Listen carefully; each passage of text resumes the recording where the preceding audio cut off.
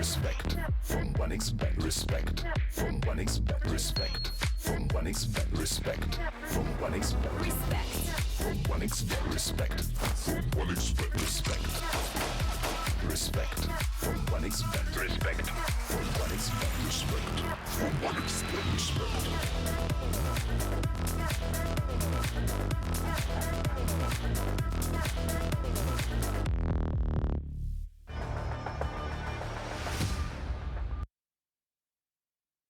Good morning, ladies and gentlemen. I say good morning, it's the middle of the day, but welcome back. I'm so used to casting early on, Ted, that good morning has just slept into my mind, or slipped into my mind. I'm all over the place. This afternoon. It is sleeping. Yeah, my brain must be sleeping, but yeah, welcome back, ladies and gentlemen, to the RES LATAM 4.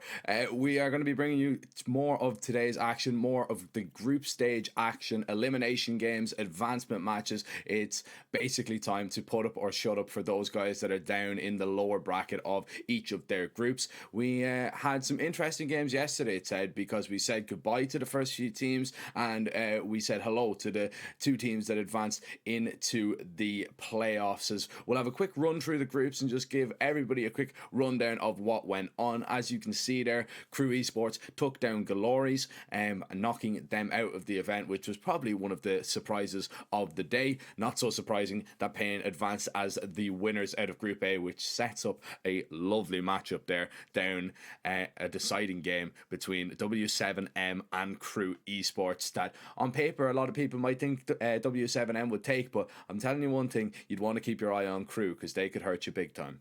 Yeah, it's the same thing with Insanity in over in Group B, right? They get not a rematch, but they get a second chance to go further. I guess we expected them to go out straight up in the moment that we saw that they're going to be playing Case in the lower bracket. They were able to overtake Case in a 2-1 fashion, making sure that Case from now on have no official chances to actually qualify for the LAN finals in Belgrade, and they will be playing Odik, who were able to deal with Case in the first round, but then ended up losing to Imperial. Again, as we pointed out, probably an unexpected result considering that you have Imperial, which is, I'd say maybe the best team in the tournament in general and the team that you expect the most of. Moving over to Group C though, Jack, and this is the one that we're going to be following today, or one of the two groups that we're going to be following today. Red Canids, Team Solid, two of the, I dare to say after Imperial, maybe two of the best teams that we have in the tournament. Again, two teams that are fighting for their spots in Belgrade, so everything's going to be on the line. They got to clean wins in their first round matchups, but that leads us to a pretty intriguing lower bracket game between Intense and Yavaro for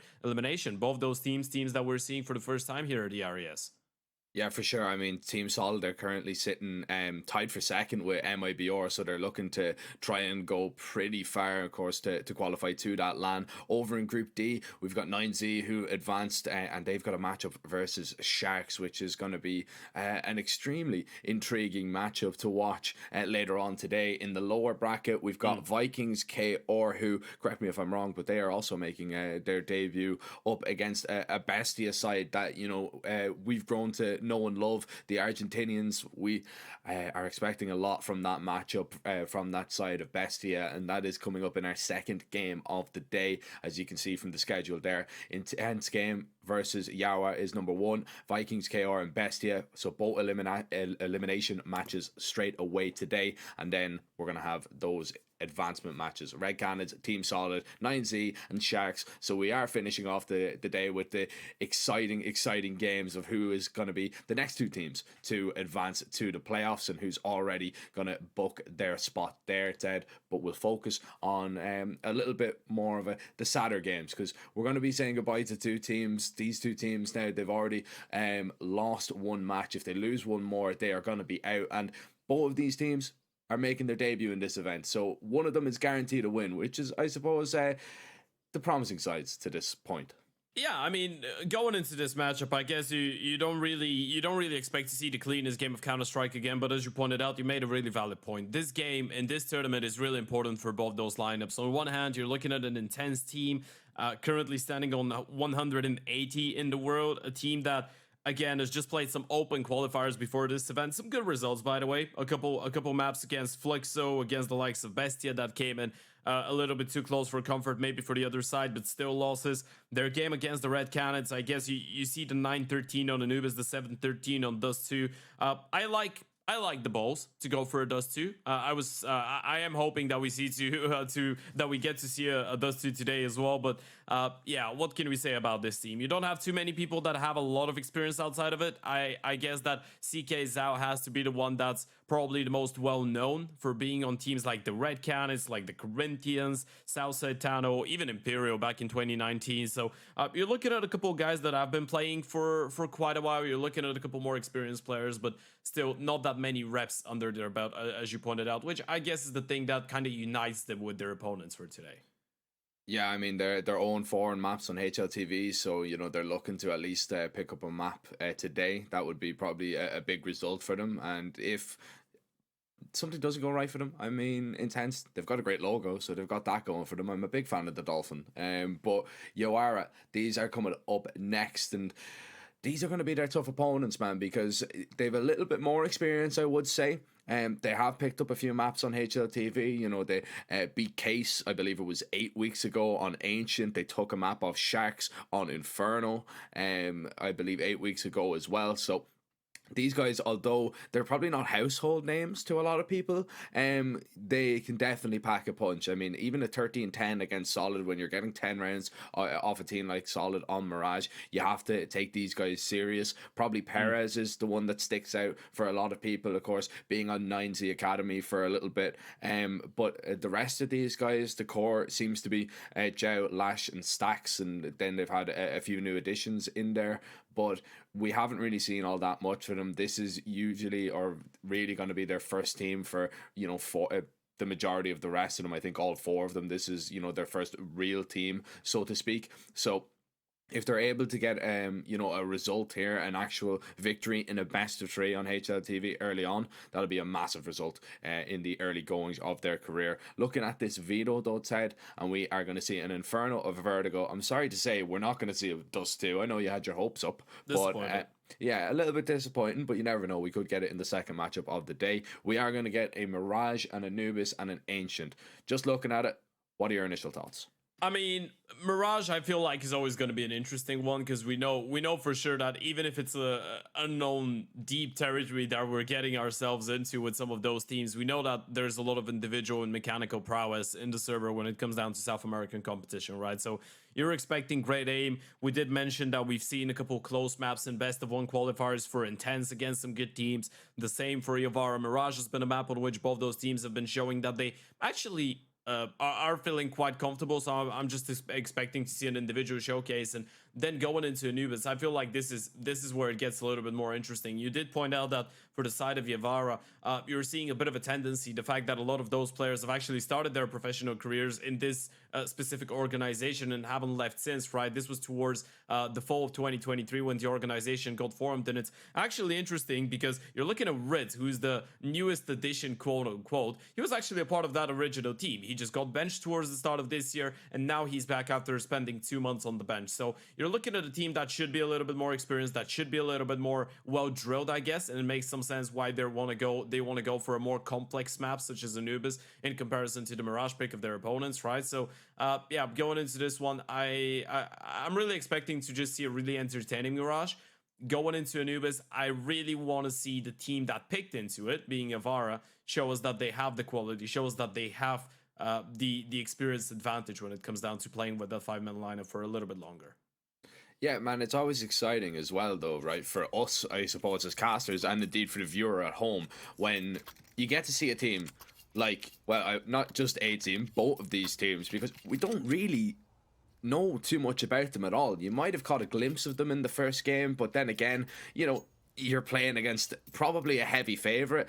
This is a more, on paper, it's a more even matchup. So we should see the best out of these players, and that's what's going to be really exciting about this elimination game. I'm hoping now that the nerves aren't too much for a few of these players, but to be honest, a lot of teams in this position, especially these two, they have nothing to lose. And well, let's see if this A bomb site is going to be lost. 3 players here in this setup, but Lash already dealt with. Big problem right now as the dink lands on Ritz. He's the man with the kit. Perez had no support as Ritz was forced to back away. And the bomb plant will go down. Intense Gaming will have a 4v3 post plant to kick things off. You have a mullet, you have a smoke, a flash, and a kid going into the retake. Ritz is low on HP though, so even if you want to get him on the ninja, one bullet is all that's standing between him and going down. That ballast peak though, this is quite risky, and CK Zhao might have wanted to wait a little bit longer. Now that means that it's one prominent defense from the Thieves onto the bomb. Molotov in towards connector, smoke on the bomb. There goes the kill frag through the smoke. Every single headshot landing through the smoke, and Joe will have to try and pick up the kid, find the bomb. Gonna try and stick it with the kid on his back. MXA going for the knife. Not able to get it in time though, and Joe somehow has been able to pull this one off. You know what? Best case scenario there was actually Ritz going down that early on into tapping the bomb or sticking the bomb. Allows a higher HP player to get the kit. Exactly. Yeah. That's just big brain plays. You know, you're actually hoping that you go down and, you know, he can just jump on and grab the kit. That was the only way that they were going to win that round. So difficult to clear Intense Gaming out of that position, because when you've got, you know, two players in towards jungle, in towards connector, they don't have to peek. They can just play for that info. Luckily, they had a smoke, and thankfully, that kit was able to save the day. But they're looking to build off that. You know, you've been granted a round. You'd have to work very hard for it. Now you're looking for a little bit more, and it started off great. Oh, nearly gets even better with a fourth, but DSR eventually gets Intense Gaming a little bit of control. Up towards the B bomb site they go, but Lash is landing tags, looking to call his teammates back, who have no interest in making their way back just yet, which is a little bit intriguing, but they've got the bomb at their feet, and that's exactly why. So Lash has been hung out to dry, but their teammates have the bigger picture in mind. Yeah, exactly. I mean, the double push in towards the B apartments, obviously we were focused a little bit more on the action happening in towards shore, but in the meantime, we did see both Joe and Perez just aggressing towards B app, so quite a good call from the CTs. And now, with the bomb being in their possession, it's not going to be an easy one. At least you have 40 seconds, so you can wait that smoke out. Issue is, there will be a lot of angles to be worried about as soon as that smoke anticipates, and Max has already been tagged down low. There goes the smoke. Now you got to deal with 3 CTs, though. Yeah, this crossfire should be enough. As soon as you take contact, and well, I mean, Ritz is all that's needed. He'll mow down 2 quick and easy headshots, and that's a really good round from Yawara, who are putting it up to Intense to get this day started. 2-0, looking to make it 3. I'm having a discussion with myself right now. Is it supposed to be Yawara or Yavara? Like a V? Oh, I would say Yawara. Alright. I don't know though, because I have a history of pronouncing things wrong, but that's what I would imagine. Lovely spray from Stacks there. They try and just stick that bomb plant with that smoke that lands in the middle of the site, but bomb dropped by Ritz, and he's looking to claim a few more of these pistols before the round is done. Oh, just that sheer amount of utility, and even Stacks one landing right at the feet on top of Tetris. Lovely placement, and it's a clean round for Yawara. 3-0. Intense really need to get something going on this T side. Their map pick hasn't started so great after having a close pistol. It could have gone a whole lot better. Yeah, you know what? One thing that I'm looking forward to seeing how many rounds Yawara is going to be able to get away on the CT side, because in that opening matchup that they played against Team Solid, they were able to get away with 10 rounds on Mirage after getting just 3 on the CT side in the first half. So defense quite problematic for them in the opening matchup. This time around, though, the start, at least the initial base, is looking a lot more solid. Excuse the pun. First buy round for Intense, though. We're looking at the IGB play on the cards and the Slash on the other side of this. Just playing an off angle with the M4. Gotta make sure he doesn't get swung by those rifles.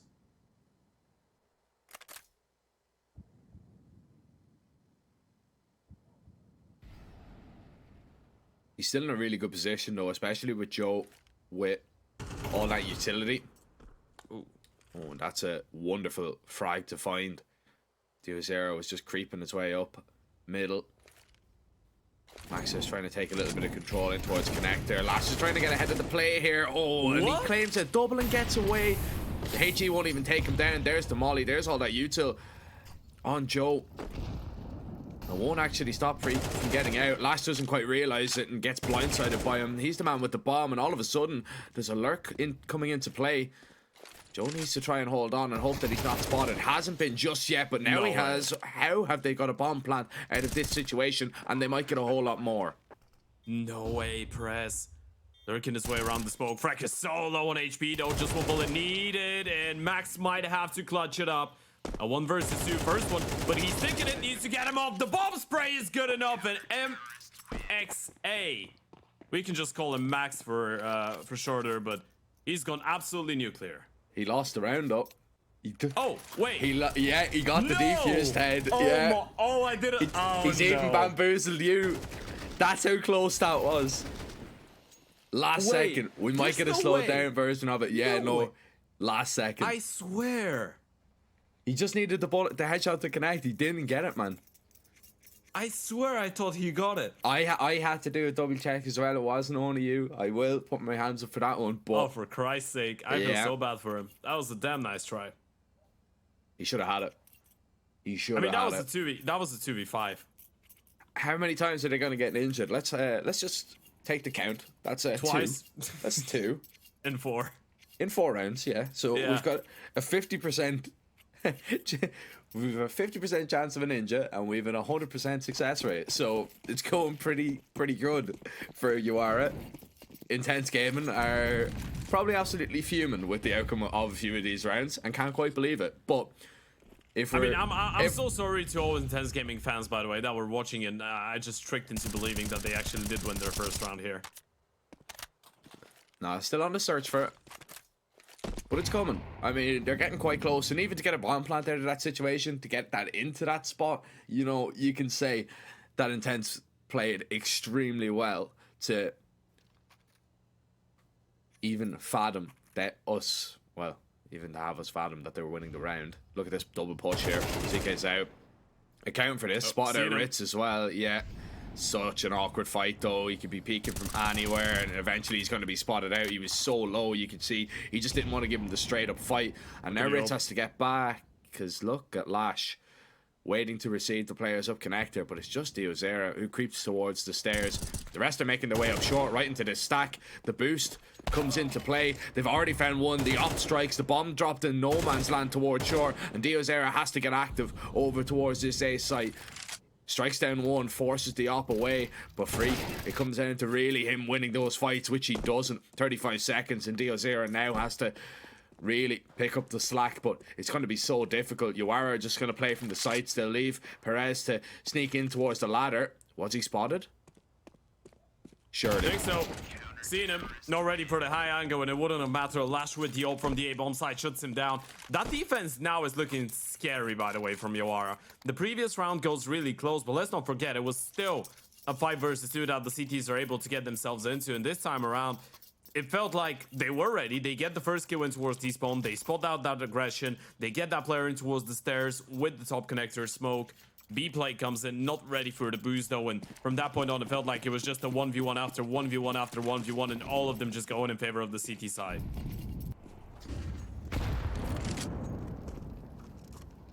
This is the set play straight out of spawn here. Perfect call for the CTs.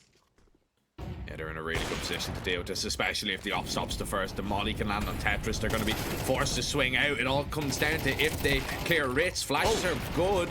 Stacks is completely blind, and this great hold has just completely fell apart. How does that happen? CK Zhao just runs out and finds the double kill. That should not be happening there for the defense. They even got the first kill, right? Everything works out so well. You have the operator in towards ticket. You have one more sandwich and one underneath the palace. Lash finds the first one. Entries are looking good. There's the Molotov to make the T's uncomfortable. Make sure that the spacing is going to be off between the first one and the pack of players. But CK Zhao just runs in and finds a double. Great flashes as well into the second player that was playing below the balcony. You couldn't see a thing there. The A-bomb side falls apart. And Intense finally find their first round here in Mirage. Yeah, it kind of comes down to the pathing there that CKZ is able to take. So because he goes and clears out sandwich straight away, there wasn't enough distraction being caused. If there was a rifle somewhere else, just, you know, doing a little bit of damage, just pulling, you know, at least his attention away for a moment, maybe there's an opportunity. But because he just comes out and clears it, that sandwich position is really worth nothing. And pre-fire taken down, flashes, as you said, great. You are not happy with that because they know that, you know, you've had the perfect call, you've had the perfect setup, it just didn't hold up. That should have been 6-0. And it started nicely as well. The Oper even got the first kill. Everything was supposed to work out for you, but yeah, a couple fights just not going your way. As you said, if you're looking at the rifle below Palace, you'd probably want him to activate a little bit earlier, right? Because he doesn't really have the potential to get as many kills as the sandwich player from that position. Or he can just show himself and then Tuck can stay alive for a little bit longer. Thing is, it was a really good timing on the Molotov, so he was caught in trying to extinguish himself. Let's see how they respond though. Still, plenty of cash to go for reinvestment. A couple fam assists, but still looking good for the CT side on the back of getting 5 in a row. I'm not sure. Did you hear that noise? What was that? I was just about to ask you. It was like a Molotov. Yeah. Yeah, it was like the bottom of the Molotov. There's no way that you can make that noise in Palace, because that's what it looked like. On top of the vase. Yeah. Maybe it was like you just broke a little piece of the vase or something. Man, that game is getting too realistic. I've never seen that before. No. If that's like new tech that's after being developed, like, that is insane. Anyway, it's not towards Palace that they're coming, it's up towards this B bomb site, and Perez can only hold up for 1 kill so far. He's been smoked off. His teammates over towards B have been felled. The bomb site taken over. And as we have a discussion about the other part of the map, it's that B bomb site that just cannot hold up, unfortunately. And this is where Intense Gaming now can get back into this game. Still, it's a really good save for Uwawa, as they will bring 2 AKs and AWP over. But I don't know how much Joe and Stacks are going to be able to bring to the table. I don't know how much you are going to be able to even drop over to them. So their economy could be in a little bit of a scary situation there. Sure. I think in that situation, I guess you're not working with the minimal loss bonus anymore. I feel like you just play a half buy around the guns that you already have, right? Because it would be a little bit too risky. You can still run a potential buy. You can have Riz drop over an M4 and he's going to be left with only 1 flash, and Perez can drop over a FAMAS. But yeah, I think you just give it a half buy here. You just play with a couple upgraded pistols around the guns that you already have. You're going to have a decent enough investment going forward. If Riz holds on to his 3k as well, he can purchase an OP. So being diligent with economy, Jack, that's a good step forward, and that's exactly what they do. I'm a big fan. Yeah. Some of the decisions that we seen yesterday had us scratching our heads, but yeah, we're a big fan of this. So fast Palace, Lash is just going to stop the first, and he spotted the bomb as well, knows that they were trying to go for a quick play out towards this A bomb site, and that's going to pull a lot of rotations over. Oh no. Perfect flash. And a P250 finds that kill. This is falling apart for Intense. Bombs alone in towards Palace. And Joe's just picked up an AK and he's going to play it out of close angle. This is really falling apart right now. You have 3 players coming in from 3 different directions, and MXA, he feels like he needs to do something, and he does something. Finds that first player. It's a good combination with the Yuta, but that gives away his position, and Lash is there for the rephase. You still have 3 more people to find towards the back of the side though.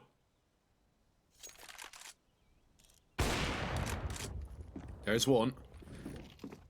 AK picked up under Balk as well. Do they realize? Yes, they do. They're just going to clear him out, but it's Ritz peeking up. Oh, what a shot. BSD just rips Ritz from behind the ticket box. And now Perez looking to clutch up in this 1 versus 1. BSD with that AWP won't even be able to scope. Perez just so silent, and BSD needed the 4K, not going to get it. Uwara are going to do it with just 3 rifles brought into that round, and it's 6-2 lead now is theirs. I don't know what breakfast they've had, but so far, Paris, Ritz, and Lash have looked extremely sharp in all of their fights when it comes down to the rifles. I mean, that kill from BSD is absolutely nasty. That was insane. Still, hell of a good try, but the CT's make it work with the Habai, and that's gonna put a big dent into the money of the T side. It's quite discouraging when you see that when it comes down to the roll fights, the CTs are able to best you in a lot of the times. And so far so good, by the way. I've liked the ideas from Yawara on the CT side. They have looked like a pretty well-drilled team. This time around though, they will be the one to get drilled through. It's the hope of BSD once again. Still feeling hot from the previous round. Opening kill goes the favor of the T side. It's a good starting point.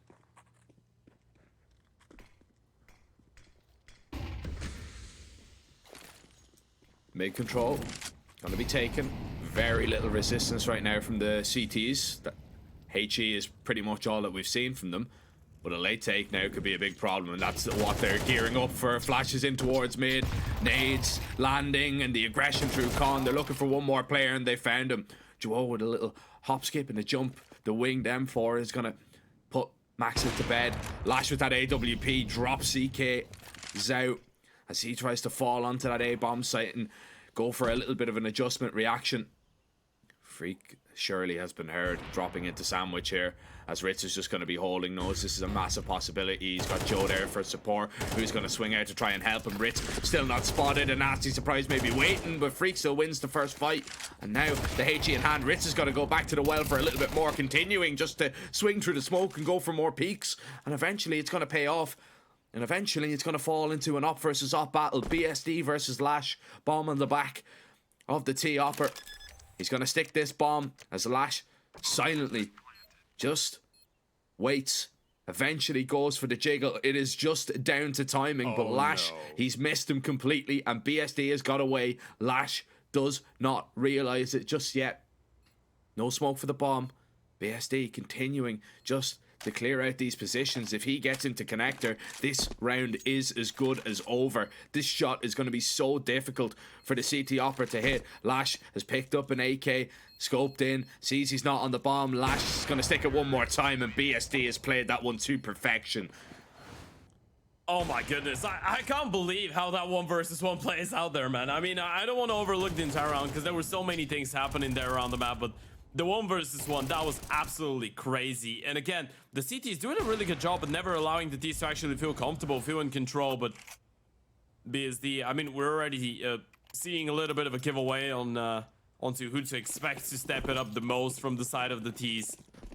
Shining bright in some of those clutch situations. And he is the one that single-handedly has been able to put the CT side economy in that precarious situation once again. Let me remind you, the first time that Yawara actually did have some financial troubles, they still had 3 guns to play with. This is the first time we're going to see them on the full-on pistol. So, first time you're expecting to see a much cleaner round here for Intense. I'm still trying to get accustomed to the idea that they've named their team Intense.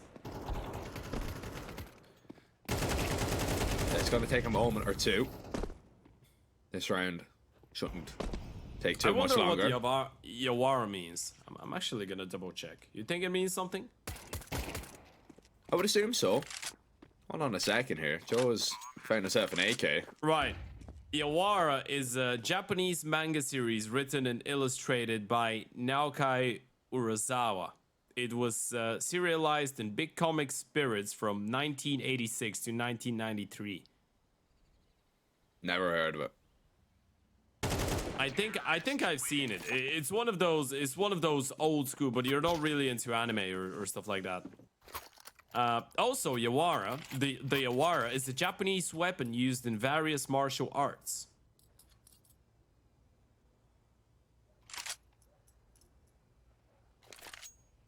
And I'm not gonna tell you what the weapon looks like. I'm gonna. I've seen it. I've seen it. I just looked at it there. It looks like it's like a little wooden dumbbell. Right. Yeah. That's what I thought as well. Is that like the handle for it? Yeah. It looks like a handle. Yeah. This is a weapon. That's interesting.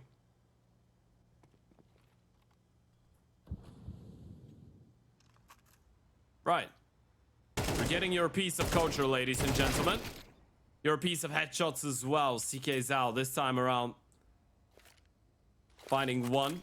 I say this time around, once again, finding one out of that double push in towards the ramp. Now, last time around when you spotted that, there was an AVP watching in towards triple when you did run into the B boost onto short. This time, though, Lash with the op in towards the ladder position. Oh, nearly getting out of dodge.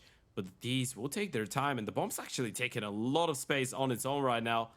Feeling a little bit too risky with it, though. It will be another B play, but look at the read once again from Yawara. They have it all planned out, and it's perfect.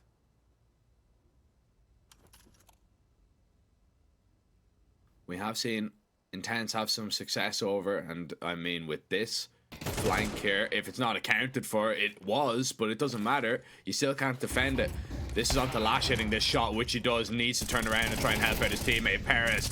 Trying to lock it in. It's a flying up that just lands on point. Connects with the shot. And one more on offer for BSD, who is very rarely missing right now for Intense. He's a real catalyst to getting them back going into this game, and he's even going to be boosted up here with a FAMAS. This is something you're not expecting if you're Lash, but I'm not even expecting Lash to go for this. This has to be a save here in my book. Need to get away. Low HP, you'll see if anybody peeks you, but with the lack of kit and the lack of money that your team are going to bring to the table as a whole, this AWP could be absolutely vital. This was a 5-1 lead. This was a 5-0 lead that Yawara were boasting early on in this game. But Intense Gaming, they've managed to bring it back. Their map pick is not gone by the wayside just yet, Ted. And Yawara are going to need to bring that little wooden weapon out if they want to get back into the swing of things. That one just caught me off guard a little bit. So I was doing a little bit more research there. And yeah. apparently it's to attack like the pressure points. It's like used, it was ancient monks used to use it in like jujitsu. So Sure. like to attack the pressure points as like a non-deadly weapon. Right. To basically get people into submission, which is really cool. Yeah.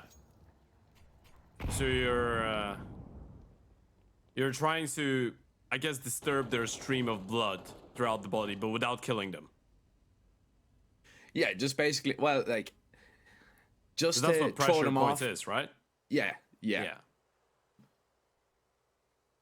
Or to get them to basically easily submit, I suppose, which is Sure. not the case with Intense. I mean, a person that's out of tapping out conscience right now. submits easily. That's all I'm gonna say. That's the jujutsu logic. It counts for Counter-Strike as well. If your opponents are dead in the server, they won't really have anything to say about you winning the round or a game. It's a pretty simple logic you can follow. It's the art of war. That's what this is. Speaking of which, BSD. Let's find out first one with the open towards the B bomb side, and unfortunately for Iwara, this time their stack is not on the right bomb side, so we could be looking at a tied game. Dio0 getting away with a double is absolutely outrageous from this position. He does make it work though. And you gotta feel like we're looking at a tied game, 6-6 potentially. Unless Perez goes absolutely nuclear in a 1 versus 4. He's been hurt. He's been mollied. He's got no kit. And potentially no hope left as there's a barrage of nades just going his way. There's the tag from the open. He should be going down any moment. Now, HE would have done the job if it wasn't for MXA's headshot, but that one was a little bit quicker than the other. Intense, winning 6 out of the last 7 rounds and a half with a majestic recovery. And I think it's the first time in my life I've ever called a recovery majestic. It was though. magical. That was getting away from them. Yeah, it was quite majestic. That's a lovely opener. And what's really worrying, I suppose, for the side of Yawara is the fact that you've got BSD absolutely fragging out on that op on the T side. If he gets a big green on the CT side, I am just very excited to see what he can do. This is an intriguing pistol that we're only going to see one smoke and one molly, and that's in the hands of Stacks. As BSD gets into position, waiting for any flashes to come his way, just in case there's a fast B play. Molly towards window, smoke gonna land up to shore, and oh, Diozera, they've ran past him, they don't quite realise that they're gonna go back, and Perez is gonna shut him down. Freak playing for the retake over towards this bomb site, and he's waiting for the retakers to get into position. BSD decides that short isn't going to be an option. He's going to group up together with the rest of his team, and a 4v5 retake is just about to happen. This is going to be very difficult. I mean, look at the postman that Yawara are already in. Yeah, I think it's going to have to come down to a ninja. Yeah, it kind of has to. Smoke on the bomb. Gotta stick it. Gotta hope the cover is gonna be good enough. And he's on the bomb. They need to get him off. Surely he's got enough time. And surely they've been able to pull it off. Back-to-back ninja defuses. But this time around, every single kill goes in favor of the CT side. Freck goes huge and intense. Keep on racking those rounds. So Intense are winning the game. Wait, Yawara, I would like to point out, are still winning the ninja battle. They're 2-1 up. Right. Still though, all jokes aside, sticking that defuse with that smoke was really the only option there. It literally comes back to the point that we were making about the pistol. Once you have those positions, it's so difficult to flush them out. If you have to spend so much time to get somebody out of Palace, you know, get a few players out of jungle, a few players out of connector, and it's just really not going to happen a lot of the time. You can just build a, I guess you can build an eco-friendly defending tower on the top of the smoke, right? You deploy the smoke and then everyone climbs on top of a box. It's like a drill. Okay, guys, everyone picks a box, gets on top, and then you can turn around and just shoot people, right? You're just trying to defend that one person. Most of the time, you're not going to see them find every single kill like how it happened in the previous round, but it is still an efficient way to win enough time for the defuse to come in.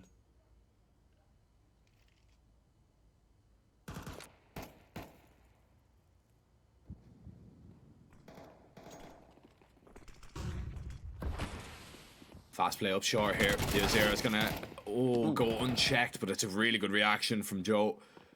Maxa close with this SMG. He's gonna try and put it to good use, and he's really trapped here. No molly to kind of flush him out, so they're gonna have to do it the manual way, and well, the manual way is just gonna pay off. CK's out, getting a little bit closer, inching and itching to go for this retake. Joe sits on the plant, default, and left side pillar out of positions that the T's are going to hold. You need to be really careful when you're swinging out of the market door here. If the swings come in, you could line up, and Ritz is going to knock them all down with ease. Big problem with everybody just coming out the exact same way. But it wasn't even a lineup that I was expecting. Ritz is just that good at isolating the fights and locking in another round for Yawara. Yeah, B play B setup just falls apart there for the CTs, and the only reason being that you had an MP9 towards the car, right? You wanted to take the attention away, but you can just do so much when you have an SMG, right? You can just hit them with one jiggle, and then you're out of the equation. The Famous not getting a single kill makes it a little bit problematic. Didn't feel impossible in the retake as well. The player on the back of the side was low on HP, but Ritz going huge with that triple kill. That was the thing they weren't ready for. Instant swing after getting the first one. So Yawara do answer back, and now it's a force buy coming in from the CT side, but unfortunately for them, it consists of majority pistols, so it should be fairly simple for the Ds to deal with it. That is, unless something crazy happens. I mean, on paper, it should be pretty simple, but I mean, if you're going to be giving a Mach 10 like that and giving a free kill... That's my definition of crazy. Oh, it's getting awkward. Okay, never mind. Perez restores a little bit of order. You get the bomb there as well. They're still using the old stair smoke, by the way. Did you notice that? Yeah. They're using the CSGO stair smoke. If it works, it works. Now, this Deagle's going to get a little bit closer. I don't think they're going to read into Lash on default, so it's not really going to matter. That was a little bit too close for comfort, to be honest. Although they get everything down, They really relied on Yeah. Perez to get those 2 kills in towards CT. If not, and Perez goes down, let's say, you don't have a bomb down, you don't have any smokes down, and Intense are just going to be pretty much locking eyes with you on that bomb site. And Yeah. It felt like they were approaching it. Felt like it was a little bit overrushed. Like you were the ones with the pistols and the Mac 10s, right? And not the CTs on the other side. This is usually what you would go for. You'd send a Mac 10 or a Tech 9 jumping through the stair smoke to try and catch an M4 off guard. You can push through the CT smoke as well. They didn't have a flash for this, which made it a bit more peculiar. But you know what? As you said, if it works, it works. And it did work out for them. You're looking at 8 right now on the T side, potentially now 9. Please don't give away your AK. I don't think he has a say in that. No. If it was up to him, I think he'd want to hold on to it, but the pistols are going to say otherwise. That's why you don't use the old stair smoke, by the way. The big gap. And the jungle one. Yeah, there's a Yeah. massive gap. I mean, jungle one still works, actually. I don't know why there is such a gap there, but yeah. Maybe Maxa blocked it. I'm not sure. I Could didn't have quite been get to the see. case. Yeah, because I'm pretty sure that's not supposed to be looking like that. Or maybe it was missed on the T side. We just don't know. What isn't going to be missed, though, is this round from the T's. Although it got a little bit scary in terms of Stacks losing his AK early on, and CKZ will hold on to it. This is a 9-7 lead right now. And this is really where things need to turn around for Intense Gaming, because this is their map pick. 9-7 down is not a position that you want to be in, and this is something that you were worried about, Ted, because Uara looked pretty solid on their T side. Last time out up against Team Solid. And Intense Gaming, let's not forget, they are still 0-4 on HLTV in terms of a map count. Yeah. And not won a single one. And this, in all seriousness, could go 0-5 if they're not careful. And if it goes 0-5, then you surely see a world where it goes 0-6, right? This is their map pick going into the series, and you're moving into an Anubis that you're expecting you are to have a little bit more reps and a bit more confidence on. Perez spots it out. It's a great jiggle. He even waited for his teammate to have the double peek. It's just some little... just some details in the gameplay of Yawara that you're seeing that they're consciously trying to be as diligent and calculated as possible, which for a lot of those teams that don't really have a lot of experience, especially coming out of a more wild region in their approach to the game, as we know the Brazilian to be such, it's a really commendable thing. I like it.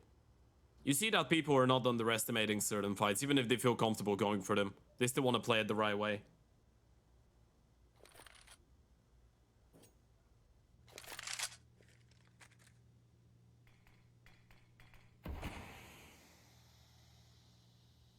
$50 seconds for Uara to make up their mind what bomb site they want to hit.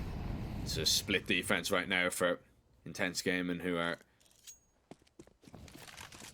gonna be drawn towards this B bomb site, it would seem.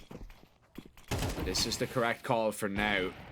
They're trying to show the bomb though. Uara and double back as the connector play is about to happen. That is kind of risky, showing the bomb like that and then just running away, but it is just a lovely fake. At the end of the day, being thrown in 20 seconds, you're going to get up onto this bomb site for free. Nobody's going to be home. Closest player is going to be BSD, who at least stops Stacks from taking so much control, but control of the round is definitely lost, and I don't think it's going to even be attempted to be recovered. 4 rifles is a fantastic save in this situation for Intense Gaming, but being 10-7 down on your map pick is definitely not ideal. And if you are to get wind of this being a save, you could be in trouble as well. Yeah, the only silver lining right now, as you pointed out, is the fact that you're able to hold on to some guns. So you're left with somewhat of leverage going forward, but slowly but surely you're starting to feel how this map is just slipping right through your fingertips. That's not what you want when you're going into elimination games. You don't want Yawara to look so comfortable. And if you want to compare it to the first half, when Yawara just had that incredibly strong start and then Intense were able to bounce back on the back of finally being able to sustain somewhat of financial comfort and getting into the buy rounds. This time around, it felt like Yawara was the team to actually get it going with the buys. It was like they're a little bit more comfortable with it. Now, the only thing that I would say, Yawara so far has been doing a lot of set piece plays to catch the CTs off guard, right? We haven't seen too many defaults. Question is, when do you run out of set piece plays? When do you run out of possibilities to just outmaneuver them, and you have to play out a longer round of Counter-Strike? And are you going to be able to pull it off once that happens? Well, this is going to be the one. This is the default from the T side. Oh, that's spam. Oh, gotta get out of there, buddy.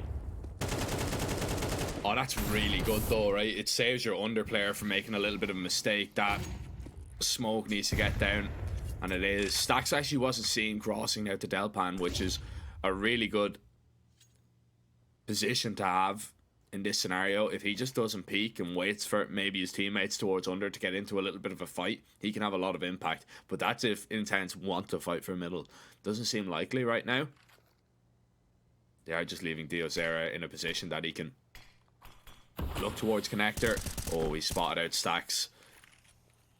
It's still so uncomfortable though, right? Because you're working with really limited information. You know there's at least 2 people in towards out middle, but you don't know if it's going to be an A play, you don't know if it's going to be a B play, you have no aggression in towards the extremities. It's the exact same round though. What we're going to see, they're going to show the bomb over towards B, and then they're going to double back. That's... If the B players are going to peek at all, they're not really peeking.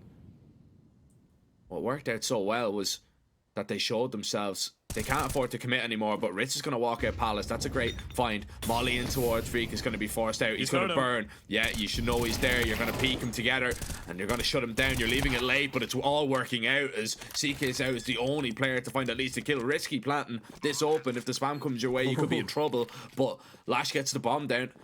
And intense game, and can't believe, but they've been bamboozled once again.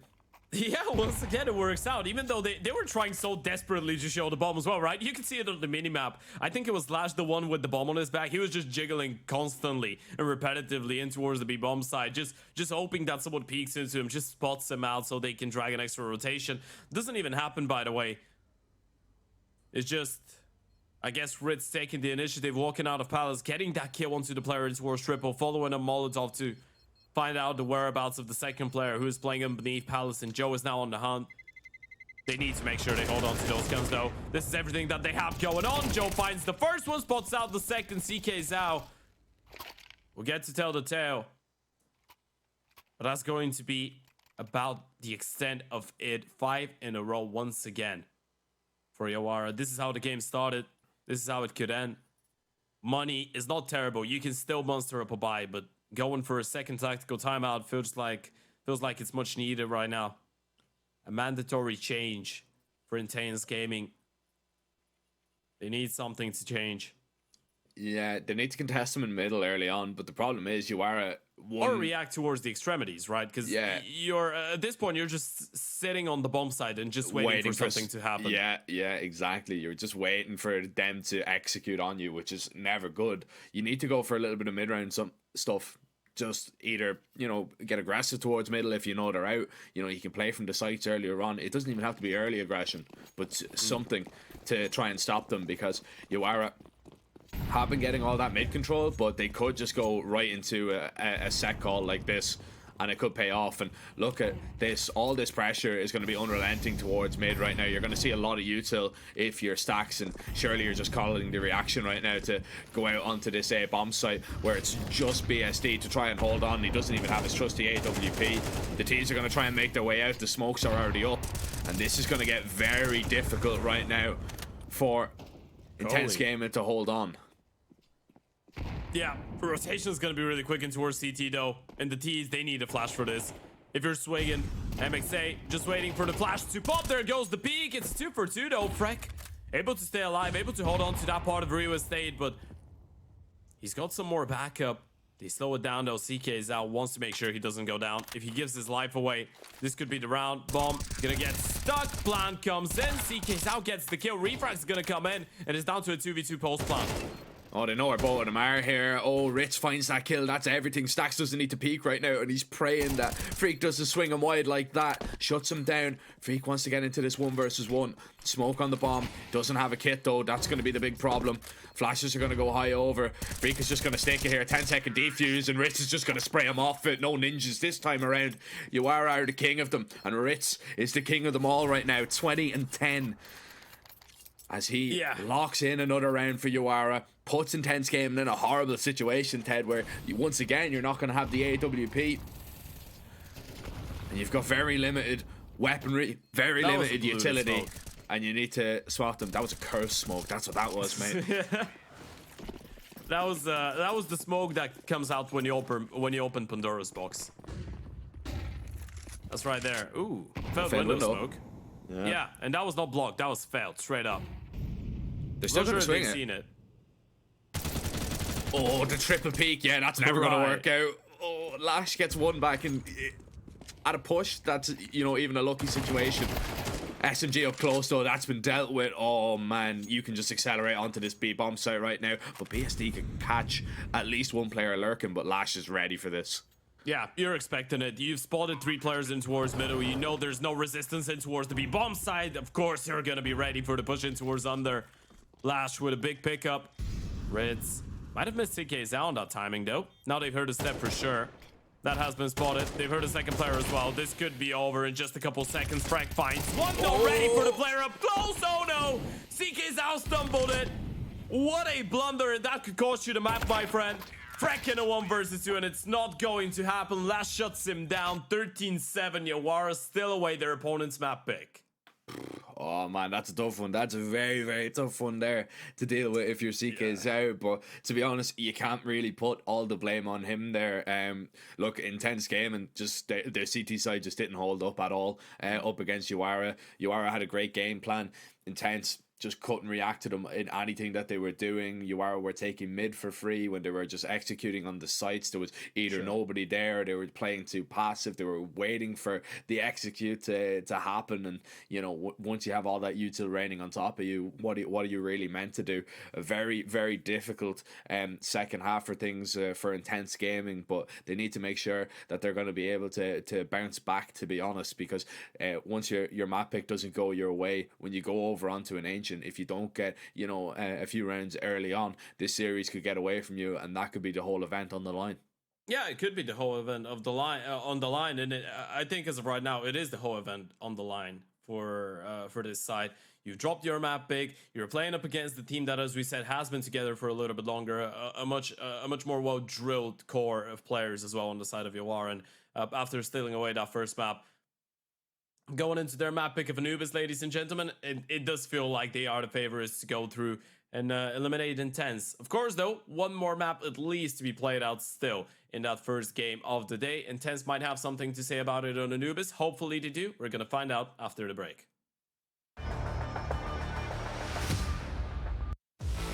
OneXBet and Eva Alfie present betting on all esports events on the website and in the OneXBet app. OneXBet. Play with Eva.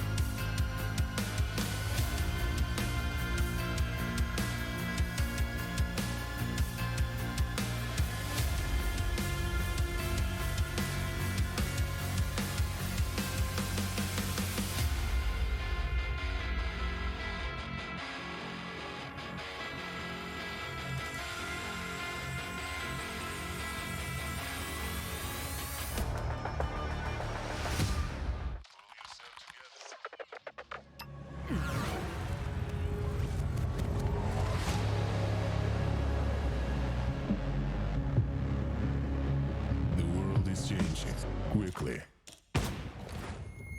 Sector clear. Copy.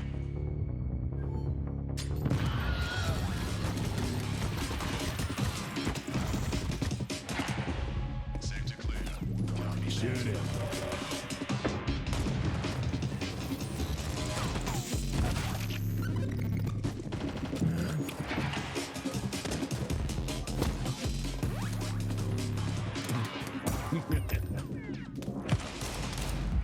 The world is changing, but one thing remains the same: victories with 1xBet.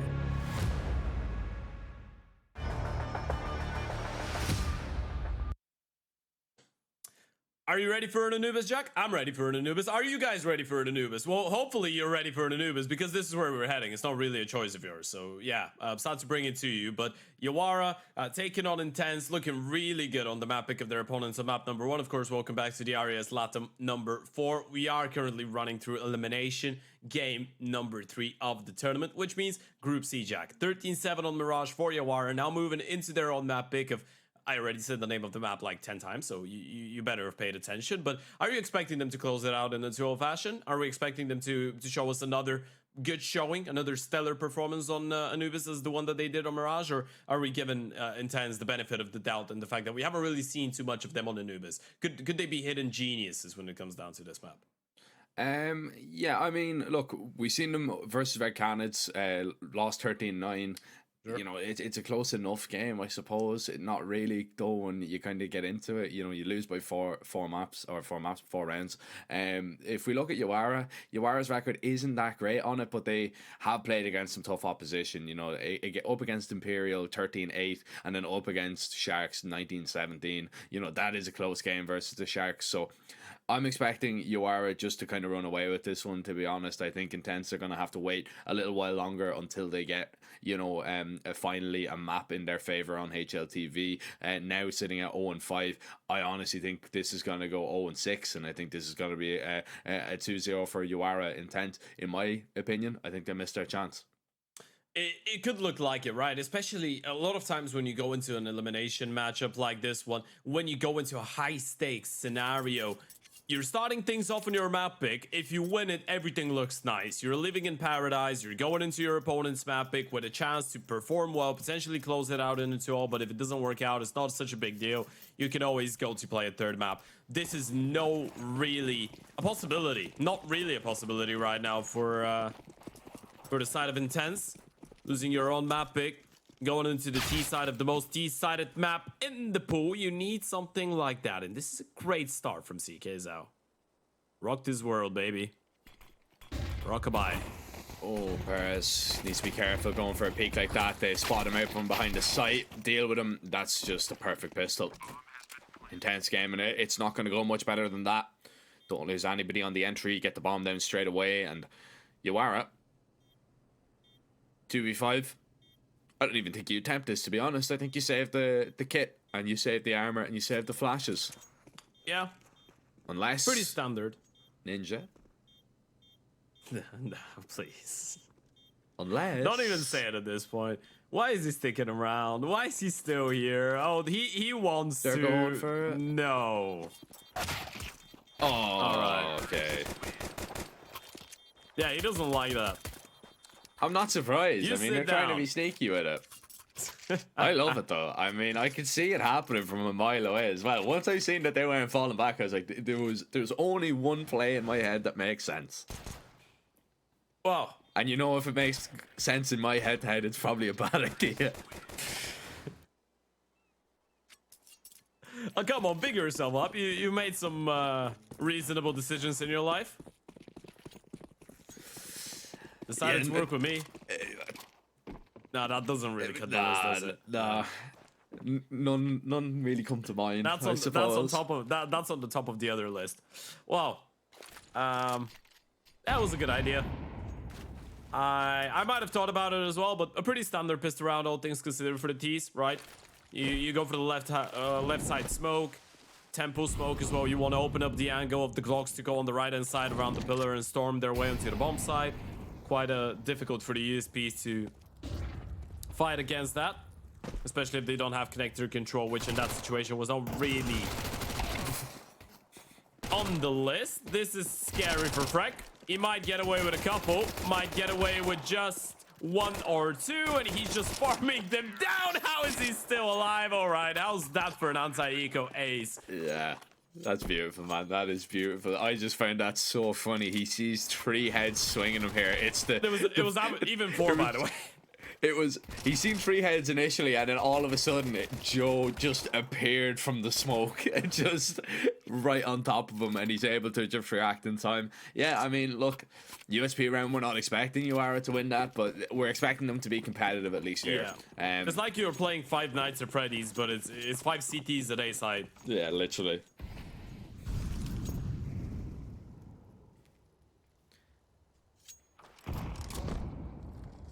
But not really too much of a jump scare,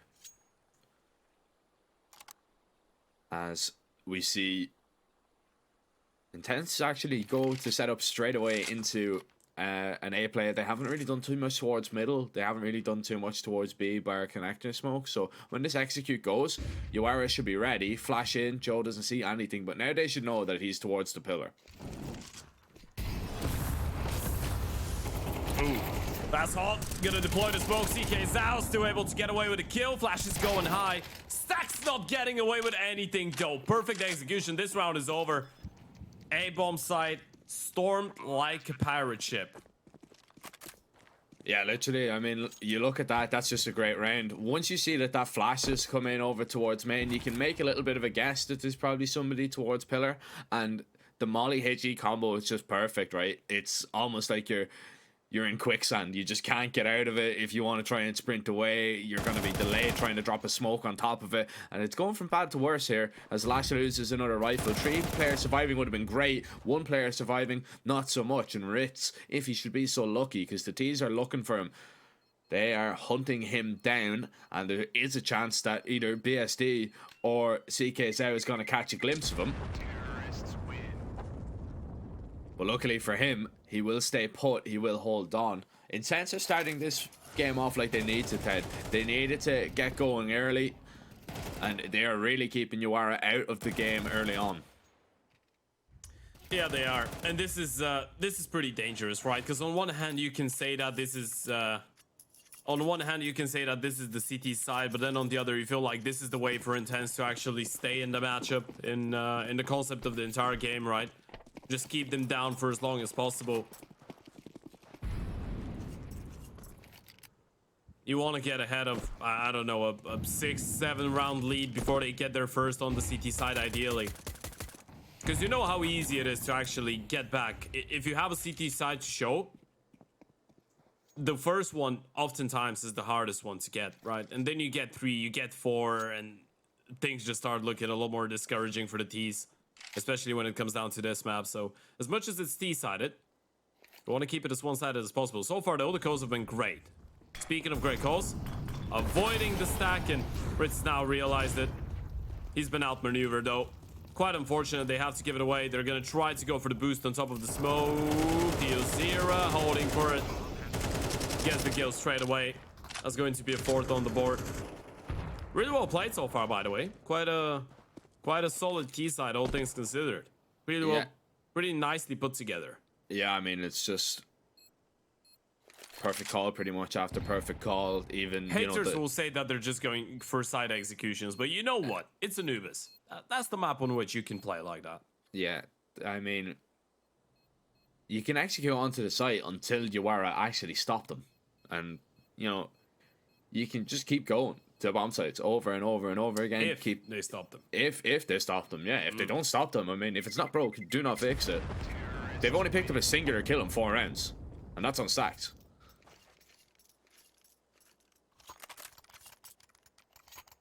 That's how this game is going so far.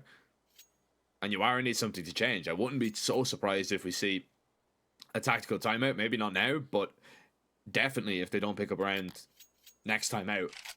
there should be an attack pause and a reset going on in terms of your mental, because you're just getting run over right now, and that cannot happen.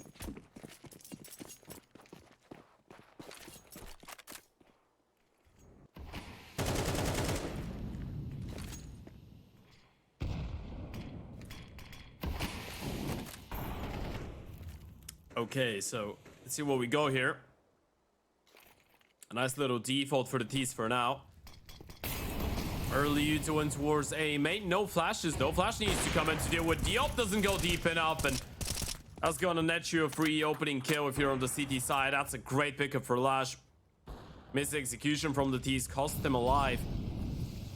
And now they get pushed back in towards the B play. Oh, that's not a good molly. Not at all. That's a good frag though. Stacks down towards middle. Smoke going to be dropped. HE's landing at BSD's feet. And Paris is just going to stick around. He knows there's not another HE. This util is abysmal so far from what we've seen. His own nade did more damage to him than the enemy nade. Literally.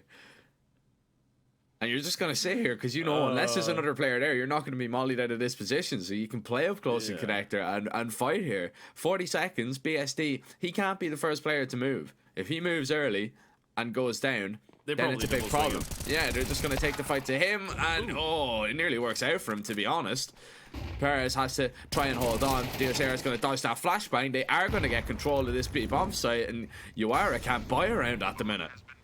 I have no idea how this is happening, by the way. This round was so scrappy from the T-side's perspective, but the CT still somehow not able to capitalize. And right now you're just waiting for an overextension. You're just hoping that someone overpeaks into you, but it's not going to happen. And this could be the save right now for Uara. I mean, the idea is pretty simple. The Oper's just holding the line. If he gets the kill, then the rifle's going to be closer. They're probably not going to be ready for him. You get 2 kills for the price of 1, and then you can go for the retake later on. But at this point, even if Lash gets the kill, this is just going to be the signal to retrieve right now.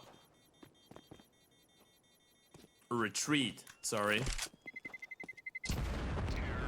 5-0. Intense. He had to drop around on the T side, even though that was a peculiar round. Coming down to the U2. Aiming was great. Yeah, aiming was great. Util was all over the place. And do you know what the most annoying part for Ritz is there? He's fully seen, by the way, all those pieces of utility miss. And then he still dies to that player. Yeah. After taking like 0 damage at all. He's seen a molly and a HE miss. You've seen them team flash over towards A. You are just going to sit there and have a chat. And I'd say one of the conversations that's going to be happening is like, these guys are missing util, man. We need to start shooting them. We need to start killing them. Right. I mean, and it's the fact that you're not even getting kills. Sorry to interrupt you there, but you look at a kill count. They've gotten 4 kills in 5 rounds, and that's the entire team. And as you pointed out, this is probably the discussion that you're having. We're playing up against guys that can't flash our Oper off of A main. They nade themselves. They can't molly us off of connector in towards B, and we're down 0-5. That could be really, really traumatizing for your mental going into a matchup. Is that another missed piece of util over towards A? Let's not look at it. I think it is, but this time it's from the CT's perspective. Yeah, from the CTs, yeah. Yeah. Okay, let's see. Okay, better molly this time round. Nice. Good molly in retaliation, but Max is still going to get in. Yeah, you've nowhere to go right now, and yeah, eat that one. Nade on top of you as well. You gotta be ready to play the game, Chief. Yeah. Stacks. Gonna dump his Molotov. He's actually just gonna keep them at bay here over towards mid, and this is a really good job from him. He is gonna give it up though, which is gonna leave his A players in a horrible position because they are expecting a B play right now. And the problem with this is you need to push for some information. Now, where you push, that is up to you, or Stacks is gonna go back. This is a great decision, though. I mean, you have the 2 players in towards the B-bomb side. The thing is, Ritz does have a smoke and a Molotov, and he's got the Uto. He feels secure. So you can rotate 1 player back. That defensive smoke is so important. Stacks gets 1 kill, and that makes the difference. Even though he goes down, that might make them reroute in towards the B-bomb side. But Paris, already on the other side of the smoke, surely is going to take this one for free every day of the week. This could be the end of the round. PSD all alone with the bomb on his back. Open hand, low on HP in towards middle. He's just hoping for a miracle right now, waiting for the smoke to fade, but time is running so low, 15 seconds already. He needs to start making his way into the bomb site quickly. This is a horrible position really to deal with right now, and Lash's body just goes flying from frequency, but it's little too late. He just can't do anything Call more. him frequency there. Yeah, Yeah, I guess. that one just rolled off the tongue, but freak. Yeah, no, let's not call him a freak.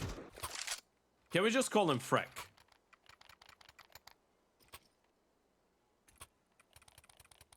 You said frequency. I thought of frequency. Yeah. Yeah. I don't know why frequency came out there, but Yeah, no, he's not a player. He's the guy that optimizes Counter-Strike. Not a guy that plays it that much. it's just because it spelled like frequency. That's why. Yeah, yeah. But finally, Imagine, by the way, if he wanted to name himself Frequency and then he opened Twitter and he was like, oh, the One FPS exists. optimizer guy actually has taken away my nickname. So I need to keep it short. Go with Freck. Freck doesn't sound too bad. And when he goes huge, when he plays well, he's a freak. Maxi getting ready. Oh, that nade has tagged him. That's a big problem. Perez just going to shut him down.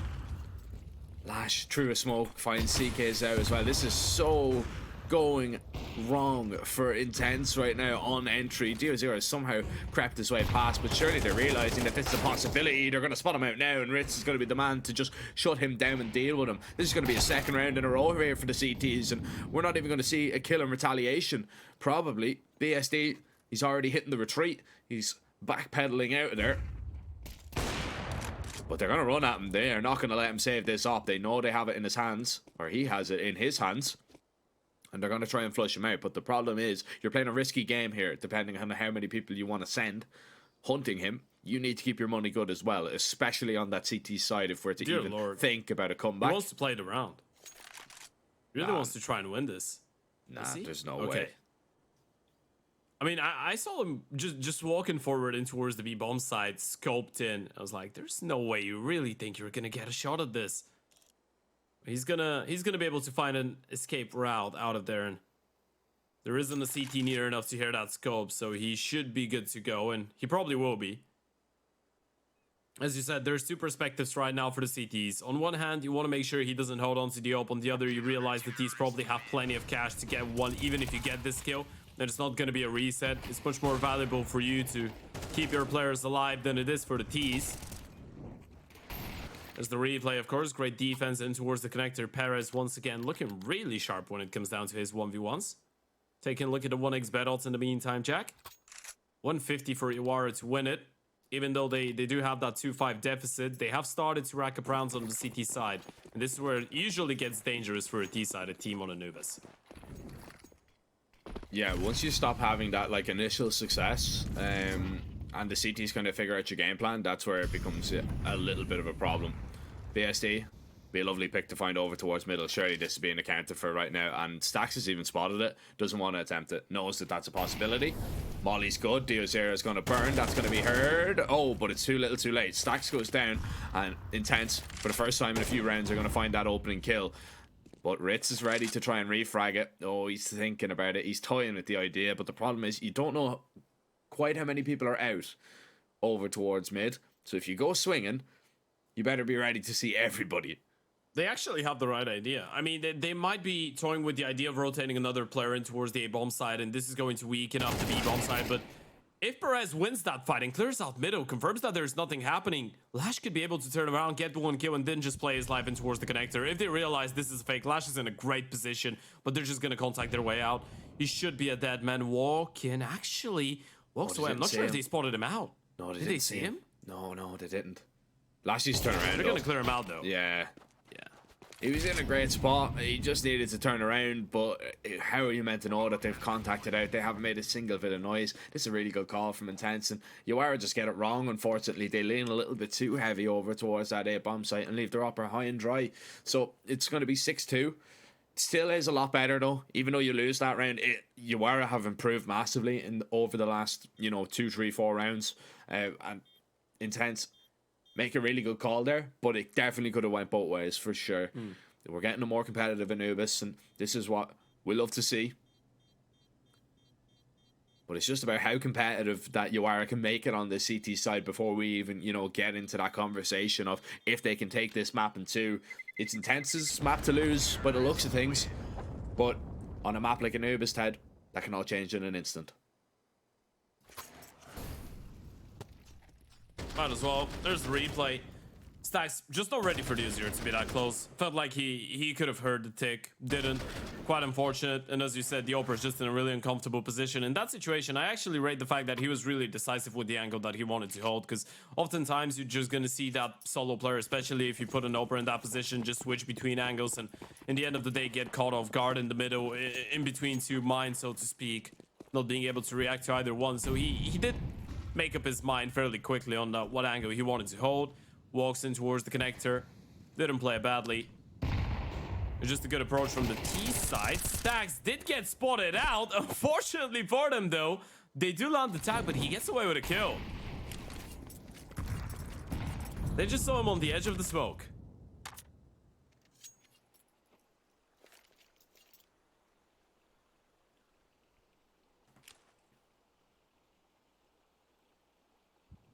It's just so good on the CT side when you're able to find those openings.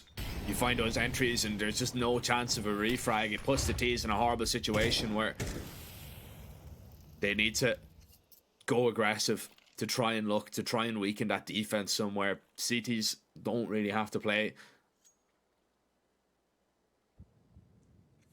that early anymore. 45 seconds left in this round, and it's looking like Intense are going to split towards A. But this setup should hold up. I mean, you've got Perez in towards mid. He can nade a smoke if it comes his way, which I assume he's going to be smoked off. You still have some decent amount of utility, and it's getting to that stage of the round where you're just going to have to start to deploy it. The walk is happening in towards camera. Perez should be able to spot it, and it deals with at least the first. There's the warning sign there for the CTs who need to try and hold on, but Joe goes down for free, and the entries are perfect. Intense leave it late, but they find every kill on the entry. And Yawara, they need to get more out of these side holes. When they've got 3 players there, they only find 1 kill, and that's from the mid player. The 2A players need to be doing so much better in that situation. It wasn't as if they even had util that was causing them problems. Yeah, straight up fights. Shows how difficult it is to sometimes hold to that A-bomb side, but you're spot on. You get into a position where you get an early man advantage in towards middle that you probably shouldn't be getting. Then your mid player gets refragged 1-for-1, sure enough, but he still finds 1 more kill. One of your A players was initially low on HP, but you still have 2 rifles. You want to find at least 1 more to justify Lash and Ritz going for that retake. And this is where you could feel like you're letting this one slip, because it has been a really competitive half, all things considered, even though I guess Intense did have that nice streak of 4 or 5 rounds. The last couple of buy rounds haven't been one-sided. Not at all. They have been extremely competitive. The CTs have been getting opening kills. They've been putting themselves in good positions to convert. Not able to take it over the finishing line, though. And as much as you could be good with just 4 rounds, let's say, on the CT side of Anubis, you don't want to feel like you've missed out on an opportunity the moment that you see the score go to, I don't know, 2-8, 2-9, 2-10. Not what you're looking after. What you're looking after, though, or what you could be looking after, is 1xbet. So make sure you click the banner below the stream. Head over. We've got a pretty decent code that you can use as well. Gonna net you up to 130% deposit bonus. What's the code, Jack? Let us know. 1x Oriez LATAM. So Nearly. LATAM. Saved it. Of course, it's a really good value offer, according to 1xbet. Well, not according to, thanks to 1xbet. According to us, it's a great offer. I mean, it's really good value, it's a good offer according to 1xbet as well. They're the one offering it. It is. Yeah. Of course, that is on an initial deposit. Make sure to go ahead and sign up now if you're of age. Make sure you're gambling responsibly, though. As let's see if this gamble of a B-lane is going to pay off for Yawara. There's Zera in position. Over towards middle. Joe gets a little bit aggressive, and well, Perez is just going to walk right in and be sat right down. Intense Gaming are really putting it up to Yawara, and the CTs cannot hold up. But Stax has got a timing here. He can drop the op for free. The trade needs to come in here, but actually Stax is going to get away with murder. Still not in the favorable position though. A man down, and B is looking extremely weak. Yeah, this time around, though, you have a rifle, right? He can turn around a lot more efficiently, and you don't want to risk it. The T's are going to use some util. That's going to indicate Ritz. Let's go for the peek, but that's going to make Stax be a little bit more patient. He gets that kill, and now you know it's the B play. And Ritz can just turn his attention back. Needs at least one sprays all over the place, and the Ope is going to miss the first time.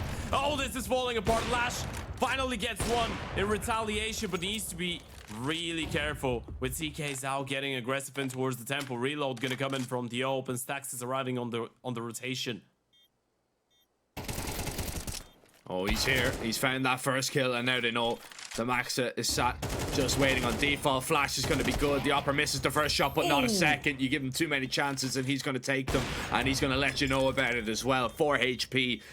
Just about surviving, but it's not about how clean the rounds are at this stage, Ted. As long as you are picking them up. It's 3 on the CTs now for Yawara. If they end up getting 5, that would be such a recovery in this half, but it's going to be such a tall task.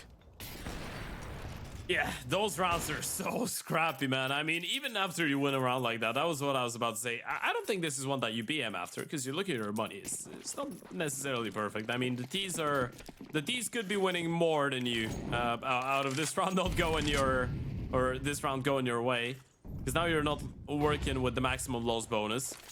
It's quite dire, and you look at the economy. You're just 1 buy round away from a full reset here. It's not great still for the CT side. You gotta win consecutive rounds, and this previous one was all over the place as well.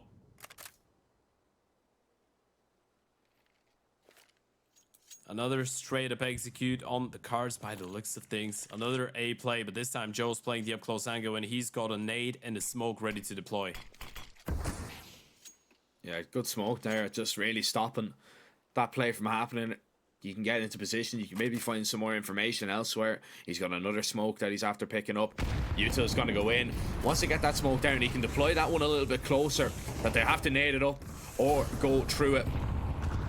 And they'll nade it open. Now they'll begin to make their way in. That's a big problem because the smoke was actually going back up there. CK Zhao just runs in ultimately to his death. The rotations are here. They're locked in from Stax. Stax is making sure that they can't go back at all. DOZ are down. Now they know that they're trapped, and now they know they're forced into a fight, but surely they know that they're walking directly into at least 3 CTs.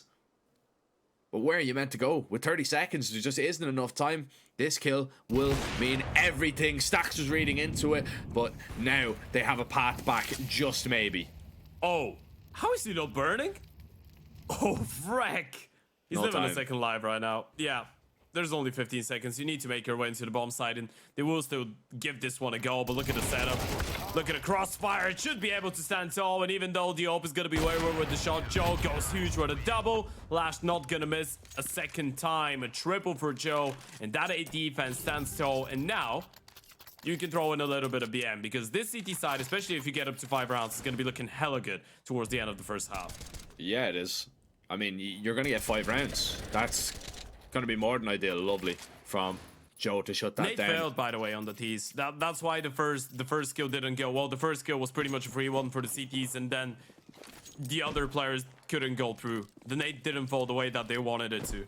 Didn't pry open the smoke. Oh, fast B play here. Lash misses the first shot. You need to get that util down. You need to hope that the rifles can get the guns up. Perez has been completely overwhelmed. It's the Mac 10 in the face that's just causing chaos right now. They don't have a smoke. Oh, they do. He's acquired one from the CTs, and bomb's going to be chucked across. They're just continuing to find frags. This is just a massive tempo switch here from the T's that the CTs just quite clearly were not ready for at all. Lash and Joe, how are they going to get back into this round? Lash continuing just to rattle off op shots, but you're mollied off. Now the T's are running light on util. You've got 1 molly left. They'll double up in towards connector, and Joe has that smoke in towards main. So that's going to isolate at least one of the players, but they need to just find them out here, which is going to be so difficult to do. More util being picked up. That molly could help. Still need to get on the bomb though. Bomb tapped. Great shot on the Oh. first. Looking for the second. BSD comes on through. And that crossfire just too difficult for the CTs to get back onto that bomb site. And Yawara will be denied a 5th round. That's just a fantastic turn of pace shown there by Intense Gaming to get them 8. And I don't know, Ted, this is still a very even game in my mind, especially if the pistol goes the way of Yawara. I think, in my opinion, the 2-0 is still on at 1xbet. It's maybe slightly thinking the same. Intense, the underdog still, of course, as we said, if you want to go ahead and sign up, click the banner down below the stream. 130% deposit bonus on your initial deposit using code 1x or ES LATAM.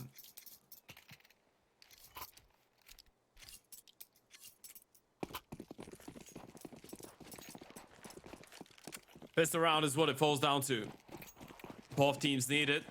Intense to walk away with this map in a more comfortable way on the CT side. Yawara to potentially fight back and show us that they have something to show on that T side. This is a great start for BSD though. He was the one to open things up in the first pistol round. He is the one to kick things off here in the second half as well. Great headshot on Soulage. Kicks him out of the equation.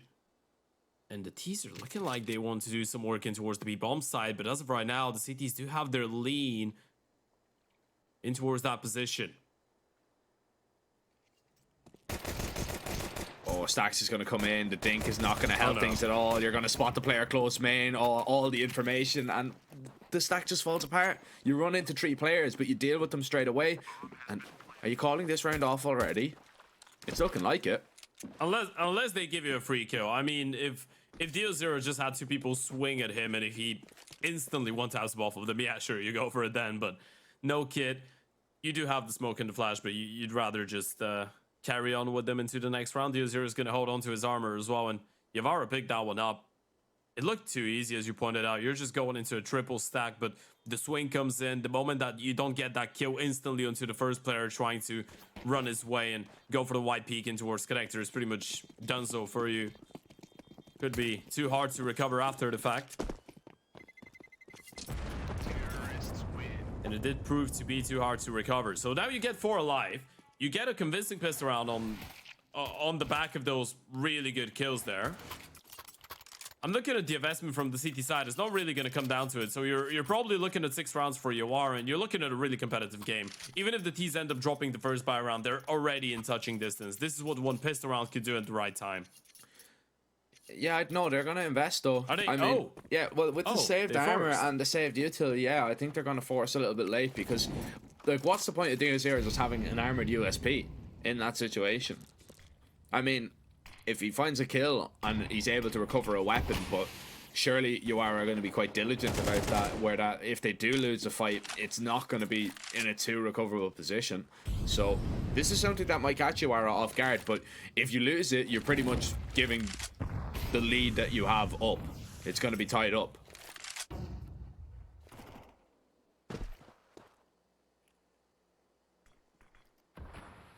That's a tough decision to make. Again, they do have the lean towards the correct bomb. Side play comes in. The T's are ahead of the view. So first kill goes in favor of the CT's. Refrags need to come in. Dio0 running out of ammo. Refrags coming in left, right, and center. And it's just a 5-7. But look at it turn around towards the back of the bomb side. CKZao, what is going on? I'll tell you what's going on. The CTs are going to force and win by the looks of things. Scout in hand. Smoke going to go out. Create a little bit of space here. And Ritz knows he's in trouble if he walks right through that smoke, but the scout misses. If he finds this kill, that's absolutely everything. He gets tagged up, and it's all about who sees who first. Ritz now in such a horrible situation, and he's passed him in the smoke. Surely he's realizing it, just trying to play around it, dance around it, and wait. Now, let's not forget, smoke gonna fade up here. Ritz might see him first, never mind. CKZao from the Ritz to the rubble shuts him down. This is absolutely outrageous. What a moment to go absolutely nuclear with a 5-7 and 4K from the back of the side from CKZao. He was just turning around like a death tornado towards the side every single fight that he was going into. And truthfully, there was a couple players that were already tagged down previously from engagements with his teammates, but the majority of the damage was his act and his only. What a response. Such a risky decision to go for the force buy. They make it work, and now Yawara will try and answer back with a quick A play right off of spawn. Yeah, this is going to be so quick, though, that Okay, never mind that. That util is great. It'll pull Diozera back into position. He doesn't have another molly though, which is going to be a little bit of a problem. Especially if they just disrespect the smokes, which they will. They're Tech 9s, of course. The pop-in is about to happen. The SMGs are going to need to hold up. You've no quick rotation, and if you both fall, this is a Yawara round. I don't think there's a way back in this one for the CTs at all, even with all this utility. The Ts could be absolutely everywhere, and you are risking everything if you go for this. This is a save, Yawara. That is such a fantastic response there. We're just seeing teams know when to make ballsy decisions, right? It was the same in the previous round with Intense, I guess, going for that force buy. The fact that you realize you already have one player on armor, you have a little bit of util to work with, you do have a comfortable lead to work with as well. You don't want to let the T's get their confidence up, so you go for a force buy and you make it work. And in this round, again, if you're Iwara, you just understand that going into this one, you weren't able to get a bomb plant, so no rifles, no really an abundance of utility to justify playing a slower round of Counter-Strike. Quick pace was your best friend in that situation, and you needed to find the opening kills. Even equal refrags in that scenario probably wouldn't cut it for the T's, right? You needed to get a 2 for 1. You needed to make the CTs think that their best option is to go for the save, and it was their best option.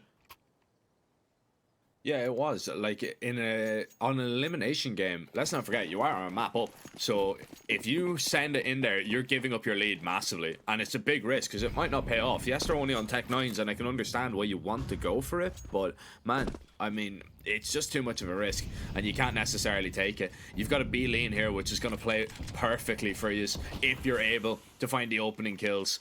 If those SMGs and those rifles get up close and cause you problems, then it could be a different story. SMG is coming up towards Connector. Well, it was. He's now getting out of there, which is probably ideal because Intense Gaming, they're going for some information. They're going to go for a peek in a moment.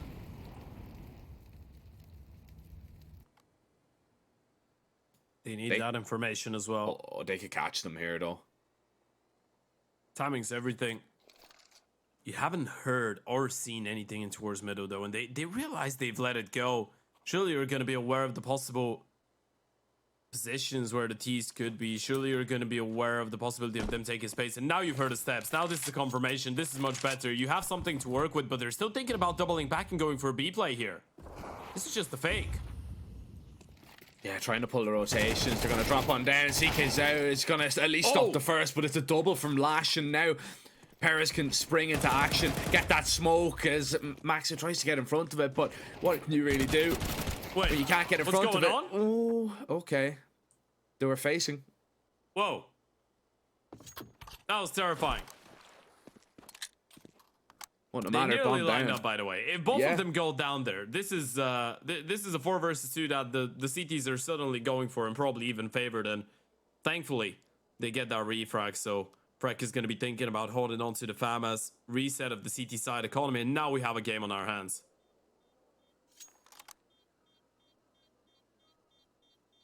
Yeah, we really do. This is Yawara just having a great understanding of the map, and Yawara throwing in a few of the Mirage fakes that we've seen on Anubis, right? I mean, you know, they want to show the bomb, they want to show a little bit of presence, and then leave it to the last minute to go back to the other side. That's the style of play that Yawara like to go for.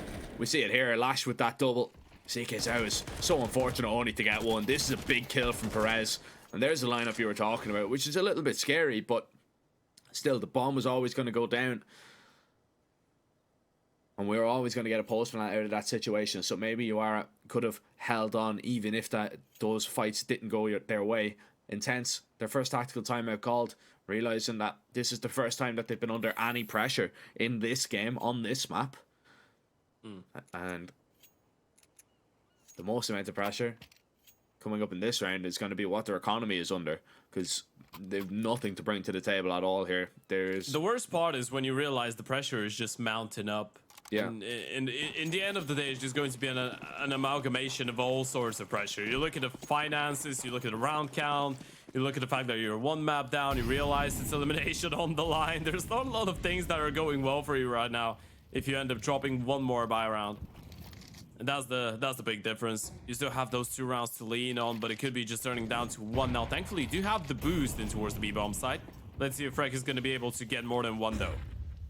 CK's is so low in this corner. Another HE will shut him down. SMG is going to jump in, and once you see that there, you're probably not really gonna try and commit into this site. Even with that kill, you see somebody fast on the flank, you're gonna go back and deal with him at least.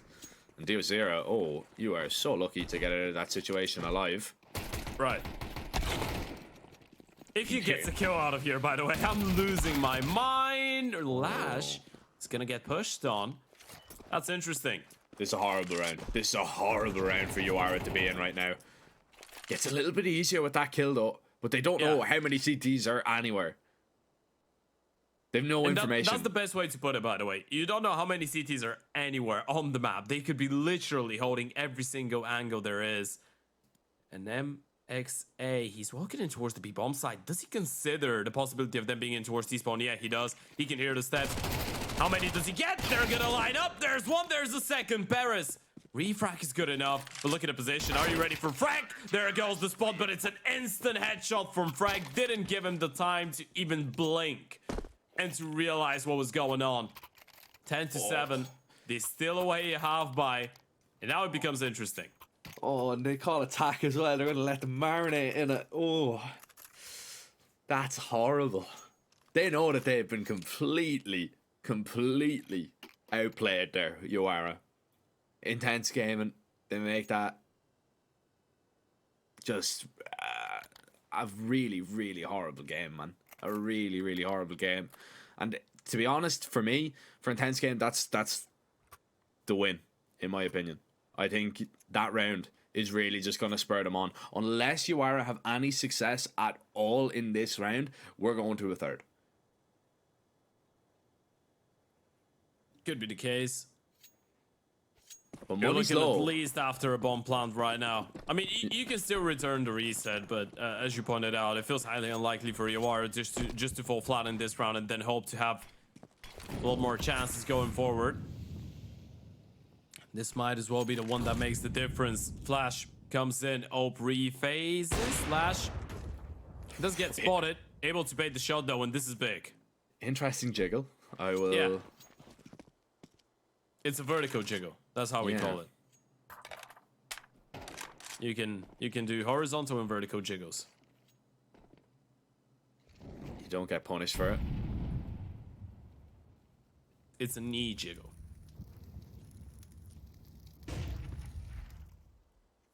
Let's see where you are going to try and end up here. Looks like it's going to be an A play. Well, they're still discussing, actually. The problem with this round was that they were forced off middle, so they now have no information of where they actually kind of want to go. They're going to have to take a little bit of time to clear into each and every bomb site.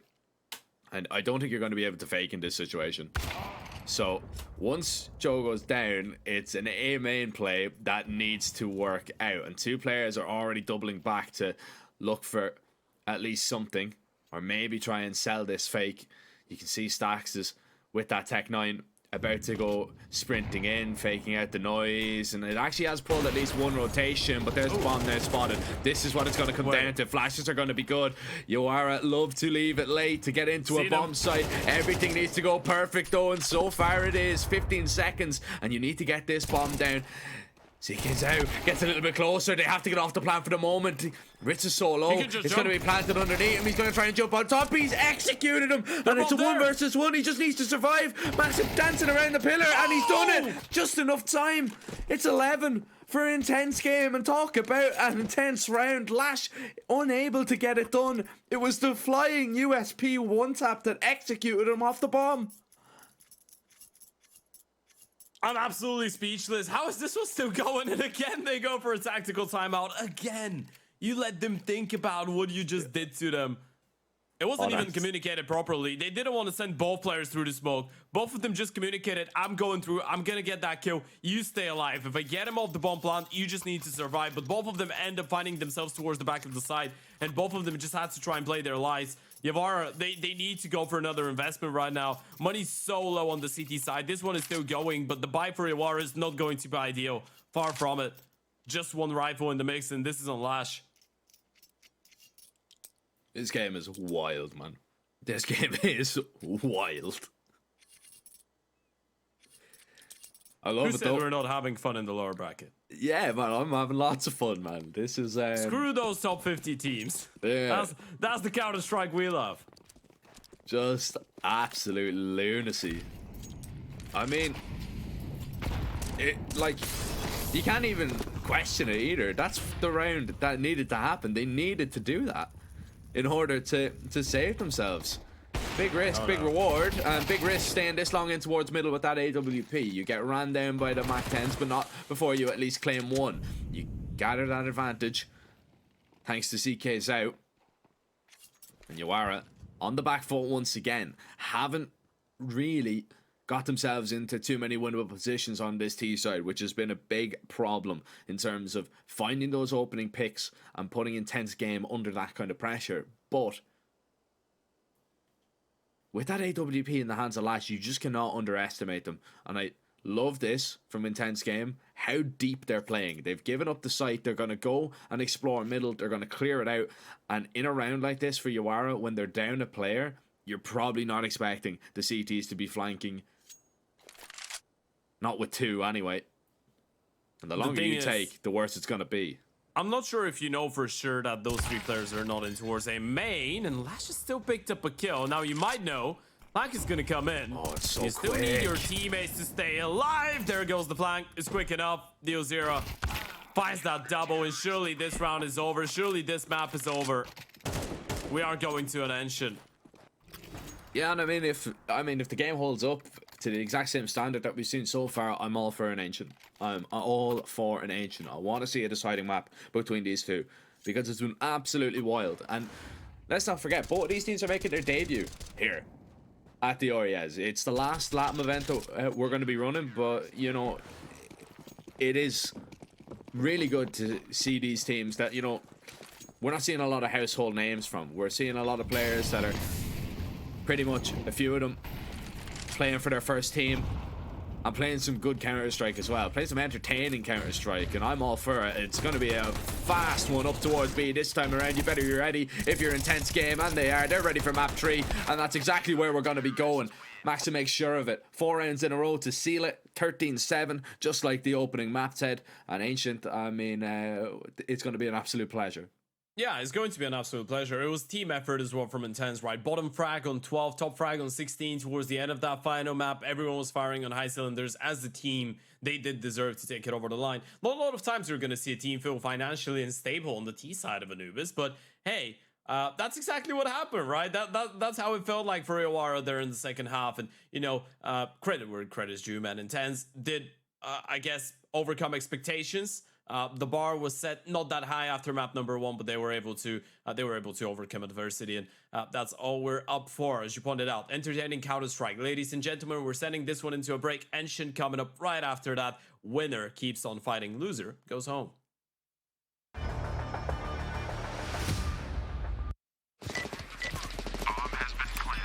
A very complicated job, but I love simple things so much. One move. One push.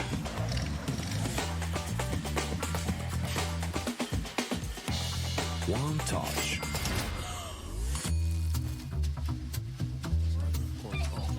One love. One click. One XBet.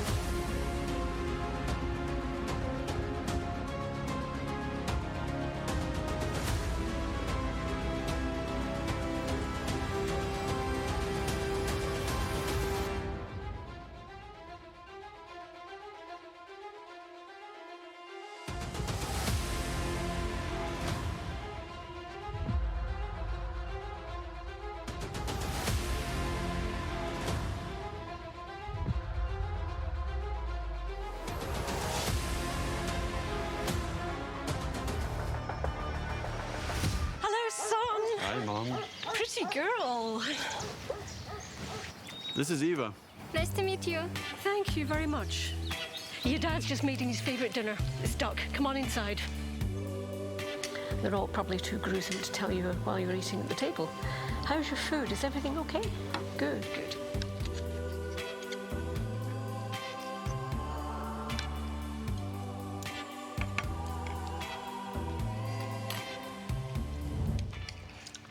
You seem to know each other. Yeah.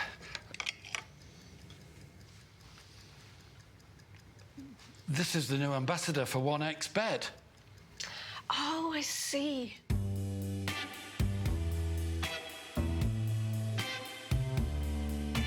Everyone felt good when Eva Elfie became the new ambassador of 1xBet.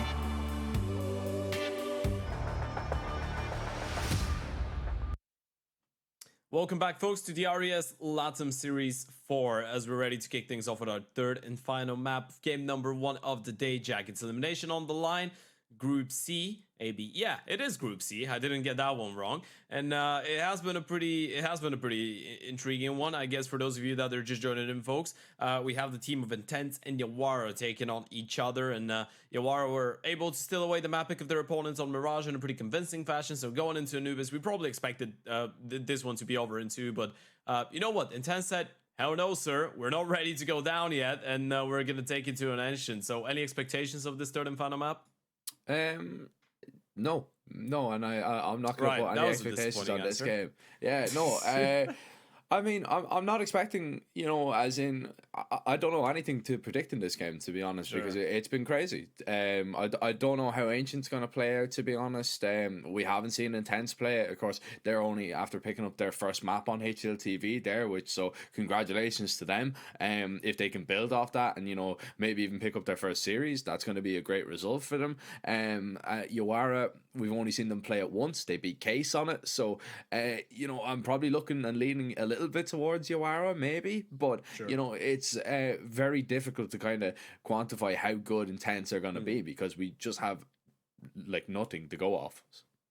Yeah, I mean, you can say that for both teams when you look at a sample size. Even as you pointed out, if you have one or two maps to judge by, it's never a certain way to know exactly what to expect of a map. One thing that we can say so far, it has been a pretty interesting game of, I believe, not only just Wilderness, but both teams, I think, have been doing their absolute best to try and bring some logic, some order to the chaos, right? It feels like both are trying to go for the right calls. We're seeing some mind games. We're seeing some reads from either sides. It's not the typical South American, just all over the place, whoever gets a triple kill wins the round type of game. It has felt a little bit more structured, which is always nice to see. Freck, sadly, not getting away with this one. So, ninth round going in favor of Yawara. They will get to pick on which side they want to start things over. Call me crazy. They probably started off on the CT side. It's where they found more success when they played up against Case, right? You pointed out that ESO Challenger Yon Shopping Open Qualifier game in South America that they were able to win against Case. It was a 13-10. Snow was still on Case back in the day as well. Oh, T-side start. All right.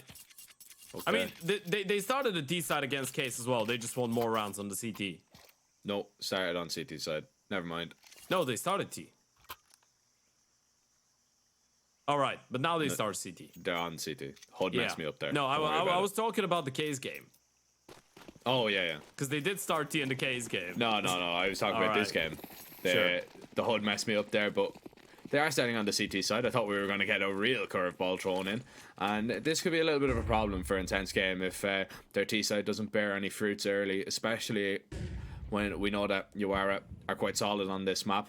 Fast play over the red smoke. Shelf. Oh, BSD knows he's stuck on someone. Right. BSD knows he's stuck on somebody, surely. No idea. Oh, no. I mean, he's going to be out of position. He's not really in a position to do that much. And okay, finally gets that kill onto Frag. They haven't realized there's one more in towards the A-bomb side. Ritz can just make his way out in towards Broke. He needs to be careful about the A-main player, and this is the one to take him down. That's the kid as well. Have to recover later on as the retake goes on. Yeah, and I mean, Intense Game are just holding on here. They're just hitting the headshots with the Glocks exactly when they need to. The Julies need to do something on Perez here. CK Zhao just trying to play his life for as long as possible. Spots out the shadow and just baits him in perfectly. Waits for him to come to him. Presents himself. Joe picks up the kit, but absolutely no use because it's Intense Game's round for sure. And that was just such a weird pistol. It was so quick. And Yawara had the idea, but they were so afraid that that was going to be a wrap over towards B that the B players just didn't move at all. So they couldn't even make any adjustments. They knew what was going on in terms of where they were going, but really they had no idea where they were going to end up. Yeah, quite all over the place. We did take a quick glimpse at the 1xBet odds, favoring Yawara to win this one slightly, though. It's pretty evened up. What you would expect from a third map after both teams have just exchanged their map picks respectively. It is a full eco rush in towards that A main position. Frank might need a little bit of assistance. Never mind. He's not even going to hit the reload on the Mac 10. Gets a double on the Glock. This is how eager he was to get some of those eco kills. Still, you don't lose a single one against the pistols. If you're Yawara, you just want to get this one over as quickly as possible. So you will get to play with the guns finally. A little bit of Uto as well to accompany those M4s. And this is the first buy round I mentioned. As the one to get an idea of, but it could be a B rush. Straight off of spawn here for the T's, and that's the feeling I'm getting out of this. Yeah, maybe not a rush, maybe a pop though. he could be onto something here, and Util going to be sent on over, and the Mac 10 going to be sent in first. Flashes blinding the T's for a moment. Haven't really taken much space here, which is going to be a big problem because the CTs are arriving and the CTs are cutting them apart at every single turn. Nothing you can do. It was a good call, but once that entry player doesn't take that space, doesn't get flashed, doesn't find the kill, that round becomes extremely difficult. You're just locked in on the bomb site. Now they know exactly where Dio0 is going to come from, and the name of the game, I suppose, is damage for him. There's Kobe. a little bit. That was a perfect AG from him, but this is just delusional if we think Dio0 is going to get anything out of this round.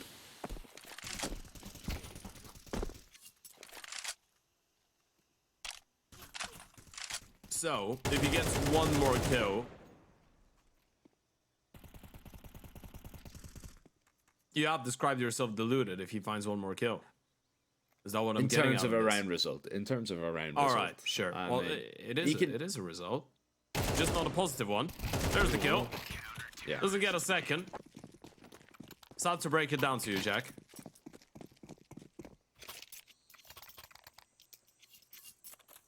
All jokes aside, though, it's a great stop from Yoar, and there's the big problem. Support Yuto from Lash is the big difference maker, right? This is the thing that slows down the Mac 10. Freck would have loved to scale up Lonkin, especially with the deep smokes in towards the cave in the deep CT side position right next to the box there. This is what you want to do. You want to fight for square control, but the flash from Lash was absolutely perfect. It just stops the Mac 10 right in its tracks. No way to keep on scaling. Oh, good opening here. Ritz is going to risk it all, swinging out over towards mid. The support YouTube was there once again from the CTs. This time, way less successful. And this would be an extremely successful hold if Lash is able to, you know, deny the bomb plant here in this situation, especially with 3 players already out. He's now been spotted out. He collects 1 kill, but nothing else will fall with it. Yuara still want to get into position. Perez is going to be sent out once again. Flash is going to be good. There's one and a second. Bomb's going to be dropped. And now it's a 2v2. Very doable, especially when you see CK0 on the other side of the map. Yeah, this is all uncomfortable for the CTs though, right? You need to make a move, and you know there was one player in towards main. You don't realize that was the bomb carrier. Surely though, as the time runs out and passes by, you will realize the flank could be in play. CK's out. Which way does he want to go? Oh, Shadow's going to give it away. He's going to be ready for the swing, and surely the Shadow's going to give it away for the second one. Still Perez beats him to the punch, and it's now 1v1 Freck. Making his way out of Donut. Perez is absolutely perfect. Nails him with the headshot. 4K for the man, and Yawara pick up their second. 3v5 as well, let's not forget. I mean, look, this is the initial mid fight. It's just been swatted away. It's been made look easy. Lash does a really good job, even just getting one, slowing them down, and they're just not expecting the second player there. They're not expecting Perez to do something like that. And even with the shadow advantage, Perez to clutch up in that 1 versus 2 is just absolutely massive. You are a reset the money of intense game. This is going to be what looks to be a B play from the Pistols. They are going to probably wait out that util because the lack of armor, if you try and rush through that, you are going to have a bad time. You're going to have a bad time as well if you continue to wait any longer. Look at the nade. Oh, hey. Could have done a little bit better. Logs just jump right over you. It's still going to be as clean as it gets, though. It's a good defense. Quite important that you get that for the money.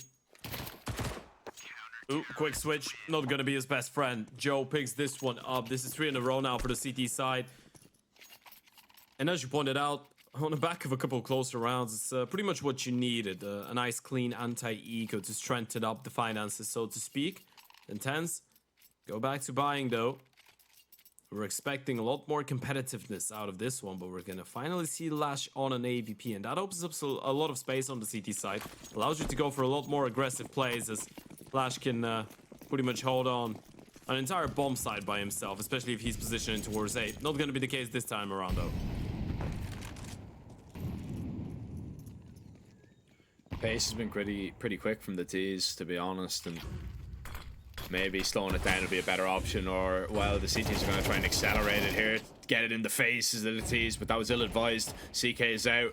finds that double, finds a lot of space up towards A, but you haven't brought the bomb with you, and Stacks could catch this out, especially if he walks into this smoke. Oh, they're gonna meet body once blocking him? again. Surely they know. Oh my goodness. Oh, Stacks, you seen him? Wait.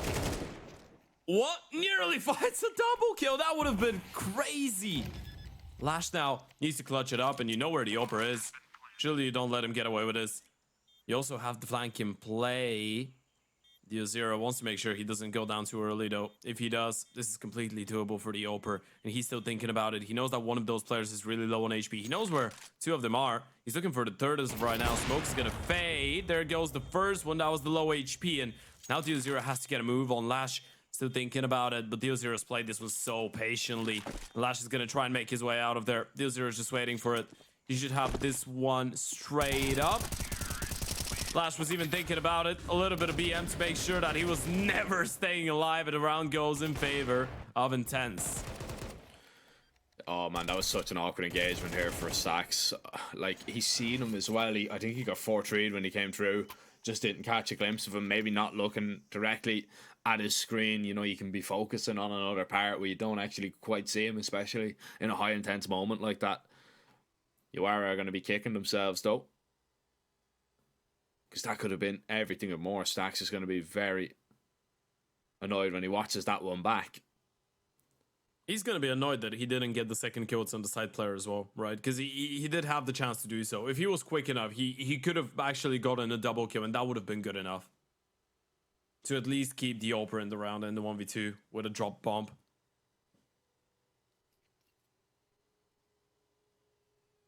I mean, you're still able to bring it quite close. Let's not forget, that was another double entry, another 5 versus 3 for Intense. This is twice now that they've been able to put themselves in that type of a position. The first time couldn't quite convert it into a round win. This time was much better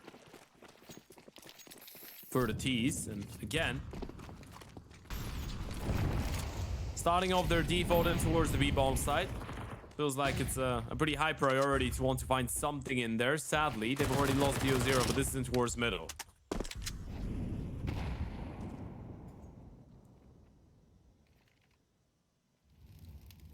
Yeah, the T's can just go up here and pop on Joe, who is in a horrible position with only a pistol.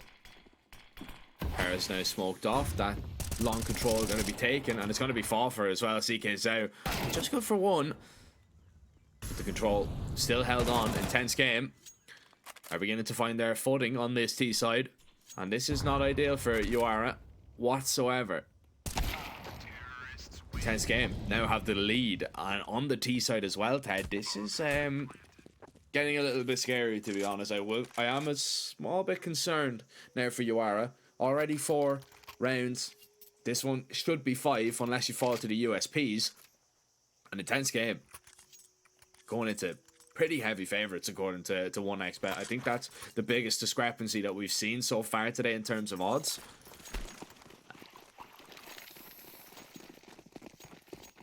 Of course, if you want to take advantage of those odds, click the banner down below the stream, sign up using our code 1XRDS LATAM, and get up to 130% on a initial deposit. USPs towards B, T's towards A, and 5 rounds for intense game, surely. Yeah, I mean, they can't hear the barrage of CTs just making all those steps in towards the B-bomb side, but any moment now they should realize exactly what they're in for. That's an empty bomb site. Still, making sure that you're as diligent as possible, especially in a round like this one. We did mention that the CTs were after a clean anti-eco. It does work like that both ways. Dio0 with a nice little triple. It's a good sequence. Might get a 4th one out of this, as Lash is thinking about giving him a standoff. But you should be able to hold on to every single rifle. And yeah, I mean, I think you're reaching that point where you can start being a little bit scared if you're on the CT side. And it's because of the amount of times that you've had to actually pull off a disadvantageous round in your favor. We haven't seen too many clean ones. I'd say the only clean one we've seen from them, the only really convincing round was the anti-eco. By round wise, you just have been converting man disadvantage situations. You have been overcoming adversity, which, you know, is a good thing. It's a good thing to be able to steal away rounds like that, but it's not a repetitive income of rounds. It's not a reliable source of of success when it comes down to the defensive side of things on most maps. What you need is stability, both financially and round-wise. And so far, they haven't really been able to get their hands on either one of those. A 5-3 deficit. Intense, looking good, and those fast nades in towards middle could be looking to push it up a gear. A lot of utility from the T side.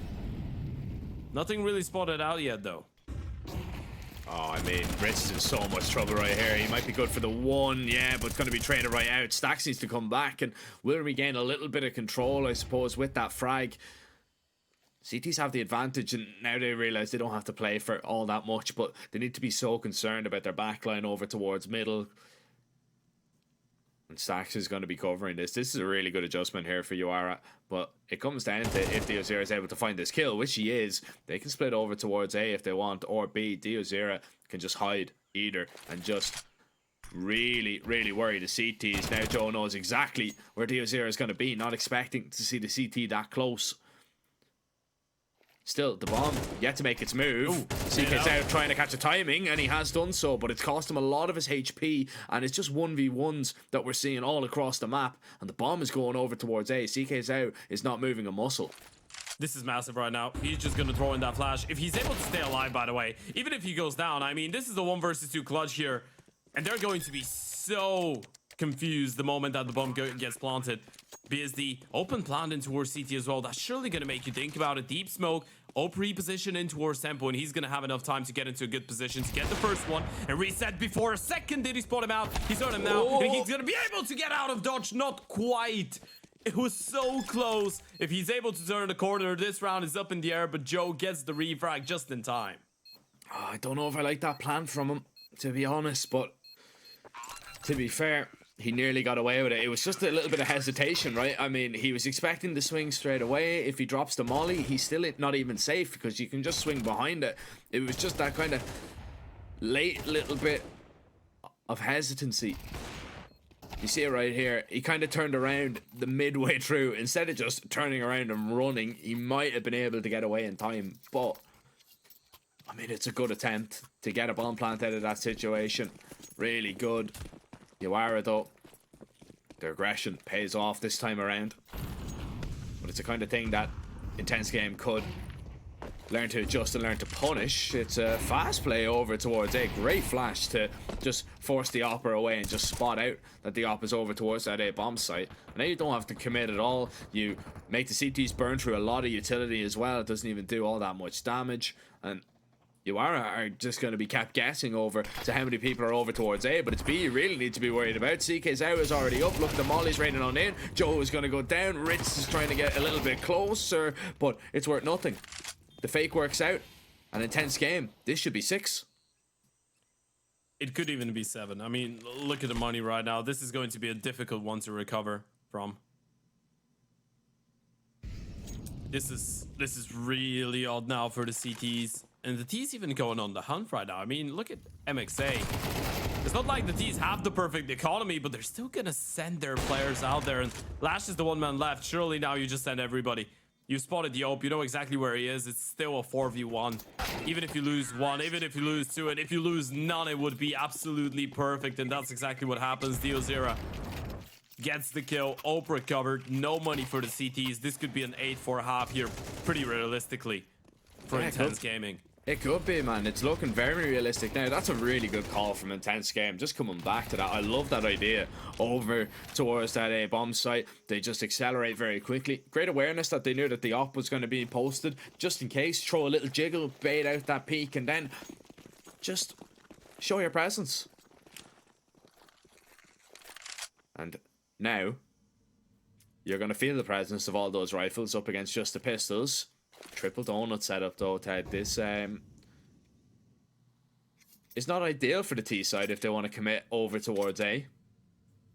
But for now, I mean, they've just smoked donut. They haven't really fully committed. They're probably going to re-execute a little bit later on. But it's just about if they want to go and fight for that donut control. Pistols up close, we know what they can do. Yeah, if you're on the T side right now, you don't want to get up close and person in towards donut. You just want to isolate those angles, maybe throw in the deep smoke. smoke. This is scary. Deal Zero's gotten all the information in the world, so now you know exactly what you're up against. You know there's 2 more people in towards that part of the map. You can get the bomb plant, and it's going to be a little bit more comfortable for you. Maybe a tap on the bomb and just wait out for the peaks from the CTs. White swing in towards the temple. There goes one. Peaks coming through the smokes. They make quick work out of this one, even though they were running into the stack, and the CTs were able to pick up an AK early on. You're looking at 5 out of the last 6 rounds now going in favor of Intense. We could be looking at an 8-4.5 here at the end of the day. And this is the team that did end up losing its own map pick on map number 1 on Mirage, 7-13, but it feels like everything's changed since then. Feels like you're just looking at completely different teams.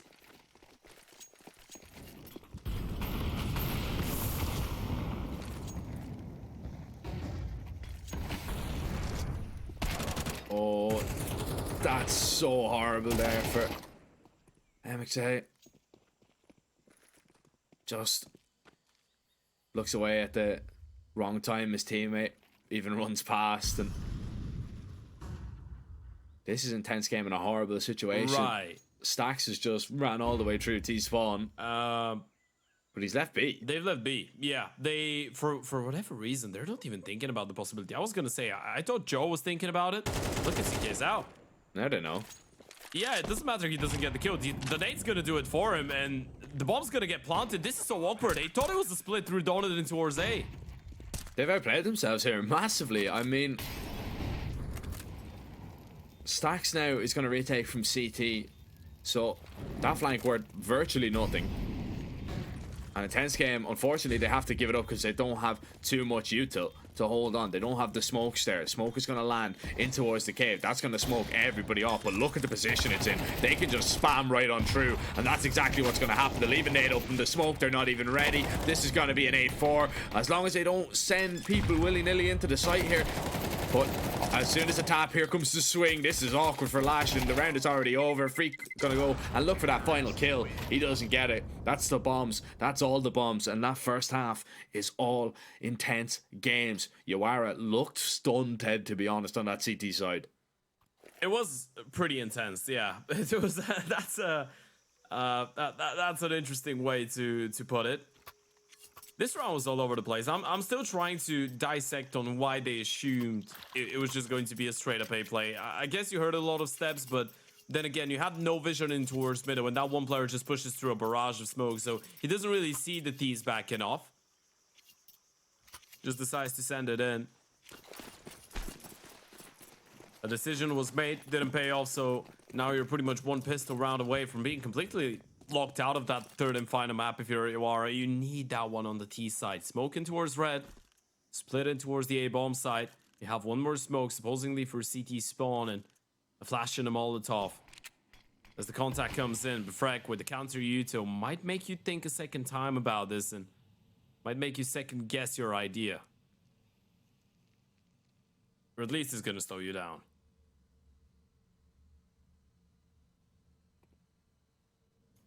I mean, you're still going to commit, but you're going to commit into 2 pistols, 3 pistols if we're really looking into it. And the 2 pistols instantly tap down 1. The rest of the fights get a little bit awkward here. Oh, but Freak's still doing the damage. He's still here with the Julies, and you can see they're terrified to run into him. That's why, because he's mowed down 4 of them on his own. He's looking for the 8, and he's gonna get it. He is a freak, Ted. As Intense game get onto 9, and surely that is really gonna hurt the mentality of Yawara. They're 9-4 down against a team that have never officially won a map on HLTV. They could win a series and eliminate you from the competition. That's back, spine, head, arm, leg, heartbreaking. That just broke everything, every single bone that you have in your body. Just turned into dust. How do you answer back? I mean, you simply don't. You're down to the Glocks right now. Might as well just run through the Yuto and beat him some more kills. Frank is gonna keep on racking the multi-kills. It's not gonna be back-to-back cases, but he does get back-to-back 4Ks. 9 kills in 2 rounds. Look at that KD right now. That's looking beautiful. 18-6. Talking about an uphill fight. There's the replay. Great camera angle on it as well. Nothing more beautiful than a great view of the despair of a couple of people. Yeah, and it could be Might have sounded a little bit despair. sadistic, but Yeah, you a know little what? bit. I'm gonna embrace it. A little bit, but I agree. Beautiful angle. We get an overhead to see what's going on, and oh, the overhead view of this round doesn't look too great either. Not with the early instance. Diozera continuing to apply the pressure, and now you are going to be forced into a B play. Max is going to fall. CK's out as the next man you have to get past, but that's no easy task at all. Eventually he runs out of bullets, and that's what cost you. But there's plenty of bullets left in that AK. They come right through the wall and connect on Paris's back. And talk about a neck breaker, a spine breaker. I think Yoara are just completely broken once again, Ted. That was the round that they needed to show any signs of life. They didn't. It's Tech 9s, it's HEs, and it is an Hail Mary play to try and stop Intense Game right now. All I'm gonna say is 206. Do you know what 206 means, Jack? I'm sure you're gonna tell me. That's the number of bones that every human has in their body. And that's the number of broken bones that every single one of the Yavara players has right now. Not a single one standing. Not a single one left. This is... It feels like Intense are just... They're just playing out this map. It feels like they're just trying to get it done and over with.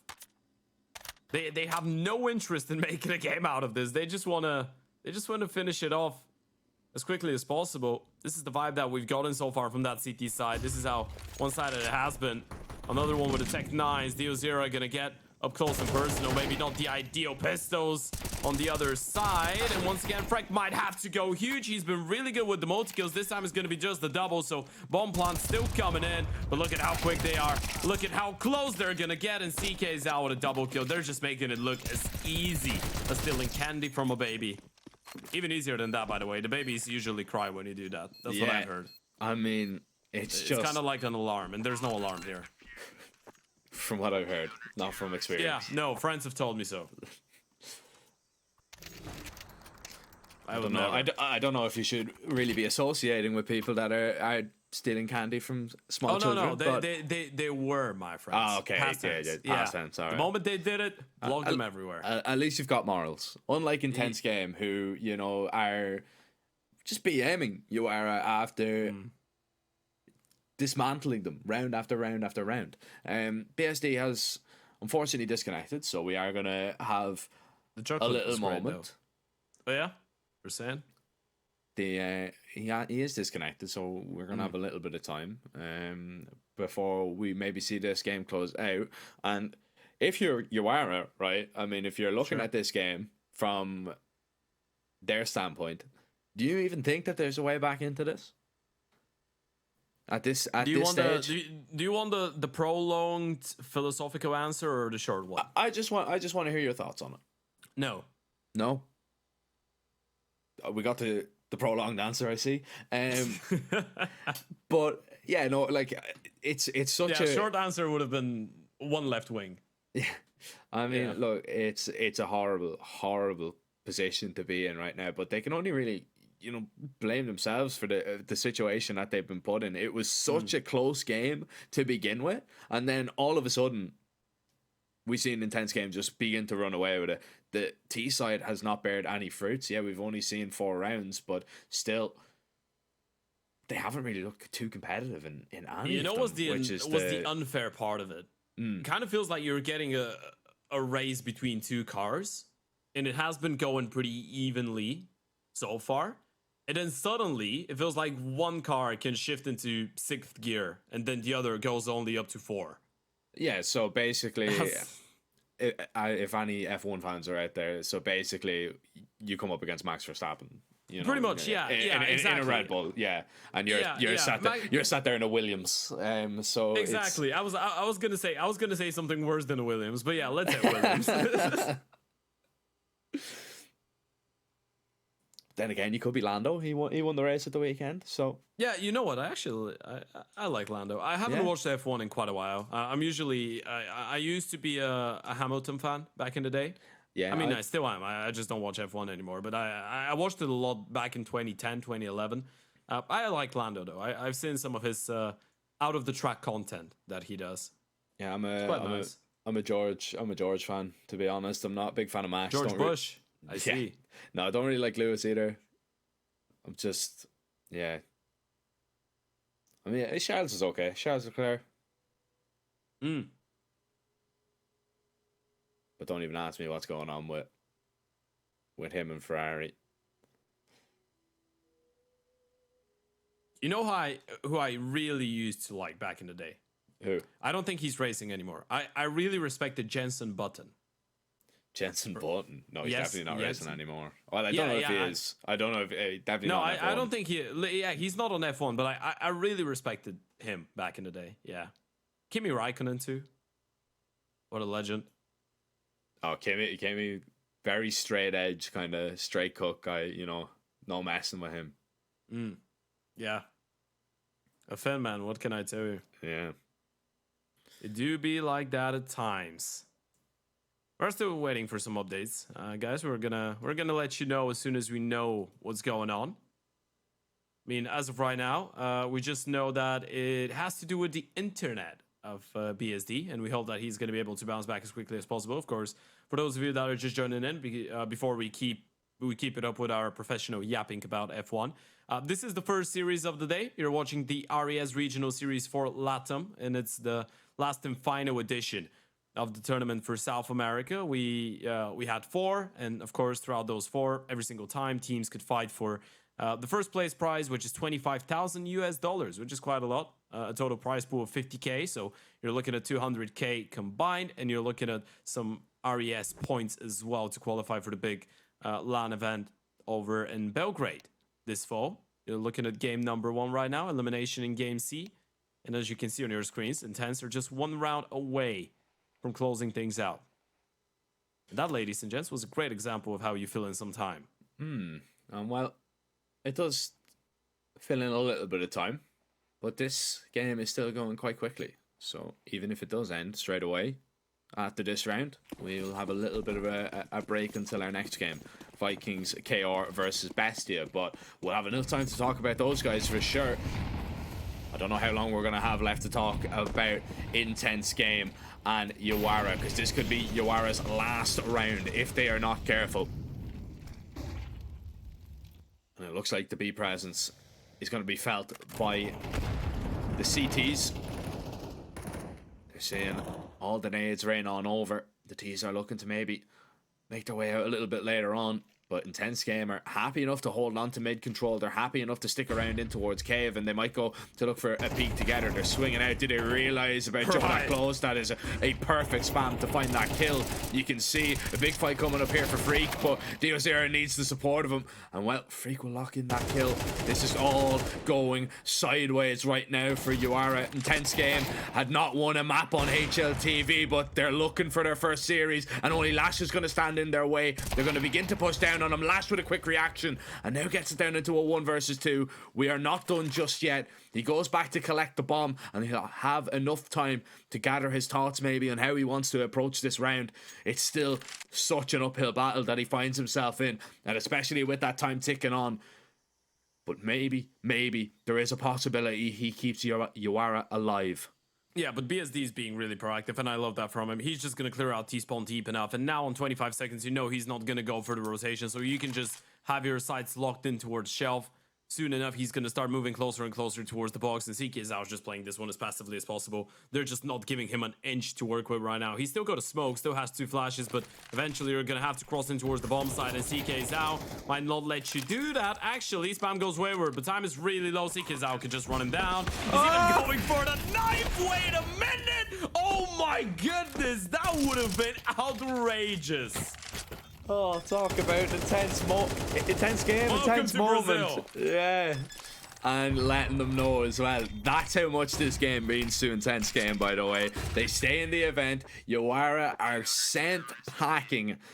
Intense game. I mean, just congratulations to them, man. That was such it was a funny series, man. Maybe not the best Counter-Strike we've ever seen, but I was here for it. I enjoyed it, and you know, it's great to see these guys actually getting a win in the column. A little bit of green on HLTV is what you love to see, and it's green for Brazil as they, of course, advance through. They are going into a decider game that will be taking place, I believe, tomorrow. Where they will either meet the loser of Red Cannons and Team Solid. So a possibility even to qualify in the playoffs in their debut. It's commiserations for Uara as well. I know we're having a little bit of a laugh and a joke, but sure. Obviously, it's tough for them to come into this opening event to get that close, and to lose their map pick 13-7 in that fashion, then to lose the decider like that. It's a tough day at the office, but there was some promising signs in the Mirage. It has to be said.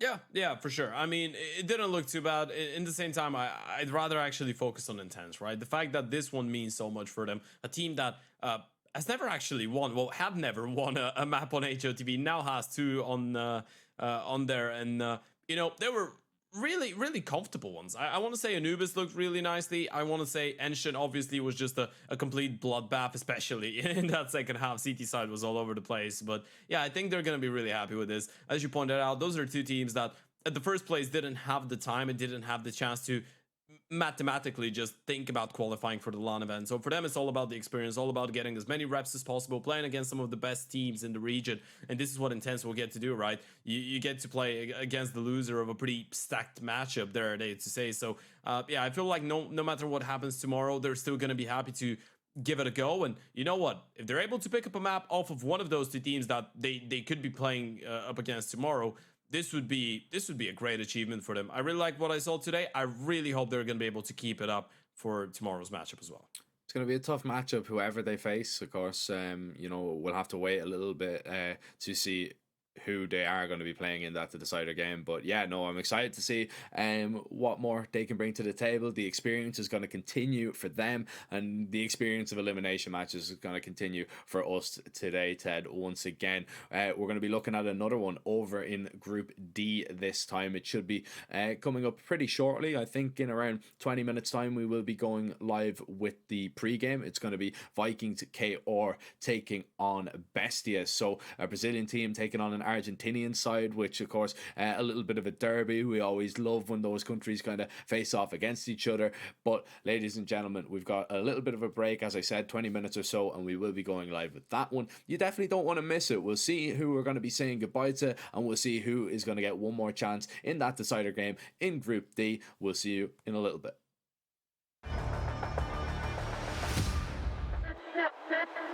Respect from 1xBet. Respect from 1xBet. Respect from 1xBet. Respect from 1xBet. Respect from 1xBet. Respect from 1xBet. Respect. Respect from 1xBet. Respect from 1xBet. Respect from 1xBet. Respect.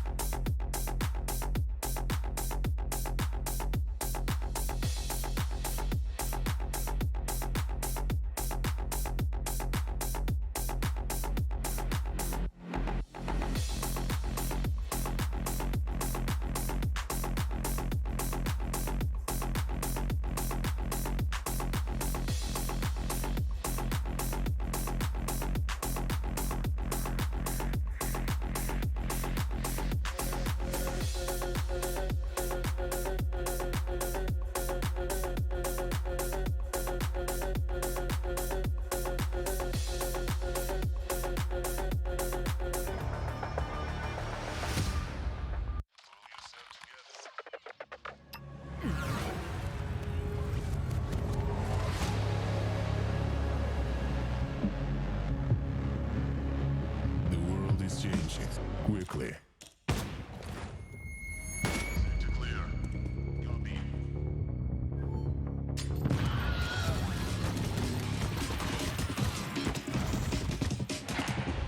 Sector clear. Copy. Shoot it.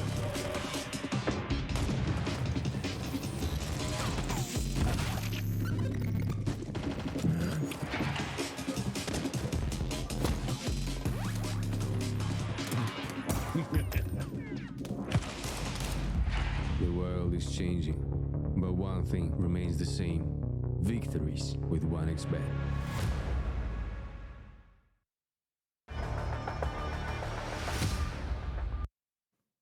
Welcome back, ladies and gentlemen. A little break between both of our elimination games today, but we are back with the action here at the Oriez Regional Series 4 LATAM, and we are looking to our final group, Ted, which is Group D. Two teams that have already lost. If they lose one more, and they are going to be joining Yawara and being eliminated, and this one should be really interesting. We've got Vikings KR, who are making their debut in this event, versus a team that we know who have played a lot throughout these Oriez regional LATAMs, and that is indeed Bestia. Maybe a little bit of a surprise to see them down in this lower bracket, but when you look at the teams that are in Group D, the likes of 9Z, the likes of Sharks, you can see why that makes a little bit more sense. Yeah, it does make a little bit more sense. And you know what, talking about Bestia, I feel like they've been going through a little bit of a tough time, right? You're looking at the Vikings and you're probably expecting them to lose to 9Z in their opening game. On the side of Bestia, I guess we're still having the memories of their performance in the first RES, where they were able to make semifinals, and they lost to Imperial, but they were still able to pick up a map, right? And they are one of the teams that you're looking at and expecting to at least give it a good go to try and qualify for Belgrade. So it comes into a little bit of a surprise. In the end of the day, though, they've lost their last 4 best of 3s in a row, and they haven't picked up a single map. Yeah, and that's where you kind of look at that profile on HLTV and you see a sea of red and you go, uh-oh, you big problems, big problems. That, especially up against a team that, you know, in all seriousness, they don't really have too much to lose, do they? I mean, you've got some familiar faces on this team. Of course, Honda is probably the one that sticks out like a sore thumb, of course, being on Furia for a little while. You've got Realzin, who was in there. Of course, he was playing for, I believe it was Flamengo when we covered him last. Of course, he also played in Furia Academy way back when, I believe in 2018, if I'm not mistaken. And then you've got a few new names in there. You've got JLK, of course, who this is his first official team, and this is kind of a similar story, this Vikings KR team, because we haven't really seen all that much from them. We've seen them play Glories, which they beat them. We've seen them play 9C, so we don't really know what to really expect from these guys. So I love to go into these games with a clean slate, and I'm excited to see what they can do up against the Bestia side, as you said, Ted, who let's not beat around the bush, they're in horrible form. Yeah, they are in horrible form, and I guess this is something that you're not expecting out of this lot. Now, you can look at the team and look at Naz, obviously 23-year-old, picked up from La Ruguneta. Sorry, that one feels like a tongue twister. When they replaced Deco, I guess you could give them the green card and say that you would expect them to drop in a little bit of results as they're trying to get Naz accustomed to their style of play. But then again, that streak of losses actually started way back when they still had Deco on the lineup, right? I feel like the main catalyst for the team was when they qualified for the RMR. Going into it, they went in pretty good shape. At the RMR itself, they couldn't really put off a really good showing. They couldn't really put up a style of play that we expected to see of them. I don't think they themselves were satisfied with the level. And it feels like ever since we've not been getting the same Bestia that we were looking at in the first couple months of the year. So yeah, going into this game, I feel like, as you pointed out, the Vikings have nothing to lose. Bestia have all to lose, man. They are desperately after a good result right now. They need to start getting victories on the board, because we know that this is a good team. We know that this is a team that can play proper Counter-Strike. They have their big stars. They have one of the, I'd say, best Argentinian players out there right now in Thomas, and we want to see those guys deliver. Yeah, and as well, I mean, you know, you haven't even mentioned Noxa in there as well. This team is full of fraggers, you know, it's full of really good players, and it is surprising to just see that they're in such poor form at the minute. But good runs start with a win, and it could come here. Depending on what maps we do play, though, we'll jump into the veto tab and we'll have a look exactly what maps we are going to see. And it's always interesting because you've got a team that, haven't really played all that much, so you don't know what they've... We're getting a Dust 2.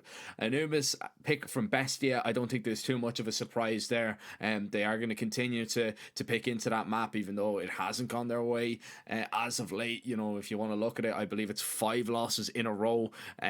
So they're just going to hopefully play through the little bit of a bad patch that they're having. And if we get there, we've got a nuke decider. My question to you is, do you think that we will get there, Ted? I have no idea what to expect out of Bestia when it comes down to Dust 2. This is my only concern. I feel like the Anubis should be pretty safe territory for them. And, I'd say that after watching that nuke that the Vikings did play against 9Z, I'm not going to be overly excited if we get to that third and final map. Obviously, I feel like they could put up a pretty decent fight against a team like Bestia. But getting 10 rounds off of 9Z on Dust 2 in that opening game and being down 3-9 at the half as well to bring it that close, I saw some really good stuff, man. I feel like Crew or the Vikings, sorry, the pink is just messing me up. But yeah, I think the Vikings actually have the firepower to back up a pretty decent Dust 2. I'm looking at this first map. It's going to be a really exciting one, I believe. Yeah, I'm looking at this first map, to be honest, and I'm seeing maybe Noxia licking his lips here at Dust 2. Sure. I really think that's a map that's gonna suit him down to the ground. To be honest, we haven't seen Bestia play on it since it was newly added back into the map pool. So yeah, and that was keeping an open mind then, by the way. Yeah. I'm keeping an open mind going into this one, to be honest. I think, it does do, to be honest. It seems like a win condition for Vikings. If they don't get it, then Bestia surely should take it. Although, even if they don't take those 2, we're looking at an Anubis that Bestia are struggling on, man. So you just can't really take everything as face value when you see how bad, Bestia's form has been as of late. And if you're Vikings, you can go in, you can take the fight to them, you can maybe catch them by surprise in a few rounds, and then all of a sudden, all that seeded doubt begins to creep into your mind if you're Bestia, oh, we shouldn't be losing this, we're a better team than this, and then it's a downward spiral from there. So, it's a lot to do with the mentality of Bestia, to be honest. If they can keep their head right, even if things don't go well for them, I think we should get a game on our hands. But if Vikings get on top of them early and just don't let up, I think, honestly, we could be in for a little bit of a shock here. Yeah, it could be a surprising result, right? As we pointed out, I feel like the firepower on the side of the Vikings is the thing that makes them pretty difficult to predict, right? Going into a game like that, you're playing against a team that's by design a lot more structurally, I guess, leaning a lot more towards the structural point of view when you're looking at a team like Bestia. And then on the other side, you have a group of wild Brazilians that are just going to be running around you and trying to get the best out of you. And Dust 2 is the perfect map for it. I mean, looking forward to it. As you pointed out, Bestia have not played a single Dust 2 so far in Counter-Strike 2. So this is a first. It's time for a debut. Starting us off on the CT side, Vikings given the chance to play on the T side of their own map pick. In the first 12 rounds, double smoke, flash molly invested from the T's. Just the smoke flash and one pair of dual Berettas on the Bestia side of things as we get things going with a bit of an A play by the looks of things.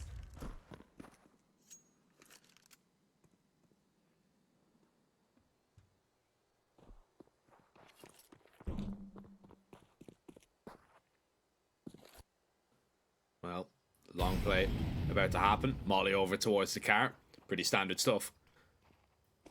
Nothing really changed all that much about this. Smoke is going to land over towards short from the T's, which is going to deny any really control from the CTs. If they want to hold on to it, they're going to have to play from the sides. But Luchov is doing all the damage right here as that long play is being cut apart. The bomb dropped. The last player is towards lower tunnels. And, well, a knife already. Thomason is going to put the blade right between his back, between those two shoulder blades. And that is a lovely start for Bestia. 1-0. Yeah, I mean, that's one way to put insult to injury straight up. Thomason with the knife kill. Gonna boost up that economy. You see him go for the 30 bullet M4 straight away. This is a big money move there from Thomason. We're gonna take a look at the 1xBet odds now. We did try and give Vikings a little bit of credit going into the pregame. Of course, Bestia will be the favorites going into the matchup. You'd expect a little bit more from them, especially on the back of a clean pistol round here on the CT side. A good double for Luchov and Mayern, respectively. And now it's down to the pistols. Not really upgraded either. Mayern gonna get to farm a couple eco frags. There's two. Switches back to the USB. Gets the third. Thomas in there to support. Back-to-back clean rounds for the CT side. As good as it gets for the start of a map. Let's see how they do now against the AKs. Yeah, I mean, if you can keep it clean and keep it non-competitive, could be a very short day at the office.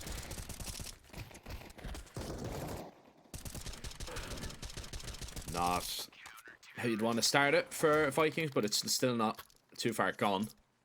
And I'm interested to see what their approach is going to be with this first gun round. See, Noxy boosting up. Luchov getting super aggressive. They're going to take control of tunnels early on here. And JLK is going to realize this. This might accelerate the play up towards this A bomb site. Noah on Noxus, so he's going to have to do it with a rifle. But it's Luchov just getting aggressive. Finding out Remix. He was the man that was holding the flank. That might slow the T's down for the minute, but Bestia are very, very quick with the rotations. Here's the peak. They're going to spot out a lot of players. It's Thomas in to pick up a few more kills, and Vikings just seem to be found out everywhere they go. Eventually, we're going to see this one get a little bit competitive. Honda waiting to try and jiggle to get back that bomb, but the CTs want to hold on to control of it. JLK a million miles away. And he's extremely low from the earlier engagement that he was caught in. Bestia, so far, Ted, are impressing me with the way that they've approached this. No one versus 2 on the cards, though.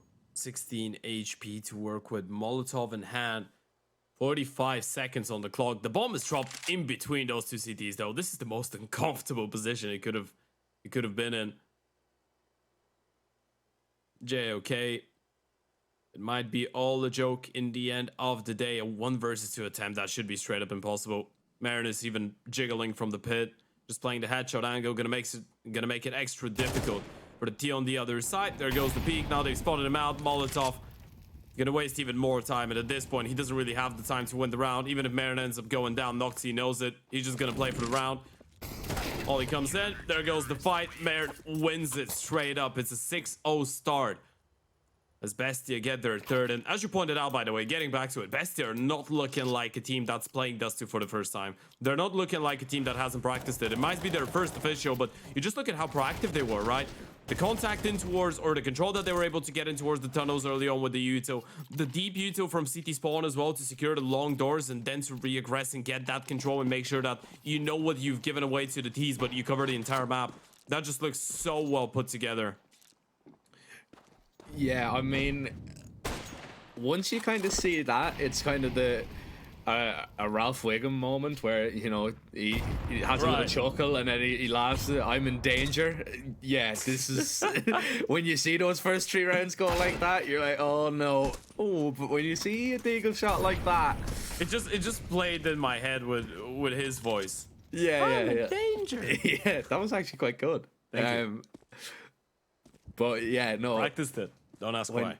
When you see that, you're like, oh no, this could be a long day unless we find something. And we're only 3 rounds in and we're already speculating, but okay, man, you need to be careful. Yeah, that corner, maybe not for you. Not with that HP. Look at this though, they're just so proactive. They just want to move. They just want to look for the peaks. Boosting the scout, are they? They are standing quite close to each other, so I'm thinking about it, but it's going to be the re-aggression from the CTs. Never mind. It's just the anti-flash setup, and this is great. As you pointed out, just straight up getting into another setup, and with only 1 flash for reals, and this is going to be extremely difficult to undo. Honda, nice jiggle, but Luchov is going to deal with him. Naz is just going to be waiting. Here comes the swing. Yeah, they're going to drive peek, and that's never going to work here. Luchov has actually had to fall away in towards CT, so Reelson has got a little bit of real estate to work with in terms of getting up onto the site. That's a great kill to find with that SMG. Marin still being silent on the approach, and actually it's Thomason that's making all that noise as Remix is going to pick up the AK, but he's made a step dropping on down. Thomason will gobble up that kill. Marin will find his on the site. Still yet to fall. Marin 7-0 and 4-0 for Bestia. Yeah, Marin looking incredibly well, by the way, and obviously he's going to be one of the players to have had the most experience when it comes down to Dust 2, right? If you want to go back in time, He's even though he's fairly young still, and this is something that a lot of people don't actually realize because of how long he's been around for. Merritt is still only 21 years of age, right?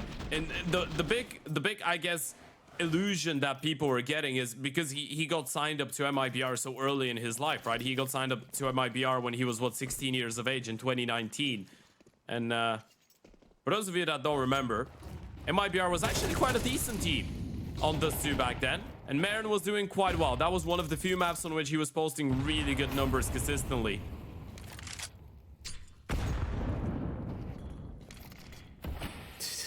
Look I mean, at this. if you don't want to trust me, I'm looking at an average for at 1.15 rating for Marin in his last 5 maps that he played on MIBR on Dust 2. And yeah, I do have statistics from 2019. That's ridiculous. I mean, you're dropping that knowledge on us, and I mean, Oh yeah, I saw it. Best you're dropping that Utah on Vikings. Worst case scenario. Just flushing them out, man. This is, this is so far stellar from Bestia.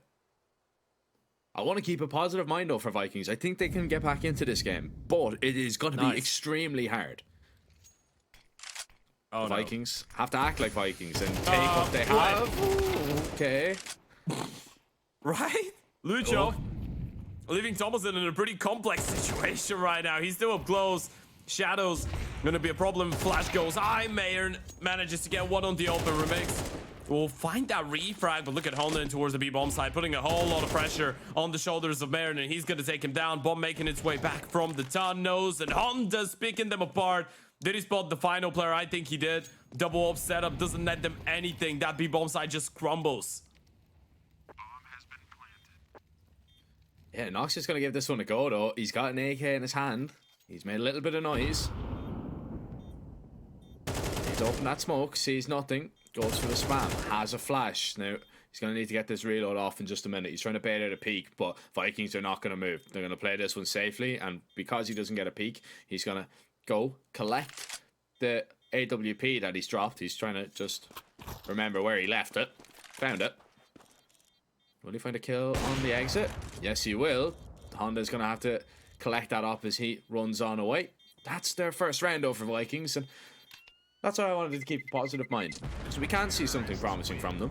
I mean, we can... Yeah, I guess you can put a lot of credit on Honda. He did a phenomenal job in towards the B-bomb side, but we gotta talk about how awkward that timing was in towards middle with Luchov turning around there. Yeah, Luchov should have got that kill, and it should have been a different round, but Vikings... They capitalize. You know what? You capitalize on the chances that you get. Yeah, you capitalize on your opponent's mistakes. That's the game of Counter-Strike. You need to punish mistakes. Vikings do exactly that there, and Bestia, they do not like making mistakes. You know what? This is a saying that I got told by one of the few Bulgarians that are really well known for having played Counter-Strike throughout CS 1.6, Source, Go, and CS2 now. We're talking about a person that's never played pro, but over 30 years, over like around 10k matches on Face It. So one of the main advices that I got from him around 7 years ago was Counter-Strike is just the game of throwing less rounds than your opponents. That's it. You just make fewer mistakes, you're gonna win. You don't need to bait them into making mistakes. They'll make them by themselves. You just focus on you not making mistakes, and you're gonna be good. It's a simple advice. Not terrible advice. What do you mean? What? It's not bad advice. Did you say terrible? No, it's not bad advice. It's not terrible advice. I heard terrible advice. No. I said it's not terrible advice. I was like, that was unnecessary. I was just trying to be helpful. It does kind of fall into the bracket of shoot them before they shoot you advice, though. I mean, no, it's kind of like make sure you miss less bullets than they do. It's not, don't initiate fights, just make sure that you win the ones that they're given to you, that are advantageous, right? Try and be smart. That's true. I mean, look for an advantageous fight. 9 times out of 10, you're probably going to win them, especially at this level. But they can be few and far between, especially with the depth and the... This level was a good clarification. That's why probably it didn't work out for me. Smokes to go on the cross, just one. So many you need. The problem is you can nade open that smoke, and Maren's got a HE that he's going to chuck down at a moment. There might be a little bit of a gap that he can play around with as well. 30 seconds. Good molly.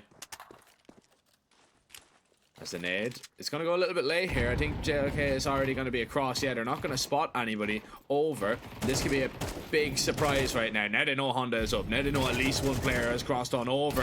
Luchov, he's going to go down. Noxic gets just the one. Honda, he's going to claim two, but you have to get across to get the bomb here. You've only got 8 seconds, and once you try and put that bomb down, you're just going to be ran down by Nats. No time. The round is as good as done. Remix needs to get off long here. Surely he's going to be swang. No, they're not even going to tempt fate. They're not even going to give him an opportunity.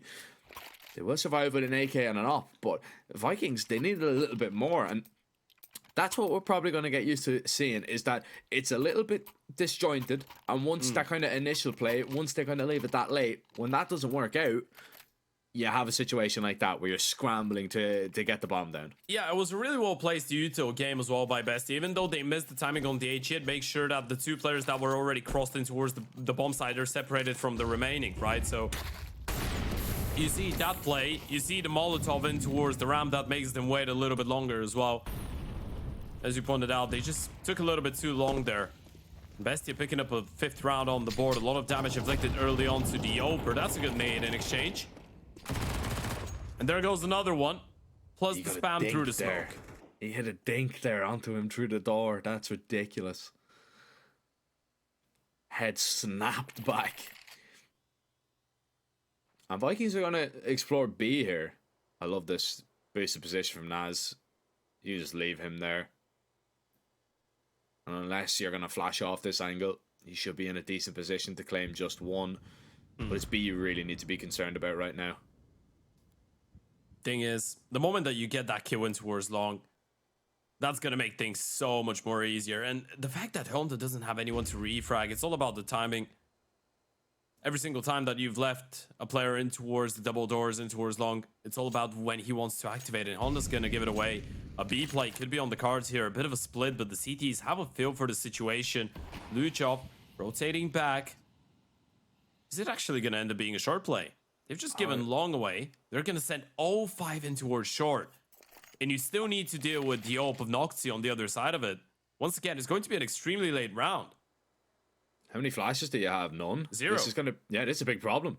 Noxy's just going to have a clear line of sight, and he's going to stop the first, flash high, and maybe go for a repeat. He's got Luchov now in support. Noxy's not going to miss with a flick like that. And now you need to scramble to get that bomb down. Now, can the CTs deny is the question. Luchov tucked in towards the site. Flash is good. You spot at least one player going back over towards short, and Noxa is not going to let up from him. Remix dealt with. Marin shuts him down, and this retake is on. It's going to be very difficult for JLK to hold on now. He's the only player left, and they don't find a single kill. What is the bomb plant really worth when you can't hold on to that site? And Vikings really need to adjust their game plan here, because they are leaving it way too late. They're not finding any openings, and Bestia, if they go into the retake scenario, they just look extremely comfortable, and that cannot happen. Yeah, and this is quite unfortunate. It's a good way to go for a tactical timeout. It feels like such a simple game. I mean, that second shot from Nox is absolutely outrageous. It's a really nice display, but it feels like nothing's really working out for you. You go for that really late type of play, and you have no Yuto to back it up. You had a couple smokes that you didn't use to try and obscure the vision of the Oper. You have not a single flash left. So as much as you know, I mean, Bestia, they go for a double up setup. Of course you're going to go for a double up setup. Your Opers have been put in great positions to just pick those T's apart. So many dry peaks, so many fights that they're going for, so many swings that you're just hoping you're going to be able to punish the Oper with. But unless he misses, or you go for run boost, but again, it comes down to him missing a straight up fight. You're not going to be able to get away with those. Sorry to cut across you, mate, but it's not even the fights that, you know, it's not even the positions that they're in. It's the fights that they're being given as well. Like, they're not being flashed off. You know, that's it's what literally, I mean. It's just dry fights, and that's just an opera's paradise.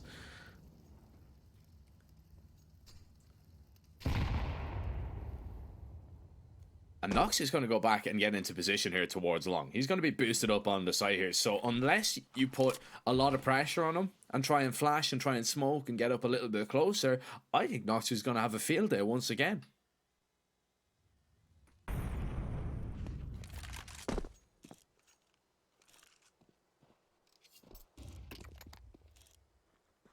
Ober put in towards the pit. One thing that a lot of people used to do back in the day, early on, you just get the Oper nice and comfortable in towards pit, and you just feel good with just leaving him there and essentially splitting in towards the A-bomb side, allowing him to activate later on. That's a good nade, though. Doesn't do too much on KS logs, but JOK gonna get tagged down quite heavily. And again, the util from the CT side quite decent. Do they want to re-aggress somewhere? And feels like it's going to be middle this time around. Noxie's been left all alone. They need to be really quick on this if they want to support him in time, but it could still be a B play. The T's still wondering about it, but Lucho's gonna get aggressive. Oh, Honda. He's the only one really for Vikings that is doing any damage at all, finding these kills and success. It's a great smoke from Noxia here. Yeah, well, they flash him, but Noxia still hits the shot, and now he's just going to fall away here. Thomason's going to try and activate into the backline. Naz going to try and look towards long. Your Opera's been taken out of the equation. Just drop a molly then over towards short, and the bomb can't cross. You're going to have to try and run through it, and you have to run and try and get a plant, but there's just no time. Honda has to continue to fight, and once again, Vikings just play their hand way too late. Bestia are ready. They shut them down, and you cannot play like this versus Bestia. You cannot play slow at all. You need to change up this tempo. You need to put your op in a position to find an opening kill early. There has to be a little bit more urgency and aggression out of Vikings, or you are going to lose this map. Yeah, you're trying to take your time, and almost feels like you're giving them way too much respect, right? And this wasn't the case when they were playing up against 9Z. This is why I'm a bit interested at it. I guess you didn't expect Bestia to look that comfortable on the CT side, because let's be honest. I mean, Bestia looks like a team that has practiced Dust 2 quite a lot. They are looking really nicely. Even the pure thing that you mentioned, the fact that they're constantly moving around the map, you can just tell that the communication flow is really swift. And this is something that you get with experience. This is not something that you get on the back of just playing 1 or 2 practice sessions and then jumping into an official. But yeah, it feels like the Vikings are just giving them way more respect. And a point that could be made is the fact that they were already down 3-9 at the end of the half against 9Z. So probably they felt like they had nothing to lose, but right now, elimination game, stresses a little bit more, a bit higher on levels, and you have been allowing Bestia to get away with quite a lot. You need to start winning rounds on the T side, and you need to start winning them now. Yeah, it just needs to just be a little bit quicker, Ted. You need to just get in place, use your util, and stop leaving it till 20, 30 seconds. Or actually achieve something with the first 1 minute of the round, right? Because if you have a man advantage, if you have some type of a great position for your entire team, that's a completely different story. The thing is that Bestia haven't really been giving them too much early round. The main difference between the round that they won and the others was the fact that they were able to get the refrag onto Luchov, right? So you're getting some type of leverage going into the round. In the majority of the rounds, we haven't really seen him get too much early on, so that's been a bit of an issue. You've had to pretty much blindly go into bomb sites. And this one looks fairly similar, although with the bomb still in towards the B apartment, or still in towards the B tunnel, sorry. I'm actually interested to see what they go for. Might try and send the player down towards CT. There's the run boost. Naz realizes he's in a little bit of trouble. They see nothing. Here's the flash in, the peak. Naz doesn't get anything out of that kill, but the short presence is enough to just force them away. However, the B players are just going to sit on the site. They are not going to move. And you can see Thomason's just playing for that information. Again, 30 seconds. Again, this clock is looking extremely thin. You spot out that smoke over towards CT, and the B players now realize they're in a little bit of trouble. Marin is just going to post up towards the back of the site and have that AWP in his hand, looking towards the window. Connects on the first. Thomason's going to shut down the next, and JLK trying to run right on through with the bomb, but it's delivered right at the doorstep of Bestia, along with another round. And still, that's another clean round for Bestia. Vikings, they just cannot get anything going with these rifles, with these guns up, and this is a big problem, Ted. This is going to be a very quick Dust 2. It felt a little bit shaky there, the fact that Nas tried to get into position so late. Or it wasn't Nas, it was the player in towards the B tunnels with the rifle. He tried to get into the cubby on the right hand side really late, so the moment that the HE lands on top of him, that was starting to look a little bit scary, but a great bait and switch there between the two of them. And it is scary. The fact that they're not even making this one close. B-pop? On the cards? Yeah. This could work. This is a lot quicker. Thomason is completely alone. This is great right now. Flashes are going high, but they need to find the kills. They need to flush Thomason out of this position. Rotates are going to be in again. Bessie are just so quick, and Thomason is just so accurate right now.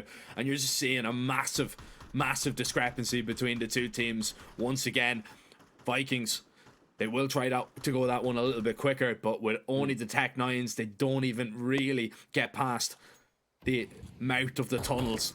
And they just continue to take bullets in the mouth. Ted reels in.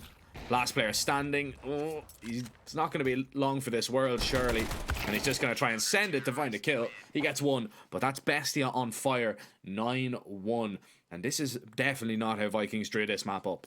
I'm afraid they have been on fire for quite a while. I mean, they've just now won their 5th in a row, which technically triggers the graphic, but they have been on fire for the last couple rounds.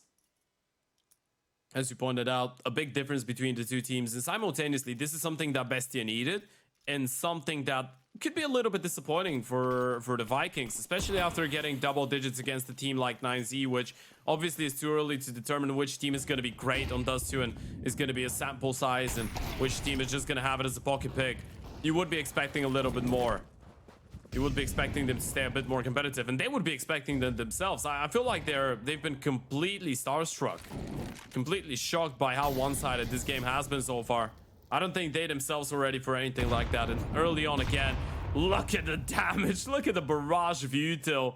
You're already one man down, and you're just conceding nade after nade after nade.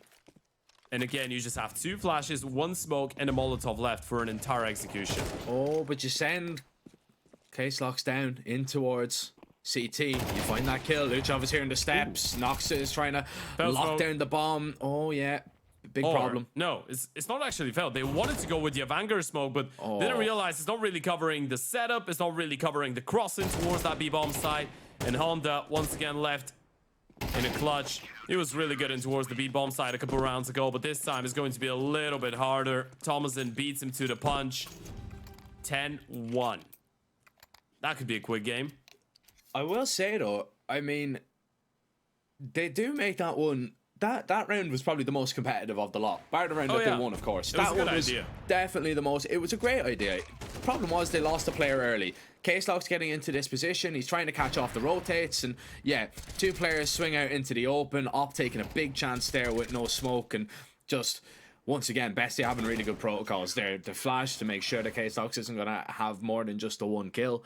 But Bestia, look, man, I think, you know, we can say about Vikings and their game plan maybe being a little bit off. Bestia's game plan has been on point, and they've really made themselves look like they are the dominant figure in this game. They are definitely the better team so far, and it's possibly an 11-1. It could be a really, really quick Dust 2. And then we go over onto Anubis, which is which was at one stage Bestia's best map. And this could really get away for Vikings in an elimination game. It's a lot faster though. And yeah, changing up the approach here from Vikings. Going to sprint up short. This is going to be heard every step of the way. You need to find this entry and get past Naz and Luchov. Molly burning knocks it down. As the brakes being pumped right now. Reelson needed not to drop that bomb. If he goes down, that's going to be a big problem. But he's trying to sell the fake. Bestia are rotating all the way away as Vikings...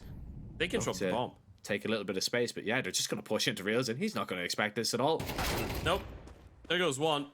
Didn't spot Noxy crossing towards lower, though. Noxy's going to hear the bomb running over. This is so awkward for the Opa right now. This is the best chance the Vikings have had to pick it up around in such a long time, but Marin picks up another one. Noxy knows, making his way over in towards short, not ready for the player in towards the back of the side, but there's a gap in the smoke. This is so dangerous. They're going to toss the bomb over. 50 seconds. You don't want to give him the fight. You don't want to keep jiggling. Whew. Walking on ice there, Reelson. Finally realizes he spotted him out. This should be a second on the board, surely.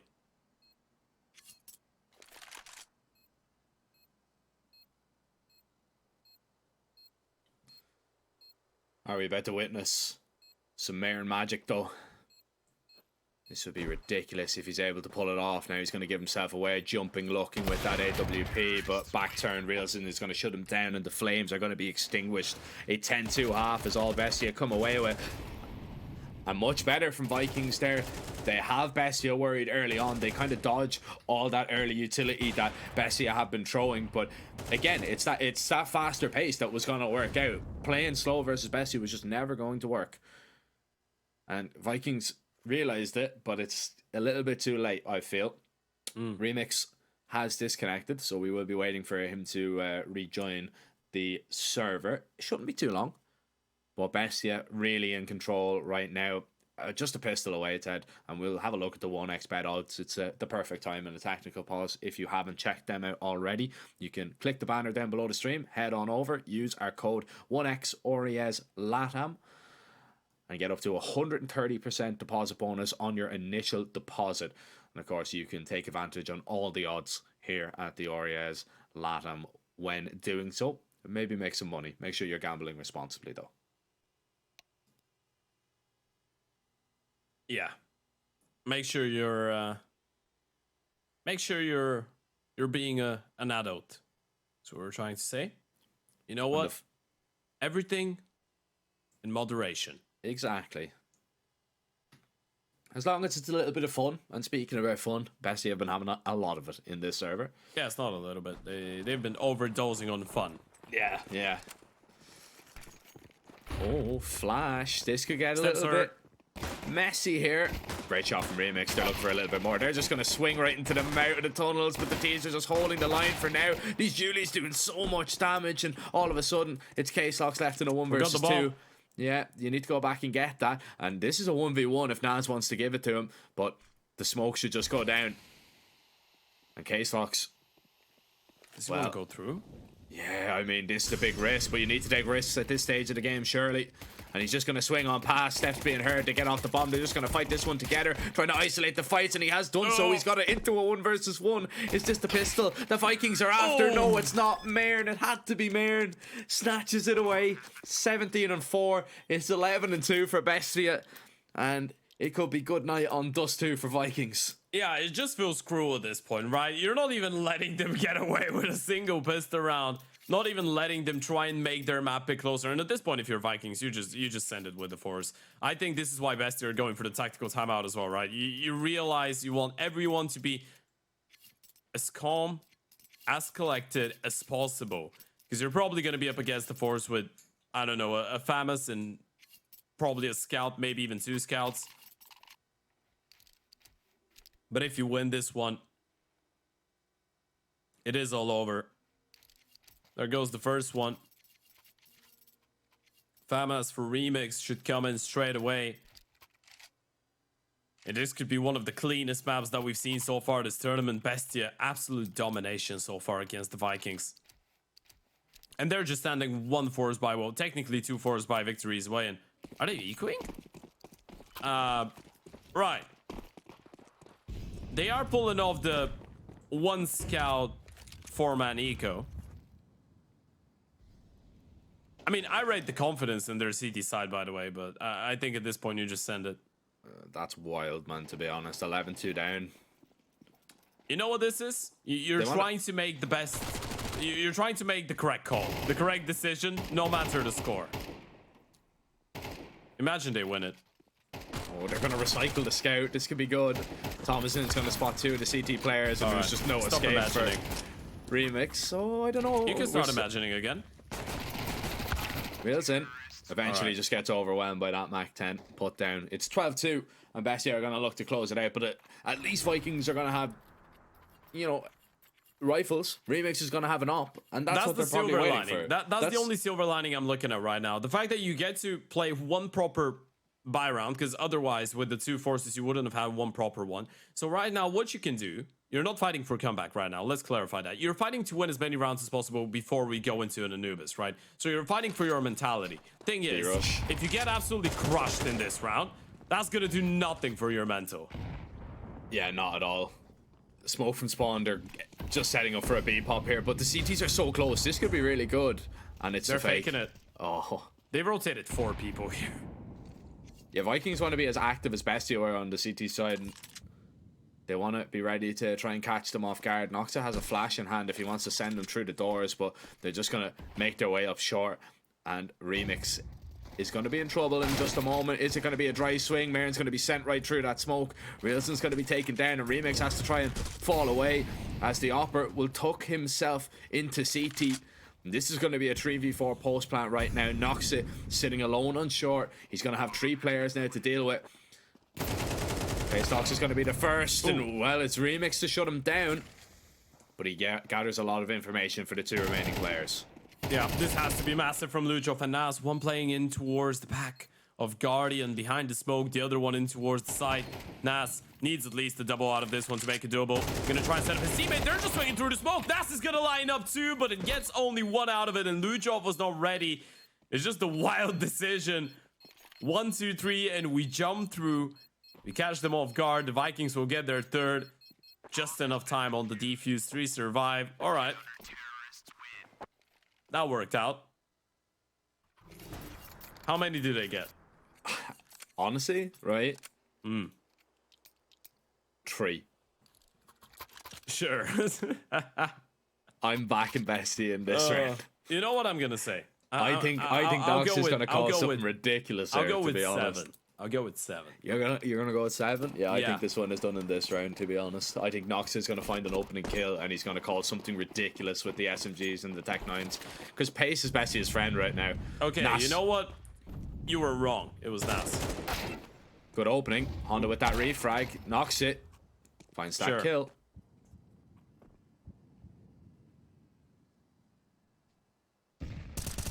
Vikings are going to be on the back foot here. Luchov, oh, you better get back, Wilson. He's going to run you down, and that MAC-10 is going to begin to spray it. Flash goes over high, JLK close to the smoke, and he's going to get blindsided surely by Thomason, but no, actually stands tall, survives for the minute. Here comes Clocks. Oh, there we go. Back into the round, and knocks it, thrown into a clutch. He hasn't moved from T-spawn for the whole round. I've missed Welcome us back too, to man. Dust 2, ladies and gentlemen. I've missed us too. Offers Nothing like and seeing spawn the for the Oper game. 1 minute on the clock. He's still in towards Dust 2. And this is a great reposition, by the way, from Vikings player. Yeah, that's going to be a free kill. Noxie's not ready for it. KS locks in the round. It's a good triple from him. Big round from JOK as well, in towards that B-bomb site. There's the replay. That was a 5 versus 3, by the way. No, not really a 5v3, a 4v3 for the T's. A 4v2 after the fact. There goes the double. Just swinging in from the mid doors. The 2 T's not really ready for it, and Bestia go for their final tactical timeout. It's a miracle that they've used all 3 of their tactical timeouts in a game that they're leading 12-4 in, by the way. Yeah, Shows so how seriously they're taking it. Well, they've called tactical timeouts. The first one was after they lost the first round. The second one was after they lost, I think, second round. It was after the second one was after they won the pistol of the second half. Oh, it was. Yeah. Excuse me. Usually I'm good for keeping track of them, but unfortunately not. Aging disagrees. Luchov is the only one that's going to purchase anything. He's going to be on a deal. So. I told you, man. Just look at him get 7 rounds here. Honda. Ooh. They're going to give them a run for their money. I hope so, man. I hope they make this a little bit more competitive. It's all about the comebacks. You know what? In order to do a comeback, you gotta lose a couple rounds. That's what they're really going for. They just want to make it look spectacular. Only the pistols on the other side. That should be a clean one. The ego out of the equation. Nas is still trying to pick this one up. We'll be able to do so. Dropped it over to Noct C.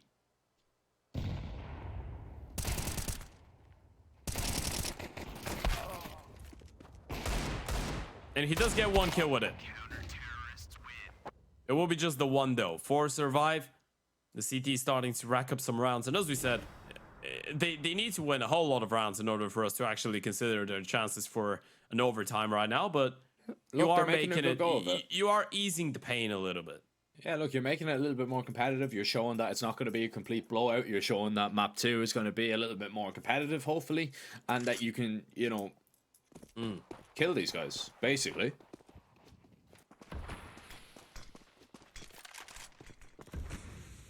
Honda, aggressive in the tunnels. Great opening.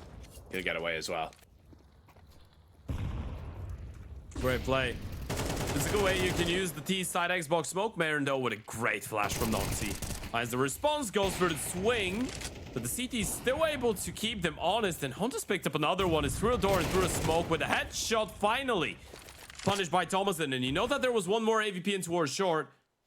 You know, KS Locks was in towards the long position, and he was quite aggressive with it. I believe they've heard a drop of Remix in towards CT spawn though. So now you're just looking for the long player. This could be the right call.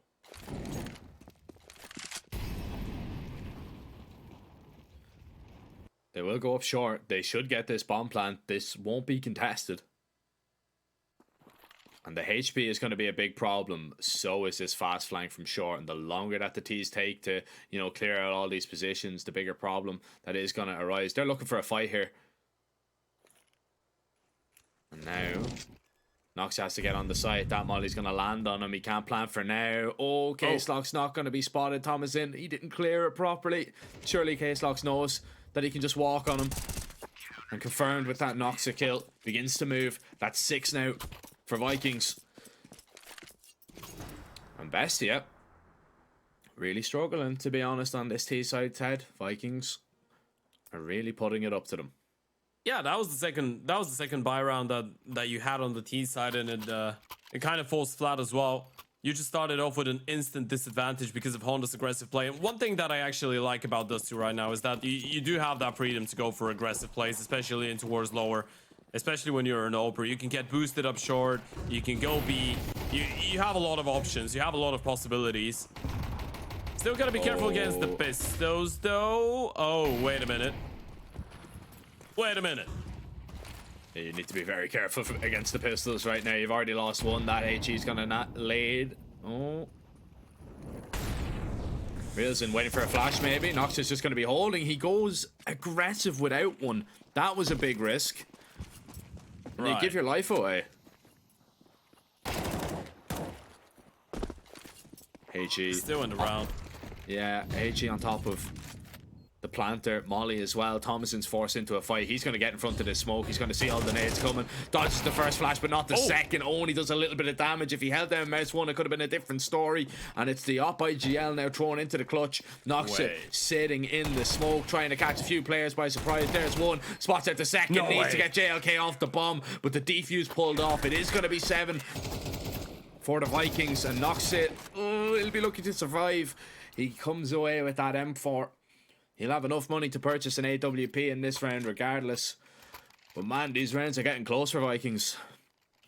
Whew. Yeah, that one was dangerous. I mean, it was just the Pistols. You would ideally have it a little bit cleaner, but you know what? At this point, you're just thinking about the rounds that you're putting on the board. It's just one after the other, boys. You could have lost this one 13-2. Now you find yourselves up at 7 rounds on the CT side. Derbido and Noxy gonna go aggressive in towards long. Give it a little bit of a wait. You want to make sure you're not just exposing yourself to an oper waiting inside of the Molotov. So good diligence shown by the CTs. Noxy doesn't find anything, and now going back in towards middle, you gotta start wondering whether Honda's gonna be posted on the angle, as that second orb has been looking really dangerous so far for Honda. Decides to give it away though. Honda's look great, to be fair. With an op, with an AK, anything that he's been picking up, he's really impressed me so far this game, and especially when Vikings weren't even picking up rounds, he was, you know, the only one doing damage. Now everybody seems to be getting into the swing of things on Vikings, and it's a whole lot better, because the reason that we were a little bit surprised that, you know, it was so dominant in the first half is because Vikings are full of very capable players, but just couldn't really get into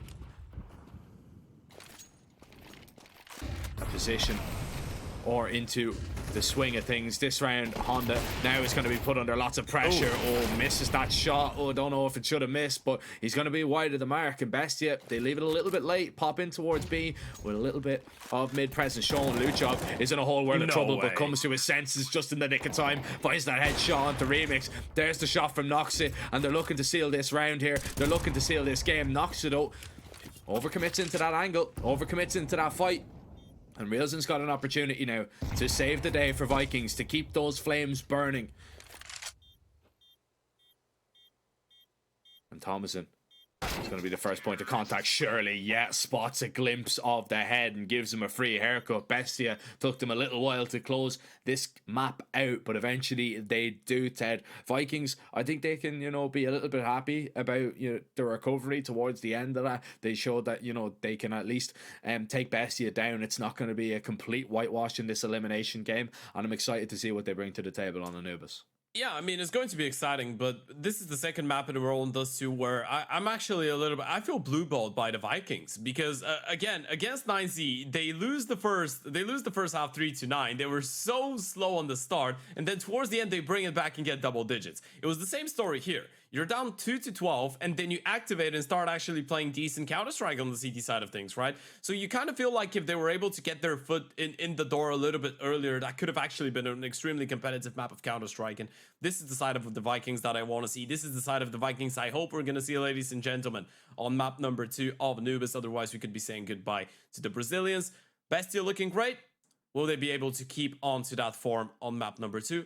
We're going to find out after the break.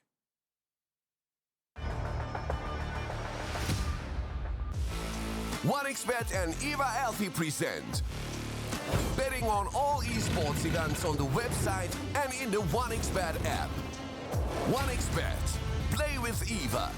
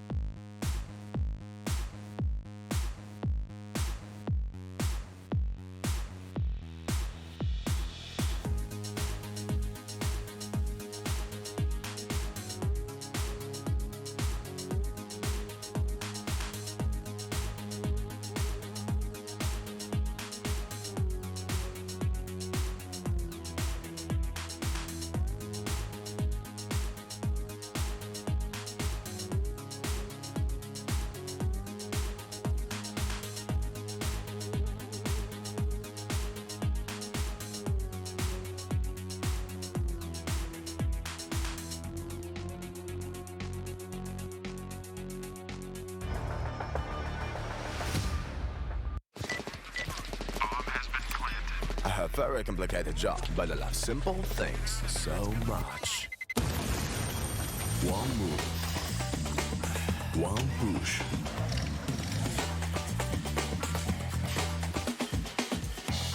One touch.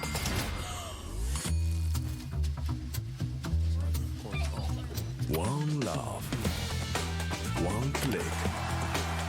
One XBet.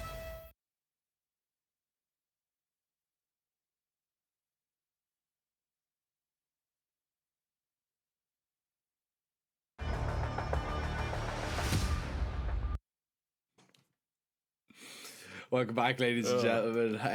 Yeah. Little bit of laugh and a joke during the break. Of course, Yep. we're getting mentally reset for this second map here, and that's exactly what Vikings are going to have to do. We're hoping that towards the end of the game, said that was enough of a reset because they managed to string a few rounds together. They did look a little bit more competitive, of course, after that first half being an absolute blowout. But looking towards Anubis, we were kind of saying that this was nailed on for Bestia. This was a map that they should win quite comfortably. And if they played the way that they played in that first half of Dust 2, I would completely agree. But if Vikings are able to, figure out what they want to do on that T side early on, put them under a little bit of pressure, then I think, honestly, we could have a little bit of a game on our hands. Yeah, I mean, we did see a couple promising things, right? We mentioned Honda's name. If you want to talk individuals, he was having a good game overall, even though it wasn't great in the first half, both with the rifle, especially with the AVP. Obviously, he's not the main opener of the team, but CT side does too. You would expect them to bring two of those, and he was doing a really good job, right? Being really mobile, just being everywhere on the map. This is what I'm expecting as well on the CT side of Anubis. T side of Anubis, though, I really hope that we see a little bit more flavor, and I'm gonna use that word that everyone loves so much, but by that I mean I want to see a bit of a bigger assortment coming in from the T side, right? You want to see a couple more ideas being thrown in. When something doesn't work out, try and switch things up a little bit, throw in a different approach. The most I guess the most critical we've been towards the team today on the T side was on that first map on Dust 2, and it was because it felt a little bit stagnated at times, right? It felt like it was too slow, and every single time they were trying to go with that slow approach on Dust 2, and it never really worked out, right? Bestia was every single time just mowing them down. So at times you could be a little bit starstruck, it could be a little bit of nerves, we never know. But going into Anubis, I just want to see a team that's playing free Counter-Strike, right? That's just trying to put their individuals in the best possible situations, and at times, even a team that is disrespecting Bestia. I feel like this is the game that you're going after. You're probably not going to be able to beat them, especially on a map like Anubis, if you're trying to play it by the book. If you make it a little bit crazier, though, it could work out for you. Yeah, I agree. I think a lot of people don't realize that as well, is that when you're coming up against a so-called better team, if you can just make it a little bit crazy sometimes, control chaos, that's usually where maybe they could cause a little bit of a problem. But I think if you're playing in the LATAM scene, you should be used to crazy by now. Luchov is realizing this is a crazy pistol and realizing he could be in a little bit of trouble. They're coming through the back door, Ted, and it's been left unlocked for the moment. Luchov trying to face. You've got 3 CTs here the Vikings are going to run into. This is a horrible crossfire, really, when you think about it. You're trying to jump up past him. Aaron's already mowed down 2. Remix eventually going to take him down. Thomason is going to fall. Vikings will gain control of the bomb site in a rather unorthodox manner, but Naz is already close by. Noxia coming through main, and Naz has already got 2 trapped on the site. JLK surely is not long for this world, and eventually will just get overwhelmed. It's a wonderful 3k from the Bestia new boy. It's Naz. Yeah, it's N-A-Z. 1 kill for each letter in the nickname, and yeah, he's seen enough today. That was a great play. I just want to rewind that pistol round, by the way. Not every single day you see a rush, a mid-rush into CT spawn in towards an A play. And the CTs were ready with the reaction, by the way. They had a proper crossfire setup in heaven to welcome that. It was a good reaction from Bestia, of course. Naz did have to go big there towards the end. Speaking of big, there's a big discrepancy between the odds here at 1xBet for this game. Of course, understandably so. As we said, Bestia has been I want to say a powerhouse on Anubis so far this year, even though recent form hasn't really been great for them, but especially towards the start of the calendar year, looking at January, February, even March results, taking down some big names. You're looking at Imperial, by the way. That's a big one. They've played Imperial 3 times so far in Anubis this year, and every single time they've been able to best them. which is a really good result. For those of you that are unaware, Imperial is quite a decent Anubis team.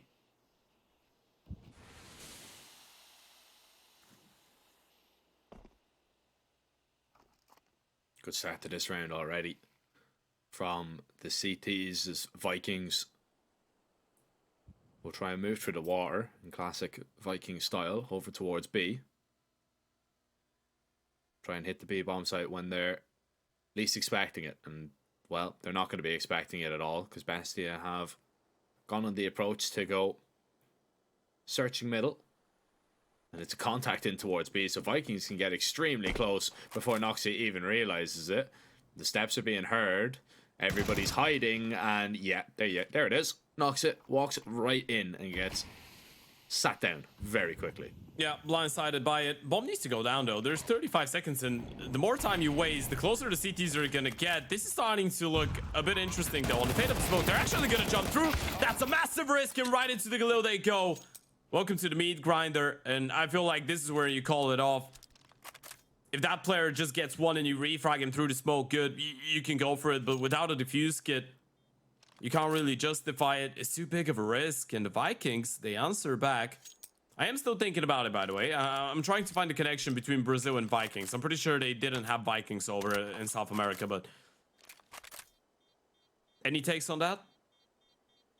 Any logic behind it? I have no idea. You know what? I'm trying to... Okay, I'm activating the creative sector in my brain right now. So this better be good. So, they've named themselves the Vikings because, like the Vikings did, they went out of their own region that at times felt too boring and poor for them in terms of potential development. They went over to Europe, like to Western Europe, and started stealing the spotlight away. That's what they want to do, right? They want to go big. They want to go international. That's why they named themselves the Vikings. There you go. I did a breakdown for you.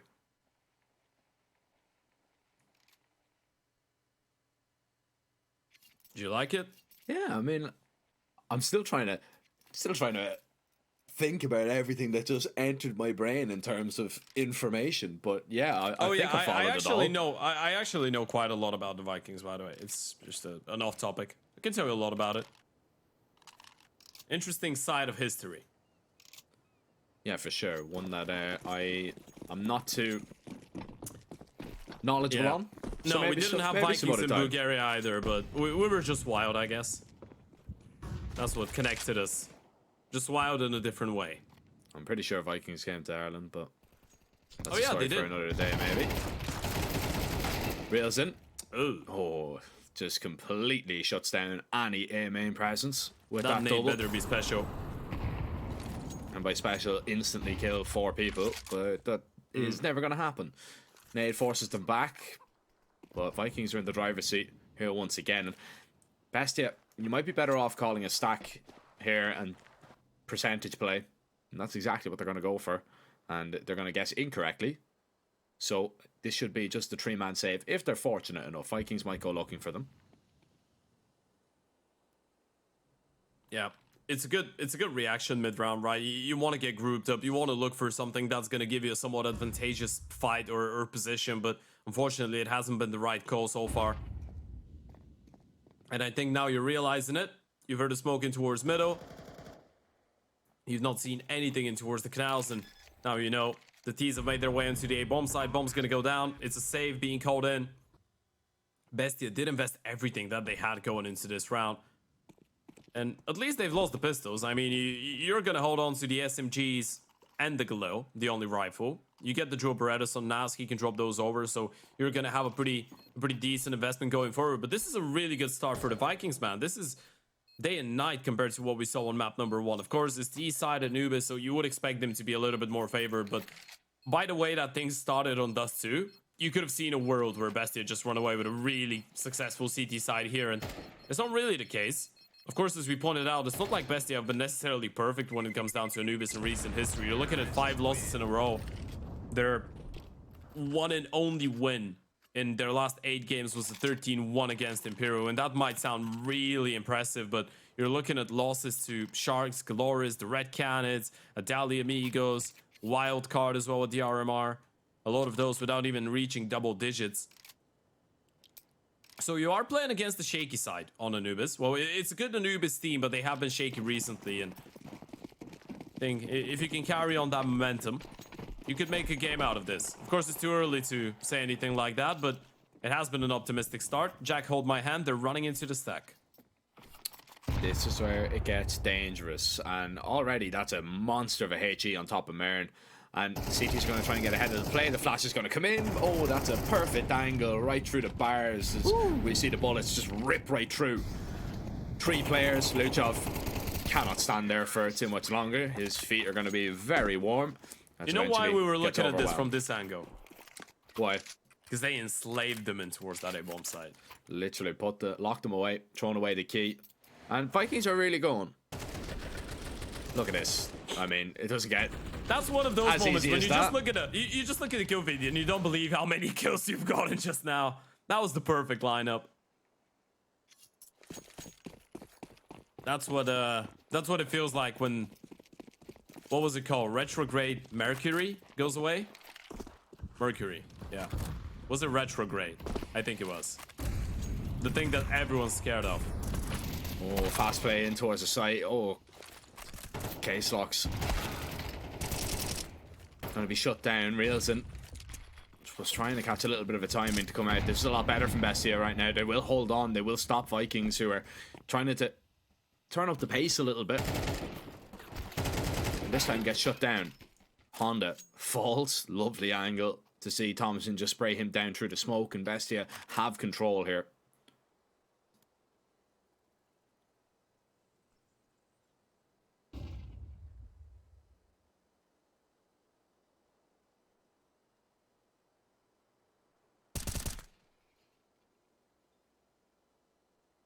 It's a lovely kill from JLK though.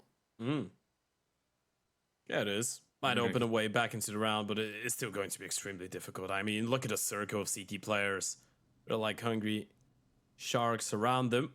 Remix. Oh, actually gets a 1-for-1, but I think the steps of the player dropping in towards CT actually lured him into a full sense of security. He thought he caught the timing, but unfortunately walks into Thomason, and yeah, it wasn't a 1-for-1. It was 2-for-1.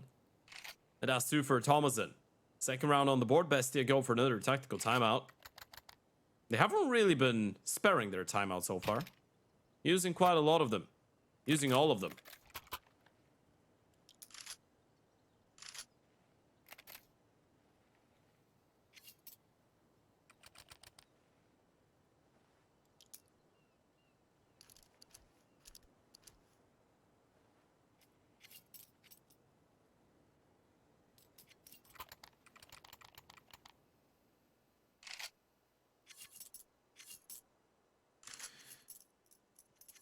Yeah, not afraid to take them for sure. There's a few teams in there, you know, that you see, especially when things aren't going their way, or you know they're not happy quite with something, and they just don't use them. It's one of my pet peeves for sure. But sometimes you can come run out of them, so you don't want to take them too early either. You really just want to take them when you need to use them.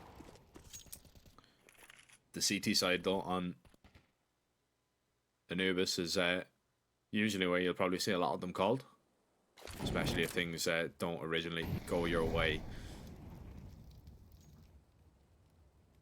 The Vikings playing this one a lot slower here. Bestia took control of Canals, gave it up though after a little while, and now Vikings will begin to move into position and force the CTs back.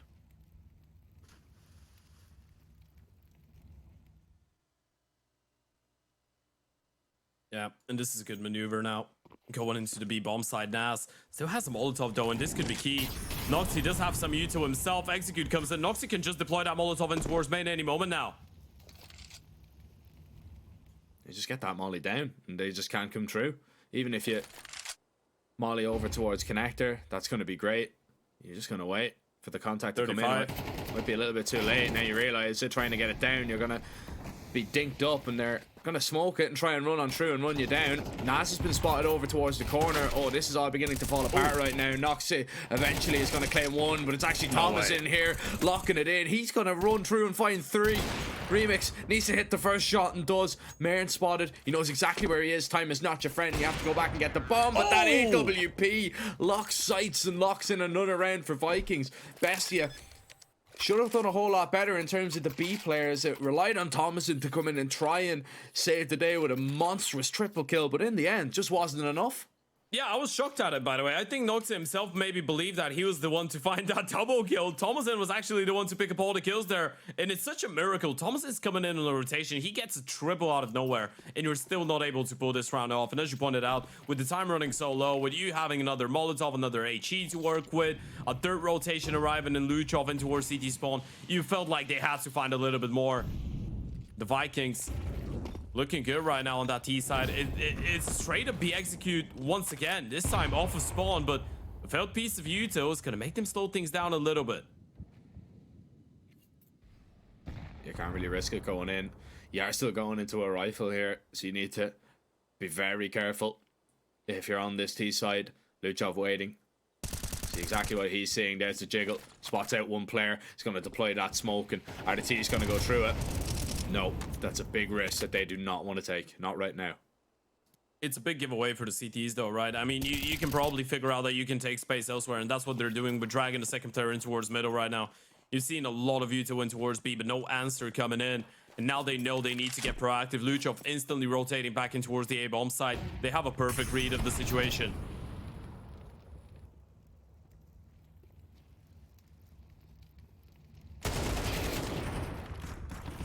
Up close, Thomason's going to be taken down. Bomb's going to be caught here. Oh, this is a big problem. Reelson has to try and get away. Nas is going to try and run him down. They've dropped the bomb here. Remix, he collects that frag, but what is it worth? You've 30 seconds and you have to go back and get this bomb. Look at where it's dropped as well. They can just back off. They can leave it there. 25 seconds. You can't pick it up and run in towards A right now. I mean, do you really feel like you're safe enough to do that? And Noxie's already rotating back. This is so uncomfortable. 15 seconds. You got to pick it up. It's going to be the sprint in towards the A-bomb side. It's going to be really close, though, and Noxie's already on the way in. Noxie can just send it through this smoke here and try and deny the bomb. Or is he going to risk it? He's going to try and run him down. What? There's the shot. Oh, that was ridiculous. We didn't even get to see it from his POV. And we might not get to see this one still go in the favor of Bestia. A 1 versus 2. There's the first, and Remix will clutch up. That's such a massive round for the Vikings there. It nearly all fell apart. Bestia trying to catch them sleeping, but Remix once again is the man to step up. You're just scratching your heads right now if you're Bestia. The amount of clutches that are just slipping through your fingertips. The 1 versus 1 in the previous round. The 2v1 this time around, and it was a 2v1 last time around as well. This is back-to-back 1v2 clutches for the Vikings, and your money is in the doldrums. Another tactical timeout coming up. You need to find some level of comfort. It's a 3 versus 5 that you make so close. It was such an effort from Noxie. Incredible shots across the board, but Remix just plays it perfectly. The moment that you get that insta headshot onto Nas, you just know this is an incredibly difficult shot for Noxie to hit. You just go for the straight up peak. It was so difficult for the Yoper to get comfortable. Not even speaking about landing the shot. Not even speaking about feeling like he had a chance going into it. A technical timeout. I really hope that no one has kicked their PC, by the way. The dash just up in the air. That's why I got a heavy desk. Yeah, so you can't flip it. You know what's the thing, by the way? Back in the day, my previous desk, it was the most Balkan thing that you're gonna see. It was one of those solid wood desks, but really solid wood. I'm not talking about the ones that you can buy from IKEA. I'm talking about a solid wood. So whenever I punched it, I think I punched it like 3 or 4 times. I nearly broke my hand every single time. So I just didn't punch my desk, and because of playing on a desk like that, I just don't have the habit of punching my desk anymore. Well, I've never had it because of it. Even though now I'm not with the same desk. I just don't have the habit of it because of how scary it was early on. Yeah, I'm just waiting for the time that monitors start punching back and devices in for the shock of his life. The revenge of AI. Yeah, literally. Imagine just Robots are coming. Yeah, he loses around, just hits the monitor. All of a sudden, you just see like a cartoon boxing glove just come out from behind the back of it and just Right. a right cross. It's like, yeah, it's not nice, is it? But he's finding Zen though, so. I wonder how long that It will sounds like last. part 3 of Space Jam. With Nikolai Reeds. And Bugs Bunny. Best yet. Back to just an eco. They can't quite believe how close they've been to a few of these rounds for sure. And it just hasn't gone their way at all. Vikings, their T side is bearing lots of fruits. Nats is going to be forced out because of that molly. He was the only one towards the B side of the map, and he was the man with the Zeus to maybe catch somebody by surprise. JLK in a little bit of trouble here. Doesn't have too much support. That's a great flash. He's completely blinded on the retreat. He's going to be caught, and nobody's even going to try and refrag that one. Honda spotted over towards mid. Oh, he's struggling to find this kill. That could go against him in a moment. Luchov might have caught a glimpse of him falling back. Bestia are going to at least give this one a look in. They could pick up a few kills here. Noxia, however, won't. Yeah, I mean, best case scenario, you're getting away with 2 guns out of this. You already have 1 AK. There's a second kill. It's going to be quite difficult to get your hands on this rifle, though. I'm There's a afraid. Zeus on the ground. Marin's got it. Yes, yes. I love this. You reckon someone... They could... Oh my goodness. Gracious Lord. They might try and exit towards Con. At least one of them. I mean, Lucho's picked up an AK-47. This is robbery. Okay, Marin doesn't get to use his use. That's sad. But this is a great eco, all things considered.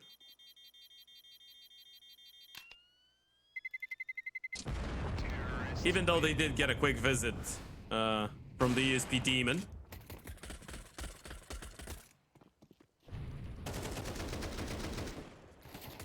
Yeah, that was pretty terrifying, to be honest. Money isn't even that great for Vikings, really, though. All things considered. I mean, look, they're potentially in store for a pretty big reset, and if Bestia win this round, there's a really big possibility that they get at least 5 on the CT side, which would be more than enough for a team like Bestia to work with. So this is still quite a dangerous game, even though Vikings, it would look like on paper they have quite a comfortable lead.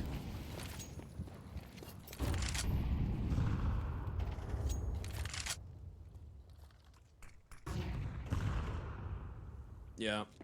I mean, it's a pretty similar conversation to the one that we had earlier today when we did watch Anubis in the first game. I don't want to say it's easy, but when you've seen the potential from a CT side team, you get 2 buy rounds in a row and you've already made a successful first half out of it when you already have to, right? You just need to get 4, potentially 5, and this is looking like a spectacular CT side already. Especially when you've been showing a lot of promising signs so far. So, yeah, this one, not quite over just yet. Especially with an opening kill going in favor of the CTs early on. And this reposition in towards middle with the setup might work out just perfectly for them. 45 seconds, and Vikings are going to need to make their move. And with that kill, eventually they will. Honda's going to peek it with a nade out. Thomason shuts down 2 of them, and that's the bomb dropped. And that's the round over. Bestia will reset the money of Vikings here. Something that I didn't even notice, that K-Stocks has 0 kills. The Vikings are 6-2 up. They're going to need him to he's a lucky man. They're going to need to see him start picking it up a little bit here. Because it's all well and good when you're winning, Ted, but when you're all of a sudden the game gets a little bit closer and you look and you see your teammate on 0 kills, then the questions start to arise.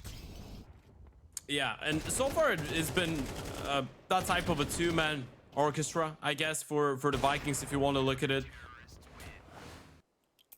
You look at Remix, he's been having a great game at 13-4. You look at Reels, and he's on 10-5. He's been having a great showing as well. And then KS Locks, Honda, and JOK just combining for 5 kills, all 3 of them.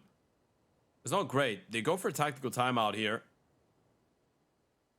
as we pointed out, money not really looking too comfortable on the T side. And this is a trap that you're going to get into, especially when you've won so many clutches. That's the thing. You're going to be happy with the amount of 1vx's that you've been able to come away with. But in the end of the day, Bestia, through their perspective, have come so close to picking up a round so many times. And they know your money is going to be in a precarious spot right now. So you're just up with a half bite, a potential AK. Yeah, it is present in the server. It's going to be a hero rifle on KS logs, but this is a great chance for Bestia to get up to 4 rounds and get 2 in a row, which is going to set them up really nicely in the money department as well. Spam does a lot of damage. That HE should seal the deal on 1. Maybe not. They reroute close towards the door, but right into that AK, and Thomason's got the support of Luchov and knocks it.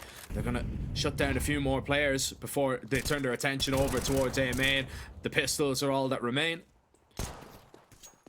One's dealt with, and Remix has to adjust his position, but it's going to go back into another rifle. Now he realizes he is indeed trapped. And it's just about where the peak is going to come from. Eventually, he will fall. Oh, spots out the op. Op is going to miss. It's a nice kill to find. He can still do some damage to the CTs. But that HE is going to seal the deal. Bestia with 4.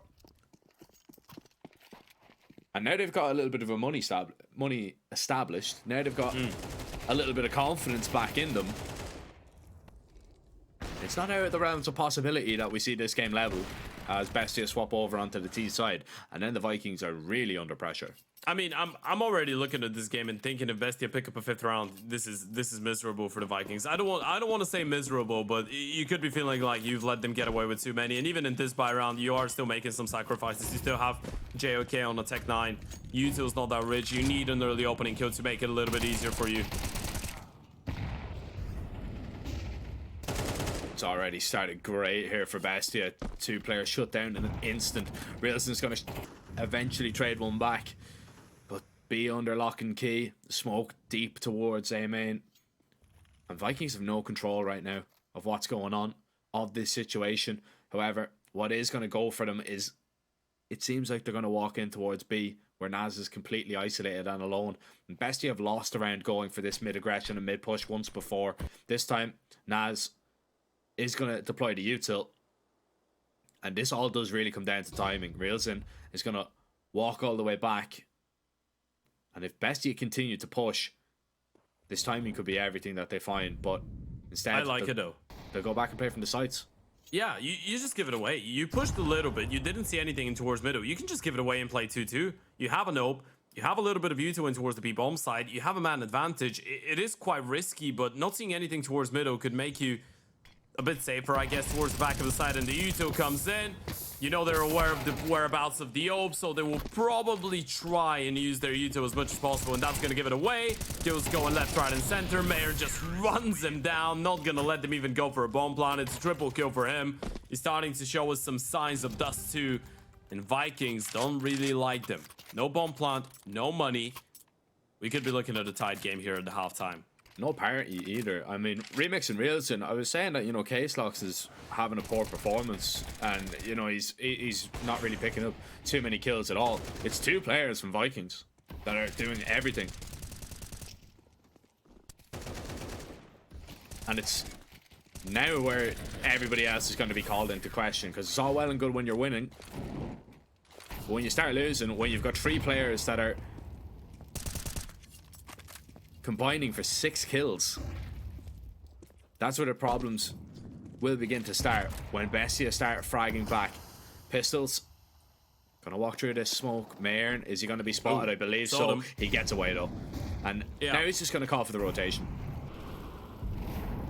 Util comes in. Oh, failed Molotov towards the back of the bomb site. That's going to make the clearance a little bit more hectic. It's going to give Mayern a potential second position that he can play from. Tech 9 is able to get up close and personal. Reelson finds one through the smoke. This is really scrappy. You need some kills. Damage is good, but the T's are still alive. Bomb's going to get planted. This one could be running out of control here for Bestia. Yeah, they don't have a grip on this one at all. Nade's being thrown over. The pistols are going to stay around. Oh, Nas doesn't realize how close he was. Eventually going to isolate a fight, but it's Reels in to strike through that smoke, and it's Vikings to at least get 7. They needed a little bit of a set piece. They needed some magic, and it's Reels once again that's going to deliver. He had an incredible half himself in Remix. Both of them 15 and 7 to close it out. And it's on 7 where they will start their CT side. They need to hope that Bestia don't bring their best on this T side. That this is still a very, very scary prospect. 1xBet have Bestia as clear favourites to take this one. Of course, take advantage of those odds. Click the banner down below the stream. Sign up using our code 1XORIES LATAM. And get up to 130% deposit bonus on your initial deposit. CT pistol, 1 flash, 2 sets of Julies. 1 set of utility on Noxa as Bestia will go searching for the pistol that could lead to the map and the series.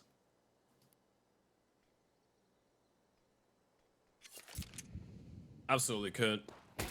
You're looking at 2 people combining for 30 kills. It's not going to be easy to make it work on the CT side unless they go huge in the pistol, and that's exactly what's going on. Everywhere you go, you're just running into Remix and Reels, and this is outrageous. This is 2 players combining for 34 kills, 13 rounds into the game. That's the definition of a hard carry. A lot of people have been asking who's going to carry the boats. I can give you an answer. It's those 2. They've been carrying that boat. They've been carrying the ship of the Vikings. Just some history, by the way. Viking ships, they used to be quite heavy back in the day.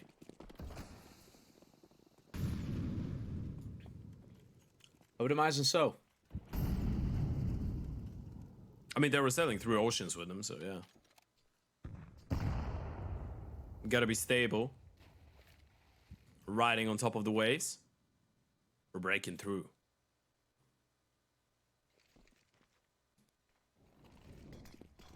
Hey, Pop. You need to be ready. Here come the pistols to try and get in your face. JLK gonna hold MS1 and hope that'll lead to some success. The T's are at least gaining a little bit of control. Okay, Remix, that's ridiculous. He gets away. Bomb plant should come in here from Bestia. There's nothing Vikings can do about this one. And Bestia can actually take a little bit of space. Noxa just going to make sure that his teammate is well equipped. Drops him over that SMG, gets him in a close position. It comes down to the timing here, and Naz is going to walk in to only claim 1. Noxa has this rifle though, no armor, so aim punch is going to be a massive factor, but not if he doesn't get hit. Unfortunately for him, he does. He gets overwhelmed. Bomb plant at least means that Bestia should have a pretty decent, you know, half bite coming into this next round. Yeah. I don't think they're going to risk going for the guns. You can put Nas on a heroic and just hop by everyone around him. Yeah.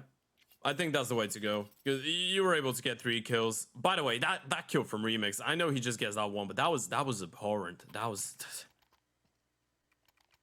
ugly. Nasty. Disgusting. Some of the kills that those 2 are getting right now. I mean, imagine a world where Remix and Reels in there are not having that type of a game. That map could have been over a long time ago, but they are having that type of a game, and so far they've been able to carry through their performance on the CT side as well. Bestia switching things up once again. This time is a quick B play. Very quick in towards the B bomb site. They'll try it this time around. Luchov lost K-Slocks, and K-Slocks lucky not to lose his life there. Bomb plant down. Vikings get set up. A 4v3 retake, Ted. This is still extremely doable, especially with only 3 Tech 9s on the other side for Bestia. And they want to get aggressive. They want to walk in to try and find Remix, and I like this. Remix is reading into it though. They split up for a minute. Oh, there's a rifle to play around with now. And Nox is just going to tuck himself into the corner. Time is not your friend here. If you're the CTs, especially with the Tech 9 staying alive, there's just not enough time here, and they're just going to be cut apart. Bestia, what a round that is. You were ready for the tempo in towards the A-bomb side, not quite ready for the tempo in towards B though. They just switch it up straight away. Mac 10s not even present. It was just the upgraded pistols, just the smokes, the flashes. And the CTs were trying to get aggressive in towards canals, right? They were trying to put a lot of emphasis in towards middle, canals, maybe the A-bomb side as well. This was the only thing that they didn't have to the back of their minds, and that was the play. A quick play in towards the B-bomb side. It all comes down to Nas just getting that kill in towards CT though. You gotta feel like it. The moment that he swings into a rifle, takes his head clean off the shoulders. It's down to a 3 versus 3, and from that point on, it felt like the round was already lost. Time running against them, and look at the buy right now. They have no choice, Jack. They had to go for everything that they had in the bank accounts, and it's not enough to net them more than one weapon different than a pistol. Yeah, but it looks like Bestia are just grouping up to try and go over towards B here. I don't think you play blindly into this. I mean, even if they want to throw in some nades, they just got to be careful about the mid-round aggression. I mean, the flash just knocks it completely blind there. Now you realize what's going on. Luchov has to try and get away, or at least just put up enough pressure that the bomb can get away safely, and Luchov is even finding the kills. And now you're thinking about going back to look. You're going to send Luchov in. Great flashbang and just great protocols there. Bestia will hold on, survive a little bit of a scare, and get that 7th round. Vikings money shattered from that. Yeah. Even if there wasn't a push from the Vikings, even if it was a straight up stack, I think in that situation the call for Bestia was throw in some early util towards B, let our players in towards middle and A try and walk in, and if they don't see anything, we can run it back, because you know you're going to be playing up against the force buy. They haven't really spotted anything aggressive towards the other side of the map, so you're kind of throwing the diversion, but still being on high alert for a potential push. As you said, great protocols. Mayern. Ooh. That's scary. There's a double, a triple, a 4K, and an ace. That's one of the quickest aces. Nice. Tasty. Perfect for Mayern. Great stuff. That's how you want those rounds to be. Nice and quick and easy and simple. Every single time I'm put in that situation, I just get triple dinked. Yeah, I just panic. No, I don't even panic. I mean, I'm chill, but I just die a calm man. What can I say?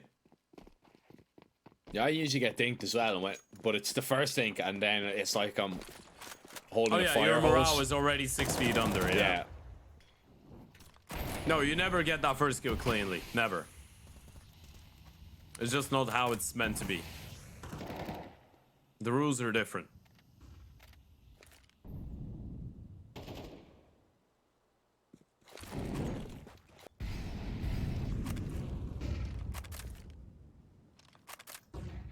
Early util, pushing the CTs back from middle. Looks like this is a bit of a protocol here for the T side, but they've given it away straight up, and Honda taking the initiative. This is massive. The T's don't realize that the CTs have all the presence in the world in towards middle, and if they're quick enough to make the read, they should have a third player in towards the B-bomb side before the hit comes in.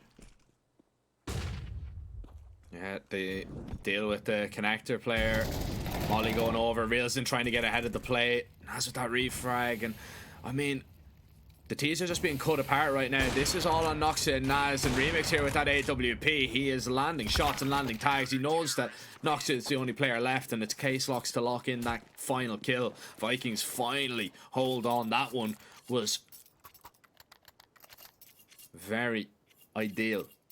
You stop Bestia before they get just too close. If it gets to within 1 round, if it gets leveled up, then they've got real problems on the horizon. But right now, still looking in control for the moment. But we know how good Bestia have been on this T side. I'd say in my book, Bestia look in control, by the way. I don't want to I don't want to disrespect the fact. I know it could be an awkward thing to say considering the Vikings are up ahead, but I think the previous one was maybe the first one in which I actually felt a level of comfort there for the Vikings. Other than that, Bestia have looked pretty comfortable on that T side, but as you pointed out, this round is quite important. If you're able to get up to 11, potentially 12, then you're playing a completely different game. And you need the other pieces to wake up around Remix and Reelson, which they have been doing on a couple of different occasions. Reelson actually pushes through the Molotov. He's crazy. Yeah, Luchov just wasn't ready for that. Reelson, he's going to try and get away. Noxie will not allow that. Not on his watch. That shouldn't be legal. I mean, you can't get away after deciding to get ahead of the Molotov there. No, not I mean, at not all. even getting ahead of it. He pushed through it. Luchov, I mean, he was very unfortunate not to have his gun up in time. He just got caught in a horrible timing. It's going to be the A commit here. Molly's over. Honda not going to be flushed out from the back of the side. Perfect timing for him to peek. He's low HP. Eventually will fall. JLK, he's been spotted. They know that there's at least one player over towards the heaven, and Noxa, he's just going to try and lock it in as the bomb is going to be planted. Bestia, they do have control of this site, but for how long can they hold it? Smoke is going to fade. Oh, Nads goes down. Thomason in a fight with a lot of players, tries to get away and leaves a lot of pressure onto the Opper. The IGL needs to step up. It is. If he gets away safely, blinded, goes for the peek, and the Opper still thinks he's at the pillar. Knocks it. He hits the shot, gets it down into a 1v1. But Remix has been perfect so far this game. Noxa gonna try and bait out the peak, waiting, jiggling. Remix is gonna miss, and Noxa knows that it's all up to him. He's hearing the steps. He knows he's won it, and he's gonna hit the flick as well. Remix, you might be having a good game, but Noxa just better this time around. Chef's kiss from Nocte. That was absolutely beautiful. That's outstanding. What a clutch from the IGL. A 1 versus 3 to potentially break the spirits over the Vikings. And it's one of the top performances on the other side of things. Look at that. The defense was standing tall. They tried to get aggressive, didn't feel comfortable towards the back of the side. Noxie just isolating the fights perfectly, and it was a little bit of miscommunication. Remix didn't realize Noxie had repositioned already. He gets away with a free kill that he shouldn't have been getting, and the jiggles were absolutely perfect. Plays with the nerves of him. Remix might have been playing a great map of Counter-Strike, but when it comes down to the clutch, you can just spot the experience. You can spot the nerves. You're looking at 31 years of Counter-Strike experience. Excellence. Well, he hasn't technically been playing Counter-Strike for 31, but you get the point. And this is so vital. You break the economy, you break the morale, and you probably finally break even. We should be looking at a leveled up game after this one.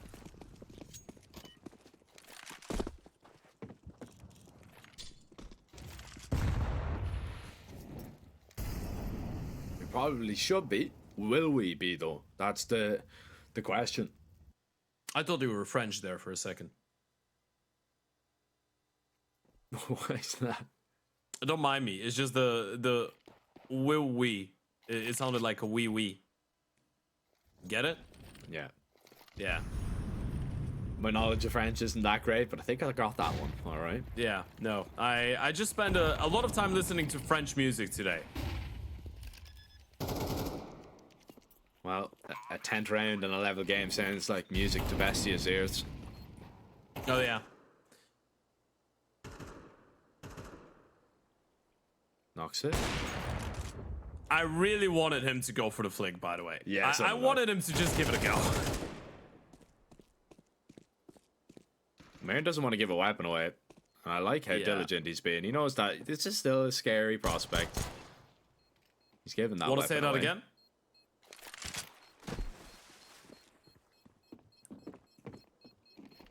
And Honda, surely he's going to be cleared out now. He could find maybe one more. But no, that doesn't happen. Reelson is the closest player now to go searching for a rifle. He won't get there.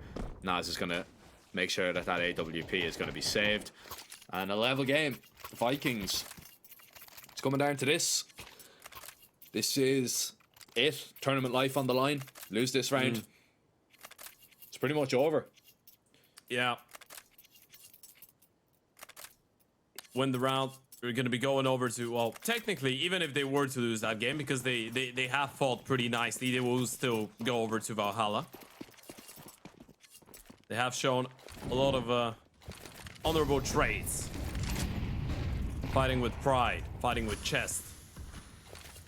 They would ideally want to stay alive for a little bit longer, though. Stick around in Midgard. An awful spawn code though from the T's, a straight up B split, and there's only 2 CTs around that. Now Honda's in a good position to rotate back, but he hasn't really seen anything to make him justify it. Through the smoke they go. Not ready for Reelson, and he knows there's a second player in there. He's gonna push through. Oh, Lucho doesn't realize though Reelson's around behind him. Now they know he's here. Can they deal with him? Thomason with that double. Oh, they've got the control of this site now. Oh, Noxie, you need to be so careful. But they know JLK is there. Seen him. Yeah. They're still deciding which way to go. What's and Nox going is on? saying, yeah, we're going to be... They don't know which way they're going at all. But now they've realized, yeah, no, we're going to eventually go over towards this B site. Bomb doesn't have to cross in front of Remix so they can get this down for free. Noxie doesn't even need to peek into this. Honda's mollied once again. And one more for good measure. That's 3 mollies that Honda has seen land in front of him. Yeah, and Nox he's not gonna get to play. Just waiting. It's a flash. Oh. He doesn't commit. And the HE Honda is just a receiver of nades in this round.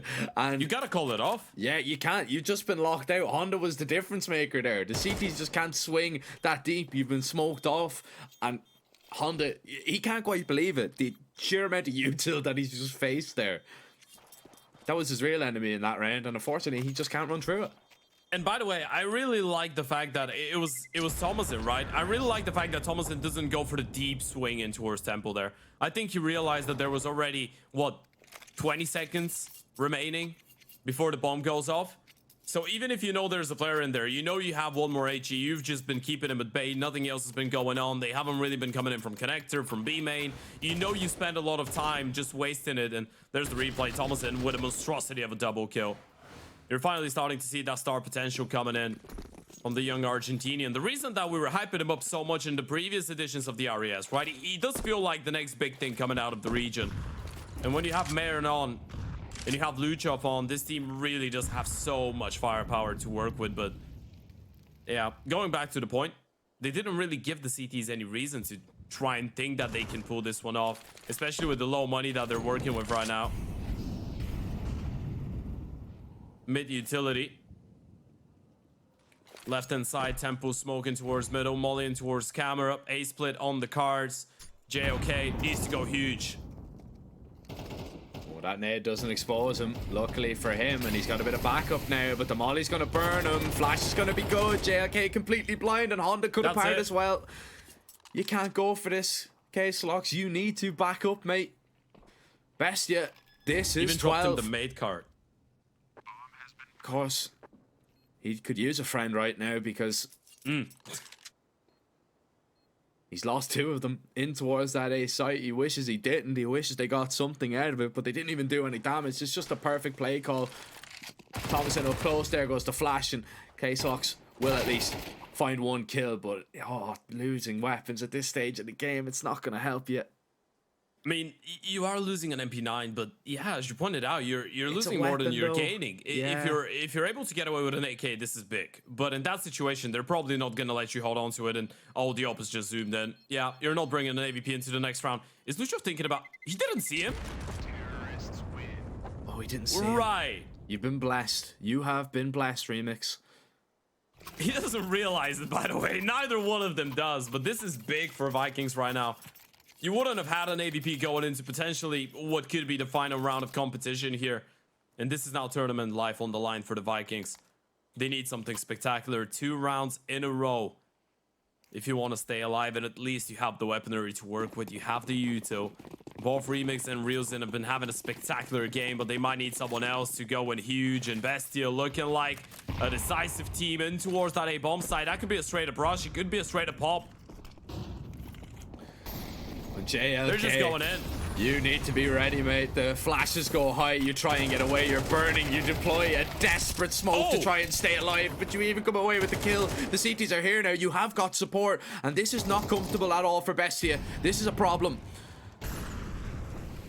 On the site, getting your smokes up, trying to get that bomb down, but still, it's just absolute carnage over towards A. Eventually, the dust is going to settle. That smoke is going to fade, and Marin, he's looking for that double. Not going to be able to find it, but Thomason with the trade, a much-needed one, gets it into a 2v2. And would you look who's on the other side for Vikings? Remix and Realzin, it's been all them so far this game, and it needs to be all them once again. Remix pivots with the shot. AWP connects, and Realzin shuts down Noxta. Vikings have been saved, and it's their star players to do it once again. The heroes that they needed, keep them alive. Thomason is punching his monitor right now. I know we made that joke so many times, but he just made a step unintentionally in towards heaven. He faded the smoke perfectly. The Oper wasn't looking towards him, but he steps. The Oper just turned around. That was supposed to be a free kill for Thomason in the end of the game. Instead, the Vikings stay alive, and it's such a ballsy call for Bestia. They straight up send it over as an A rush. It ends up being a 3 versus 5 that they still turn around and get down to the 2v2. just not enough. There you go again. Round number 24, 1 away from safety. But then you look at the other camp, it's 1 away from overtime. Honda, you want to make sure you don't go down early on, and it's boost coming up on the other side. Noxy, is he going to be ready? Oh. Glitched up, and they've lost the teammate because of it. Marin is fuming right now. They were fumbling around with that boost for so long. Yeah, and they and get it punished. wasn't a glitch, by the way. Just correcting myself. They did fail it. The player just that was failed it. on the bottom Yep. just fell down. Yep. When the smoke faded, it was up for way too long. Even so, Honda was going to be holding for a Thomason. This is everything. You're alone here. You're holding for the aggression. 2 players walking in. Thomason just gets completely overwhelmed, and the FAMAS is the one to deal the finishing blow to him. Are we about to see an overtime on Anubis? A 3v5. This would be the round of all rounds if Bestia are able to convert this one in regulation.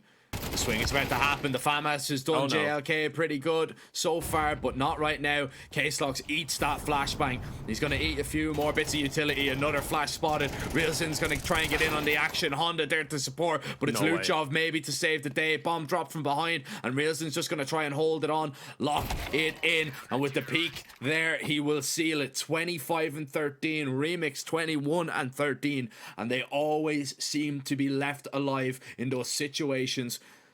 To hold on, to keep Vikings in the event, but it's still not job done just yet. Bestia have plenty of chances.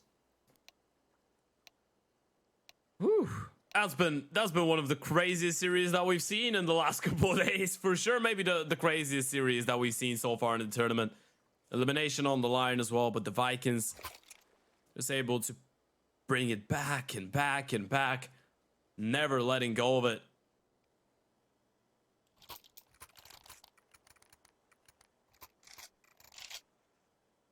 And Bestie on the other side, you could have felt like you had to close it out in regulation, and now you need to make it work in OT.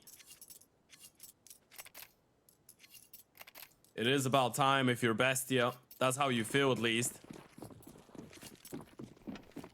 But we've seen a remarkable performance from Reelson right now. Arguably, himself and Remix, the most experienced on the team of the Vikings. Just carrying the boats. And Noxy on the other side hasn't really been able to pack a punch in the last couple rounds. Back to the A-bomb side they go, and Remix once again waiting. Ready to receive them. Flash, gonna take him off the angle, so he will receive some support. A Molotov in exchange, but they get ahead of it, and Luchov's gonna shut him down. Honda trying to dodge the flashes. He's going to catch a glimpse and catch a few more flashes before he has to just give this up and back away. Good counter utility just to make sure that they don't scale any closer. Nate opened the smoke. Doesn't really see all that much. Doesn't even want to see all that much. Ooh, Luchov's gun barrel. It's going to be spotted. But Naz is there close with him. This is where it gets difficult. Honda's still completely alone. JLK is going to try and swing out. They're going to try and clear Luchov out of this position. Again, the gun barrel is going to be seen. Pre-fire there from Honda, but the T's still are holding on. K-Slox and Reelson realize that this one is just too far gone. You have to call it a day here. Smoked off. Reelson going to try and lock off the exits to at least do some damage, but Bestia are winning the round regardless. They'll strike first in OT. Knocks it. Is going to fall. And Reelson's going to look for a little bit more damage before he tries to scamper away, and he will claim all 3 of them. Can save the op, but not the round. Yeah, at this point, exit kills don't really mean anything, though. I mean, it just means that Reelson is going to be able to carry on an AK going into the next round, which I guess is a good enough bonus, but in the context of the economy of the T side, doesn't really make that big of a difference. Even if you end up losing this round with 0-5 going down, it's still a pretty convincing way to pick up the first one in OT for Bestia. And that's what could make the difference in the end of the day. You want to get as many rounds as possible on that T side. You want to get 2 at bare minimum, and if you get away with 3, then you're in a great spot. A lot of A rounds in the last couple, so switching things up a little bit, and they go back to the B split, but Remix opens things up through the smoke. And it's the Opera on the other side. It's an Oxid to fall. Marin is crossed, and does Remix realize it? Yes, he does. Locking in 2 quick kills. Reels in. Gonna be gifted one from Luchov. The Vikings are back level. Unless Nals and Thomason produce something special. It's a great setup. Honda making contact. Swing's gonna come in. Oh, actually a little bit late. At least CS2 is able to get one drop. Not really spotted out. That's a great play by Thomason. And wait a second. If you get down to a 1vx and you can choose one player to leave in that type of a situation from Bestia, you'd pick Thomason. 2 kills already. Quickly repositioning in towards middle. Already finding 2 kills here. Shutting down a connector player. You can make an educated guess that the Oper is still going to be in towards that B-bomb side. The only uncertainty right now, the only unknown, is the whereabouts of JOK in towards that A-bomb side. And Thomason thinking about sending it back in towards that B-bomb side. 30 seconds to work with, and he's going to go around the world through CT spawn. And this is a big decision. He's just wasting time right now. He doesn't know it, but Remix is playing this one tucked in towards the connector. Thomason has a smoke, has a molly, has a nade. He can smoke off the bomb site, plant it inside of it. Molly in towards connector. He can secure a lot of those angles for himself. There goes the smoke. There goes the plant. 8 seconds on it. Remix. Not gonna give it a go. Bomb will get planted. Step made. Thomason heard it. Molotov to buy some time. And actually, both CTs coming in from the same position. That's gonna give him enough time to get into a comfortable post plant. Surely they read into it though. Surely they know exactly where he's going to come from. Has to try and get ahead of the play here. Thomason has to try and find the first kill, but Remix will not allow it. Oh, I thought he made an absolute misplay there. Faking out the steps. Just making any steps in general. Showing Thomason of his whereabouts. But even getting that round into a winnable situation, we have to take our hat off to Thomason there. Remix, though, perfect once again. Reels and finding kills as well, where he really needed them. This is beautiful. This little jump across Reelson with the molly out, trying to force him out of that corner. And it's a level game. Who's going to have this advantage going into this second half? Bestia need to find a way to neutralize Reelson and Remix. Easier said than done. And look at this aggression over towards middle. Honda didn't clear the corner. That's a big problem. Luchov's going to shut him down. Marin is going to strike. They get 1 kill in retaliation, but it won't matter. Marin has claimed 2. Case-Locks in this corner could maybe be a nasty surprise that Haven't seen him. the T's aren't waiting for. Knocks it. He gets blindsided. Marin needs to find his kill. This is absolutely massive right now, and he will do exactly that. Remix left in a 1 versus 3. The op in hand. The no-scope is going to miss, and Bestia the better in that first half. Yeah, finally you're able to come on top of it, and it all falls down to Mayer with a triple kill, right? They just go for a straight up aggressive play out the bat. This is the first time we've seen that type of mid aggression so far in this game, and you throw that in the final round of the first half of OT. It's a good moment to go for a call like that, but Bestia was just ready. Flashes were great from the CTs, but both Marin and Thomason and Luchov in great positions to react to it. 14-13. You felt like they needed 2 rounds on the T side though. Both teams able to get away with 7-5 T halves in regulation. Moving into the CT side, Bestia with 14. Looking good, but it's not too dire for the Vikings. I wouldn't be feeling too bad if I'm working with 13. You were still able to get 1. You'd expect them to be a lot more comfortable now that they get to be on the offensive side of things. Question is, will Remix and Reelson keep on finding that impact that they were in regulation? Because Remix, even on the CT side, by the way, he was ahead of the play for the T so many times. Every single time, it felt like he was just positioned perfectly to deny the opening pick from Noxy. And it's a little bit harder to find your impact on the T side as an Opera on this map. Still not impossible, though. He was doing hell of a job in regulation. I guess just needs to do it again. Sounds simple. Sounds simple, but if you cool off, that's where the problems are going to begin to come.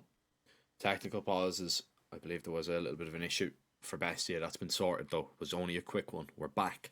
And Bestia's CT side needs to hold up if they want to close this one out right now. They have the advantage.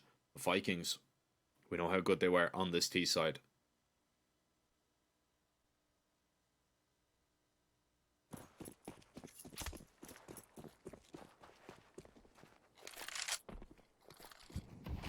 Aggression towards mid here. Or an aggressive stance, at least. They'd open the smoke. That could be the perfect counter. They're going to try and walk in. Noxie gets that refrag at least. That's a big one. But a wonderful opening for Honda. And we always say it about 4v4's head. They're going to favor the T side. Yeah, heavily. Depending on the call right now for Bestia, right? You need to get proactive. You either push for information or you run a stack. It could be really discomfortable to just play a 2-2 setup in towards A and B, and that's the read. They're reading into a B play. It's not the right one, though. Thomason is going to stick around towards middle, just waiting to play a bit more reactively on the back of what the T's are going to try and throw at them, but the Vikings have plenty of time to work with Nas. Getting a bit uncomfortable. We start moving in towards the connector area. Molotov spotted. Doesn't want to let them get that piece off the map, and this is good counter util for now. At least keeping them at bay, and the Vikings not really making a decision on where they want to go yet. They're just exploring their options. Yeah, but this is what went against the Vikings on the T side of Dust 2. Remember, when they struggle to make up their mind, that's where the problems begin to arise. But it's the CTs that move first. Nas is going to fall and leave Nox in a horrible position where he has to hightail it and run it all the way back. He's trying to get away to safety here. He's just spotted out towards the back of the site, but Nox hits that first shot, looking for the second, in towards A main, and Case-Lox is going to lock him in, lock sights, and find that kill. Bombs planted. Thomason spotted by JLK. He's not even going to take the fight. It's still doable for the CTs though. Mayern in a position that if he finds the dink, if he finds the damage, there's a chance, but Vikings are going to hold on. 14-14, they slow it down. Bestia go looking for that information, don't like what they see, and give up that B-bomb site. That's actually fairly unfortunate for men there, because Thomason just went through the smoke and got that kill onto the Oper. If he did that maybe 1/10 of the second earlier, Marin would have been left in a 1 versus 1, because the second player had his back turned against him or towards him. So yeah, that was actually quite a close one. Could have been really competitive there. Still, 14-14, we're leveled up. This time, no early aggression coming in from the CT side and towards middle. Just a little bit of util for Thomason to keep them at bay. And the T's taking their time. A heavy lean in towards mid, though. You gotta feel like they will try and contest that part of the map, but Noxie will rotate over, so Bestia do have a lot of bodies in towards it. Noxie finds that first kill. Thomason close to the door. It's such a ridiculous angle that he gets away with. And the kill, lovely angles from our reserver as we see Bestia ultimately lose that fight towards middle, but win the fight everywhere else, and they're winning the fight on numbers right now. Nas is waiting to receive Case-Lox right through that smoke, and Remix, it's down to him once again. Bestia are looking for 15. They're looking for that map and series point, and they're on it right now. Just one away. All they need to do is hold one more time on their defense, and the Vikings are sent packing. That off angle, by the way. This is wow. That's nasty. It is a disgusting one to be playing up against, especially in overtime. You just don't expect the rifle to be playing there. That's a rifle with a lot of confidence.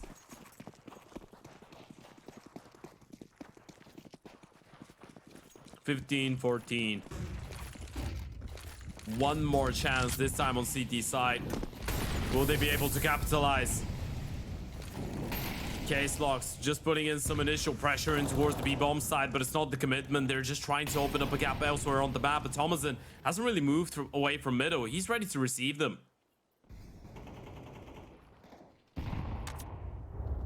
Comes back for a reload. Still a smoke up. They haven't committed fully through. Noxa is the first player to fall. Reelson looking for a little bit more, but Nas is going to shut him down. Mayern gets aggressive, and Thomason has to come back now. That was the A player. Thomason has to hightail it on over, but they know he's going to swing right on through. They'll molly him off, and it's a big risk if he wants to go by. Nas trying to catch them, but won't be able to. The CTs need to get into position here. They've been beaten to the punch, though. Out on this bomb site. Honda already up close. The bomb is going to be planted, and this is a 2v4 that would be absolutely out of this world if the CTs are able to convert. Remix is tagged down low, and all of a sudden Nas finds that kill. It's down to a 2v2. This is extremely doable. Case-Lox on the site, JLK over towards main, and these players have struggled for any kind of form at all, but that kill might just seal it. Nas worried about his flank, no idea about Case-Lox on the site, and we reload. We go again, back-to-back OTs. Oh my goodness. The amount of times that this one felt like it should have been over, but the Vikings still keep on fighting. This is a spectacular one. Simply put, impressive from the Vikings. Not really willing to give this one. Not really willing to let it go. Remix and Ryuzen combining for 56 kills at this point, but it feels like everyone else is starting to wake up slowly.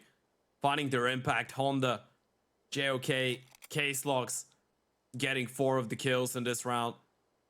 And Bestia miss a third chance to qualify for that deciding matchup of Group D. This one keeps on going. Let me remind you, ladies and gentlemen, the Vikings are actually fighting for a third map here. They're not even fighting to knock Bestia out of the competition. This is just them trying to survive here in the series. Trying to take us to another map. Bestia, though, on the other hand, the magical number is 19. And you're eliminating your opponent. Remix, looking for an early opening. Gonna be wayward with the shot this time around. It would have been a great one to pick up, though.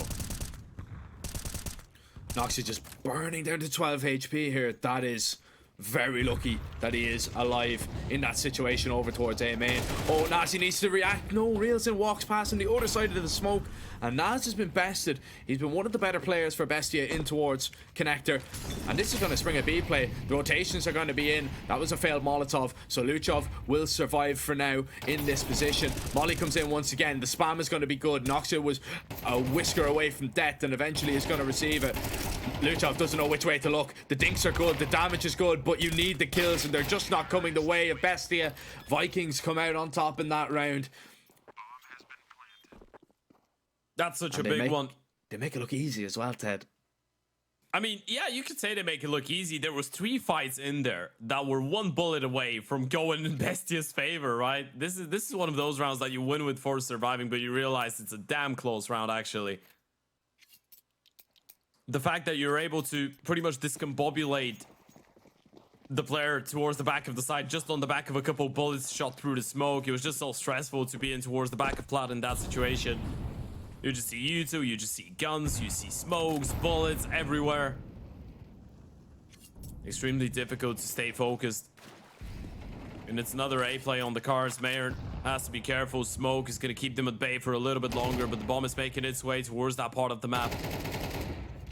And if you're Bestia, you're just looking after 1 round here on the CT side. If you get it early on, if you're going to be in a position to even contest 2 rounds on the defense, that would be great. But the Vikings are looking strong right now.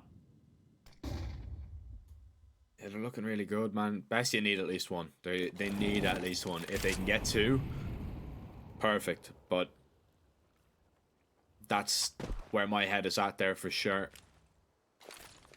A triple main push. Remix stops the first. Noxia gets that refrag. JLK burns his Molotov. You spot that presence, though. It really makes you think whether you want to commit towards that A bomb side, because you know that there's going to be 2 more players at bare minimum, but you don't really have the choice. That's where you've sent all your players. You've put all your eggs into that 1 basket, and there's going to be quick rotations. Yes, Thomason is alone as of right now, but both Noxia and Luchov are up close in towards middle. You've no Molly to get him out of this position, and Thomason's just going to swing. He's going to spot that information, but Bestia have nobody here. They've given that one away. Thomason just gets aggressive, looking for that information, maybe not expecting to see the players there. And Bestia now go for this retake from 3 different positions. It's 1v1 fights that they need to win. There's the first one. Luchov is going to get that one into his back pocket. Nox is going to fall. Luchov is the man that is finding all the impact in the important moments right now for Bestia. As Case Locks knows where one's coming from, no idea where Naz is. Luchov goes in for that information. Now the steps are being heard. He knows exactly where Naz is. The headshot will do. The headshot will have to do, but he needs to find it dancing around the box as Case Locks comes out on top. And Bestia, once again, when it comes down to the clutch, quite simply, they're just not good enough to get Vikings out of the positions. Yeah, try and count the 1vx situations that have gone in Vikings' way. You're gonna be caught up with the numbers. It's just too large of a number to count. Every single 1vx situation feels like it's going in favor of the T's right now and towards that A-bomb side. Even when they're on the CT side as well, by the way. So many clutches. And if you're best, you're just kicking yourselves right now. You've been making so many right calls. You've been keeping yourselves competitive in so many rounds that you probably shouldn't have been able to. You need at least one on the CT side. And when this is a good start from Mayer. An opening kill, failed Molotov on the side of the T's. He's gonna keep the CT side at bay, but this is much more like it. You feel like they deserve to get at least 16. They do, man. Finally, though, you see a little bit of life early on from Bestia. They managed to stop Vikings. Now, they just need to make sure that they hold on to this, because it's still a dangerous round, and it's ridiculous to say that it's a 3v5 and Vikings still have a chance. They still have an opportunity to actually take this. Man, in a nice position. I might be good for the one, but once he falls, Thomason has no fast rotates at all, and Vikings aren't even committing right now. Yeah, taking their time, and this is going to allow Bestia to get much more comfortable. They've completely left the B bomb side. Noxy now realizing he doesn't really need to do so. He can just let his teammates clear out middle, and that's going to give them so much information. You're not going to get faked out by that presence in towards B for sure. It's just going to be one Molotov. Noxy just wants to make sure he doesn't go down. This is the fight.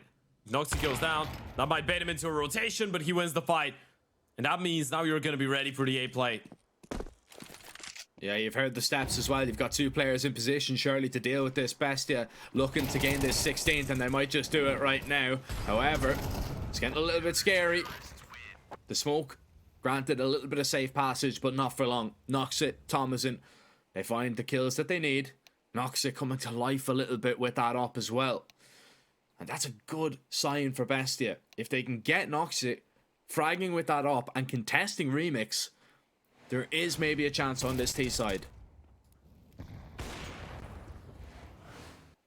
Could be. Again, the same conversation that we had at the end of the first half of overtime. It really does depend which team picks up the first round of the second half, right? If the T's pick it up, then suddenly you're looking at a favored game for Bestia.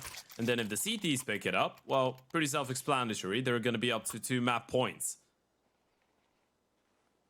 Could be the real difference maker, though. Remix was doing a really good job towards the end of that CT side for the Vikings in both regulation and OT to just be as proactive as possible and every single time be ahead of the play. Positioned really nicely to get an early advantage for them. Is he going to be able to do it again?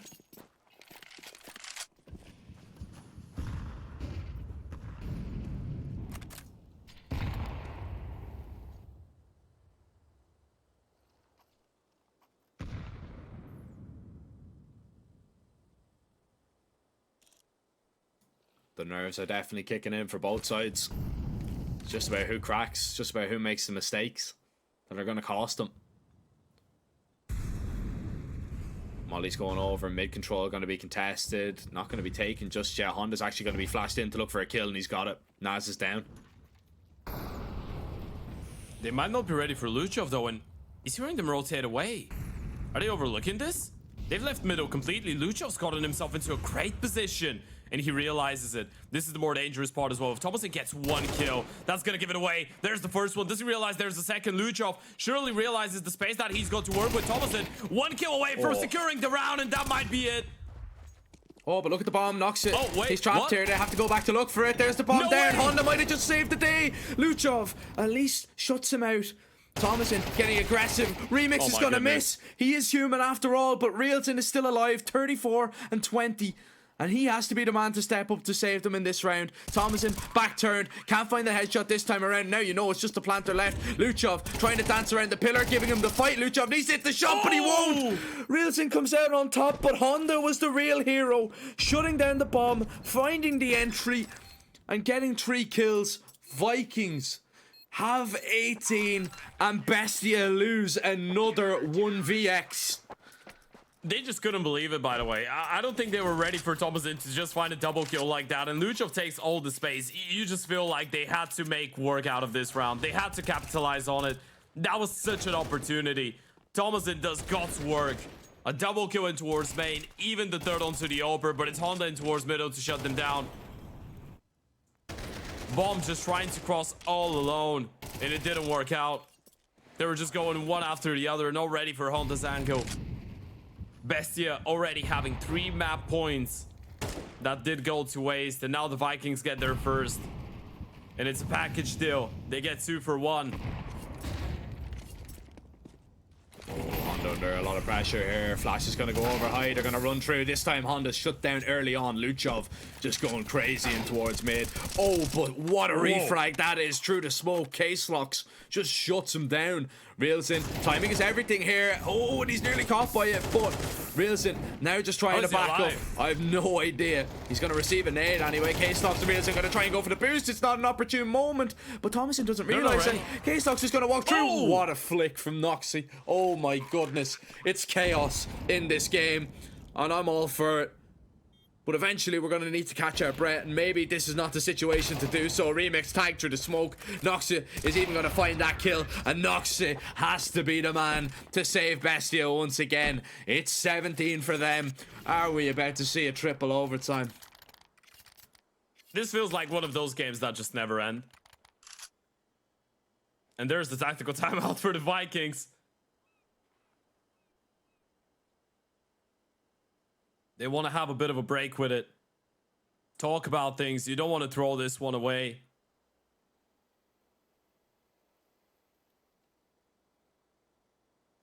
You don't want to let them just get onto 18-18. You feel like you were finally in a position to close it out, and it just slips right through your fingertips. One more chance. One more opportunity. You take it or you leave it, and we go again. Could be going into OT number 3. Bestie on the T side just need one to force one more. Vikings need the same amount of rounds to take us to a third and final map. Nuke right around the corner. Does it go to it though? Con smoke in play. Early Utah went towards the B-bomb side and in towards middle, but the mid wall could be in play here. We're probably going to see a boost.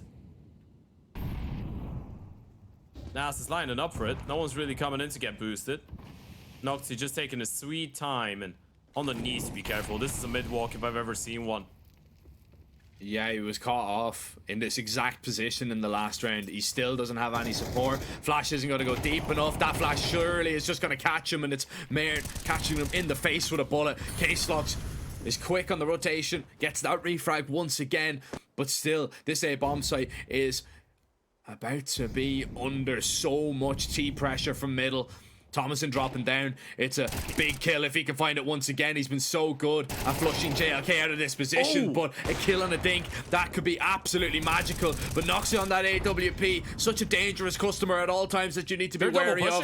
Yeah, they're looking for this frag, they're looking for this fight, and why not? They need to find it. Just a 1 versus 2 for Reelson. Does he realize it? Now he does. He hears it every step of the way. Reelson. Did they realize? No, surely not. He can drop the bomb. No way. They have no clue. They're not ready for it.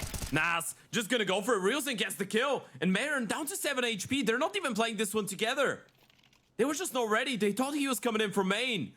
Maybe a miscalm there, but Reelson is gonna start making his way out.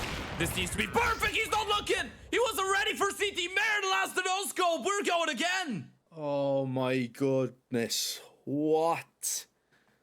He's played it so well, and finally, look, I'm happy for Bestia because finally they win a 1vx situation. All of those 1vxs just seem to be going against them. They nearly misplay massively though and hand it back to Vikings. Oh my goodness, Reelson. He is gonna be fuming with himself that he's let that one slip. But he probably can't believe the position that Marin is in there with that AWP. Can't believe that they're not playing that one together.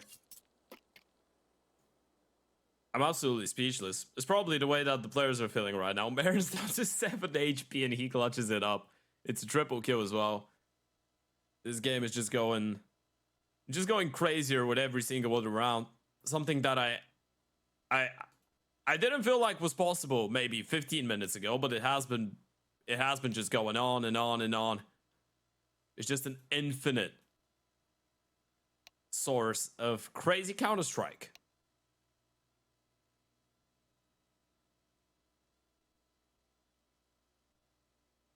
Welcome to the madness, ladies and gentlemen. Population, me, you, and Jack. And production. We're all in the same limbo.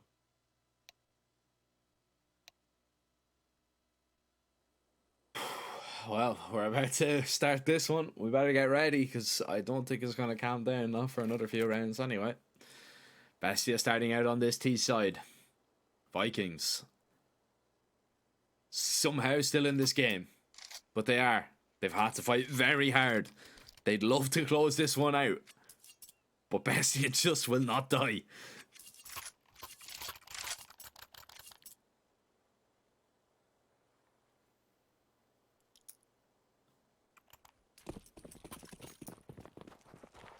$18-18. We go again. It's the crazy hat, and both those teams have been able to pull out an insane amount of rabbits out of it. Molotov from Honda started off. Of course, he's not really getting contested in towards middle, so it is all right. He's gonna clear it out, but it is looking like a straight up round in towards the A-bomb side from Bestia right now, trying to keep it simple. Yeah, they've been exploiting middle a lot. Now this time around, they're gonna look to make their way in towards A. There's a big gap in that smoke that Thomason can lurk around if they want. The execute's gonna be thrown in anyway. JLK is forced off the site here. You cannot go through that. That's a big no-no. This is gonna be a retake if I've ever seen one, a 5v5 one.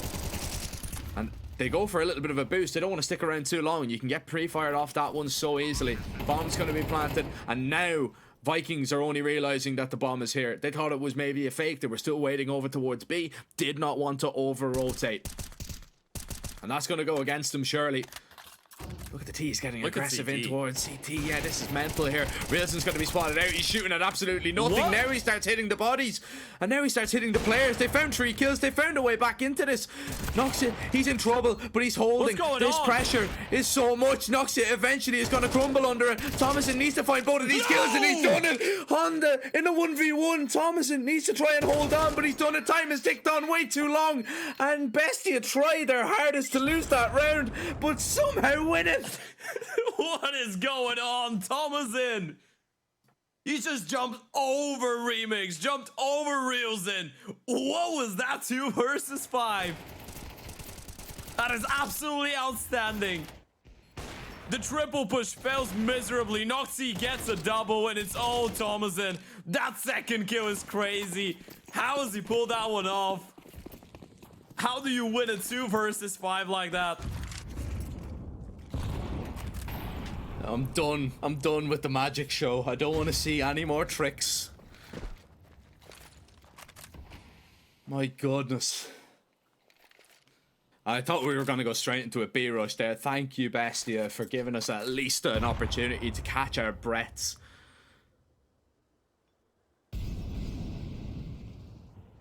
My goodness. It's a small advantage. Naz, with a Mach 10 of all weapons, he wants to go very quick when he drops down into canals here. If he does. This B split could be lovely. That's if they're going for it, but still, it's up for debate what they want to do. Mid-round aggression. Oh, drop from middle. Mach 10 actually does find a kill here. And this is so awkward. You've just spotted the Mach 10 in round 2 of overtime. And you're surely thinking, what did they intend to really do with it? A 1-for-1, 40 seconds though. This is probably the slowest round we've seen from Bestia in a long time. And it's the mid walk in towards JOK, but the Molotov in towards B. Gonna make them occupied. Oh, this is such a risky reposition. It's all about the timing. Ope is gonna walk in, misses the first shot. Thomason goes down though. And now you know your player's been exposed. Oh, Luchov just runs right in on his own. You know, K-Slox is in the back line. You're trying to drop down and head over towards B. Noxit might be caught with the bomb. This is going to be a big problem. K-Slox is going to take his time to line it up, and that kill is going to be enough. Bomb in hand, Noxit. Oh, see you later. Waving at him. Running by, and eventually on is going to shut him down. It was a little sketch moment. Sprinting across, a little what's up, brother, and then putting the bomb down. How did he get a plant? I have no idea. I mean, thank God the plant doesn't really make a difference, right? It is whatever for the T's, but if he had more time, that's the reason he commits to the plant as well. There was 7 seconds or so. If he had like 30 seconds there and the player misses the shots with the M4, you better believe Noxy's going for that kill, and then you have a 1 versus 3 that's pretty legitimate. Still though, You get that one round on the CT side that you feel like you absolutely need it. 1xBet still heavily favoring Bestia to actually run away with this one. From that point on, it's all up to the Vikings. Are they going to be able to get 2 rounds on the CT side? Neither team has been able to do that so far in OT. It could be the big game changer that they're after. Could be the thing to give you that unfair advantage going into the second half. A B play on the cards, and a lot of Util coming in from the T's, but only 2 CTs to defend. Oh, it's a good flash. Wilson's going to get very close. The trade needed to come in. Case-Locks falls, and those 2 defenders have just been instantly dealt with, and only 1 frag in return.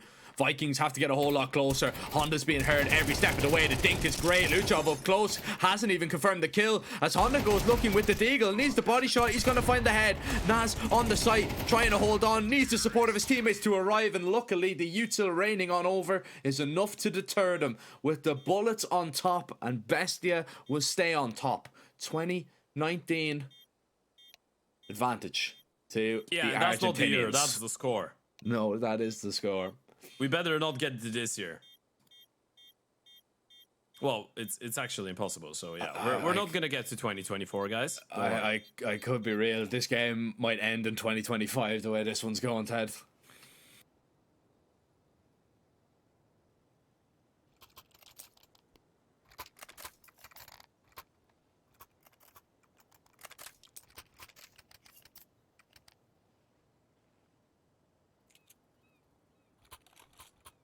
Might as well. Again, we get 2 rounds on the T side and 1 on the CT. We've seen that one before, folks. We've seen it a couple times. We either get a flawless T side from the Vikings, a great CT side from Bestia, or we go once again. Aggression, though, from the CTs. Deep Util. Molly in towards the stairs, smoking towards carpets, and Marin's gonna get into an aggressive angle. You need to take your time clearing those out, but Marin will give it away. Steps being made on the way out, but at least you've kept the T's at bay for the start of this. Main issue is you've utilized a lot of your grenades going into this round for Bestia. You're not going to be left with too much smokes and mollies until the end of the round, so you kind of have to find an opening kill here in order to feel comfortable.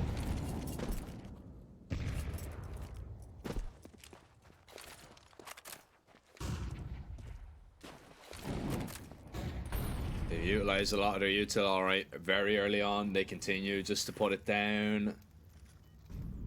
They have just one Molotov left. Yeah. And that's over towards B. And actually, it's Naz with it in his hand, so he's just going to get this one down surely in a moment as soon as he feels any pressure from Rielsen. But Bestia know that this could be a play over towards the A side. They've just seen one molly. Luchov is in a position that maybe he can do damage to Honda. Honda's not ready. Rico. Yeah. And now the A-walk is about to happen. The A-run is about to happen. You have 20 seconds to get in on the site. The bomb needs to find this kill. If you're Case-Locks, this is everything. Remix needs to get a little bit closer to try and help him. And the op is going to miss his chance. Rielsen on his way back at least deals with Luchov. Bomb is going to be planted here. And Bestia are going to have to try and retake together. Swinging out onto the site. A 1-for-1. Not really going to do too much damage to Bestia's chances. But that one might. A missed opportunity with the op. Rielsen tries to line them up. But the refrag needed from Nas. And Bestia will strike better. 21-19. They are 1 round away from finally sinking that ship that the Vikings are on. Finally, another clutch going in favor of Bestia as well, right? They've won 2 in a row now, and you're starting to feel like fate knows his job at this point. Nas standing tall in the 1 versus 1. It would have been too much. Rielsen on 43 kills already. He's been a hero and a half, but it might not be enough for them. They need to do what Bestia did, win 2 in a row on the T side in order to stay alive. Of course, it is the T, not the CT, but Bestia get 2 more chances to close it out. That's 5 in total. If they miss out on them. Ooh, a whisker away from an opening kill, but at least you do the damage. Oh, he's going back for more, is he? Wanted to try and confirm that kill. That was a big risk Spotted. if he goes for that peek. Do they know? Yeah, they know at least one player's here. Nox is going to try and get a whole lot closer. They're going to take this fight here. They want That's the to bomb. just get this one done with sheer brute force. And it might just be reels and refragged out. It's down to JLK. Vikings, his first endeavor in Team CS at this level. And this clutch to keep them alive. In the event, they fought so hard, Ted, to try and get Anubis over the line. Their opening map just didn't go to plan. But now, the stage is set for this young man. And it would be a little bit greedy to think that he could pull it off. But if he does, he will already be a hero to this organization. But he won't even get past the first man. Naz shuts him down. And Bestia just better today. Just, I say that, just. Yeah, just a little bit. I mean, with a thin margin, that was one of the craziest matchups we've seen so far in the tournament. I'm not going to lie. And I want to say commiserations to the Vikings, especially after the Dusty. We were wondering what would have happened, what could have happened had they actually put a little bit more gas, I guess, in the game early on in the first couple rounds, in the first half on Dust 2. Well, there's your answer. They were competitive from start to finish on Anubis, and I actually feel a little bit bad for them. In the same time, though, Bestia didn't play a bad game of Counter-Strike. On map number 1, the better team by far. On map number 2, a lot of clutches not going their way, a lot of close situations being stolen away from the Brazilians, but in the end of the day, we did get what we expected. This is the group of the 2 Alls, Jack, where you had to see a single 3-mapper in Group D, and Bestia will be waiting for the loser of 9Z and the Sharks. And if you're either 9Z or the Sharks, and you've just seen what Bestia can do under pressure, you are a little bit worried. You don't want to be going down that lower bracket. You want to get the first train towards the playoffs. You don't really want to be fighting in the back there. But yeah, what a game, man. That was crazy. Yeah, mate. I don't know how my voice is going to be for tomorrow when we're back covering this, but we'll have to wait and see. There was a lot of screaming going on, and that was probably one of the most enjoyable games that we've witnessed. Both the elimination games delivering for sure, but this one done in 2, unlike any other. The rest of them all went to 3. We still have got 2 more games on offer though, Ted. We are looking at, of course, the advancement matches from both Group C and D. C first. Come and see Red Canids versus Team Solid, and then 9Z taking on Shart is going to be the last game of the day. It's going to be Yumi and Tea Time taking over from myself and yourself, Ted. So it's been our pleasure, ladies and gentlemen. We hope you enjoyed the show. We hope you enjoyed the games. Congratulations to both of the teams that survived, and commiserations to both that were eliminated. We've got around, I want to say, a 15-minute break, or maybe a 25-minute break. Actually, I think it's closer to 25 before the pregame does go live. I was going to say a question about the mathematics right there. Yeah, 25 yeah. sounds about right. Look, me trying to add up all those overtimes and all those games, my head is a little bit all over the place, so you'll have to forgive me for that one. But yeah, 25 minutes and the pregame will be going live for that Red Canids game. Make sure to join Yumi and Tea Time for that one, and we will see you in a little bit. Hello, son. Hi, Mom. Pretty girl. This is Eva. Nice to meet you. Thank you very much. Your dad's just making his favourite dinner. It's duck. Come on inside. They're all probably too gruesome to tell you while you're eating at the table. How's your food? Is everything okay? Good, good.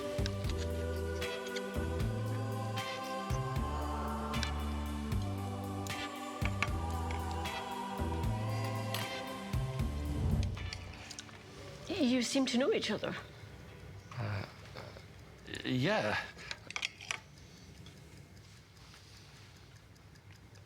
This is the new ambassador for 1xBet. Oh, I see.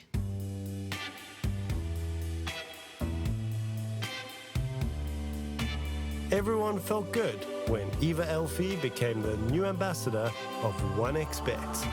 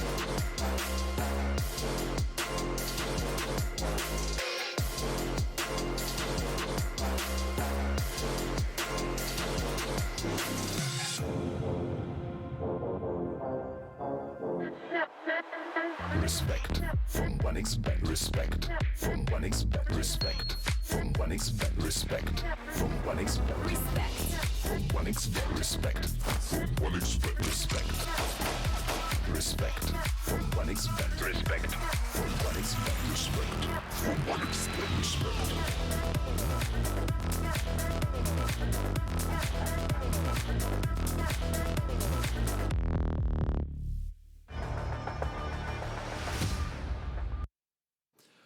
Welcome back to the RES LATAM Series number 4. I'm T-Time, joined by Michael Yumi Cassidy as we head over into the upper bracket side of things in Groups C and maybe later on D as well.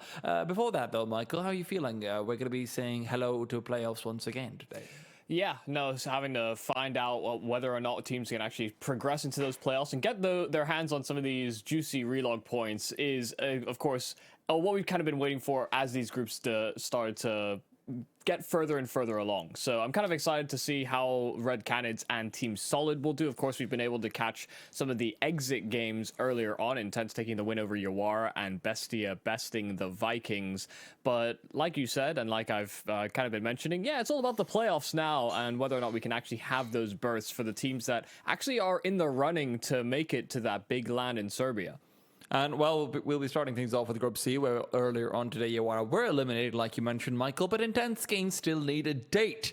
And that date's going to be decided today. Red Canids versus Team Solid. That was sort of the marquee matchup from the day's matches that you outlined yesterday, Michael, and for good reason. It's coming in with a lot of hype, a lot of excitement around the Solid players, especially with the addition of Destiny. It does feel like they've really leveled up a little bit. But the question is, can they still come through and execute versus the Legends in Canids? That's something to find out, Michael. Yeah, the big thing for both of these squads is really just about how they've been able to implement the changes or the roster moves that they've actually gone with. You know, whether that's Cold Zero coming in for the Red Canids, where they actually haven't lost a game since Cold Zero has been playing with them, or on the other end where Destiny is coming in. But, you know, this Red Canids squad have been quite exciting within the South American region. I think they've got a nice field of talent, and now getting a Cold Zero that had some pretty solid success with Team Legacy prior, it's kind of strange to think that this is another budding roster that now have that added implementation of someone with a lot of experience playing at the heights of Counter-Strike. It does feel like Red Canids and, you know, other teams like them are just examples of that. Finally, we're seeing that sort of translation downwards of skill and knowledge into Brazilian Counter-Strike, where before we were talking a lot about how, hey, there's not enough leadership figures. Even if Cold might not necessarily always be, you know, IGLing, he's definitely a big man to be able to talk things up about practice, to be able to talk about how to deal with, you know, players who might be better than you on paper individually. Also just really nice to look down and see, oh my God, that's a two-time major winner, two-time best player in the world sitting right next to me. That's a pretty nuts feeling as well, especially if your name is Venom Zera, you know. I will say that as well. Yeah, I think the biggest question is really about how the roles diversify for the Red Canids, because I think, you know, for one point or another, you know, Cold Zero was AWPing for the roster on Legacy. You know, he also dabbled in some in-game leading as well, but that's also Nithon's duties for this team. So whether or not they sort of divorce those ideas or whether they start to bounce those ideas off each other and share that responsibility is something that's, I guess, only going to be seen further and further into the Red Canids' development, I guess.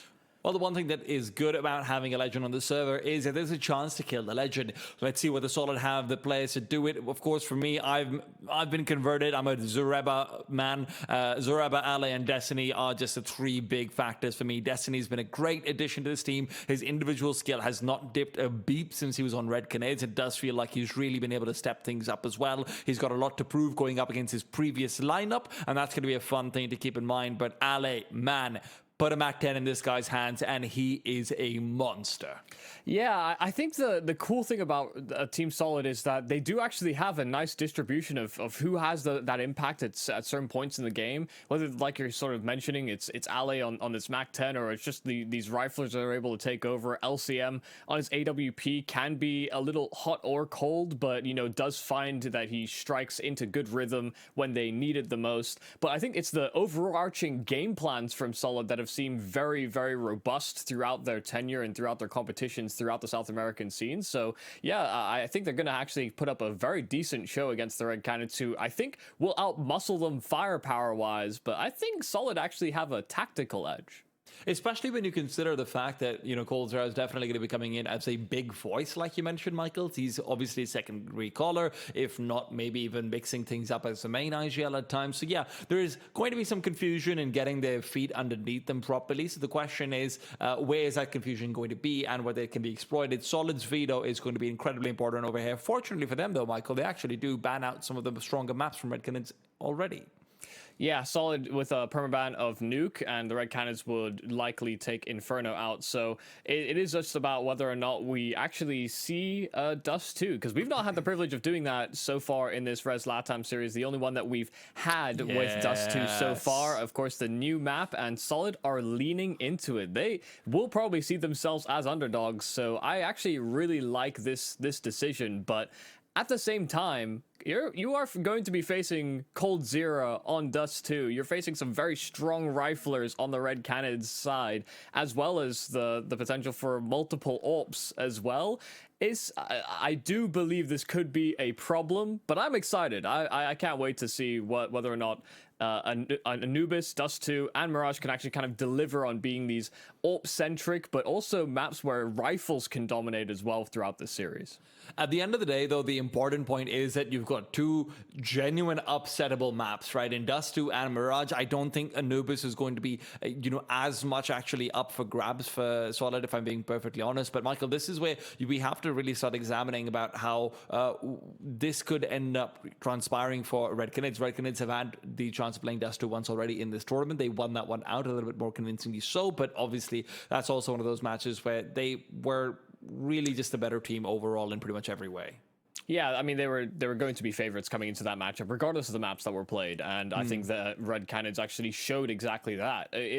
It's a strange scenario to be in because there is a lack of information that Red Canids are going to have prepared ahead of this game for Team Solid, whereas the other way around, you mentioned the fact that Red Canids have actually played a Dust 2 within this very tournament, and it's the only map that they have on record for Dust 2.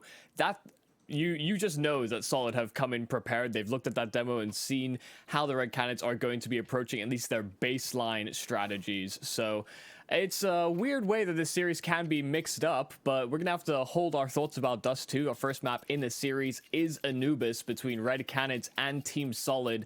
It's all about whether or not these teams can quickly progress into the playoffs or not as the higher seed. And we'll have to see how this first map goes. Red Canids starting CT side, Team Solid on the attack.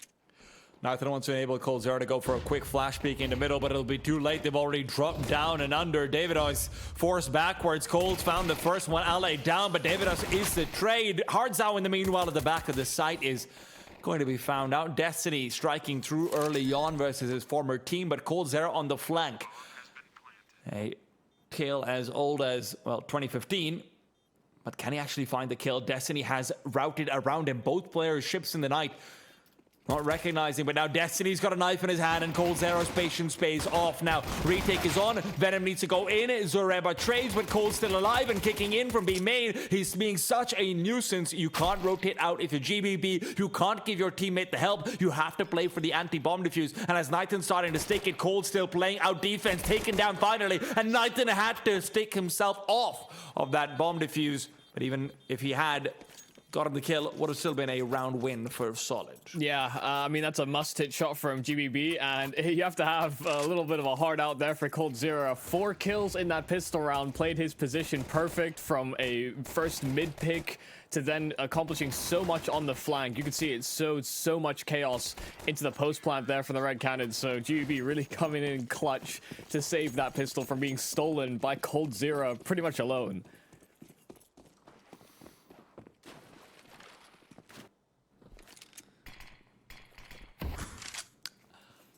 I do appreciate that our partner odds from 1xBet are actually, I think they're pretty reasonable. Yesterday you talked about, Michael, how Solid's one of the teams that could actually give teams a run for their money in the playoffs. You're a bit of a dark horse as well, and that Red Canids would be a proving ground. I do appreciate the odds being, somewhat reflective of it at least, even if Raikkonen's are pretty big favorites. And of course, if you guys like those odds and you guys are going to love our partners over at 1xBet, you can go check them out and sign up with a first deposit bonus of up to 130% with the code 1XRES LATAM. That's 1XRES LATAM.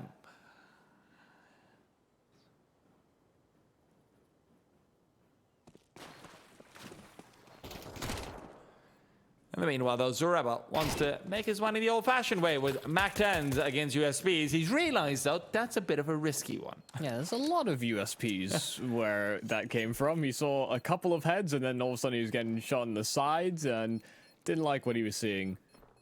SMG given over to LCM, so maybe he can have some better luck.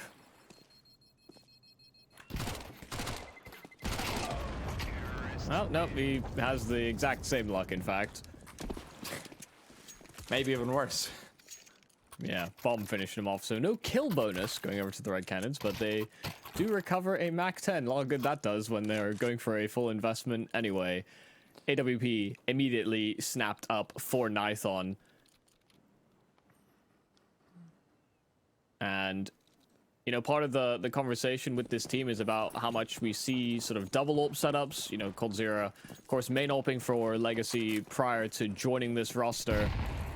And should Nithon have struggles, you would maybe expect that AWPs does see a bit of a shift in hands. But whether or not Team Solid are kind of anticipating that AWP is going to be out on the playing field or not is a whole other question. Not typical that when you see the AWP pulled out on round 3 without a knife kill, but Coldzera getting those 4 in the pistol does afford them that luxury. Oh no, David Royce is on fire and not the way he'd like to be. GBB pushes through the smoke, welcomes death, and Nithon and Venom Zera will deliver elsewhere in the map. The early presence from Solid, all not really working out. Yeah, David is pushing forward, though, after that first kill in through Dark, so there's at least something back for Solid. LCM taken down to 12 HP, which is far from optimal. Definitely hoping that Destiny can fish out an extra kill. And if that doesn't happen in the next 25 seconds, this will just simply be a save call. And it's looking like the Red Cannons are content with the way that this round has gone. Not going to be pushing much further than that. And so Solid will save their weapons into the following round. Very successful first purchase here from the Red Cannons. That a double setup towards A main. They were playing in a position that was going to be very difficult to flash, fighting on both sides of the pillar into main. And of course, one of those weapons was that AWP on Nithon. I have to say, a bit of a risk taken running through the dark smoke right into Davidous's hands. He's a player that, he's the first player from Chile to make a major with 9Z back in the day. And even with his departure from that roster, has been a very consistent figure within the South American region. Even if 9Z almost replaced him with another Chilean, Huasao Peak. 9Z themselves have had a few ins and outs and maybe are regretting letting go of Davidous, because I think he provides quite a lot of firepower. I think that was actually a misthrown Molotov into Dark, which got extinguished, so they didn't realize that. They were hoping that Davidous would have been completely forced back by the double Molotov set. That being said, Davidous now just taking a quick peek out of the smoke. That was awkward, though. They tried to blow open that smoke with the HE, and Nithon couldn't really see much of anything behind it. Maybe it was just a distraction. Well, it damaged David, and now he's in one-shot headshot territory for the Galil, so... It's a damaging distraction. Yeah, it could be kind of costly. 9 HP doesn't seem like a lot, but it could matter.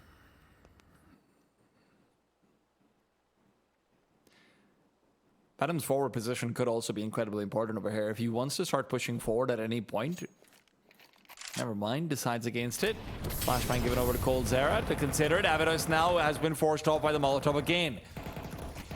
On the other side of the B main, doors is Destiny, and he is just hunting for a frag, hoping to find anything. In the meanwhile, GBB finds both Davidos and Hardzao through the smoke. They walk into the spray. That's a massive mistake if I've ever seen one. Nathan now left to try and defend the bomb site almost solo. Venom Zera is not going to be able to get himself involved because of the smoke. It will be dissipating soon though, and that's his call to start moving in. But the T side have made the call to start rotating out. Cole Zera, he's the only one who can provide information, but he has to walk all the way, and he's going to be too late to the party. Sure, he might be able to find one, but with Destiny dying, Cole doesn't even have any unwitting targets to try and look out for. Perfect decision here from Team Solid. I thought they'd missed the timing, you know, whether or not they were just picking up that mid window to prevent the possibility of a flank, but by rerouting through those canals, it was the one blind spot there for the Red Cannons. They didn't have the manpower. They were still trying to prevent them from taking over that B bomb site as well. And so they tried to play together and perform a quicker wraparound, but by the time they do, like you said, you know, Team Solid are gone. A great choice, but definitely a questionable decision to start spamming back through that dark smoke. Of course, it can be a bit of a 50-50 fight, but I think one of the advantages that the Galil will bear over the M4A1S in that fight is that it just has so many more bullets. And, you know, you could hear these two players spamming so frequently inside of dark that it is a surprise that they decide there's a chance they can slip by. He's got insta headshot.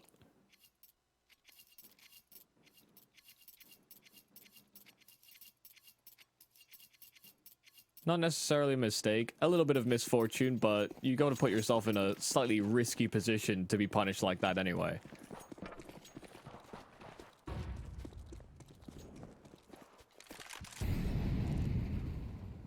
Fortunately for Red Canids, they don't have to deal with any real money issues. They have at least a full force spot between being reset or not.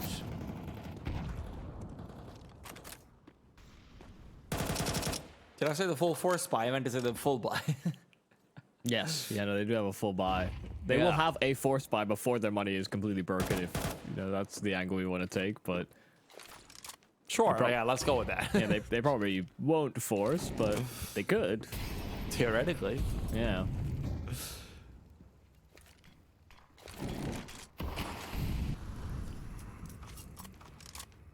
A little bit of presence thrown by Zareba over towards A, but the Red Cannons are ahead of a lot of that utility.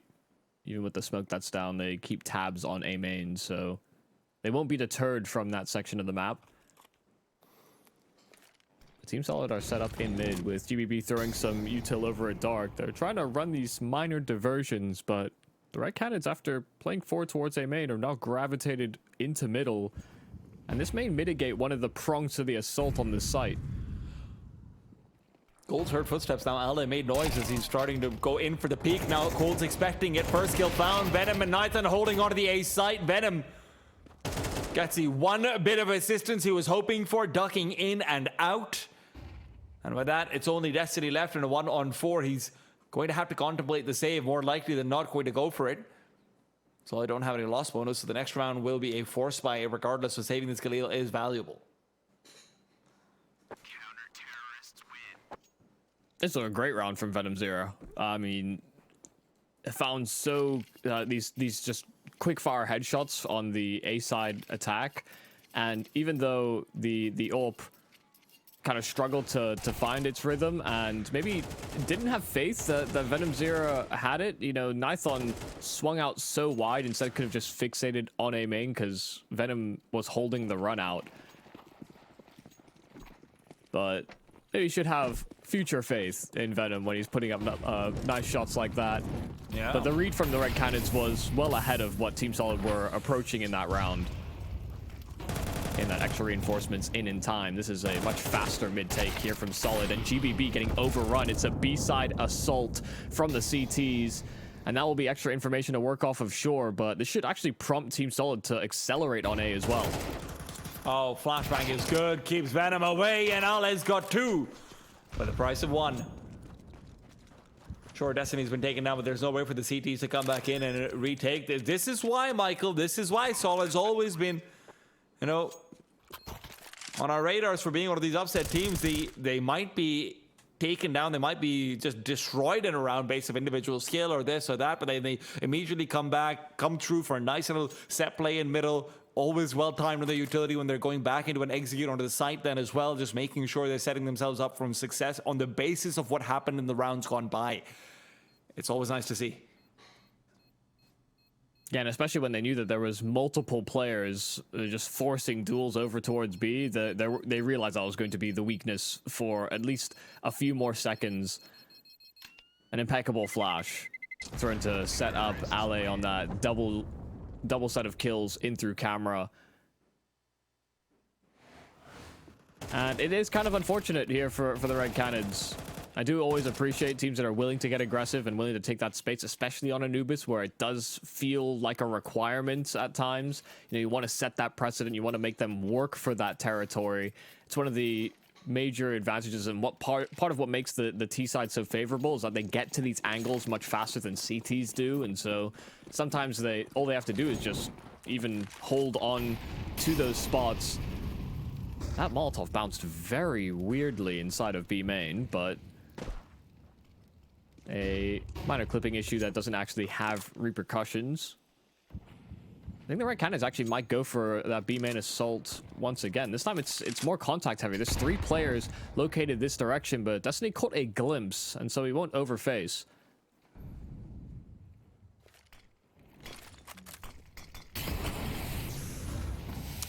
Venom Zero could flame phase this. At least that's what he thinks. Zoreba's watching out for that very play. Venom had revealed his position with the earlier smoke, so Zoreba guesses that that's what he might be going for, watches out for it, and he is rewarded. Once again, Destiny saw a glimpse of somebody pushing in through B main. Started to get a bit adventurous, but now he went back into it. Nython was already holding for that angle. So they're aware that the Red Cannons have main control, but Nython hitting shots on this AWP, a triple kill, and Hardzao cutting off that bomb. In fact, Nython will finish it off with 4 on this AWP. This time, full faith, and this time with a larger responsibility, Nython delivers the goods. It's very rare that you see the CT side coming out on top of a back and forth and round, but because Red Cannons have been winning their rounds so dominantly, and doing some damage whenever they lose Solid, it's actually the ones whose money is reset. But yeah, fantastic round from Nython coming through. He's not an opera who I've characterized as being, you know, one of the... listen, I'll be honest, I don't think he's amazing before, but maybe this is where, you know, adding in a secondary voice to the team, someone who can also micromanage certain parts of the site, especially on the CT side of things, that could be a very big factor in enabling Nython. Yeah, I think it's one of the things we maybe failed to discuss is that these guys that are AWPing in-game leaders, you know, that is an extra set of responsibilities, and it's a very high output role. Coming with a force by are Solid, and they are struggling to get much space, if anything at all. The Red Cannons are fighting tooth and nail, but Destiny does get a trade back. It is slightly expensive, but nothing uncomfortable for the Red Cannons. 4th round found. Cole's also just being the perfect player in terms of his presence on the map so far.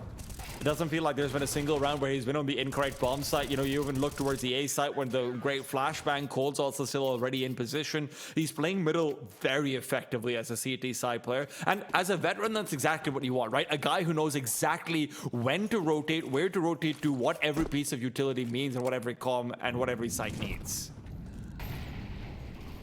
Yeah, he's going where the action is. That seems to be his decision tree. You know, when they've wanted to go for these B pushes, Cold's been there.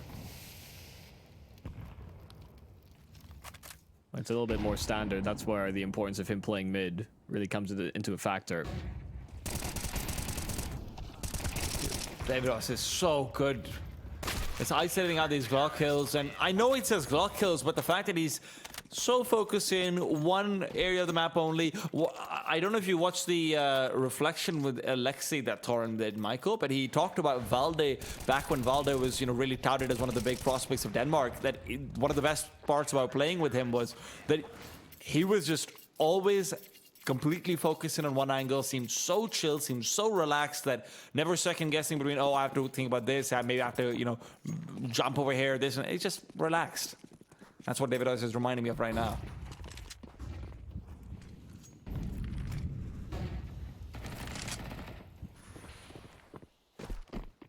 Well, very focused on that first fight in through mid. They catch Team Solid somewhat asleep at the wheel. They weren't sure where the aggression was going to come from. Meanwhile, they've been able to creep themselves out through jail towards this B bomb site, but trying to slip through Spawn. Hardzao able to cover for that. From Hardzao's perspective, that probably looks a little desperate. No flash to facilitate that push. They just tried to slip on by and hope that the Red Cannons rather weren't aware that that was a possibility. But Davidus gets caught with a nade out, but at the very least, Hardzao keeping a handle on this bomb site. 4-on-2. Team Solid will have to keep progressing on B. Destiny trying to stick down the bomb, and the smoke is blown open. That could have been a mistake. Zoreba almost takes out Nighton.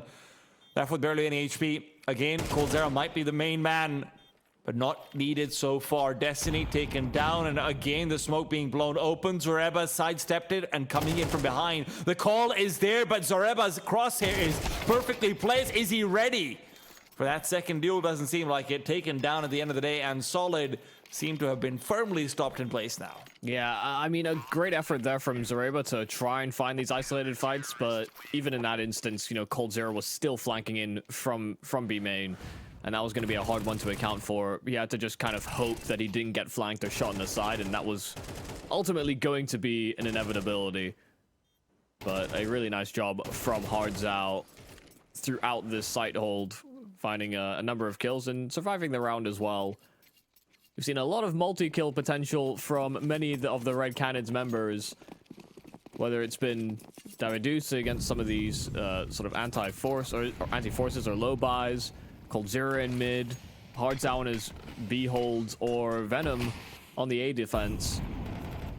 And I can't forget Nython and his 4K. Oh yeah. Very important early frag coming through, and if there's a flash to help out Ale, maybe there's a second, but Cold's left with a single point of HP. My man has plot armor.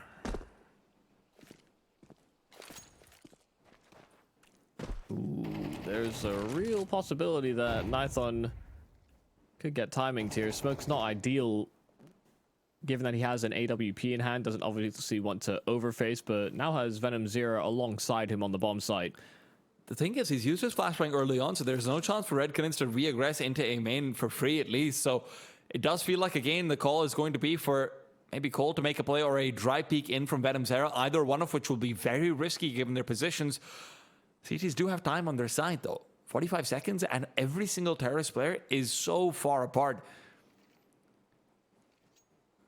Venom with the incendiary might make things difficult, and listen, that smoke's going to be there for at least another 15, 18 seconds. They might need to investigate inside it. In the meanwhile, coldzera has been taken down. They've been recognizing that he's been moving away from middle in these late rounds every single time by aggressing through. So that leaves Hardzao alone on the B bomb side. Davidos was taken down earlier in. This is an easy call for Solid to make, but can they actually execute? There's barely any time left on the clock when Hardzao doesn't want to commit. They'll play for the post plant. Utility is dry. Only Hardzao with a single flashbang. And he's not in a position to really do much with it. The CTs have a timing window where it'll be a 3-on-3 on the side if they execute now, but Nighton's been spotted. No reason to peek. Venom Zera's hoping for defense, but he's not going to get any. Zoreba now playing from behind the pillar has picked up the second. Nighton now finally comes into play, but he might want to go back and save. No, he's got money for days, but he's not got shots. But the site itself, Solid, bring up to 5. Man, that post plant and retake almost felt like a game of rock, paper, scissors. You know, that felt there was a counter around the corner for every one of these peaks. Neither team wanted to be the one that made the mistake in that post plant scenario. And to be honest, I think both of them play pretty impeccably. You know, players holding spots, understanding where the likely locations of these players was, and they kept each other covered the entire time, guaranteeing trades there on the Team Solid side. But the Red Cannons certainly made them work for it. Had there been a slip up there from Solid, it could have been very easily a successful retake. This time aggressive through a main. Venom Zero, the flash was good, but GBB not affected. And once again, Team Solid striking through, breaking past these aggressive lines that the Red Cannons are implementing at the start of these rounds.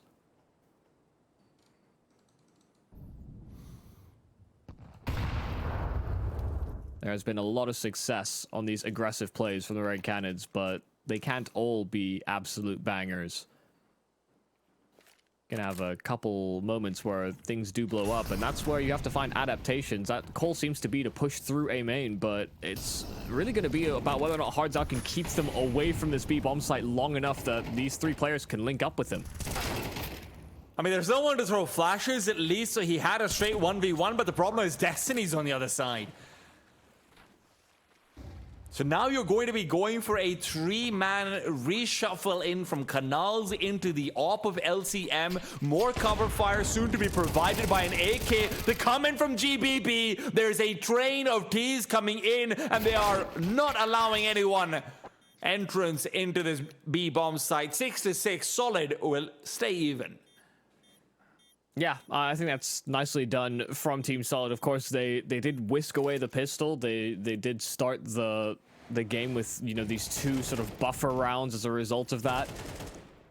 But by the end of this half, had kind of adapted and understood that they needed to keep their guards raised. They got caught out several times by the pushes of the Red Canids. 6-6 is a pretty successful half, all things considered, from the Red Canids point of view. You know, this is a T-sided map, and so you're typically expecting sort of a 7-5, sometimes even 8-4, which is far from ideal, but it's all about riding with that momentum that you get at the end of the half or not. See if Team Solid can pick up the pistol as well. CT pistol with a double push in through mid. That was what was planned, but these flashes over towards this A bomb site have drawn heavy rotations. But without a lot of presence shown by the Red Canids, Team Solid are still considering the reroute. JBB misses the timing on Nighton. Could have spotted the bomb going back there potentially. And as a result, the CTs are giving zero thought to rotating back. Instead, they are refortifying, but this is a problem. GBB now aware of the fact that they're coming, maybe be coming back to middle. Good for the first kill. That is huge. Massive. T's rerouting into middle they go. They might be expecting this to be a reinforcement of A going deep already, but GBB's found the second. That's huge. LCM forced away by the Molotov, but he'll still be able to stop the crossover. Red Canids have got nowhere to go. And I'm surprised they don't, the Team Solid side don't read this. A Molotov deep camera like that so late into the round when they're down a man, they run immediately through that mid window, through the canals, back to B. And so there will be a man advantage for Solid, sure, but they don't have a kit or utility to really help them on this retake. They need to go quite quickly and try and overrun the limited defense that the Red Canids will have by personnel. They'll get there fast, but it's also about when Destiny's able to get involved because he has been hiding away for so long. Crucial kill found. Hardzao responds. Nighton can't get that last shot needed, and Hardzao still alive as well. Now Destiny, a one-on-one. Hardzao down to nothing, and no kit means this round's already gone. Hardzao even picks up the kill for his troubles. Yeah, they needed to scrap and brawl through that entire retake, but it was simply too difficult. Hardzao will go down with the bomb at the end of the round, but his job had been done. Once again, some heroics being pulled off by the T side on the pistol, whether it's a 1 versus 2 from GBB or this time Hardzao hitting some key shots. Had he fallen, you know, to those dualies pushing him inside of main, that was pretty much the round in his hands.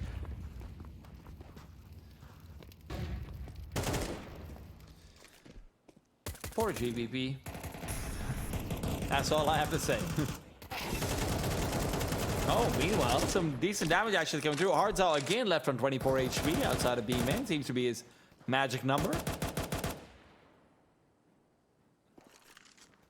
I'll only believe it's a magic number if he actually is able to do something with this low health. He's alive.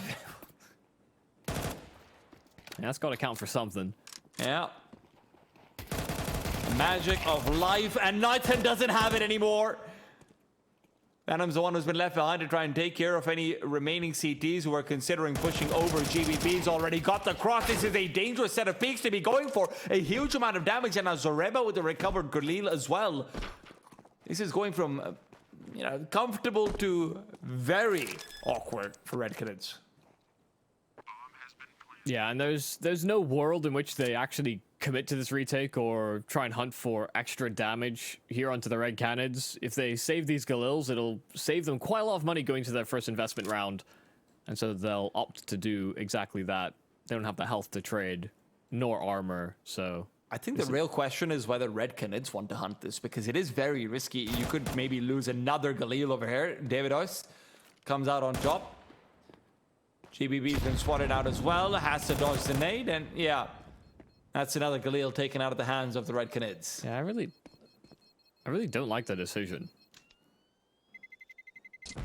It's valuable for the CTs, sure, but it is too much of a liability if you lose weapons for yourself, because should Team Solid find success in this first gun round, you know, you want those reserves to be able to answer back in quite a substantial manner. Otherwise, we're kind of set into weird force buy, and then things get a little they just get a little awkward a little too quickly for me when you've been able to capitalize on the pistol, and the second round could have been slightly cleaner.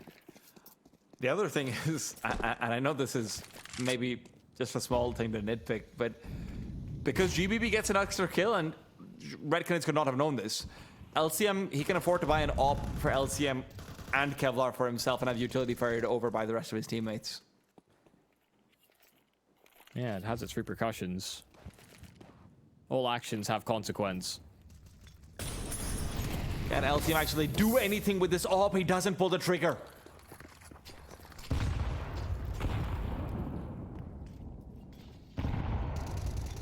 Good nade.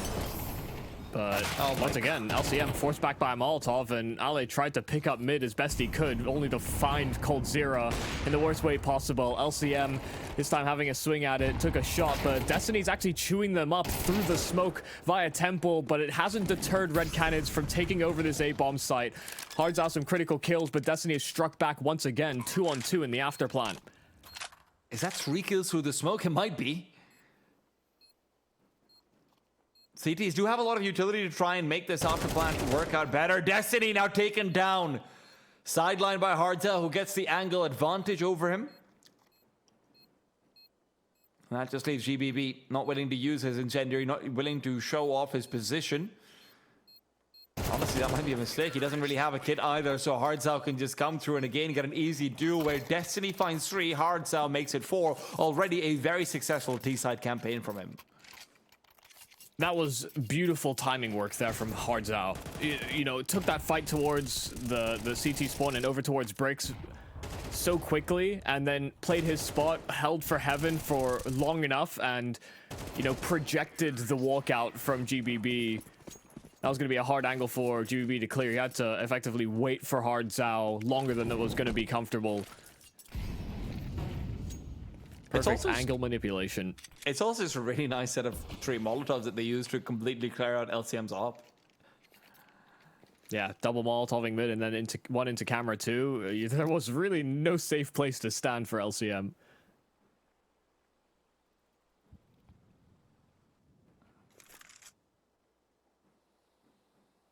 Well, they've got another AWP, so... See how well LCM handles this scenario. His teammates are on pistols.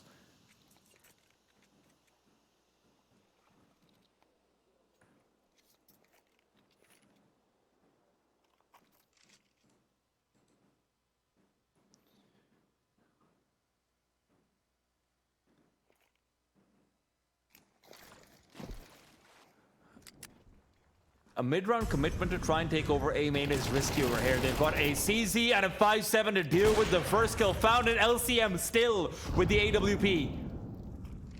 Just get them off. You see how quickly Nithon ran away from A main. Wait, they have an AWP posted in this position. We're sending it the other way, and GBB will hear these steps, but he can't do a damn thing to stop them. Ale will be in hot pursuit and will catch Hardzel before its escape into dark. Sure, Coldzera finds a counter kill, but there you have to worry about the prospect of main, as well as still having to worry about this AWP in the post plan. They can't cross back to main. Temple's the only place where they can find any solace, and they know it because of the ops presence and its likely rotation pathway. So it's difficult for GBB to get an easy kill. Ale, in the meanwhile, is an easy kill for Nithon. Now retrains back out to B main. LCM on the retake has called it off though. Does not want to commit any longer. I don't blame them for it. Again, a round where a kid could have made a difference, but at least they make a show of things on the Solid side. Yeah, that's really unfortunate for GBB as well, because he's hounding down this information. His teammates were set up 3A, and because of that, you know, felt the need to push in through B main. And once they start to seal this contact, you know, he continues pushing, maybe seeing if he could catch a lurker out or cut off their rotation somehow. Maybe even be a backstab if the Team Cannon side decided to just simply sit outside of A main and continue to wait for pushes. But by going with that decision tree, instead of, you know, playing from pillar and holding dark, you know, maybe clear B main first, there was just this open bomb site that the Red Cannons slipped themselves into, and they weren't going to let that opportunity fall out of their hands. LCM already tagged at the start of this round as well with that ult saved over from the round prior. But they've got 3 players in position here to defend, and a Molotov that will make things awkward here for Cold Zero. It doesn't have a smoke, has to have Hards now deploy one for him, but it takes a while. He takes a lot of damage. Oh, that nade could have taken him down completely if it had been a little bit more on the money. But the commitment to the B side is still there. Red Cannon stays stalwart, and Davidos continues to dominate in through duels in dark. CT is yet to be bringing the rotation over, and again it just feels like it's going to be too little too late. Unless Destiny comes through with a big triple kill, yeah, no chance whatsoever.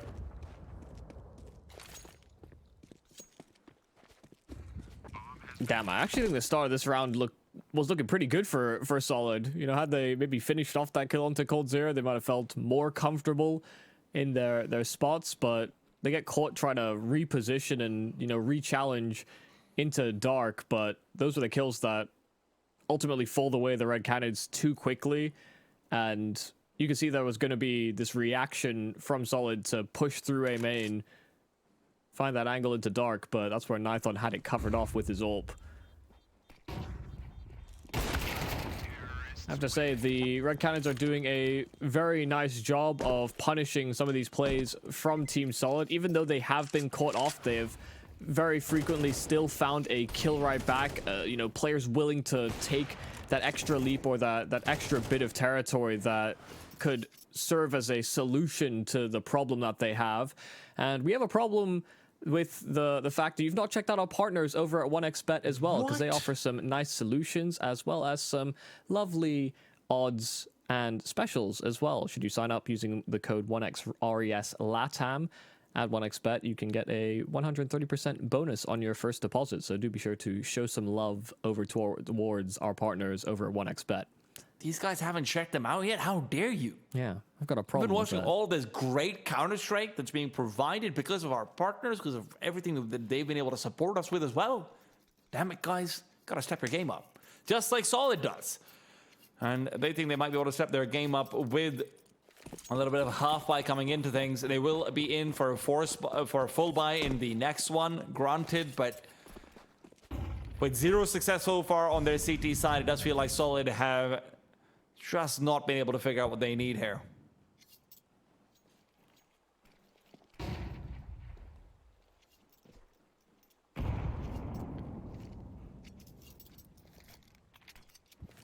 Well, it's not an ult this time for LCM. The scout is a much more difficult tool for the job. And a handyman doesn't blame his tools.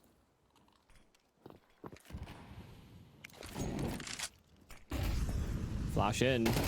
And CZ will close the distance. Venom took Sanctuary inside of this smoke, but he can't get a handle of Ale, who is holding the back of that smoke, holding for his teammates' inevitable demise, but able to bail him out. And it's a weird low buy here from Team Solid.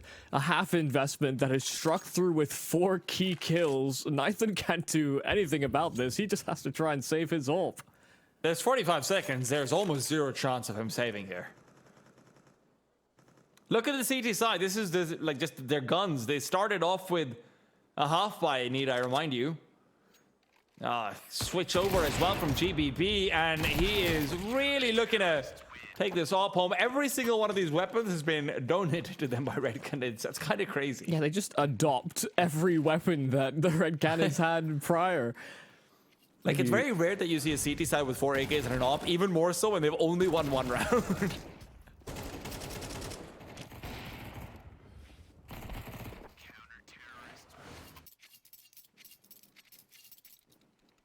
Well, that was certainly a turn of events. And it hasn't been enough consistency for the Red Canids in terms of the players they've kept alive for them to reinvest in an AWP themselves, so AKs across the board, bar Cold Zero.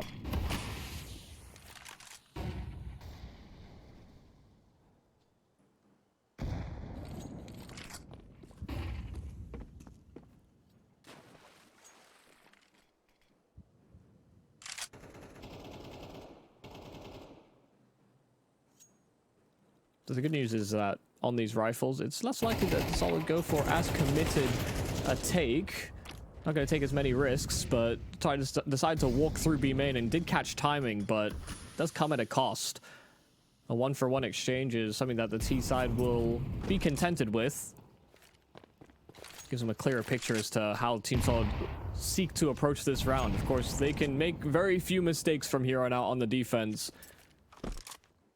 So they go back to more of a passive setup, maybe expecting the reaction from the Red Canids to accelerate over towards A, but they've taken their time. They've let this round breathe, and now they decide to explore the breadth of this B bomb site.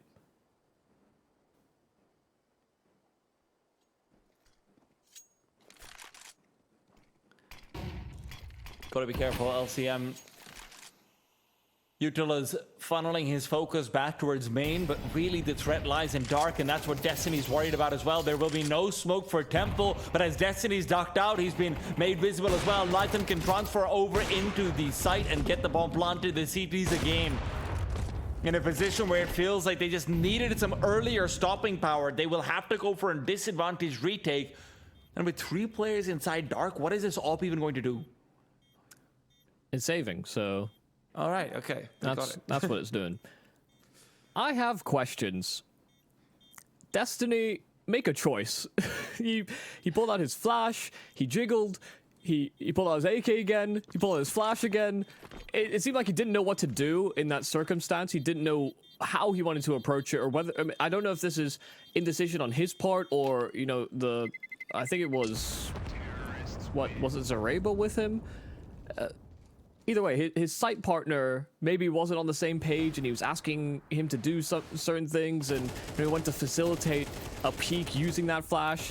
But if there is non-compliance on that front, someone needs to do something on the bomb site. You know, his teammate was getting smoked off CT as well, and he had the only open angle, and it just seemed like he simply wasn't ready to fight on any of the avenues of assault there from the Red Canids. That was a very perplexing round to look at from Destiny, but he just seemed to get caught in this mount of indecision, and Team Solid just simply couldn't afford that at that moment. It's a rather simple execute from the Red Canids that went relatively untested.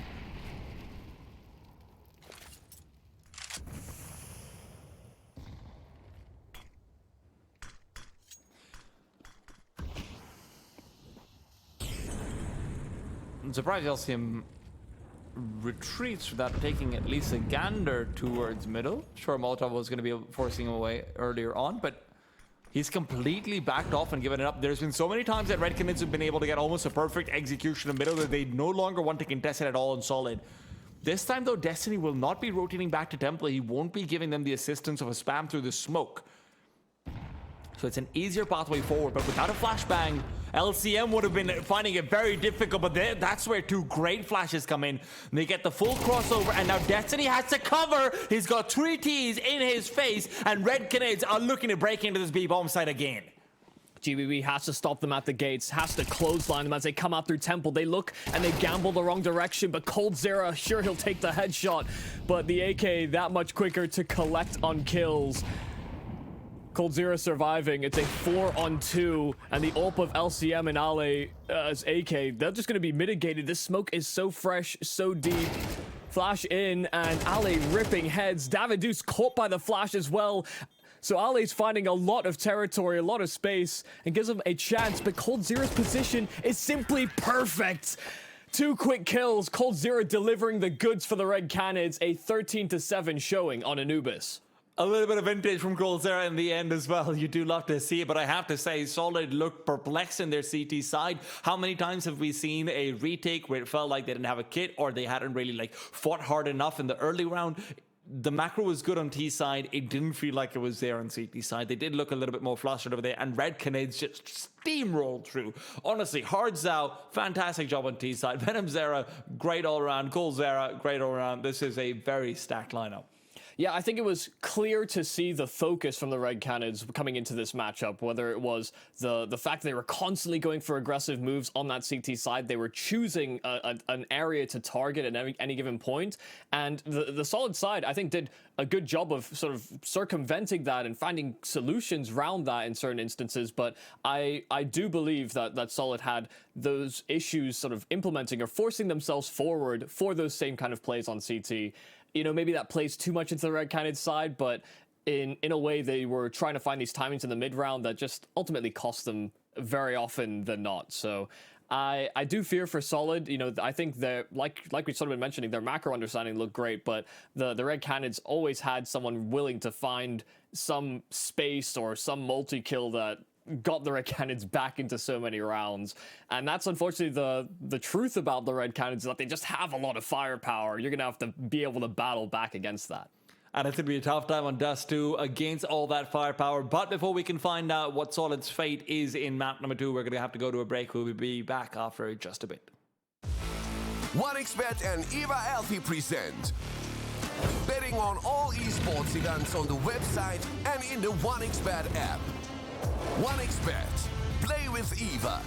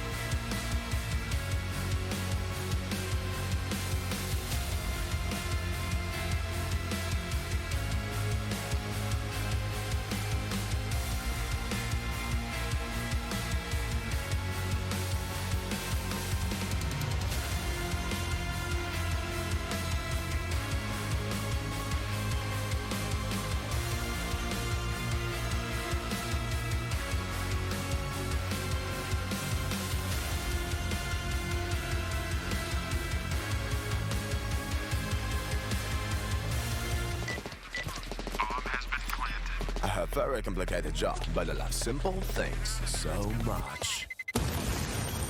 One move, one push.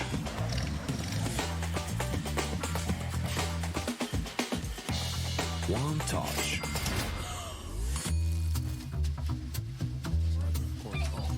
One love. One click. One XBet.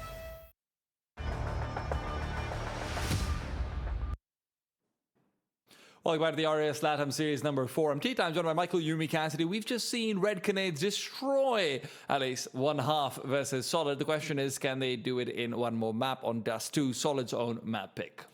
Yeah, I guess that is the big question, because I actually did believe that Solid could bring a good fight to the Red Cannons coming into this series. I'd hoped they would provide a good fight against them this series, but then moving into that CT side, things really fell apart rather quickly, and I think just on a firepower merit, the Red Cannons were a much better squad at, punishing some of these peaks, finding multi-kills on players, and getting away with some really good site defenses because of that multi-kill factor that they were able to achieve. So I worry for Solid here, because if they can't actually sort of step up their game or play to the level where they can actually have those threats as well, they're just going to have to leave gaps in defenses that the Red Cannons will very openly exploit. I think even more so when you consider how good Cold was at being able to suss out these, important rotations and whatnot on Anubis. If that translates through effectively under Dust 2, that's a monstrous player on the CT side. Honestly, it's so difficult to deal with the CT mid player these days in Dust 2, I feel like. And again, I've not watched the most professional matches on it, Michael. I'm not going to lie. We haven't seen enough iterations for me to claim that. But I do just think that with the changes of the smokes in CS2, with the way the Xbox smokes is, there's more travel, there's more ground that's covered over towards the tunnels. If you're not throwing a perfect Xbox smoke now as well, there's more little small mistakes that can be made on the T side utility that allows CTs to be able to get so much more information. It's a very interesting dynamic, and obviously it'll start shifting back to the norm later on, but for now it'll be very difficult for Solid to deal with a player like that. Yeah, I think the solution that I can come up with that mid Xbox smoke is really just to throw it onto the little ledge instead of onto the Xbox itself. That way it spills onto the box and less so onto the mid floor. But it's something that I haven't personally workshopped, nor I guess seen lineups for properly as of yet. But there, like you're mentioning, there are some cool smokes. There are some cool changes to Dust 2 in CS2. And I hope that we get to see a lot of them used here. Red Cannon starting CT side on their map pick in the series. See whether the Red Cannons can pull through on the CT pistol, because they've chosen to get a little bit aggressive right off the rip. David had a very good time in Anubis. He wants to try and start things off here on the B site in the same way, potentially, but as the call's been made for the CT to rotate over, Coldzera's demise gives them the information that this might be a false start. The T's are headed back over into A short and back to A. It all comes down to Venom Zera and his defense, and he wants to try and put up LCM left for the P250 in middle, and Hard Cell is going to be contained by Zoreba. With Venom Zera taken down on the A site, David Oyster's rotation will be crucial, but he can't find the frag, and he doesn't have time before GBB sticks the knife in his back. Well, they did eventually find these kills on these lurking presence players from Team Solid, but the Red Cannons, with only these two players that remain and no kits available, they need to go very quickly and need to find these kills just as fast. Destiny, a nice angle, fighting from spawn, attracting and pulling attention away from Ali on the bomb site itself, but as Nithlon gets himself further and further forward, I'm surprised Ali wasn't taking the fight. That's because GBB was on the flank to seal the round. Team Solid, a nice little distraction play thrown in on that B bomb site. The Red Cannons, they believed that that was going to be the case, given that Solid were playing so slowly at the start of this pistol. They got hoodwinked, bamboozled. And they're probably a little flabbergasted. Are you just looking up old-timey words for confused? No, that's just all the ones I can think of.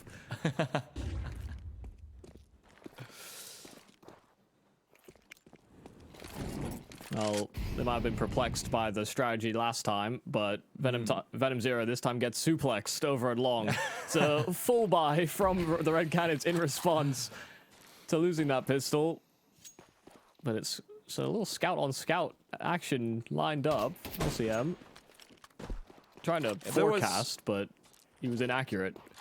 If there was ever a map to do it with the scout, it would be Dust 2 for sure. I mean, I still remember, and I'm sure you do too. You've got the passport to back yourself up for this one, but I remember Endpoint used to really love going for the double scouts in middle as well back on Dust 2 when they were really good on the map.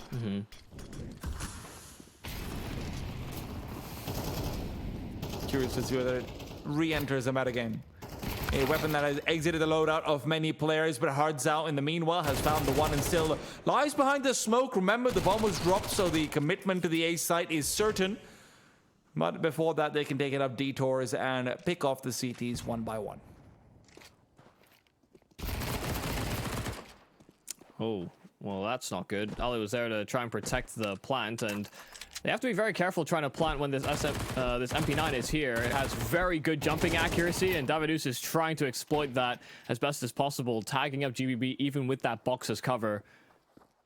They really need to do something to help alleviate that pressure, but by the time they get here, they have been able to keep Davidus back, but Nithon's gotten a lot of territory and a kill on that scout as well. Davidus, needed to find some impact, some damage from that spot. Nithon still hitting all of these extra shots on the scout, but now down to 2 HP. The MAC-10, a great weapon to try and deal with this, but it's a one-shot hit onto Zarebo to finish off this frag. He doesn't have a kit. He kind of needs to force the issue here, and Zareba is playing time, playing position, making sure not to overface, and will always make sure to jump around those corners when he knows that a scout's involved. It's a clutch for Zareba, but an uncomfortable one at that. Oh, that's terrifying. One more kill from Hardzao on the bottom side over there with the MP9 when he's trying to be behind the smoke as well. That's just a different round there. And then if the scout of the CT side wants to, rather the scout of Nithon wants to try and swing out earlier on while the bomb's being planted, because the long players weren't really in position to deny it. They were more worried about elevator and a potential short flank to come through. Yeah, there were a lot of ways that goes wrong for Solid. Yeah. Even more than it already did. Oh, nice shot, dude. Hardstyle's hitting beamers. Yeah, Venom has also struck with a really nice shot on that Deeg. So while the last round was uncomfortable, they were dealing with the Red Cannon's full buy, force, and now they're in a somehow worse position right off the start of this round.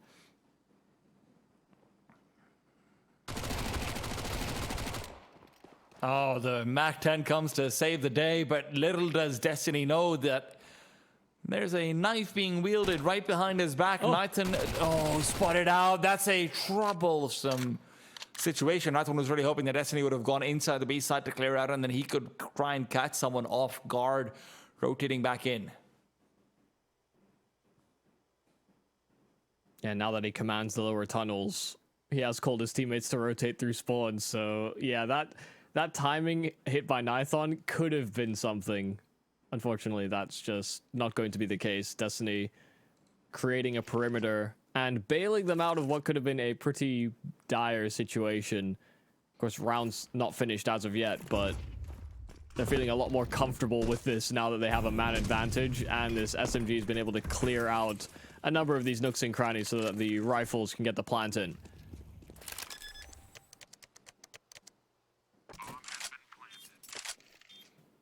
But at the very least, the Red Cannons can go and retrieve these weapons.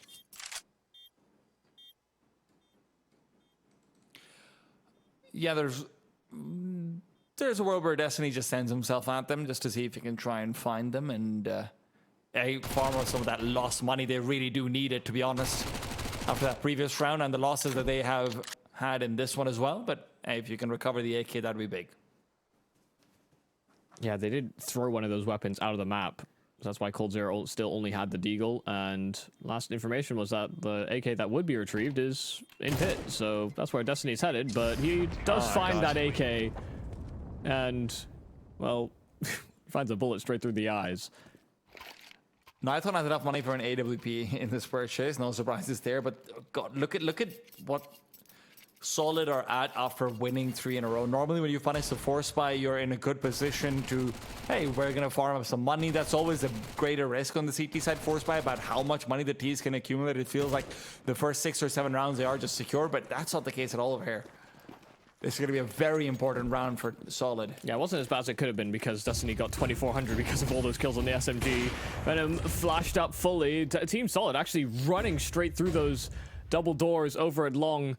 But LCM is now kind of stranded on an island. This smoke is imperfect. There's a gap that coldzera can see round, and they know that someone could have pushed and probably did push. coldzera fully flushing him out. Now they get their hands on an ult too. Knights back in their tunnels are very good as well. There's no way for Solid to progress into the site. They have to return and rely on GBB, who's cleared out a pathway through middle for now, but the mid to B smoke now extinguished. Knightson is able to pick up the pace back with the AWP once again. Oh, a kill through smoke there from Daradouche, just spamming through the tunnel. Just as Team Solid were starting to organize themselves towards this B bomb site. They'll still try and give it a good old college try. Good shot from Destiny. Hearts Out does play close, but Nithon's on the rotate on this AWP and will catch Destiny throwing smokes to those doors. Had that been thrown from the tunnels, that could have worked to their advantage, but Zareba answers back with 2 blinders. 2-on-2 now, 30 seconds in, and they will get this plant down. The Red Cannons, they split up. Zareba's been playing Deathmatch on Dust 2 for about 4 years, waiting for it to come back into the map pool. That's the result right there and then. The question is, can you close the round out? The flash is good to give Venom the initial advantage, but a Peeker's advantage on the other side does very much exist. Zareba with a perfect triple. Yeah, those first 2 kills were absolutely everything for Solid. Had that broken down, things could have gone very dangerous very quickly. But the Red Cannons, a 5-on-3 scenario that they squander. Albeit these 2 B players, I don't think it's any real fault of their own, but someone had to be able to do some damage, do something. Or even wait for those teammates in the after plant. You know, could have played the 4-on-2 from there. Love the smoke. Thrown from deep and lands inside that longhouse. Means that those players trying to journey into pit don't have to expose themselves.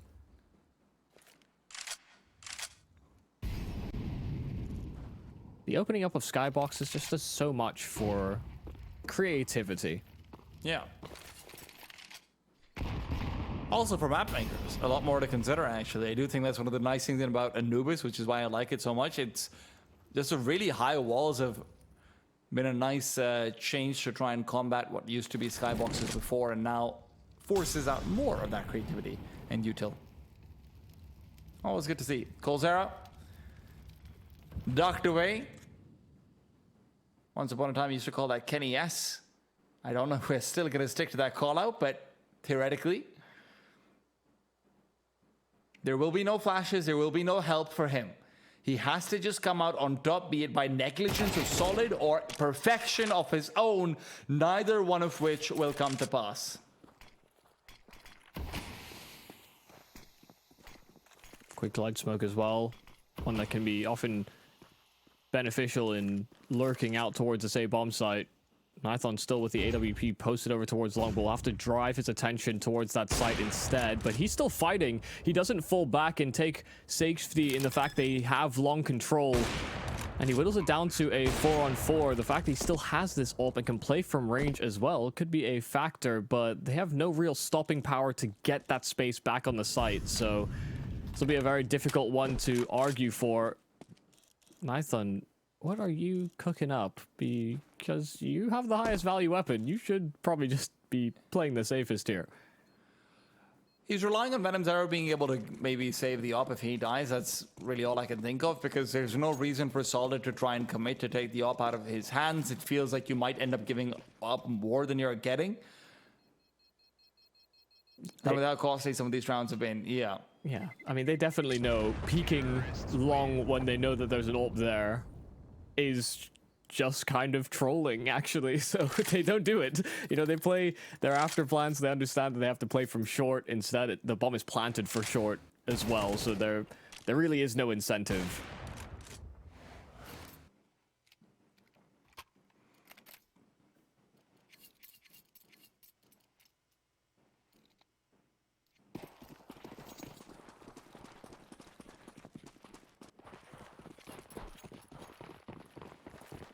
Fast B hit. Straight away. And there's going to be no one here to intercept. David is trying to truck out the utility. Good nade damage, but he has to be careful. Zareva's just walking in, and now a Molotov goes deep. Hardzow smokes it off, but at the same time, Yuto's all over the place, and the AWP can do nothing in the face of it. They may have lost a player early on, but Solid will still have an easy bomb plant to be secured. Look at how much Util is here. Red Canids have got the retake set planned out. They smoke back to tunnels, but the T's are all concentrated inside the site. Double back platform positions will be very hard to flash out unless that Molotov is used perfectly, and Venom Zera certainly got that in mind. Good Molotov to the back of the site, and that'll be forcing two players out of their positions, but right into another headshot goes Zareva. LCM as well, still alive, but Davidos catches him up in the air. Venom Zera down, Destiny fighting from behind the default spot, and only Nathan left. Once again in a position where a save will be forced out from him. Solid take over the B side. That was a hectic round. I mean, you highlighted it perfectly. When we actually get into the side execute, you know, Solid, sure, they go for a straight up rush, but then they have to wait out for these smokes, and by the time that these smokes all bloom, there are just so many that are down. Some are CT smokes to try and create these weird opportunities around them. Others are just, you know, mismanaged smokes, ones that maybe go a little too deep, or dispersing of Molotovs. There was a lot of coverage, a lot of smokes down, and there's a lot of coverage of our partners over at 1xBet as well. Do be sure to check out the link in the description, send some love over to our partners. Use the code 1XRESLATAM to know that we sent you. Destiny is wondering who sent him because he is cursing at them. There's nades coming over, there was a molly in front of him, and Venom Zera is shooting. Welcome back to Dust 2. That's the experience of the blue con player. Cole Zera, in a way, in a position where he did find some success before. But with Venom forced off, surely they check this angle. No, he goes for the first kill. Zareba flashed away as well, and LCM comes through the smoke to find the trade, but is it too late? The T's are forced away, but Zareba in a position where he just couldn't retreat. Yeah, he's getting chewed up on long. That is a little bit of a mistake there by Team Solid. You were right. They should have cleared that angle, but it's also very difficult for them to have much safety, and the Molotov kind of guaranteeing to have pushed Venom Zera back. There could have been a gap that he could have played around. He could have still swung around it somehow. And once again, Venom forced into an awkward position. Molotov that bloomed at his feet once again. I think completely separated from that play, courtesy the Apex smoke, which I believe he was the one to pioneer it.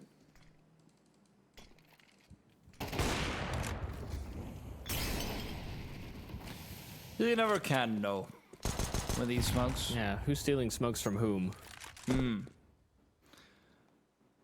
Unless it's Big Clan, then they made it. Yeah, that was my favorite saga. Everyone praising Astralis for all these great HE not lineups, dude. And that was Big Clan first. Thank you. Thank you. I've been preaching this for ages. Big Clan made the meta that Astralis took the top. Yeah, they're just like, oh, actually, we are going to copy your homework, but we're going to improve it, actually. By being good at shooting as well. And they found great, you know, they didn't fall into the gimmick trap as well. Yeah. I think that's where Big somewhat faltered. Helps to have a GOAT candidate on your team. Yeah, that is true for sure. GOAT candidates on this team for Red Canids as well, and he is hoofing it right back over to short. Boosts up Nighton. Say, damn it, man! I've boosted Fallen for 2 years. I have to do this for you. Nah. Hey, So long as you're able to get the kills, which Nathan unfortunately doesn't, but he will set up for success. A nice tag, but the doors obscure that bullet enough so that there's still health to spare here for Destiny. And getting greedy for that frag. LCM already posted on the angle. That's a freebie for Solid.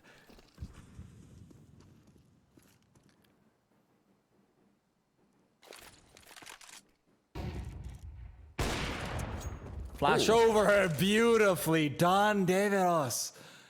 With the recovered AWP, just traces out from only a shoulder, moves back to the B site.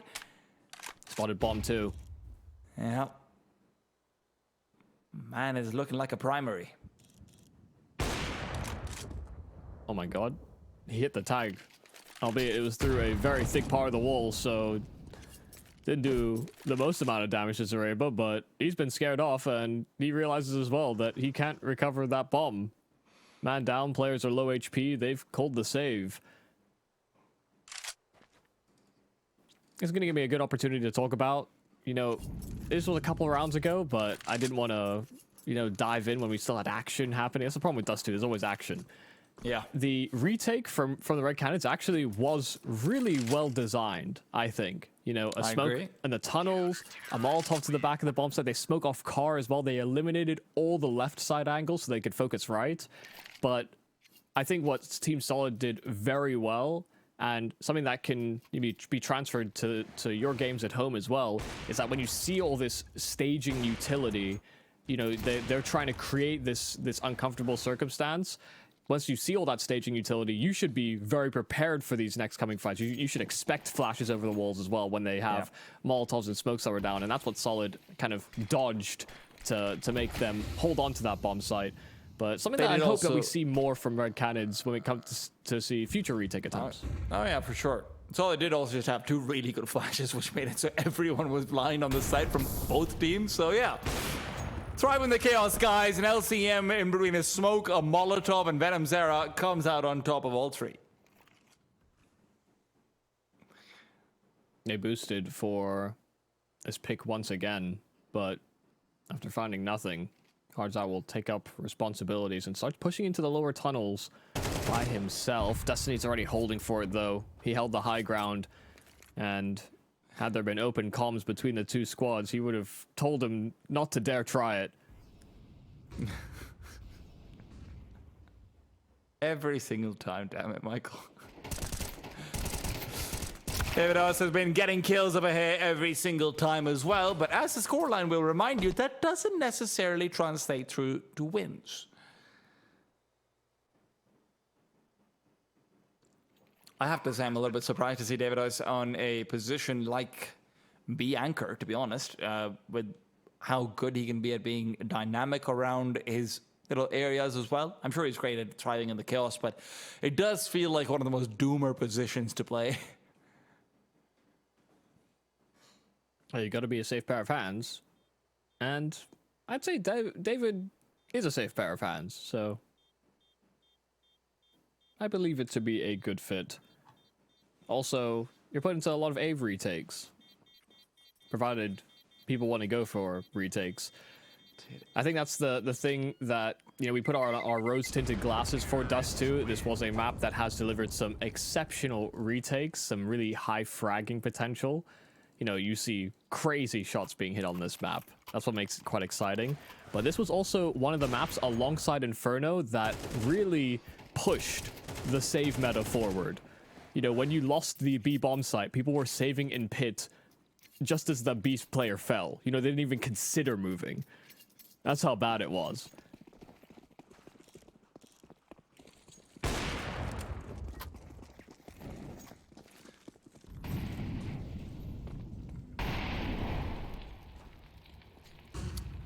Yeah, I do think that we're going to see Dust 2 being the least retake-oriented map in the pool. Yeah, I mean, I think the opening of the skyboxes definitely gives chances for it, but it's all about saving resources, and yeah. I think there's just such a focus on fighting at the sort of opening minute of the round for CTs at the moment.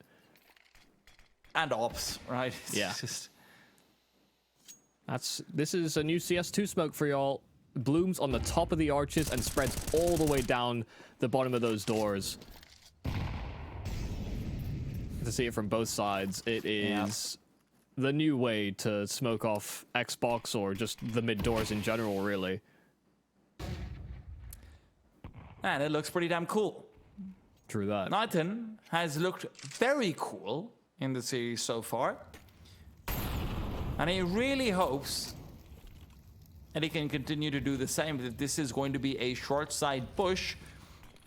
He needs to dodge flashes, he needs to be aware about Molotovs, and he needs to hit shots, none of which so far has been happening. Now, first kill could have come true, but Zareba's been an absolute monster.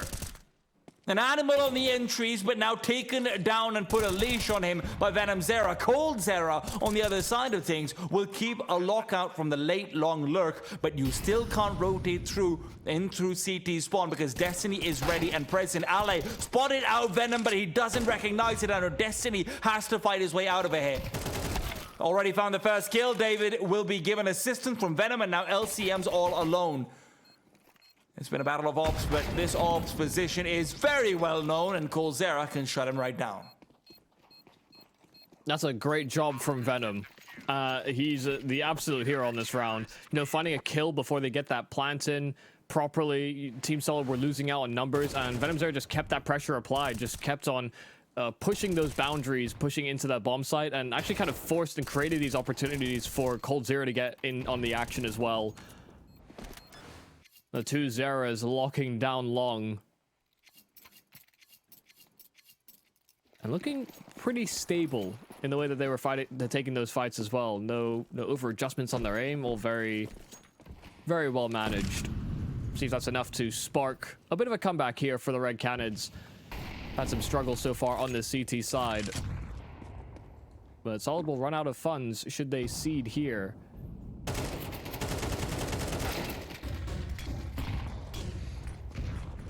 Good first kill, but it's traded instantly. Hardzao getting out to Car, and the Molotov that's down as well will funnel them right into Hardzao's crosshair. The flash over will be a little too late, but Nithon goes out swinging. It's Cold Zero to try and recover, but a Molotov once again that obscures his angle, stops him from taking the fight, but the timing on his spam is perfect.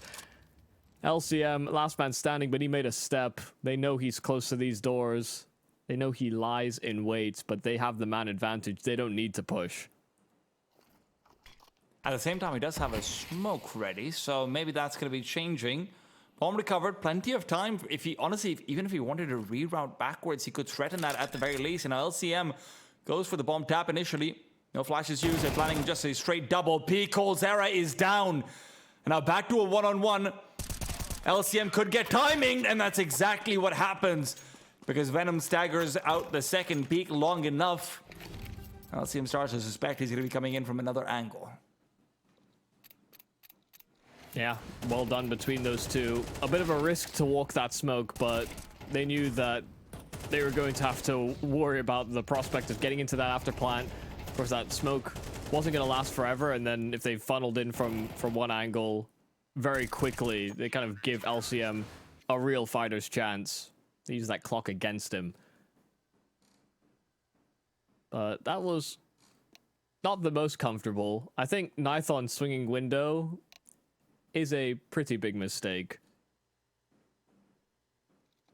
Even not for the fact that Cold Zero was able to find a kill quickly before Solid got across and had sort of built that smoke. The round's pretty much done. And that mistake... or rather, Nathan going in for that peek from window could have been honestly, a call to save even.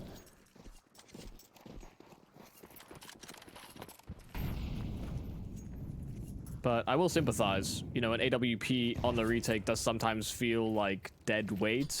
And so you want to try and get those kills before the side execute actually happens. Fast play into B. This time Davidu's overrun, but Hardzao will be able to put up pressure. Got that Molotov down as well, so these players were weakened, wounded before his bullets even touched them.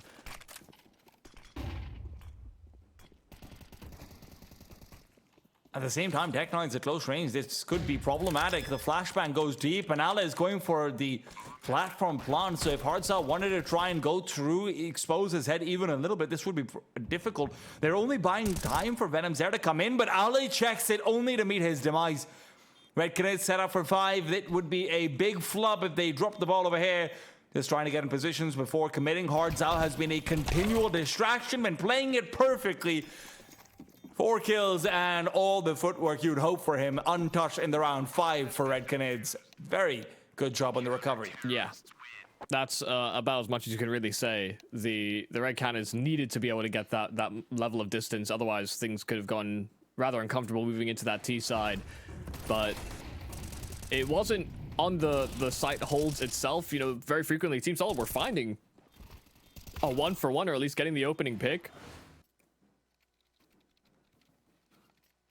It was those kills that followed. So nice fast rotations from the Red Canids. Good understanding as well in those pivotal rotationary positions, whether or not to fight or play behind those smokes. I think Cold Zero did a lot to help elevate that CT effort, as did Venom Zero.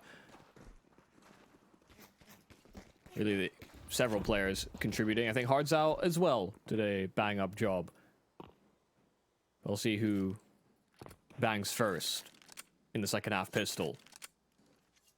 Almost looked like a bit of indecision there from the Red Canids. You know, take long control and now have backed themselves away, but they were button booties. They weren't sure who was leaving and who was staying.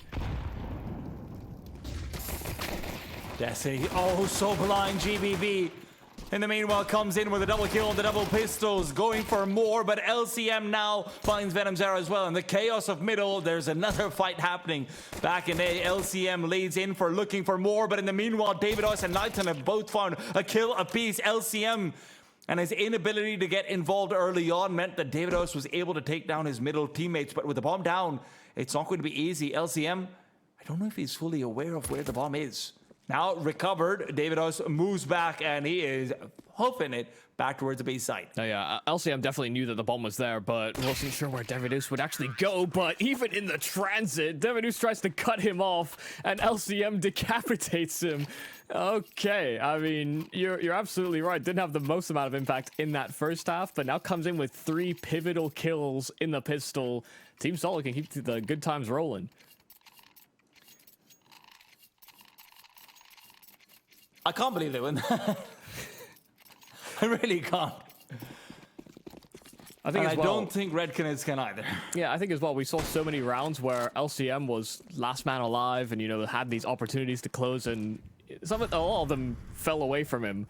So I don't think it's unusual for us to then anticipate that, another 1 versus 1. He's given up the bomb. You know, things were looking pretty doom and gloom for a moment, but then he came in with a nice quick shot, so hats off to him.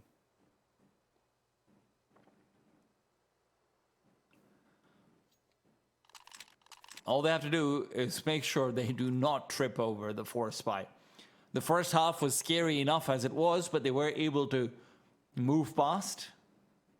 It does get a bit more challenging up against the T side, where you've got a Galil running at you, you're trying to run away, then the Deagles are trying to pluck you out in the meanwhile. But at least they've got the players at the right spots. 3-man long side setup, and now the utility comes through. They're going for the full swings on short, but Destiny's been tagged down early on. Almost whittled to nothingness, but with the smoke where it is, LCM's got a complete lack of visibility back towards the ace site itself. Rescale back up to ramp. Another flashbang, but it goes a bit too deep. Destiny will be looking to deny, and as he starts to peek forward while the reload is coming through, Destiny gets 1, make it 2. Might not have HP, but he's got the kills nonetheless. Hardzal nowhere nearby, and honestly, he might even be up for a save unless he gets his first shot. Ale, no reason to contend. All he has to do is keep the Deagle away, and the headshot angle will be oh so hard to deal with. Solid find another. I am glad they didn't wait. You know, they didn't wait the longest amount of time. You know, for them, they understood they have the weapons advantage, and they had the numbers to really prove it. Just being able to pick apart, You know, the Red Cannons don't have many places that they can effectively fight. But this was some good work using the smoke against the Red Cannons as well. They were just ready to scrap, ready to brawl. As are the Red Cannons again. Get a plant, still commit back into the forest. Nithon with a scout, but unable to hit the tags on the cross.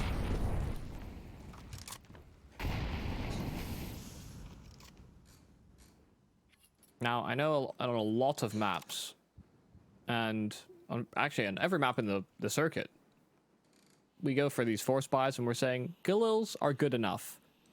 But to be honest, I think Dust 2 is the map I want AKs the most. Okay. Whether it's the double doors or these long-range fights, you know, these distance battles are really what the M4 has the greater strength in, because the Galil is not the most accurate gun. And, you know, even if you're tapping on heads, sometimes the bullet variants at those ranges will come to cost you. Not to mention your ability to do spam through the doors as well. Yeah. Even if that might not be the most relevant with the rifle. Red Canids do not have a choice, though. Their Galils are going to be slowly walking upwards, trying to find a pathway into the site. So Rebel has been called into order, traded away, but Ali is not able to find a single kill. The B-door smoke is there on time as well, and that means the site is theirs for the taking. Do the CTs have utility? Yes, they do. So the retake should at least be thought about, but Coldzera's lurk is perfectly timed. LCM was watching out for that very play.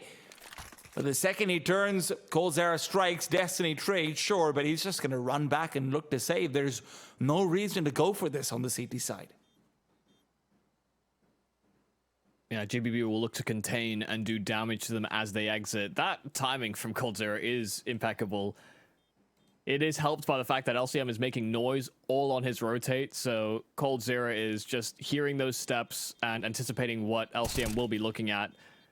JBB will secure an extra frag on the exit and actually can get his hands on an AK as well. You know, he can join Destiny in bringing one of these one-shot headshot rifles forward. He needed the rifle. But he didn't go and pick it up. He didn't want to risk it.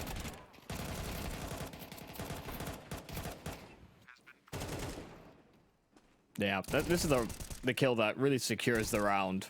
Yeah. You know, it was a pretty straightforward, you know, rush upper tunnels call here for the Red Cannons, but had Coldzera not been able to find impact on his lurk, could have still fallen in the way of Team Solid on the retake.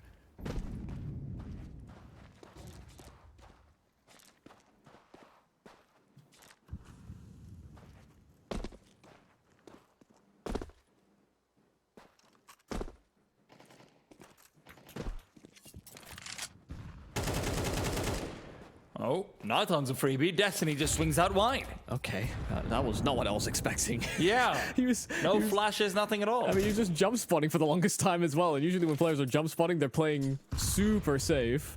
You know, their path is to be defensive, and then Destiny just decides to go out swinging. So I kind of respect it. For every 12 jumps, I get to go for one peek. That's the trade-off. Yeah, that's the deal he made with his in-game leader. The problem is they've spotted out two players towards short on the jump spot. And as they are boosting up, they've completely neglected long, so Red Canids are able to re-divert back there. Now, if Venomzera is taken down as a result of a good boost or something like it, then it's all fine. But instead, it has to be a peek from GBB, and he's met his demise, and Destiny continues forward, but he's not got quite the timing, and now made steps as well. Venomzera so well positioned, the movement's great, the pathing's fantastic. Venomzera should have this kill 9 times out of 8. But it's a 10th time apparently, and Destiny's rerouted. He's gone back to long, and Ally's found more time and more space for that one kill. Instead, though, has been traded up. The nade should finish him off. Ally not taken down, but Hardsouth's got another one.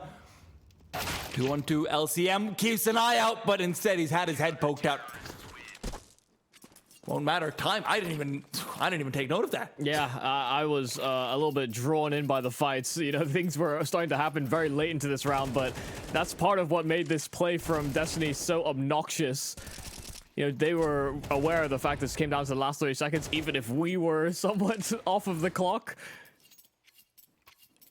Solid with that forward pressure and all these flanking angles. They took those risks because they knew time was imperative. There were still some nice shots hit by the Red Cannons, but they couldn't afford to squander those opportunities. We're gonna go with a much more accelerated schedule this time over. Fast, long smoke, one that allows them to clear out pit and potentially insert an AWPer or a scout player there. That's a very common strategy, courtesy of CSGO, but Destiny has moved up through middle and is keeping them contained. You guys want to reroute after taking long control? Good luck getting past Destiny. He even stays alive.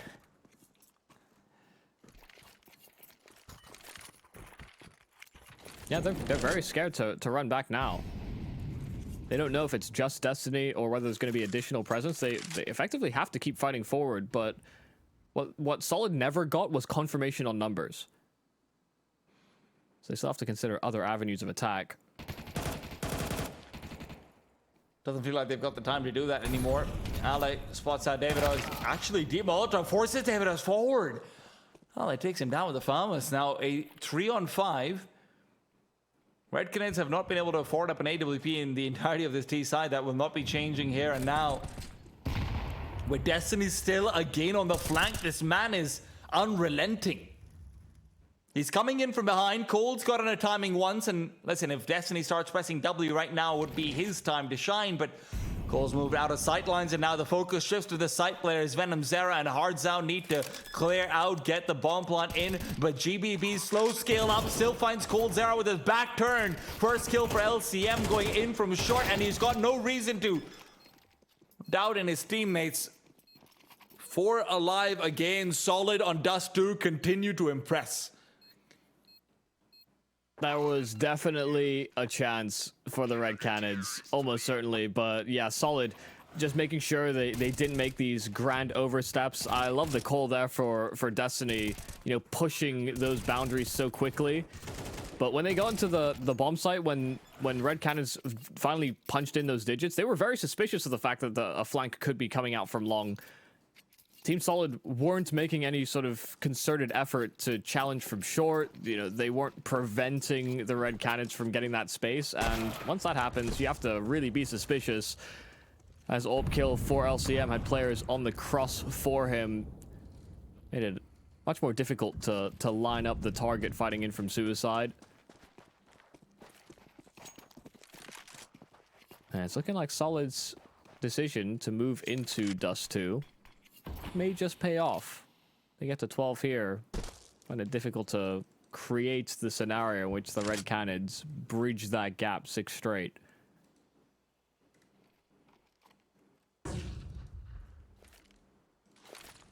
Oh.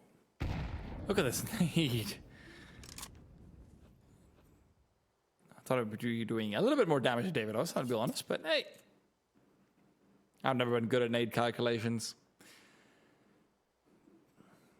Red Cannons don't feel like they can catch a break though, Michael. Again, they're going over to a pretty heavily fortified site on the B side of things. They send out their utility, drop down with one player. Colzera's position should be known. LCM has got a good idea of it, and now with mid-presence shown, Destiny's once again given a chance to strike in. Zoreba's the one to actually find the kills, but he's come through. Trays Destiny, keeps it going. Some of that T-side success on the B side is now translating through into the second half as well. Coldzera gives it a good old try for things, but he was never going to have a chance to bring that round back. Yeah, it was going to be difficult, that's for sure, but he certainly wasn't expecting Ale to continue to give him fights when there was only 20 seconds left on that clock. Of course, the Red Cannons were trying to recover after losing their opening man so quickly.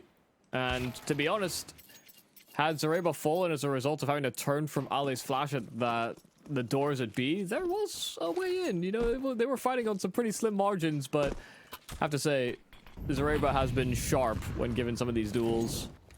Yeah, he's not leading the charge, but when we've been able to witness the kills he's found. They have been lightning quick. As have Venom Zeros, truly. But he finds himself on the losing side here on Dust 2. And down to a Deeg on what could be the last round of this map. This is good space here for Davidus. Managed to make it past that short smoke and will be uncontested. His teammates can actually journey the smoke with him as well because the CTs have doubled long and there is this massive gap where the A bomb site is actually completely unoccupied. And we saw this in the last round as well. Wow. Okay, Venom Zera, thank you for blessing our screens. I don't think Ala is quite as grateful, but now comes out the call. It will be the A site commitment, unlike the last round where they circled back to B, but GBB's cleared long. Hearts out. Looked like he should have had that any day of the week. But at the same time, Solid don't have much utility to go for a full retake in unless they get the initial kills and fast. I do wonder if the call will be to just go back to save.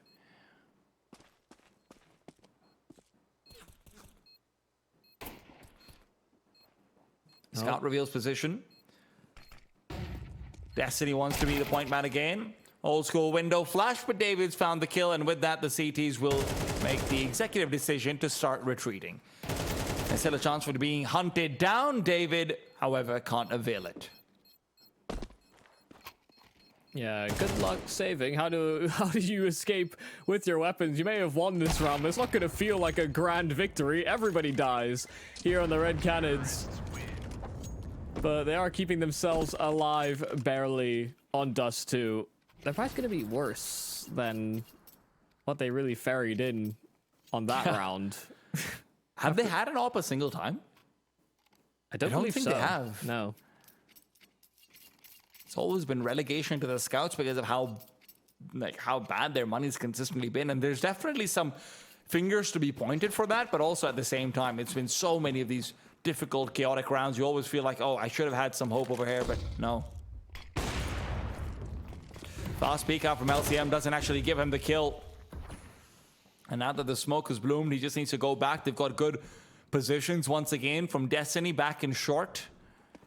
Seems like he's been untouchable here.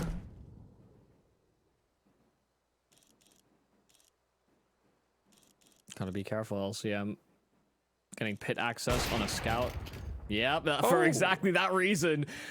The scout is a really, really good weapon for the job when fighting in from pit like that. So mobile, so quick. And especially when it's a headshot angle, that's exactly what levels the playing field. Davidus able to cross as well as a courtesy of the fact that Nython found that frag, and they'll bridge right into the bomb site. Bomb not making the journey with them though. Zoreba goes down. Now, there were still two players available for the T's at B. I thought they might want to start retap. Oh my god, they're actually doing it.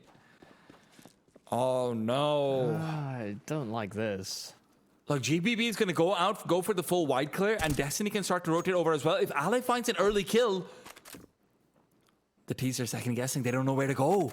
They don't have enough information to make the call for a quick commitment, and the executive decision's been made. No more indecision.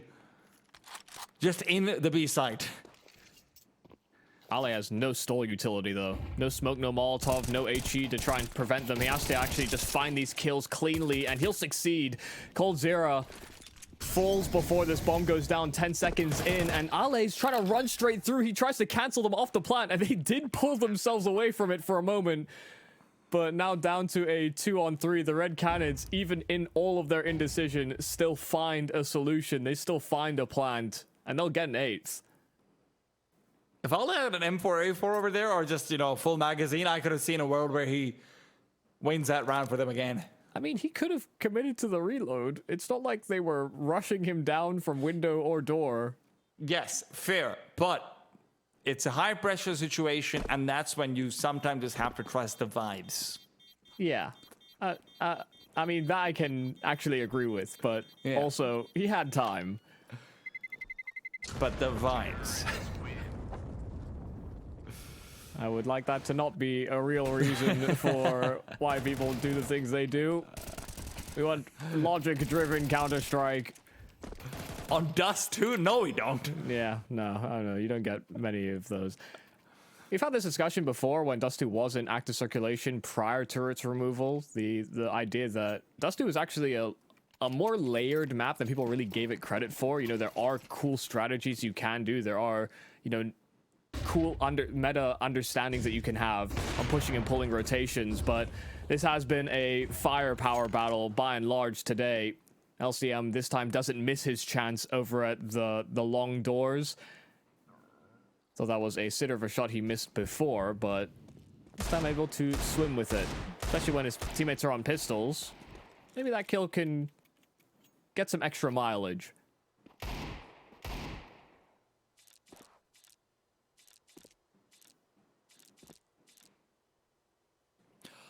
Nathan's really hoping for another kill with the scout from pit. But the CTs are playing surprisingly conservatively given the fact that their money is not great. They're just allowing LCM to go for peak after peak, and again, he's found another kill. I have to say, good adjustment from LCM. It's a bit brave, a bit bold, peeking from the top side of the site like that, but getting that extra elevation actually helps you a lot versus a scout, because your head is suddenly a lot higher than they're anticipating. You know, their pre-aim is all off, and scouts are really all about pre-aim. Get some sick flicks, but chances are you're going to hit the body, and that's where the AWP is going to do a better job. Destiny playing behind the smoke as well. This is the noose tightening here for Team Solid. But coldzera on that smoke face does overpower, and that means LCM has to provide the final stopping power. He already has 3 kills in this round. Supports come in. GBB with that deke trying to distract, and LCM just set up for success. A 4th kill on this AWP, and he tried to make it a 5th, but Venom Zera is being circled in on. They all come around like vultures.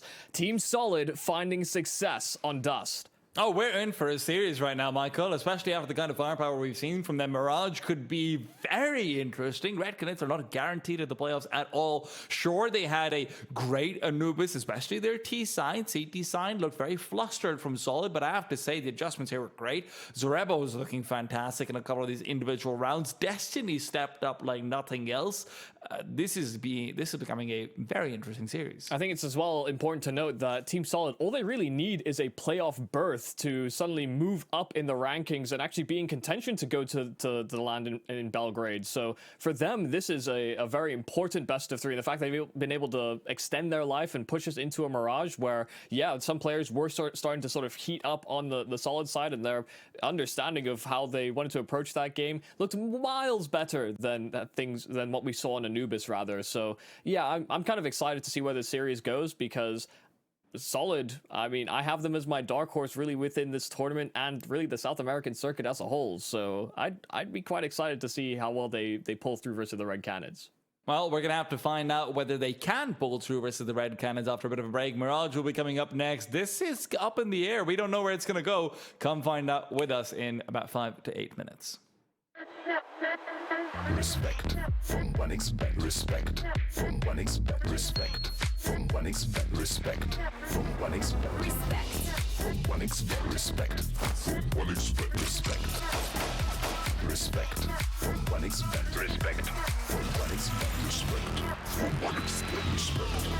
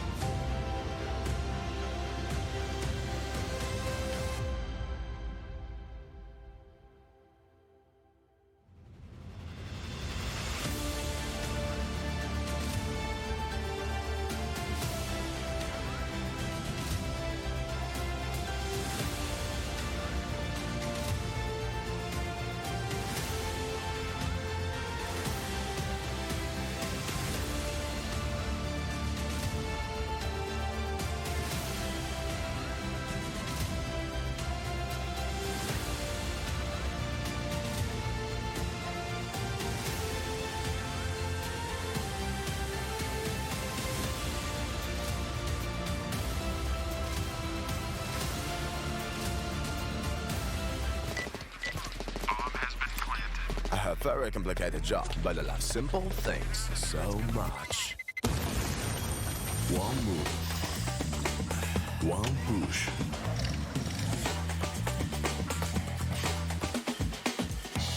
One touch.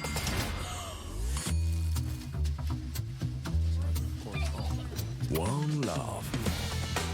One click. One XBet.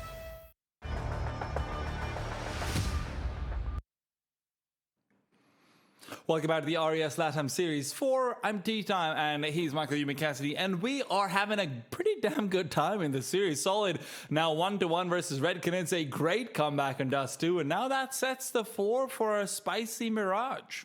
Yeah, almost certainly. I mean, we have players activating at different moments on different maps. You know, you have a great amount of impact from players like Zareba on that second map on Dust 2. I think the team definitely came in with some good philosophy, some good understanding. Maybe just were underprepared for Anubis and what the circumstances kind of offered up to them, but they have definitely made this a compelling and competitive series now. And now we move into a Mirage where I do really think it comes down to form from these players and how willing they are to be able to take some of those challenges, some of those risks, because we saw some real amounts of indecision when it came to Dust 2 by the Red Canids at certain pivotal moments in that game as well, which they basically cannot afford to have happen to them when it goes into Mirage. Of course, the addition of Coldzera is fairly fresh, it's fairly new, and all they've really had is success so far. And for them now to be pushed pushed the full distance in this best of 3, they might be sweating a little bit. Oh, and look, it's also very important for both of these teams to come out on top over here, because if you're going to be the second seed, theoretically, from the group, let's say you go down the lower bracket, you're like, whatever, we can still qualify. You have a 50% chance of being drawn up versus Bane or Imperial, right? That's not what anyone wants right now. With Bane and Imperial both being first seeds, you want to have like at least a guaranteed semifinal berth, get more of those reload points, especially if you're solid. That puts you in a great position as well, right? So this is a very important series in the grand scheme of the entire tournament, not just for who goes to playoffs right now. And Mirage, Michael, I don't think we're going to see as much indecision, right? Dust 2 is a new map. I do think that Nathan, I don't actually know if Nathan's ever really called on Dust 2 ever in his career before. He's obviously a bit of a younger IGL in the same way. So there's a lot of question marks over there, and those aren't there the same way in Mirage. Now, at the same time, when we look over towards Anubis and the CT side of Solid, there was a lot of indecision from them, right? There was a lot of places where they weren't able to get rotations in time. They weren't able to, take note of whether they have a kit or not. And I don't think that'll be there for Mirage. I genuinely think we're about to see the best of both teams going up against each other for this final map. And that's exactly what we wanted going into this series. Yeah, absolutely. And I think we're going to see some great rifle work from a lot of the different members on either squad. So I can't wait to dive into this third map in the series. We're trying to find out who comes out first within Group C. It is Red Canids and Team Solid going the full distance, and of course Mirage, our landing zone. We're gonna have to find out which side we start on. Of course, because this is the third map in the series, we do have knife rounds, but I have questions to be answered for either squad on either side of the map as well. So I'm winning no matter what, really. But yeah. Red Canids are winning the knife round. Yeah, I've got questions too. Cold, can I DM you on Twitter, please? What? What?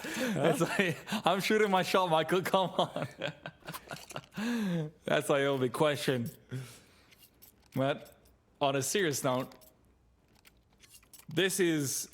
also, by the way, for Solid... This is such a big deal for them, more so than ever because of Coldzera's addition. I'm sure they're going to be all the more pumped. And I don't know if Red Canids have ever had the pressure that, a name like Coldzera being on your team associates with it, with how excited everyone becomes to play up against you. It's not just another day in the office anymore.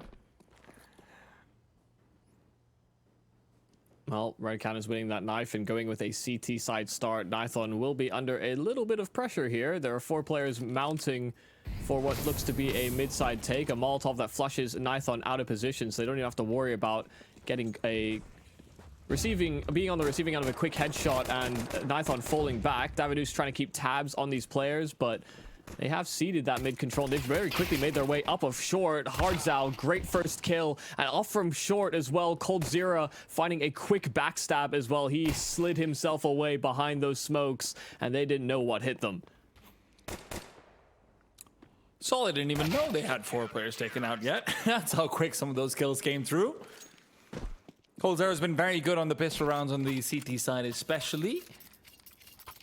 Going back to Anubis. But right, they start off strong. Yeah, I imagine we'll see many a round of success from short by Coldzera. A very instrumental position for him on his rise to being a #1 player in the world. Felt like he defined a lot of how the players still play that short spot, whether it's T or CT.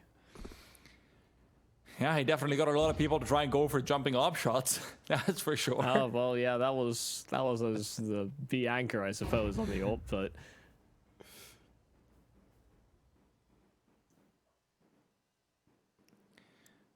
Solid have a simple game plan. Hope that the CTs use utility, waste some money, push into them, and maybe die. The last one a bit more optional than the rest. That's more for hope than a game plan. Yeah, it's only really a hope as well if the round is already lost. See how much success they get out of these Glocks. It's not looking like it'll be much. Cold Zero having that M4 from short. Nade will go a little too deep, but Hard Out does get overrun. Cold Zero does keep some players contained, and there was a little bit of space where they could have considered the plant, but GBB operating for that frag instead, didn't want to get cancelled. And they do find a couple of kills at the very least. So very respectable. Yeah, not the worst thing in the world. I'm surprised that Hardzao stops jump spotting at a time like that. He just immediately stops right as they're getting ready to swing. I don't know if they made any noise or anything like it, but yeah. I think Cold probably made the call here to step inside of the apartments, and by going for an extra jump spot, his nade would have been even later than it actually was.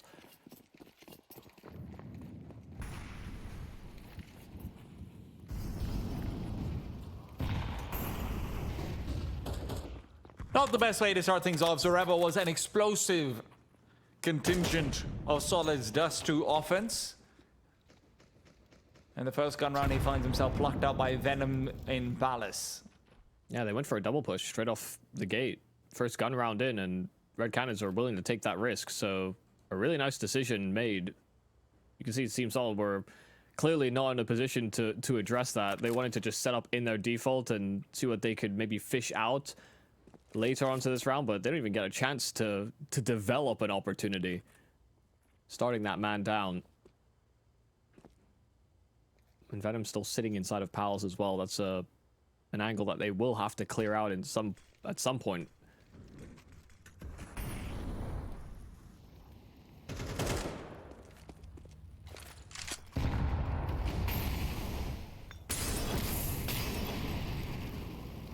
Double Molotov to the same angle might not be the best of things to go for. Cold Zera's trying to use the Pillar of Flame to mask his presence, but instead, he's just taken down. Ale and LCM entering into the site. Some beautiful shots being hit.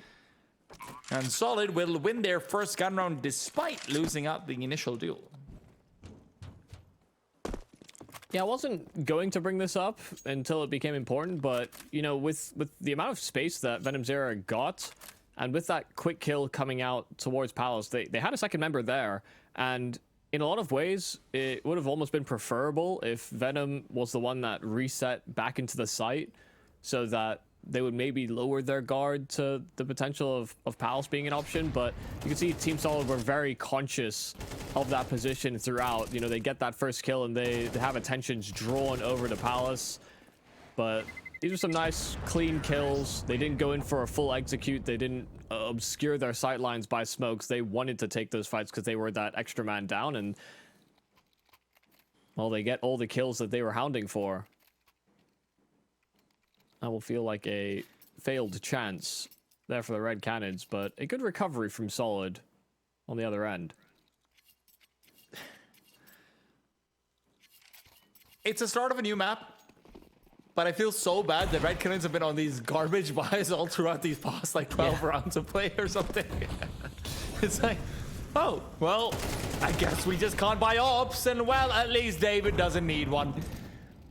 Comes out on top in the initial duel, and it might be time to pull the plug and back off.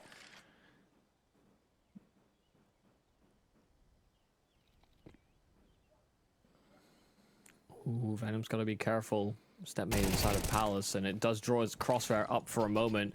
He does know that there's somebody up there, and Nade not going to finish off the job. Venom able to back himself away and reroute pretty successfully, pretty stably into another angle that will be difficult to clear here for Solid. There are a couple players walking wounded. LCM finish off a fresh face and actually finding Venom as well. I'll say I'm not typically the high output player that we look to on Solid, but now back-to-back rounds where he's found double kills. David does finally put him to rest, and Zareba failing on the trade timing. Very loud rotate through spawn, though. Forward position from Cold Zero at those top mid boxes does confirm the second location that they have to be worried about. GBB's got a lot of utility. The question is, where is he going to be deploying it? Because he needs to. If he doesn't, this is going to be a very near impossible plant in. Great kill found under David. That should secure the plant, especially because Cole's nade shouldn't actually do much to him. GBB is taken down by Cold and the AK. Leaves Zareba all alone, and he's always good for a kill or two. And with Hardzal playing this patient, is he disconnected? I think he's disconnected. Yeah, he's DC. right. Oh, No one plays that patiently. yeah, that sucks. Such an inopportune time for that to happen. I was actually kind of surprised that Cold's nade didn't get the kill on GBB. It was sent a little bit too far. It gone out a half second earlier. Would have been a finished frag, and maybe even Cold Zero himself could have finished off the round, but really good patience from Zareba inside of Palace. This was still going to be a hard round for Hardzal to win out. He had a Deagle and 40 HP. Pretty ill-equipped. I think more than that, it's about whether Cole would have been able to do more if he had a teammate, you know, sort of actively working with him. Yeah. Even spamming inside the planting spot would have been possible. Yeah, it's just unfortunate, right? Yeah. It's one of those things that comes with Counter-Strike and, you know, playing on a PC rather than actually on a field. Yeah, the technical issues you have to worry about in real sports are fans rushing the pitch or, you know, streaking. Those are the... Which, in all fairness, we do now have in Counter-Strike as well, so... Yeah, that is that is actually a good point.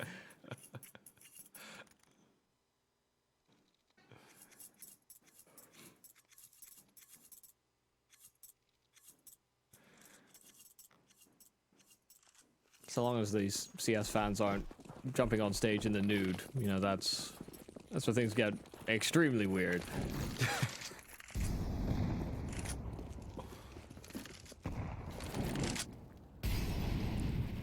I know you don't care about skins normally, Michael, but LCM's craft is really nice on the Mac 10, and I always appreciate a good Mac 10 craft. Now, his second charge moving in, finds the first, and he's looking good doing it. Now, double setup inside short ladder might not be something that the T's are fully ready for, but it's also not really going to be activated.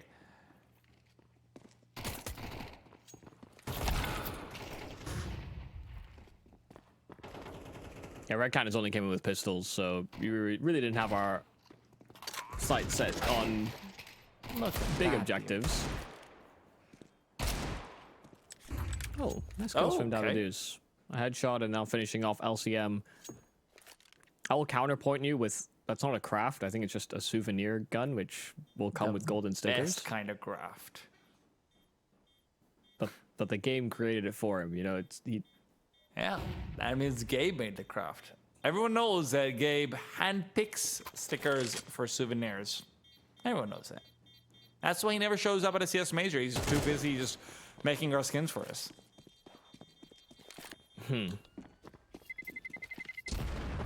Now that is fan fiction.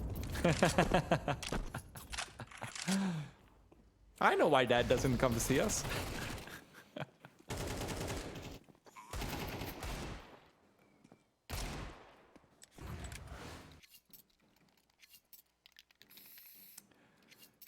Again. Yeah, I know. Like I knew you were going to say it as soon as I saw the FAMAS. No ops. No 5, you know, tier 1 rifles.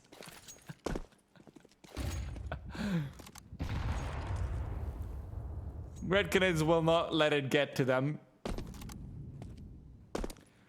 It's not about you've got any excuses for, at least. And with early mid presence sussed out, Nipon now goes back to take a foray into A.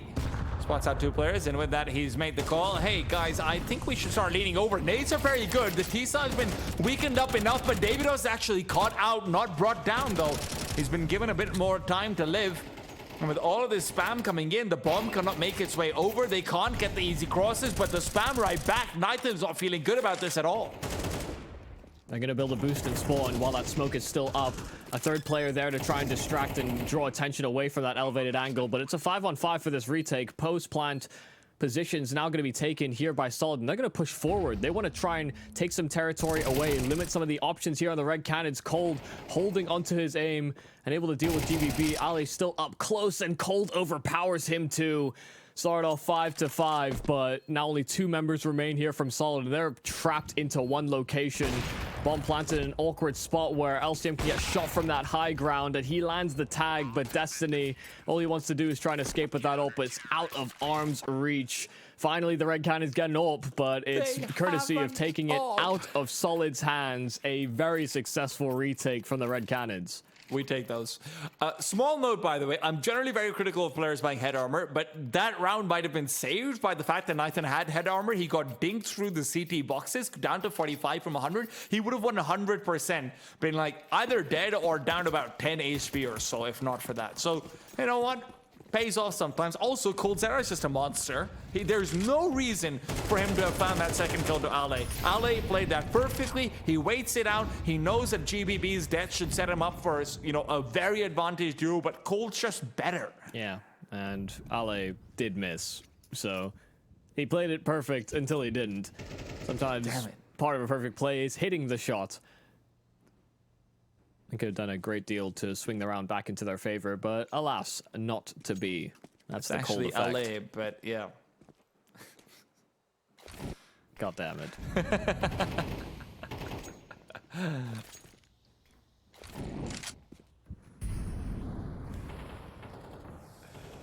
Aggression into A main has given Red Canids a lot of opportunity to start stacking over. That opportunity, though, might be a noose that they are wearing around their neck and calling it a necklace. There's still a chance for the T side to start re-navigating back over to A. They've got plenty of players in middle to try and do it, but the problem is the bomb is so precariously postured. Do Red Cannons at any point start to investigate into middle? Do they start to get worried and suspicious? Well, here's the thing, is that if Team Solid are just going to wait out these smokes over at B, they're actually in a really bad position. It'll be about 22 seconds by the time that smoke dissipates, and yeah, Hardza, how he maintained his spot actually could have been a critical factor, but they need to go quickly. They need to find these entries fast. And they go in through short. GBB needs more action, and they still can't come out of the apartments. Ale good for one. Zoreba taken down, and the bomb cannot be planted at this rate. Hardzao only needed to stay alive, but instead coldzera is going to have a chance to deny it. Ale not there in time, and they were so convinced on Solid that Red Canids is going to be pushing in through middle back towards the top, back towards TV room, that LCM spent the entire round scoped in onto TV. I genuinely thought for a second that he might have been disconnected. Yeah, he was expecting aggression. He was expecting someone to have created a flanking chance, but the Red Cannons, once they got that deep position on an A ramp, that's all they needed. They were comfortable in their 3 call to B. That extra manpower, the extra personnel paying off.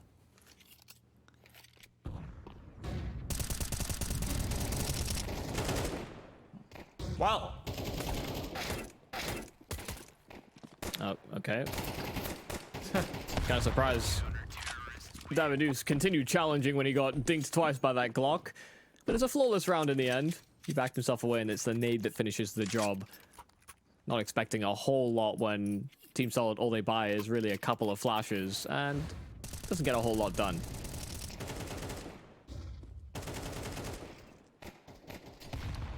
Of course, if you want to get a whole lot done, you can go over towards our partners at 1xBet and sign up over there with a first deposit bonus of up to 130% with the 1xRES LATAM code.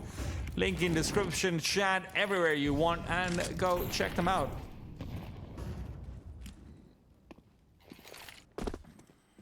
Once again, Red Cannons, immediate push on one of these avenues on A. Nithon as well, hitting a shot through middle, did so unsupported, so very important he gets away with that one. Otherwise, there would have been a gap that could have been exploited here by the Team Solid. Instead, once again, there's just so much information to play off of, and Nithon's not done with it just yet, gets boosted apps and finds another.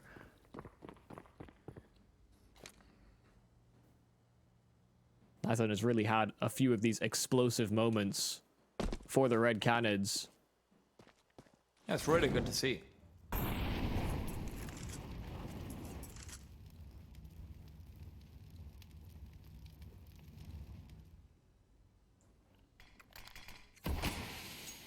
Fresh smoke.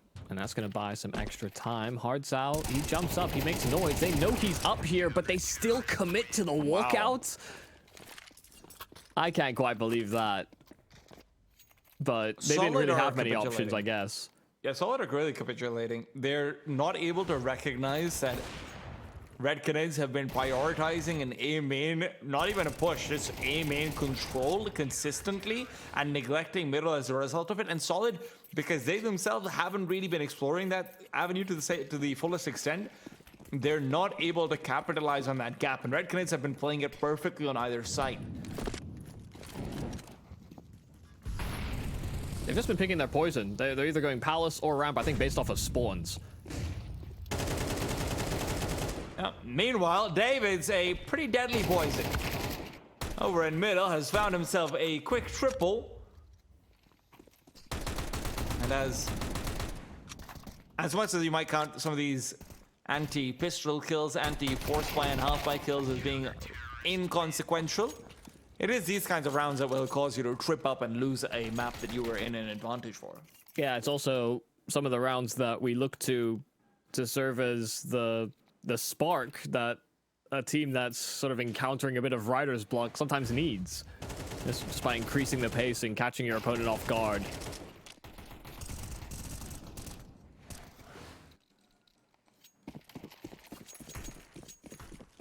I think Team Solid's choice to not set up in these defaults at the start of this game, I think is really costing them. They're not getting a read on how Red Canids are making these decisions. You know, they're making a lot of informed choices as to how they set up on the CT side.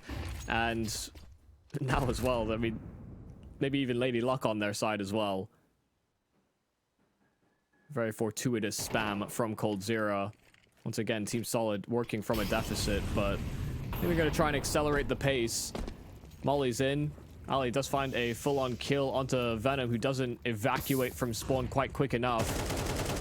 And the flash is beautiful to set up Ali for another. I thought I was fully blinded by the second flash, but Ali does still find the setup. Hardzow has the round in his hands. There is enough time for them to recover this regardless, but he'll be able to guarantee at least 2 kills. Cole now has to do his turn. He's brought it back to a 1-on-1. And he needs to find this final frag. Molotov from GBB and coldzera is going to be coming in from behind it. Instead, goes back to CT. Interesting, GBB's opted for the same. We're going to be in for an early collision course, and coldzera's driving a freight train. You can't outbrain him. You simply can't. A perfect choice there from coldzera. Kept his attentions raised, didn't pull the knife out to try and get on a faster timing, understood that was a possibility, and floors him. This was a battle of who could strike harder. Ali does so much work to create an opportunity here for Team Solid, but they fail to check the back of this A-bomb site. Hardzow, a great job finding those 2 kills, setting Colt up to clutch back.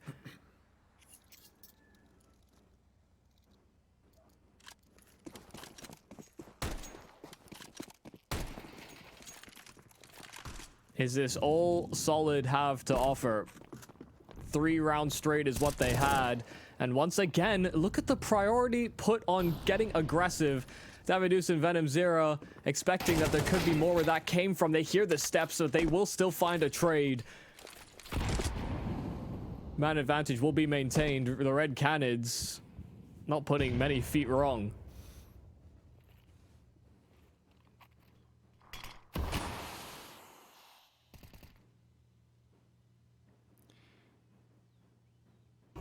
I mean, what does Solid even do over here?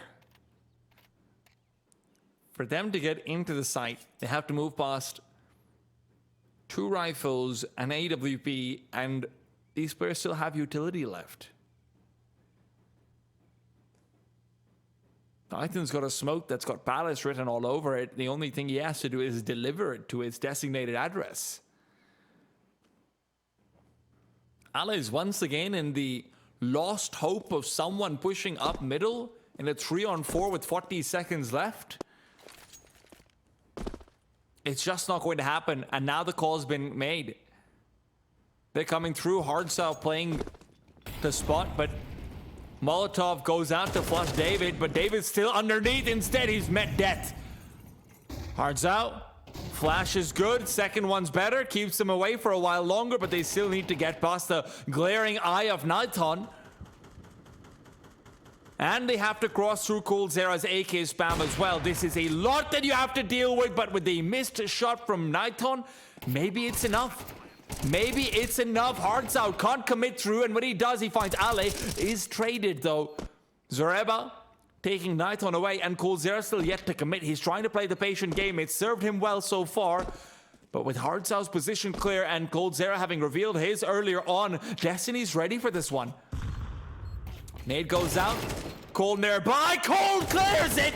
Destiny can't get it done. And it's only Zoreba. Can he bring it back? The 1v1 versus the Master. No. Never. Cold does not lose. I knew there were nerves. As soon as they saw the nameplates, coldzera and Hardstyle once again in a 2vx, a 2 versus 3. I knew that there was going to be a problem here for Team Solid. They serve to spoil the last round here for Solid, and they do it once again. coldzera, impeccable work, fast headshots, and doesn't get caught off. Had a health disadvantage for that con fight. Hell, even for the site fight too, but you can't beat past this man. And the Red Canids on fire. Our partners at 1xBet agree heavily. Team Solid have not looked like the same team coming away from Dust 2 into this Mirage. A shell of them, their former selves, and Red Canids are here to play.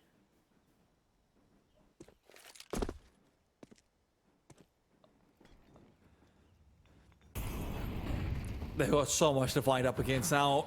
2-1-5 on the A side. LCM around the corner is going to be cleared as well. Nighton takes him down. LCM unable to find the success he'd had in the early start of the game. And GBB, who's moved to a smoke, is good for a double.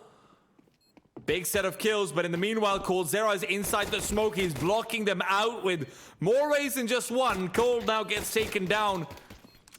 A little bit easier when it's not the late round, I suppose, but David and Hardstyle are just going to try and play denial on this bomb. Ale's got the full defuse, and Hardstyle should be taken down soon as well. Yeah, even though they lose that first entry very quickly, if not for the efforts there of GBB, who it didn't seem the cleanest coming out of that con smoke. You know, was going to catch them off guard, had a couple of opportunities to shoot them in the side of the head, but on his final couple of bullets on the spam, just finds these 2 quick headshots that created a world of a chance. And coldzera none the wiser that he was hugging a player inside of that smoke. A much needed pistol for Team Solid to come back into this map. But I do fear that still the Red Canids will be favored. It's a pretty substantial buy from the T side. 3 Galils, a Deeg, and a Scout available, but they will be light on utility. Well, a couple of smokes, a Molotov, and an HE, so no flashes that can help facilitate or create some space. And meanwhile, Team Solid are doing a great job of working in from behind, clearing out from ramp to T-spawn. They're making the play that they were hoping that Red Canids would all across the game. Ooh, but the read is wrong. Had he flanked mid, there would have been a lot more players to find. Instead, it is Hardstyle inside of the B apartments that... Oh, he's very aware of this possibility. He turns for it, he does the damage, but LCM still overpowers him, barely surviving on 11 health. That kill could be the difference of the round. GBB, in the meanwhile, has found some great damage as well. And Zoreba never moved away from default. He only has to find one and duck out. That gives his teammates enough time to come through and provide assistance. Venomzera already low. Now taken down, and Cole will have a lot on his plate. I don't know if he's quite got the mouth for this one. He's had a lot of clutches so far. A 1-on-4, a bit more difficult. Yeah, especially when he was on, what, 14 health for those fights. You know, you want at least some health to be able to trade. A very difficult clutch. But nice work. You know, Solid remaining proactive coming into that anti-force buy. Hell, I mean, basically a K short on each of those players on the red cannons from a full buy, but it's a treat as seriously as any other gun round. They lag behind on this map. Nice to see that they're still willing to drive some initiative. Because for most of that T side, most of their attacking campaign, they were the ones being pushed into. And they didn't even know it for the longest time either.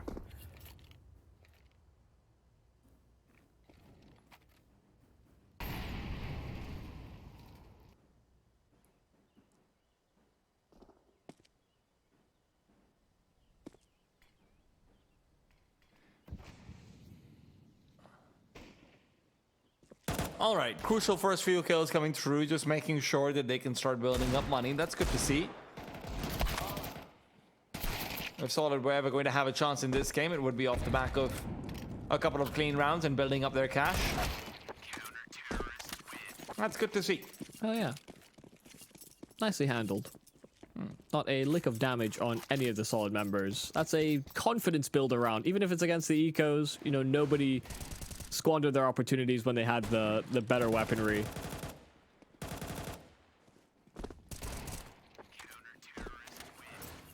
And they build up a nice reserve of cash as well. I do appreciate the fact that LCM goes into the AWP early on as well. He did quiet down a lot from when he had 5 kills to start off in the first 3 rounds. I think he only got 1 for the rest of the half. Now it's his chance to, you know, heat things up a bit.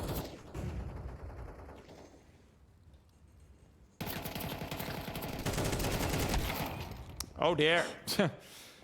Jump up might not be in the best of places, but Zareba is happy with the trade. A lot of information found as well for the CTs.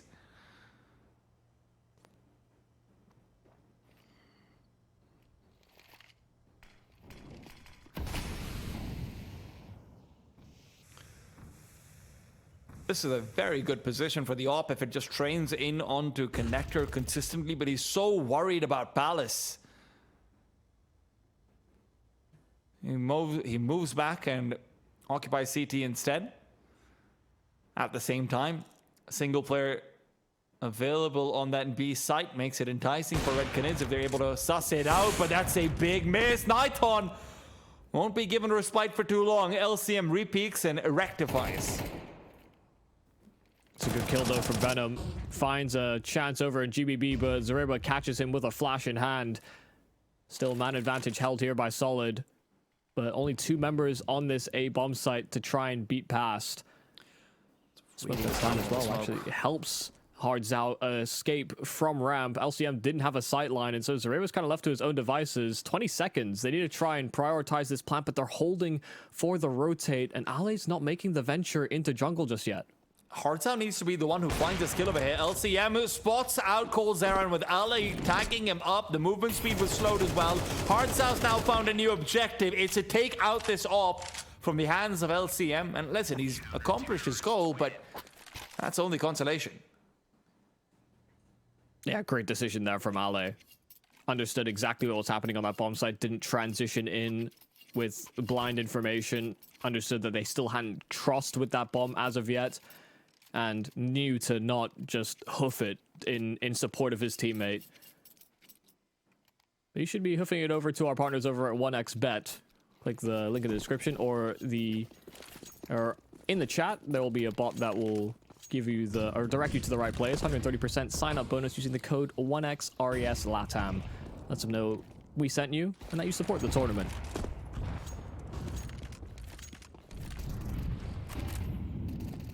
LCM's back online. Always exciting. We'll have a chance for another one as well, potentially, if David wants to try and seek a refrag.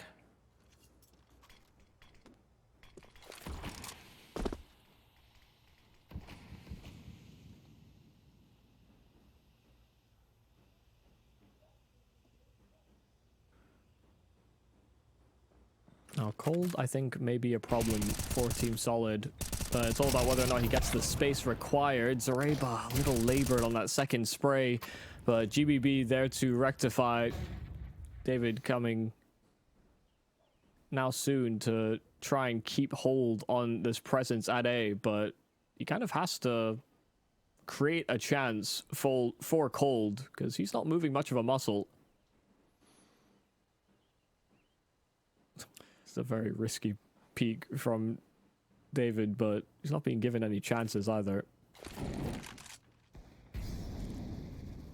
Reveals his position and he's hoping that that'll start distracting away, but the problem is Destiny is not in a mood to peek at all. LCM as well gives no reason to actually go forward. Cole doesn't win the duel for once. For once they're able to fell the beast.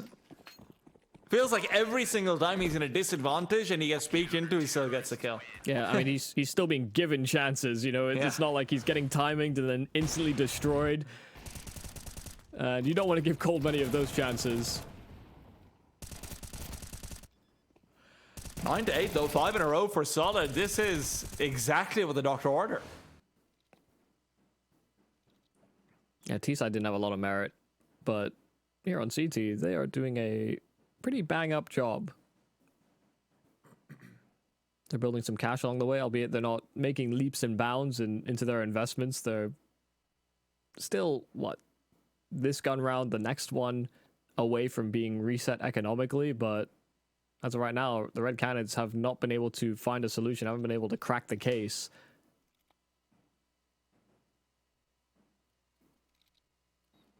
But they also haven't tried B just yet. I have a suspicion that we'll see them gravitate that direction in this round.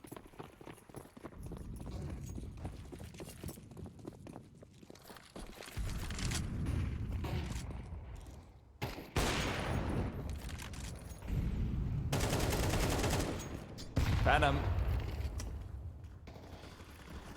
shuts down Destiny. And it's a big early pick. It feels like the CTs are going to have to try and make up for it. And that's what Red Canids are now going to wait for.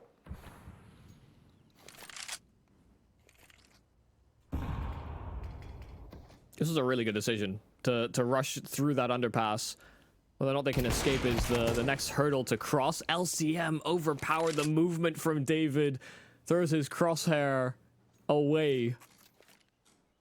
And should they finish on this B bomb site, the Red Canids would likely be uncontested in the post plant, but they're bringing themselves back to A.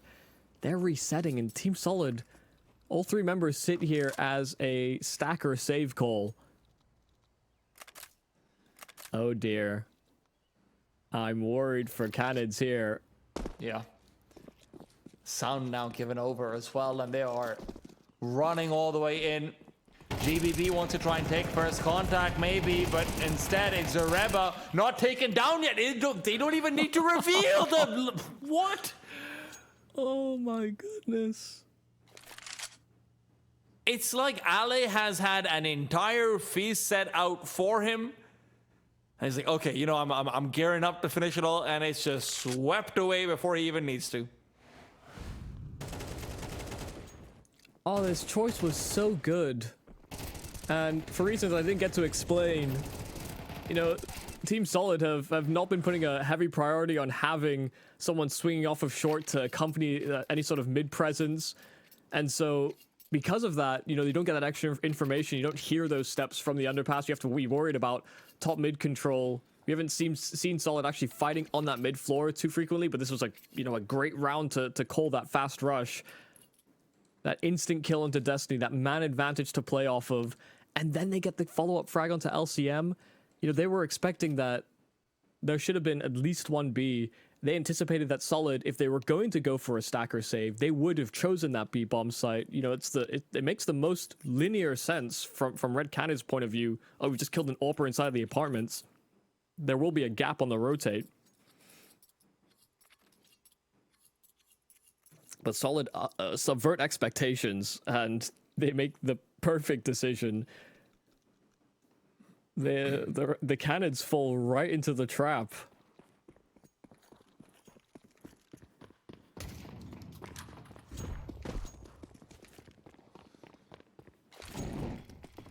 All those shaky hands we saw, all those Worried looks. I can tell you they're on the other faces now. Red Canids needs a breakthrough round. We discussed about how important some of these Tech 9 rounds can be, but with Nighton having his head chopped off cleanly early in, that's not a good sign. But at the same time, Hearts, watch out for this. He's crept through. They've got full jungle control. CTs have not prioritized this, but Cold Sarah's gotten a kill onto GBB. It's free. It is absolutely free. And if the CTs want to try and go back to contest ladder room, they're going to have to worry about a jungle presence that is very much here. Zoreba not ready at all for this. He's going to be looking the other way. He's going to be fully blindsided. No! Turns around in time. The Tech 9, though, still gets the better of him. And the bomb can be planted. Cold to cover with the op. He is a damn good hand with it. But no chances to be given over. It's a reroute to CT from the CTs. They've got a lot of utility. 2 smokes, 2 incendiaries, 2 flashes, and a nade. Cold just needs to hit these shots. The shadow given over and a smoke down, but Cold finds the first, and the CTs are crumbling. This was not the round that Solid thought they would be. Forced to contend with, not with the start that they had. And now, the defuse, it's tapped. Coldzera is always patient. No reason to peek. He knows it as well. And Ale all alone can only look to save this op. And he's trying to run. He will succeed, surviving on 3 HP. There are no survivors. No one to tell the tale there for Red Canids, but they finally break past this long streak of rounds here from Solid. 6 straight coming into this second half. It's on a pretty, I guess, marginal buy. You know, they have an AWP, a Galil, but techs that follow it up. And it's Coldzera in one of these post-plant clutch positions where he delivers the goods again.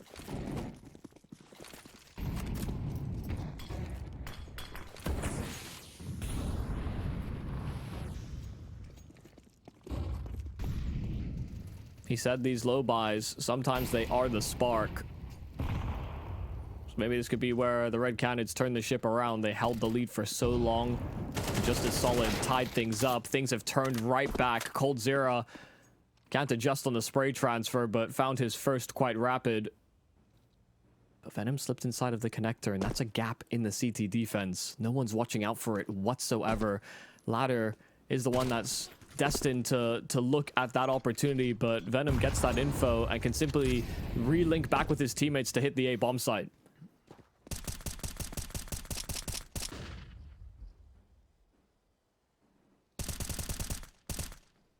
Oh. Nathan's out.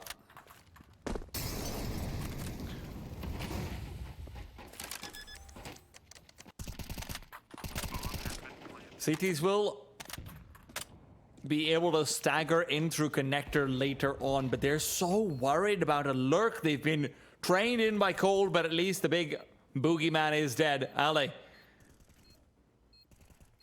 moves forward, a smoke out to where jungle does disable a lot of this jungle presence that has been emphasized. David will push through that smoke and find 2, though. They thought they'd found some solace, but instead the security is cover for David to make a move, and he wants to continue doing so. But as the defuse is being stuck, they've forgotten where it's planted. Hard Zao! That's not where the bomb was. Yeah, someone needed to tell him in that moment. Had he swung immediately, he actually would have been able to counteract that defuse. It was out in the open. The smoke was imperfect. And I thought David had done enough. Finding these 2 kills out from jungle. He wanted to be that first one that takes contact, but a great set of shots from LCM. He's had small moments where he's found these multi-frags, and that couldn't have come at a bigger time. That could have reset Team Solid, sent them packing down to that lower bracket. But still, we sit here neck and neck. A-side attack lined up, and an instant dink onto LCM that will force him back, but he'll still find his shot. And Destiny swinging out from the bomb site as well. They're finding a whole kit and caboodle. The whole damn execute foiled by the 3-man setup here from Team Solid, and Zoreba willing to swing for that final frag as well. A very convincing hold from Solid. Zoreba on the CT side has been incredible, by the way. He's up to 17 and 14. He did not have a very good start on the T side of things. Didn't feel like it was all present, but yeah, he is genuinely insane. LCM as well. Between him and LCM, it feels like this A side has been completely impenetrable. We haven't even needed Destiny to step up. He's actually having a bit more of a quieter game versus his former team in the last map, and I'm sure he's not happy about it, but at the very least, he's got the support behind him.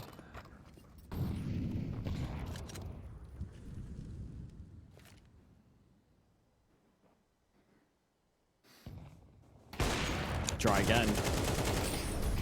And I don't know that the result will change. Quick kill from LCM. Destiny playing behind these smokes, just flame phasing it, and David fully flashed up. All the support util just makes it so much more difficult for the Red Canids to get much of anything, but they will be allowed a plant. Extra money is nice, but a 2-on-5, that will be difficult. Extra money, yeah. It's barely a consolation. It's barely a consolation. Solid on 12 now. And Red Canids don't have a set piece. They don't have a must-win round strategy. We would have seen it by now. This is where I want to see a tactical timeout. I want to see something new being made. I want to see Nathan make a call. Maybe Cole says, okay, listen, they're not really taking too much in middle. Maybe we can get a boost up the jungle. Maybe we can get something like it. But if that's going to be the call, well, you know what? That lack of middle presence is about to change. LCM's gone for the early jump up. Flashes are good. I think Venom's arrow might have seen him fading away, but I'm not sure about that. I think all he's worried about is not getting burned by that Molotov. It seemed like there was a lot of information to play off of, but they will consider the latter position. They'll try and stick true. 3 over towards that A side and 2 at B. They will cede mid. They will allow the Red Canids to operate that direction, but that connector smoke is not exactly ideal. There is a minor gap that could be exploited. Zorebo still playing close to this A ramp smoke. Should he find at least one from this spot, I think it would be enough.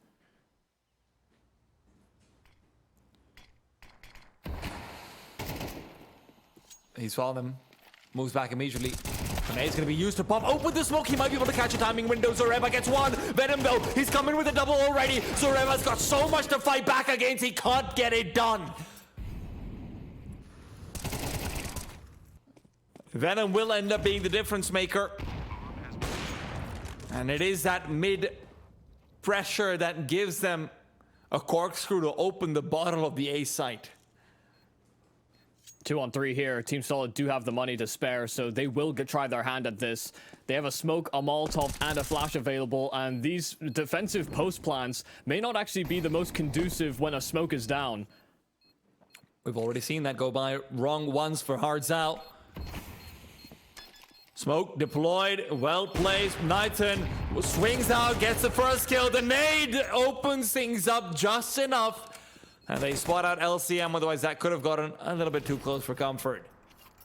Yeah, you saw the ult posted, ready to spam on spot, and distracted by the player trying to defend. This was very uncomfortable here for Team Solid. I think because Zoreba thought he got spotted, I actually don't think that the T's got much of a whiff of him, but he saw a T the other side. Because he got spotted, he was kind of scared, I think. You know, everybody started to clamor back into that A bomb site, expecting that Zoreba will get overrun. And that's where Venom Zero finds a lot of his impact. You know, catching these players not sort of committed to their spot. Maybe not expecting the connector presence to have sped up as soon as there was that re-smoke down at A ramp as well. They weren't in great positions to support one another. That was the flaw of the A-side defense there for Solid. And they tried to rectify it, but the Red Canids were all over them before that could happen.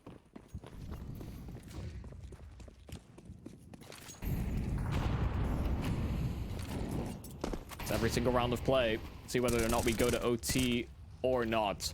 There's a A lot of momentum still in the hands of Team Solid. They are definitely still feeling confident. A nade into the underpass, the second one that follows up from short, and there are two players there that are, I think, looking to maybe even boost fight into jungle, but Nithon trying to clear around that smoke. Destiny pushed forward, and he'll double up on his fights. That underpass pressure is non-existent, and now top mid also suitably dealt with. A 1-on-4 presented to Hard Zao, and this will be a bitter pill to swallow. A very difficult round to pull through. So many clutches. So much dominance in that first half. Red Canids must have thought, we've already got one toe above the finish line. All we have to do is put our foot down, but Solid trips them up completely, and now Hard Zao's their only chance of eking across it. But what can he do here? Double CT setup, perfectly positioned to trade off of each other. If he swings out wide for Zareba, he is welcoming death to Destiny. Doesn't even work out over there. 13 for Solid. They will be going forward in the playoffs as the first seed going out of Group C. That means they're guaranteed to be facing up against the second seed of Group A, and are going to have a pretty favorable matchup in that quarterfinals as a result. What an upset, Michael. We are, well, you know, you called it. Yeah, I mean, I thought the fact that they looked good on the macro, they have these heavy hitters, these players that are so capable. I did think that this was a possibility, but I didn't expect it to go as close as this. If there was going to be a solid performance, this was back and forth, and I gotta say, hats off. Team Solid showed up when they needed to. They trailed in that first half and brought it back. That was a really, really decisive victory. Team Solid moving into those quarterfinals, they get 15 relog points guaranteed, and they move into the second place position on the leaderboards just by birthing themselves into the playoffs. And so should things go correctly, should they go well for Solid continuing forward, they could even earn more points, maybe even finish first on the leaderboard. It all depends to how these playoffs pan out and whether or not, I mean, we still haven't actually figured out all the teams that are going to be in those playoffs. Well, listen, one thing's for sure, though. Solid is a big dark horse, and all four of their legs are kicking and screaming. You've got some great players on the rifles, and you've even got an LCM who can activate for like one half at a time. And when he does do so, he is so zoned in. He's not missing a single shot. And even when he does, more than happy to re-peek out, not feeling underconfident after losing all these clutches. Really good job overall. But that being said, guys, we've still got one more series for the day. We've still got one more team to find out who will be in the playoffs. It'll be between 9Z coming up next, going up against Bestia to fight for that final first seed spot. We're going to be back after a break for that one. 1xBet and EVA Alfie present betting on all esports events on the website and in the 1xBet app. 1xBet. Play with EVA.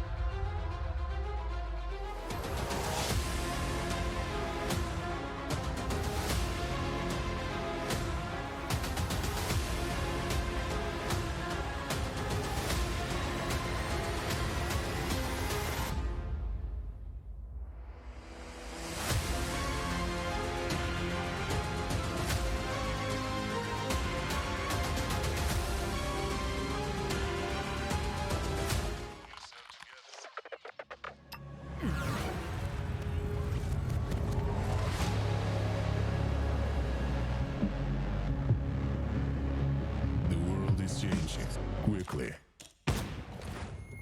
Sector clear. Copy.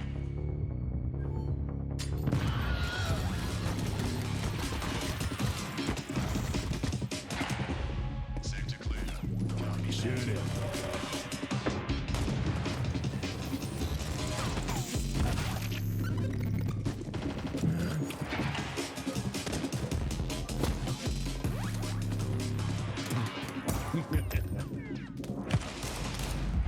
The world is changing, but one thing remains the same. Victories with 1xBet.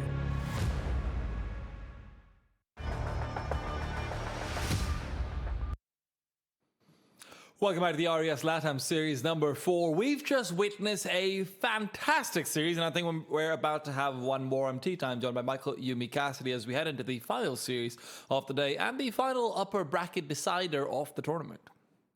Yeah, we move forward to 9Z versus the Sharks. And listen, I think if we looked back at this 6 months ago, if we looked at this particular matchup, we'd maybe think that 9Z are firm favorites coming into this run of the show. But hey, Sharks, the other day when we were able to catch them against Bestia, clearly looked to have improved as they've come back from ESL Pro League. Sure, they didn't have a very successful campaign out there, but they have clearly taken some lessons. They have learned from their scrims or their officials respectively, and have leveled up quite substantially and could actually be another one of these upset wins in the upper bracket. I am quite excited to see how they fare against 9Z. I am as well, but I think more so because I think, although there's definitely upset potential, let's zoom in onto the 9Z roster because I've got one player that I really want to highlight, Michael. It is Martinez.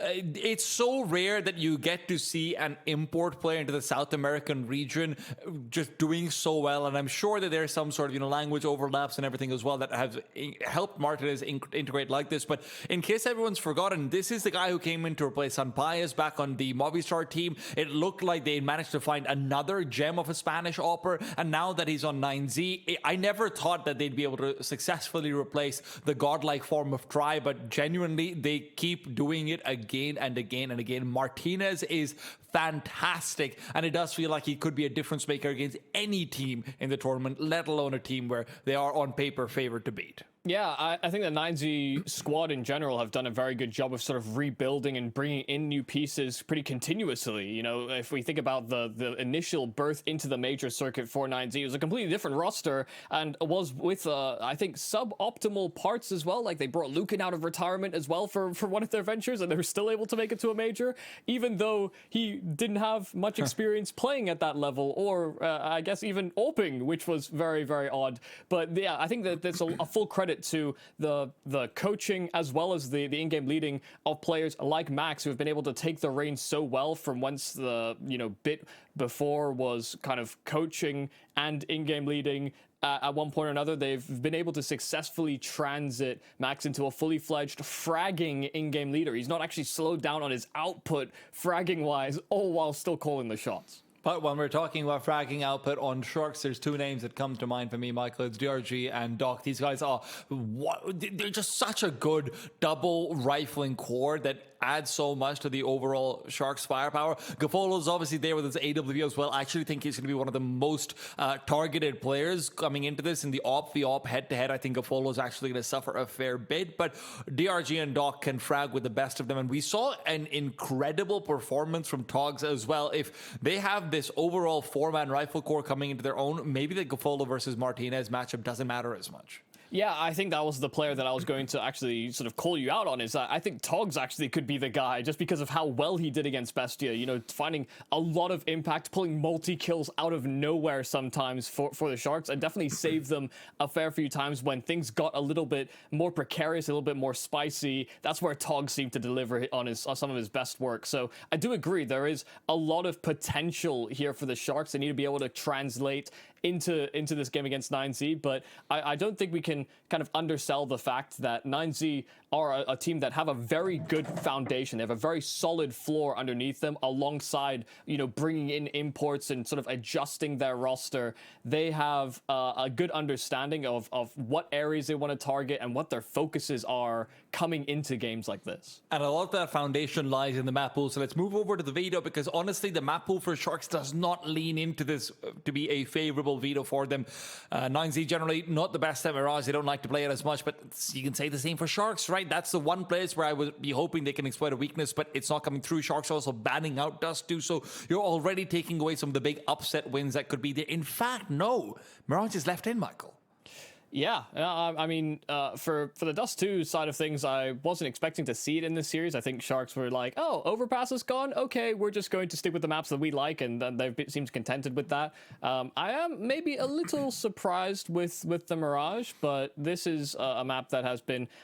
I mean, it's a very known quantity in a lot of different ways, and, you know, for a squad like 9Z, they will have played this internationally as well, alongside the Sharks when they've, you know, been able to get those opportunities. So I don't think either of them are going to be coming in underprepared for that matchup. I think the fear is that, you know, 9Z, when it comes to their nuke, is actually quite a solid map for them that I feel the Sharks just won't have enough on to really contest properly. And so they'll, in my eyes, they're fighting from behind from the very get-go.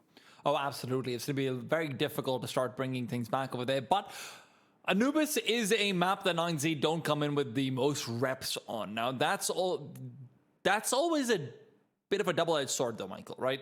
That could also just mean that they've been cycling that in. They've been putting in all of the practice for themselves in that way as well, because, listen, this isn't a team that's going to walk around with a 4-map pool, right? They've got a very solid foundation, a very good coaching staff, very good IGL in this regard. So you start to wonder about, hey, do they just have a secret trick or two up their sleeve?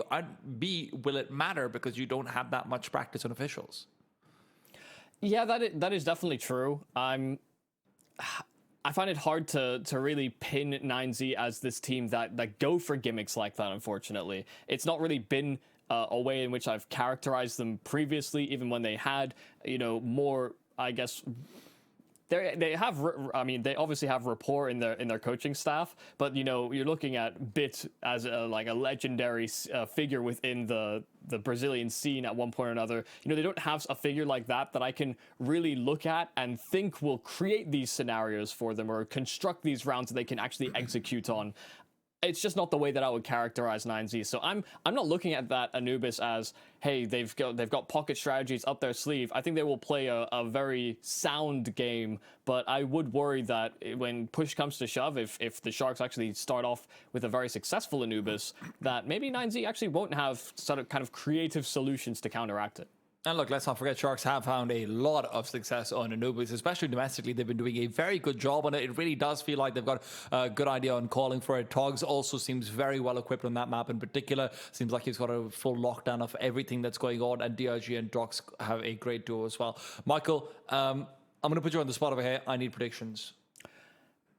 I think it goes 2-1 to 9Z. I find that Nuke will just be an incredibly difficult map for the Sharks, and I'm not expecting 9Z to come in with the most amount of preparation to Anubis. But when we get to Mirage, that's where I think 9Z will probably put them to rest. But I'm willing to be surprised. I hope to be surprised, because Sharks definitely impressed us last time we were able to catch them.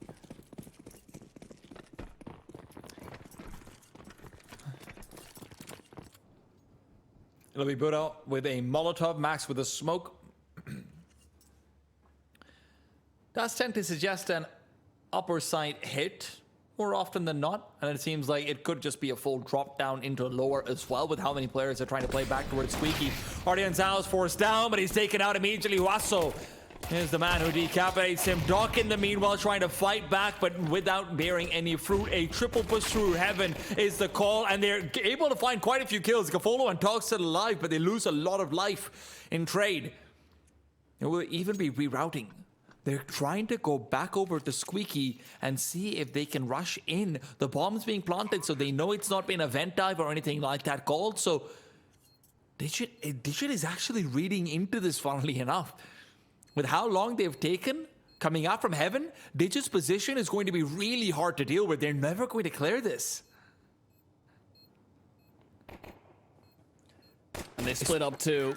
The kill from Martinez draws the attention of Togs because Martinez was close to that hut. And they blindside that final man. 9Z, a good adjustment, a good read onto Sharks resetting in that manner. But you're absolutely right. You know, if there wasn't going to be extra pressure being applied as soon as that bomb was tapped, then 9Z were able to read that one step ahead. But it was a pretty scrappy start to the pistol. You know, that three-man heaven contest there from the Sharks I actually thought would get away with a lot more. 9Z didn't seem prepared for them to be so fast on that rotation. And they still found a way out.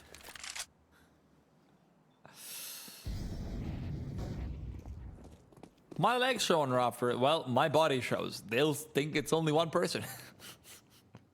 This is a really tall man.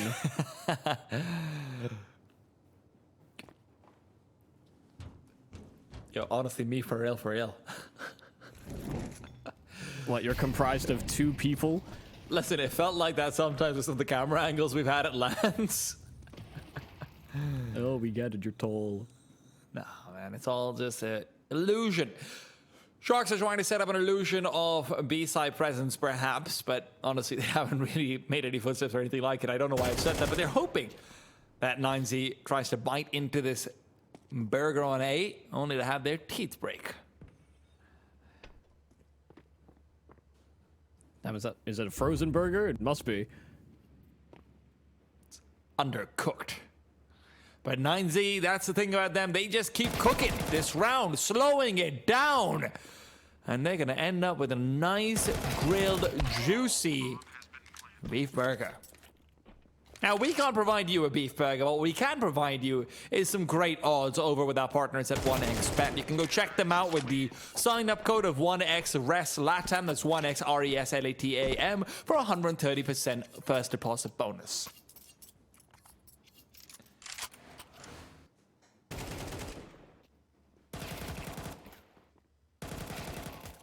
All right, let's get into the meat of the action.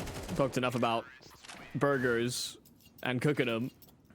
See whether the Sharks have something to cook up and concoct in this first gun round. They will have an AWP in Gafolo's hands, a player you put a bit of importance on to actually find a reasonable level of performance. Could be a man that's targeted, and I won't combat you on that. A little singe on the Molotov outside. Max was trying to deter them from going for the peak, but that's a very juicy nade.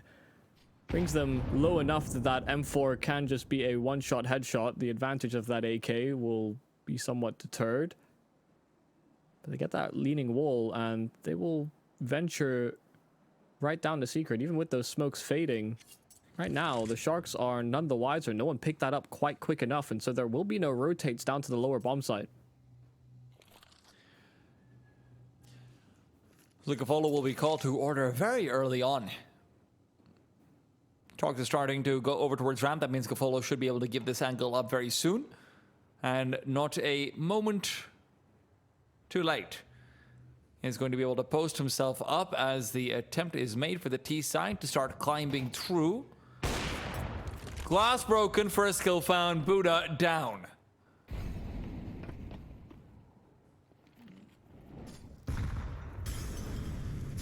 In fact, Togs has also moved past. He's playing next to the glass. They're not going to be expecting it. And with the amount of audio cues they're giving over, Togs is able to completely adjust. But Digit's done the same. A quick double. And now the pressure is on for the flank. But with 20 seconds, they can go back up through the vents into A. They know the A side players are dead to rights. And Togs will rotate through as fast as he can, but it won't be fast enough. He can't do anything about this bomb plant. Yeah, this is going to be a save. It has to be. It simply has to be. Unless Togs is able to get this kill quite quickly from the vents, there is, I don't think, a possibility that the Sharks are able to come back into it. It's dink for dink. Oh, that could have been a way back in. But Martinez, that kill seals it. This round is all on Digit. You know, in a great lurking position, able to hear. I think there must have been a step of a player inside of lobby, and so his attentions were raised, able to get both of those frags. And yeah, he provided a solution, because 9Z, had they continued progressing over towards B, there was a lot of presence and a lot of personnel there for Sharks to defend. I'll be honest, it does even seem like almost a little bit of a mistake for Sharks to be pushing into lobby like that to try and flank into ramp when they already have presence there. Of course, they can't go down vents, but maybe an outside exploration, something like it. Obviously, all very risky plays, but hell, they could have even just waited. Togs was in a really good position at the lower bomb sign. Yeah. For them, the problem is that if it is going to be a B-side finish, they don't also want to have to worry about getting flanked from ramp at any point. So for them, it's about clearing out that spot so that the rotate feels more reinforced. And then they just instantly both get destroyed by Digit. So he spoiled their plans.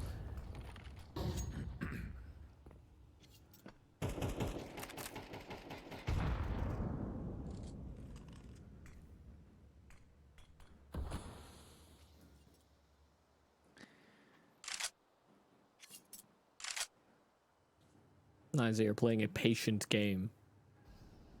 And I expect that will be the case for many a round to come.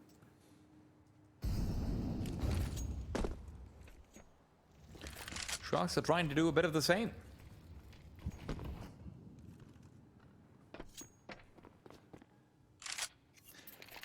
Sound Q given up, retreating back from ramp.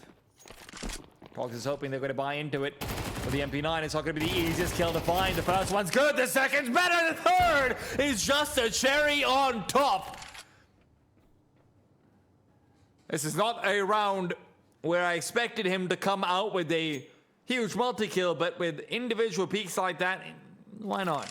I'm telling you, away from that Bestia series, that was what Togs was somewhat just... I don't know how he does it. He was just able to do that so consistently against Bestia as well. He was the man with the magical multi-kills, and he finds another on the MP9. I truly believe that since they've come back from Malta, since they've come back from being overseas, Togs has leveled up. Someone check his FACEIT history. How many matches has he played there? Who did he speak to? What did he learn?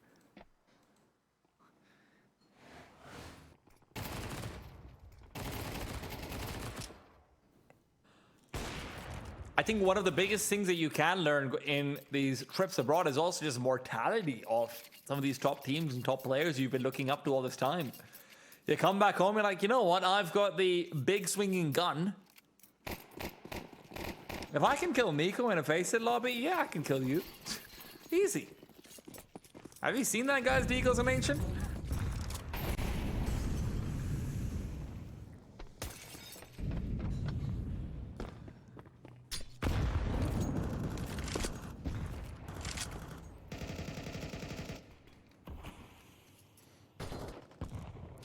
Meanwhile, Gofolo is having a bit of his own exploration party.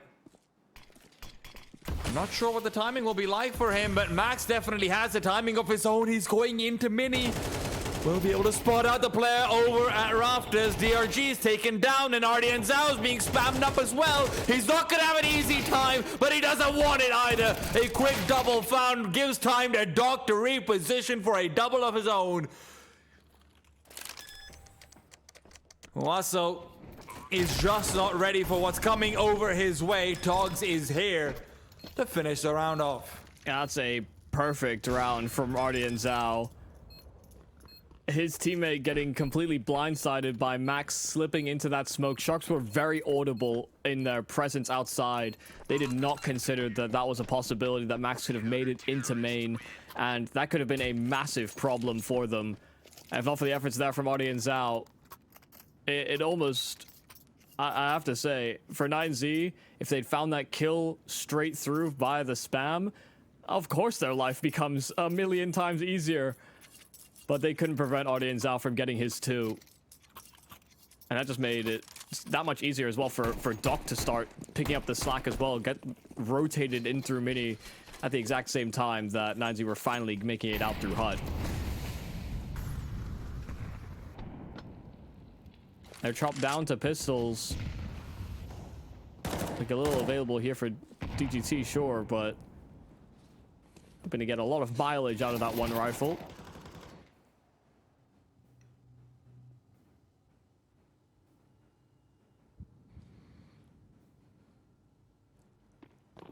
a known cross for outside, but there's nobody that can actually make that journey. They were all willing to fight outside. They saw those smokes and they thought these pistols would be easy pickings, but instead they're caught out of position. Doc taken down by the Tech 9, and they know they have to worry about the potential of the rotates to lower being cut off. They do venture down with a couple of members here on the Sharks, but they have not fully committed, and Max is blindsided Togs as well. 5-on-3 for the 9Z.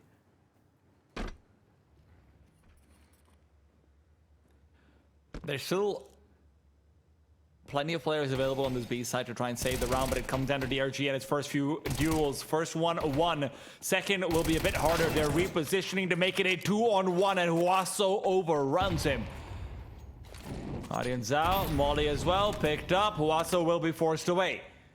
Even so, it's basically a 1-on-3 for him if he wants to try and make anything happen over here, and he's made noise, so Max has got every bit of info about his presence. Ardian Zhao is basically a dead man. Max doesn't quite find the timing on him. Ardian Zhao, though, can't double up, and Gafolo will be forced to save. This is on pistols. They find all the success. Sure, DGT is able to get 1 kill on that Galil, but the Sharks were heavily over-rotated. You know, no one gave up their space and looked to reinforce both bomb sites. You know, they knew a cross was possible. Instead, they wanted to all fight outside, and they just give up so much territory. You can see it's not a scenario that the Sharks are incredibly familiar with, having to then worry about getting a foothold back on ramp as well. That looked very uncomfortable. It was as if 9Z were simply playing with them. Hey, we're over here. Actually, we're over here instead. Gasp. It was a game of tricks. It was sleight of hand.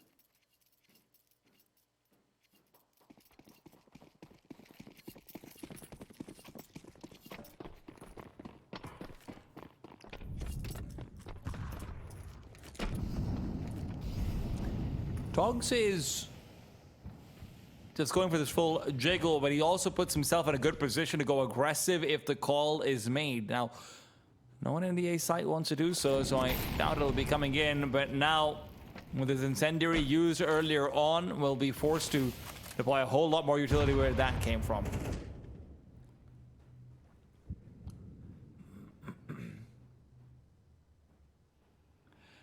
This is a terrifying prospect, though.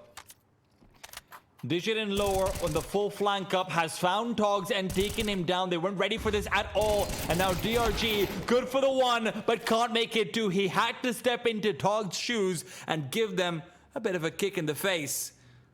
Instead, both sides are vulnerable. They are under attack, and Doc is just not ready. All of these surprise attacks coming out from 9Z.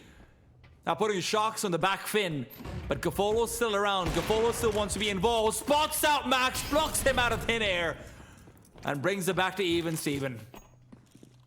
Kit recovered as well, so both players equipped to land up on that defuse. It's all on Digit, really, to create a chance here for Huaso. Door opened up, Huaso fights his way out of it, and Gafolo, a misread on that final location. Huaso taking Sanctuary behind ramp, and this is looking like an impossible scenario. No util available to force a duel. He's doing 360s on this site.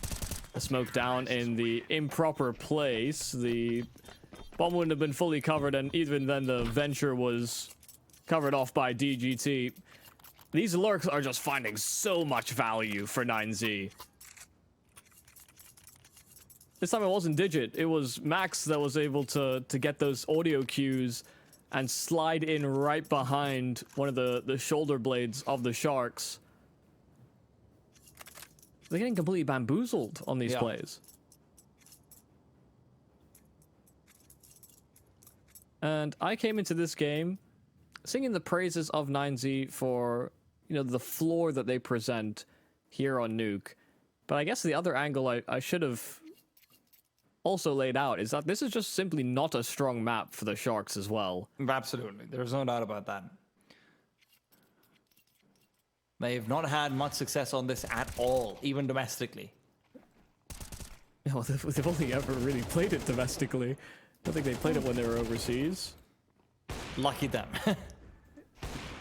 Yeah, that would have been a serious wake-up call. Yeah. I mean, does Pain sort of qualify as an international matchup? You know, kinda. I don't know. I'm grasping. Yeah, they're domestic, but they're of international caliber. Right, there you go. It's not as though they don't occasionally have these, you know, close, tight games versus some of the greater teams within the South American region, but it's simply not coming to pass here against 9Z. Maybe I'm undervaluing their T side, but CT right now feels chock full of vulnerabilities that 9Z are fully exploiting.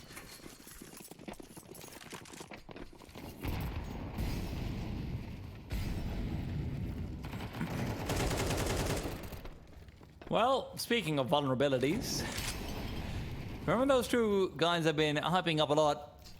DRG and Doc have not been having the best of times, and look, neither are the rest of Sharks, but if I'm shining a spotlight, I've also got to point out when it's grimy underneath. But boy, was this a clean one from 9Z.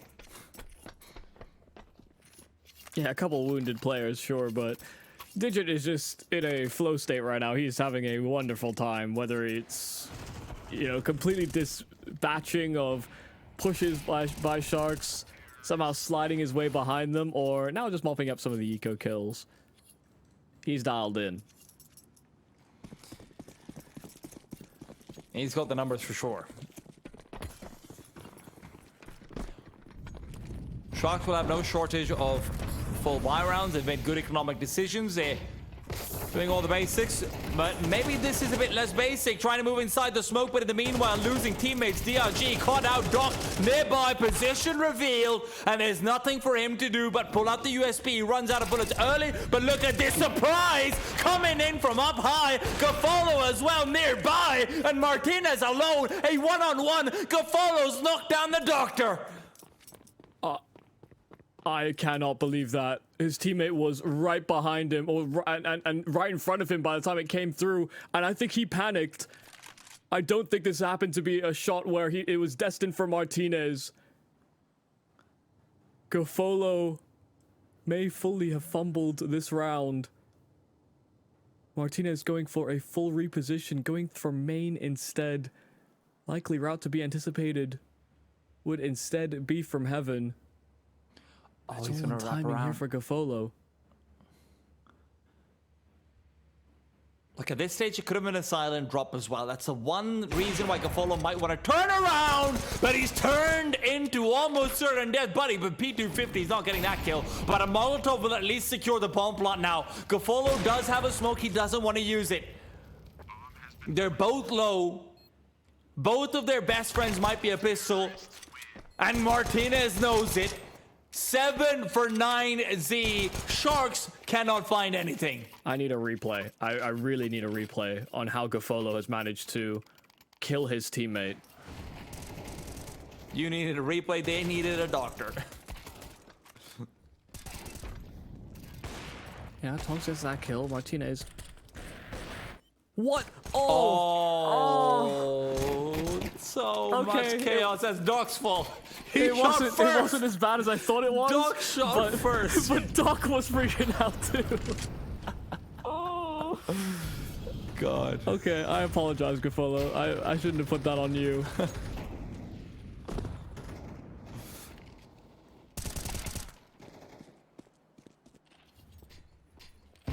Alright, Doc more stable. No smokes, no chaos. Only fighting forward, and he catches Max off guard. Only player that came into this round with a rifle. After he got obliterated by an AWP.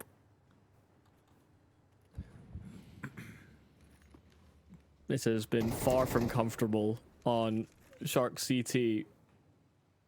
And we said in the previous series, sometimes all you need is one of these weird lower buy rounds to bring you back into a map. Sharks are certainly praying that that is the case here. A man advantage and trailing 7-2. They could use every round they can get.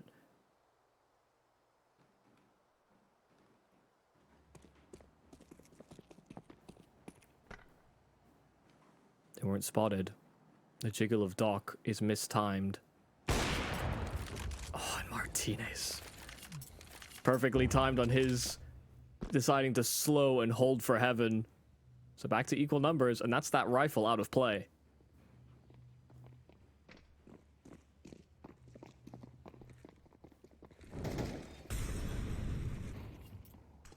Ten seconds, still plenty of room to try and get this bomb out of their hands. Gafolo almost finds two.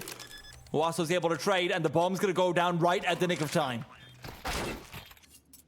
Oh, but a quick kill in from ramp.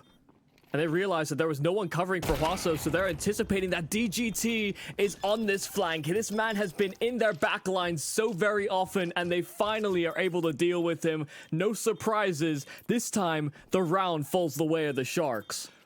9Z really overthinking that one, letting it go so late, going into the lower bomb side afterwards as well, and then the double lineup. I mean, they almost lose around there and then to the Deagle.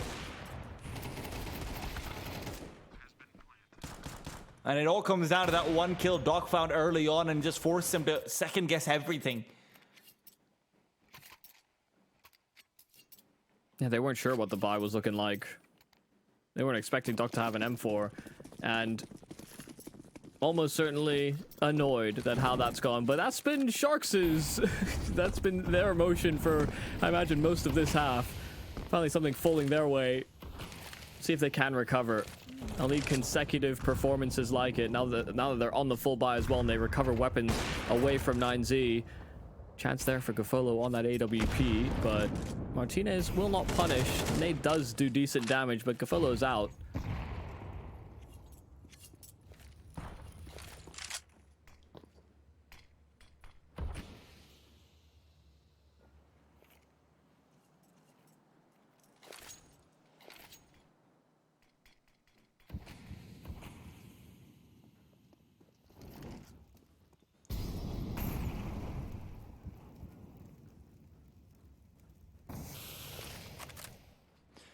Nate to open things up, and Martinez has his legs shown off. Gafolo does not want to contest any longer.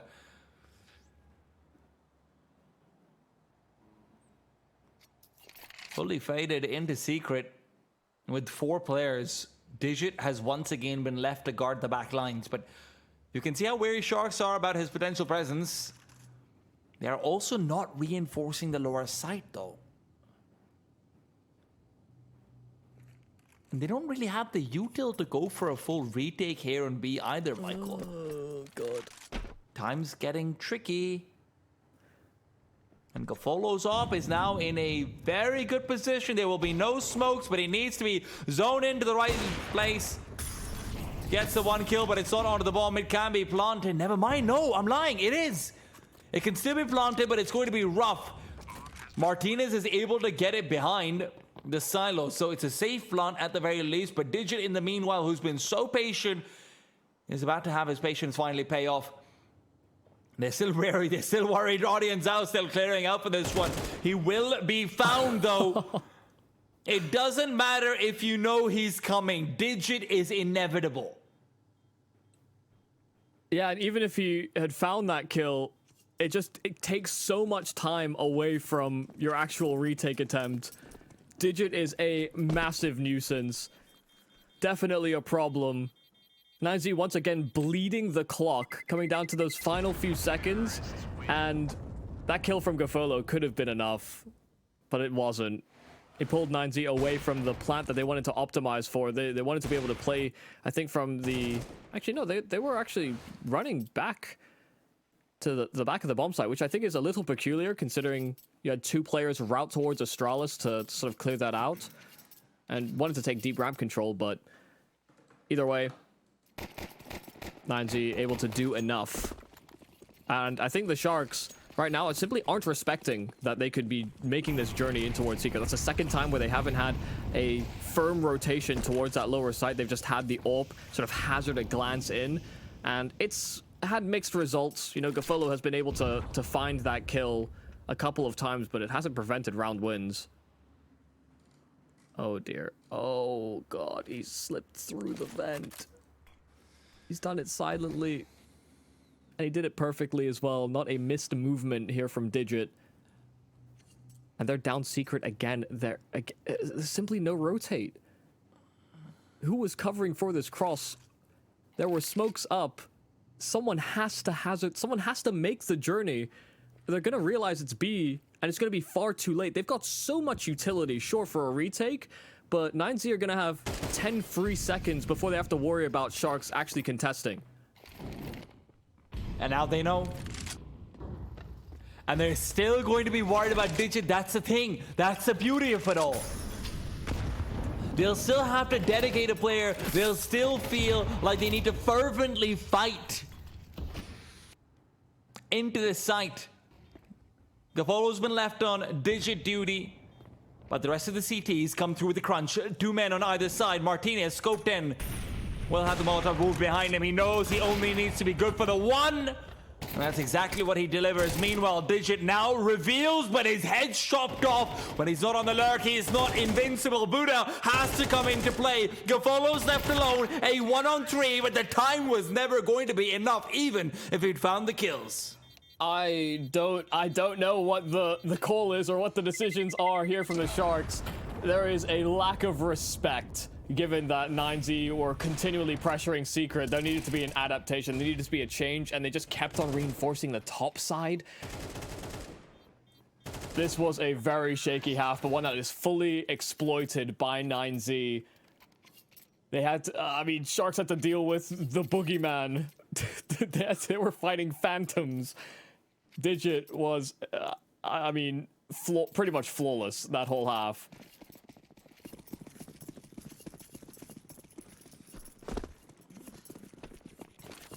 And do I even need to say it? Sharks, you gotta try and win this pistol, and they will try, but Max stopping them on the first. But Togs and Doc deliver in a trifecta of frags on this top site. Maybe there is still hope. Oh, well, that's a very convincing pistol round to find as well. And look, if there's one thing I can say for the Sharks, it's that at least now you don't have to deal with the ghost of Digit Pass, right? At least now you can be the ones who are sort of dictating the pace a little bit more yourself. At least you're not always looking over your shoulder, theoretically. He is an outside, you can be sneaky, but nowhere near as much.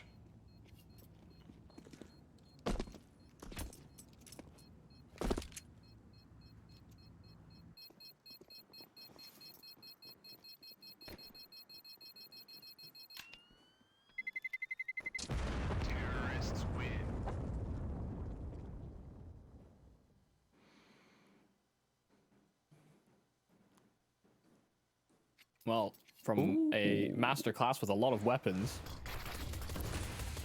the 9Z side are going to have to, yeah, put some pressure on the Sharks, and hey, they've got rounds to play with. They've also got an instant double farmer spy.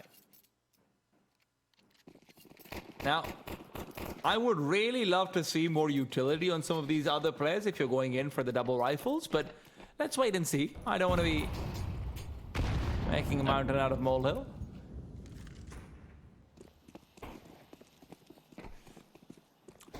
Fast crossover into Secret. And Huaso... An immediate rotate from Huaso. Yes. So.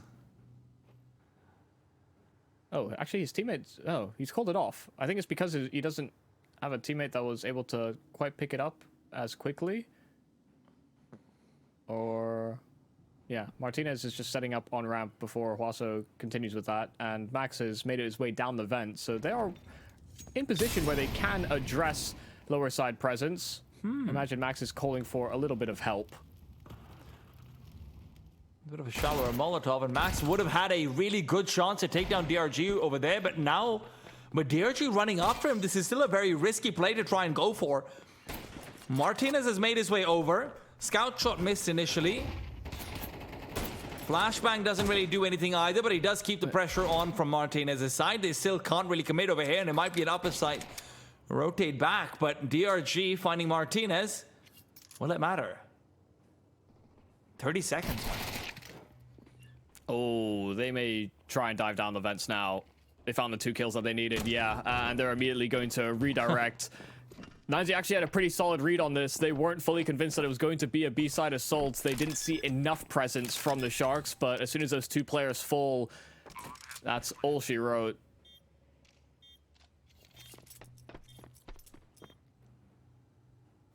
Yeah, I kept thinking Guaso was going to rotate to protect the lower site, but it was Martinez that moved instead. I think that was a little perplexing for me, because I think versus rifles, the Scout can be a little bit difficult to find frags with, especially I find these angles on Nuke. There's multiple elevations. You know, typically when you're seeing a Scout find impact, it's at these sort of headshot level peaks. You know, maybe ramp to decon could be one, but garage to outside is a very solid angle, or, you know, ramp into trophy. You want these deep sight lines where the head angle is very predictable, but because the B-side floor, when you're peeking in from ramp, is at sort of these multiple elevations, it's a lot more difficult, I think. So not what I would have advised, but I'm not the one playing, so, you know, that's entirely their own prerogative. Thank God. They felt more comfortable with Huaso holding the ramp face just in case there was multiple members coming at him. There's justifications for both sides. Yeah.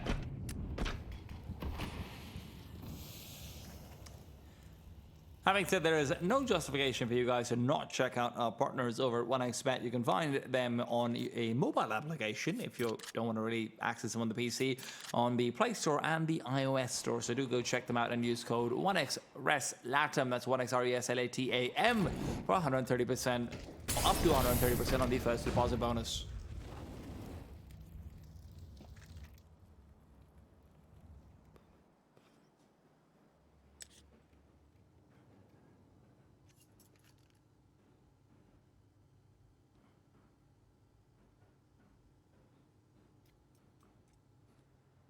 One round at a time here for the Sharks. They still have to deal with a couple of FAMASs. Martinez will be the first to face, but that just kind of tees up Digit, but can only get away with his one, and Martinez can't do anything more than simply try his best to hold on to what little position he can at ramp. That's a free kill there for Doc, but Buddha does get a trade right back. Gafolo a trade as well, and Buddha very quick to deliver a headshot. Martinez creeping vent, but Togs has it covered. No problems in the end. A start as good as you could ask for Sharks. 3 in a row off the pistol, and now comes the important round. This could be the round that decides whether they have a chance in the game really or not. And yes, that's true for the previous 3 as well, but it's a gun round, okay, guys? This is real Counter-Strike.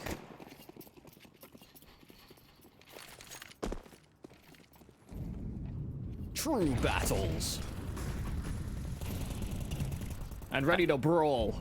Martinez playing around the smoke and having a deep angle that Doc will walk right into and oblige. Thank you very much, Martinez, peacing out.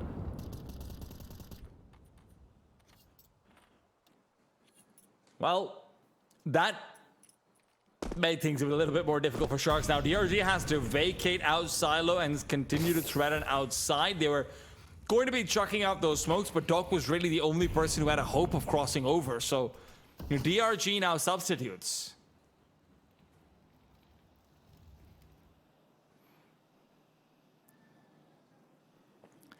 He's not actually going into secret, though. Yeah. It was a bit unconventional for DRG to have to pick up the slack, but Max was in secret, so he has actually bypassed him slightly. Max is very suspicious, and just caught a whiff. Martinez was covering for the approach, so no hidden ace up the sleeve here for the Sharks. DRG thought he was being so sneaky.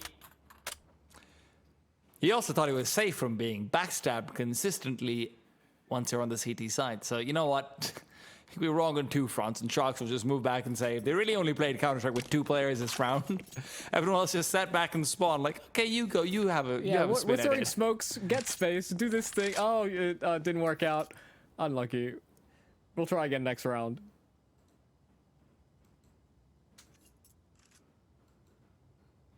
Yeah, you can't outflank the flankers.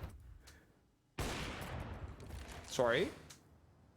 They couldn't outflank the flankers. No, I'm saying sorry because I feel sorry for Sharks for having to deal with this all the time, man. That's what are you true. gonna do? Always looking over your shoulder. How many shoulders do I even have? Like the cops are after him. More like the gangs, man. The cops have rules. They need warrants. Everything that 9Z is doing is unwarranted. What is with all this unfettered aggression?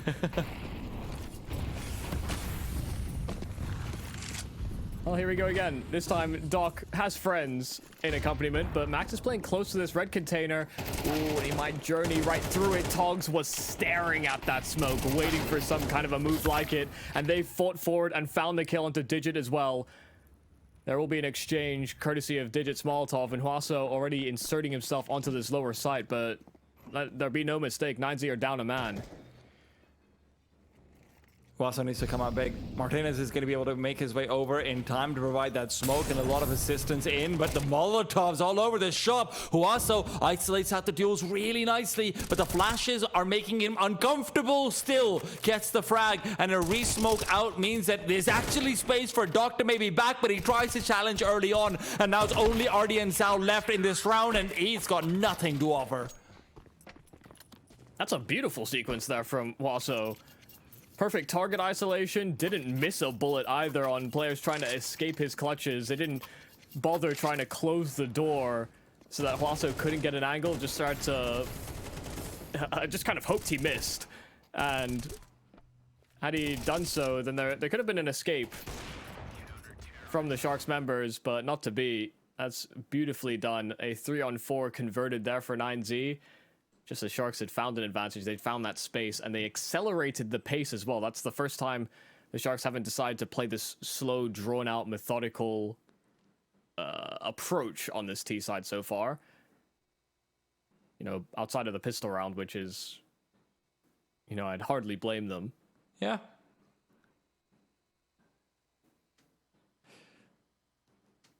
They are back to... Ooh, Doc's fully buying what? No, okay, never mind. He's not going that wild. He thought about it though. I see you.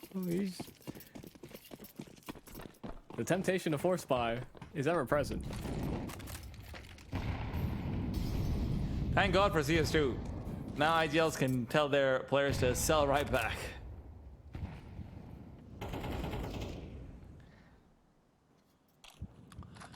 Aggression from Martinez is a bit of a difficult spot, to be honest, if you're being run down by pistols, but hey, that won't be the case. Instead, Max has found a freebie. DRG is down. And in the meanwhile, Huaso's got company. Buddha comes in. They line it all up. Easy peasy, 12-6. Yeah, I mean, we came in with a 9-3 lead here for 9Z. That was going to be a very difficult road to journey if you're the Sharks. Those 3 rounds at the start certainly gave you a ray of hope, but now 9Z are here in full effect. They're up to 12, and now Sharks need 6 straight just to force us into an overtime, and it's not seeming likely. 9Z have played a pretty impeccable game here on Nuke.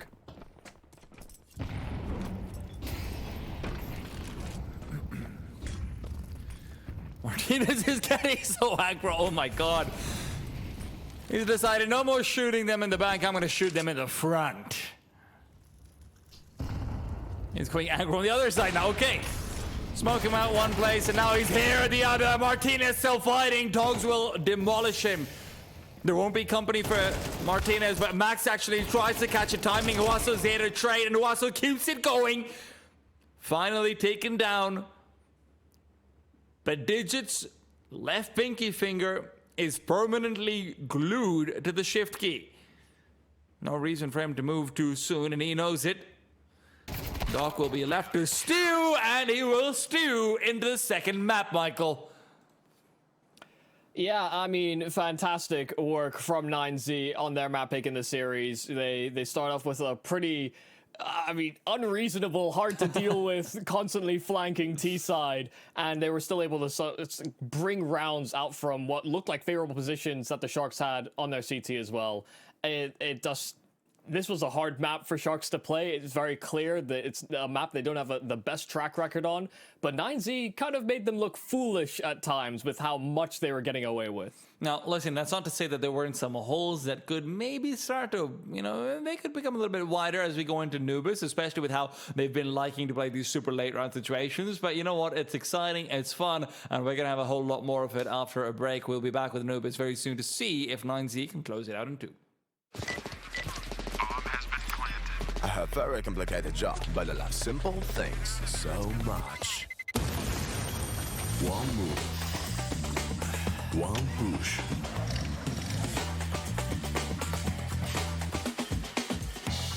One touch.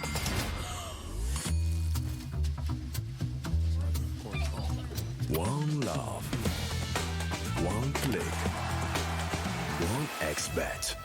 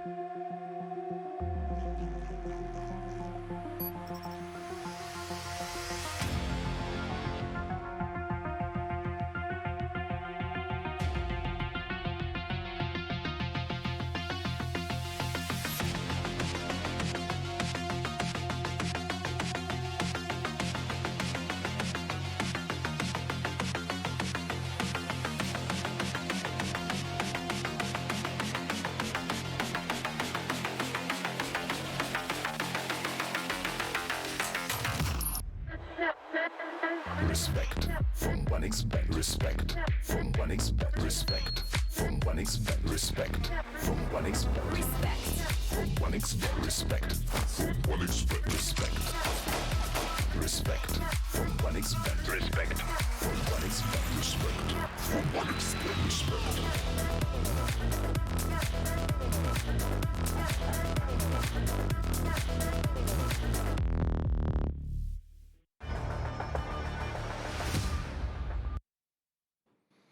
Welcome back to the RES LATAM series. We've had 9Z taking Sharks by storm, up 1-0 on their own map pick. But now we enter into the treacherous territory of Anubis, where Sharks have actually been pretty damn good on tea time with Michael, Yumi, Cassidy. And Michael, thoughts on Sharks, Anubis, what's going to go on over here? Are we going to see a 1-1?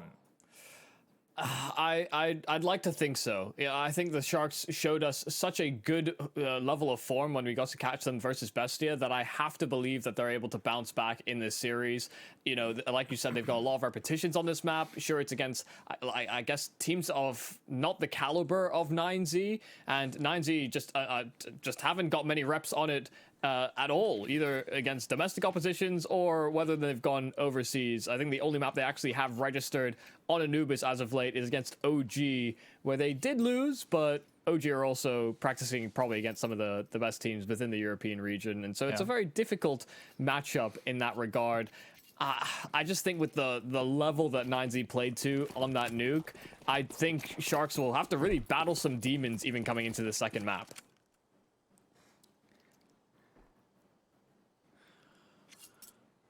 One of those demons is in middle right now. Digit had a game-defining performance. I think that's easy to say. He was in their head. Yeah. Is this going to be a wrap around to B for a B split? There's a smoke in camera, and that certainly seems to be the case. And, well, they're not being silent about it, that's for sure. CTs will be a little bit late on the rotate. They want to try prioritizing coming in through canals and clearing out dark. As they do so, Buddha's going to have to deal with the double push in. He's not able to find the first one cleanly, but does get it done. And Togs has been forced back into dark, so it'll be a triple connector setup to try and retake into B, but it really depends on Gaffolo finding this one kill on Martinez as well. Martinez has got every position necessary to overrun him, and with the bomb planted, this is going to be basically impossible. Sharks are gonna duck out of dodge and go save that Kevlar. Yeah, if they'll be allowed. They're getting shot in the back, and I mean, Artie and Zhao fully taken out. Togs tagged up on his armor, so it's not even a free reinvestment to get that helmet on his shoulders too. This is a really nicely constructed pistol round from 9Z. Don't let that scoreboard at the top deceive you. I almost did for a moment. I mean, this was a perfect read. I mean, a smoke down camera, immediately going towards Temple. There were 3 players that were designated to fighting in towards middle that started gravitating over towards that A site, and as soon as that camera smoke comes down, they're completely segmented from supporting those B defenders.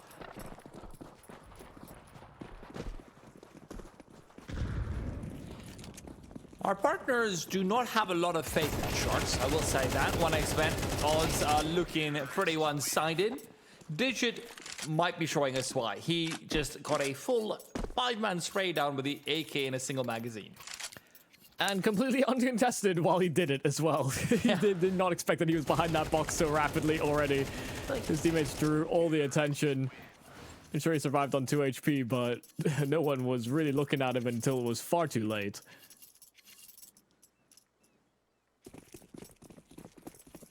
That might have been the fastest anti-eco round we've seen so far this whole tournament. Yeah.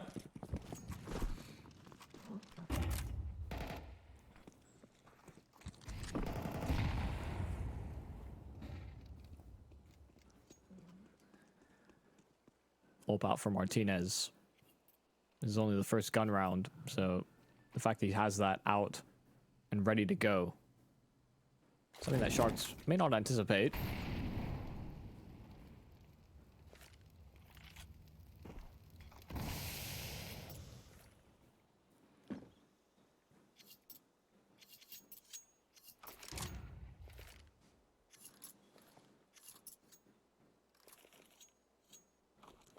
Artie and Zhao is left without any utility over here except for a flashbang. Gafolo doesn't have a flash to help him take a peek either, so this is actually a very difficult spot to be in. There are no flashes he can ask for.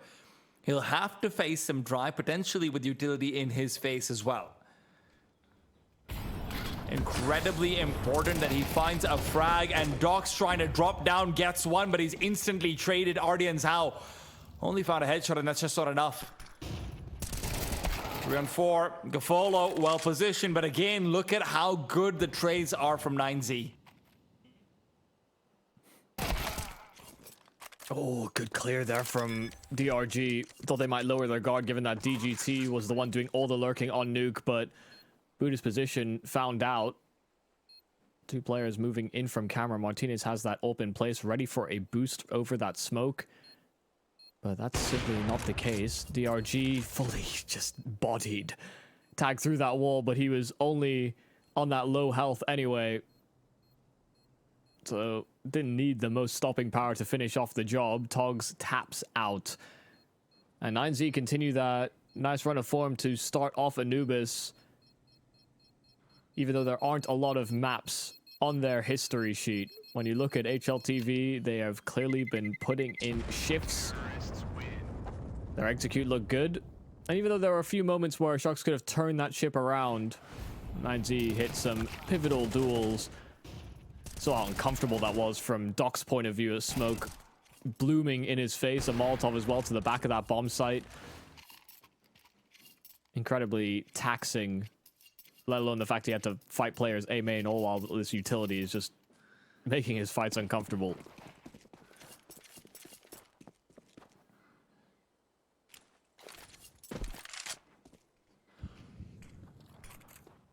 Early lurk smoke out towards the B side. All that'll do is make the CTs want to try and explore through it even more. Need to pop open the smoke in middle for Buddha as well. They're only just clearing out angles, and 9Z know that one of the most important things in their path through the playoffs is going to be just make sure you don't trip over a half-wide, please. You know what? Doc isn't going to be tripping anyone. Clearly. He's a man of medicine. Doesn't want to be hurtful. Flash through doesn't do anything. Ardian's out, unable to find a frag, and DRG's walked back into fire of 2 sorts. Max is the one who is lethal, though. Oh, that sucks. The Sharks actually had a pretty good read of this. 3 players on that A bomb site after they sort of probed towards B. They anticipated what the reaction was going to be from 9Z. You know, that flash in position as well. They just needed a couple of these kills to fall their way. Had that been via Doc or what was it, RD and Zhao pushing into main? They needed one of those frags at the bare minimum if they wanted to give this round a look-see, but Tog's trying to save this M4. Carried over from a couple of rounds prior, immediately hounded down and just can't control his spray to deal with Buddha. Even if he had, there were 2 more players right behind Buddha to make sure that rifle didn't see the light of day.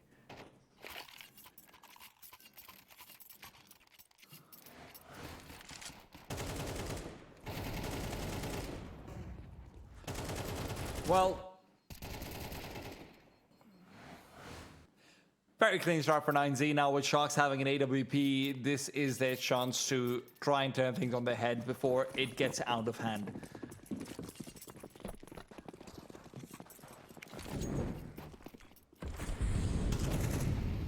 Fast boost through. Martinez has got a single call. I've seen Maka do this before, but Martinez doesn't fully commit to it. And I don't blame him, but the problem is that they're still committed to this B side. Togs behind the smoke, the only player here at B, and he's a very good hand at defending it, but he better start bunching soon. Digit clears it out, just swings through and spams him. That's process of elimination.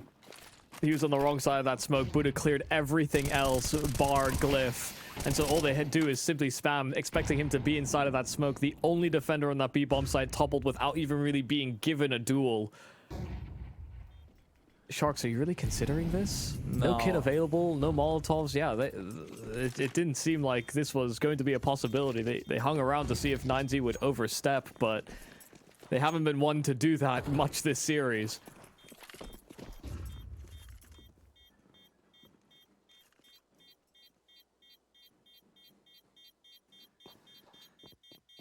At least they'll have an open the next round, I guess. A misread over here, and it's just a double Molotov out to middle from 9Z that forces the rotations back in the middle. They fortify with 3 players there, and then they maintain for so long.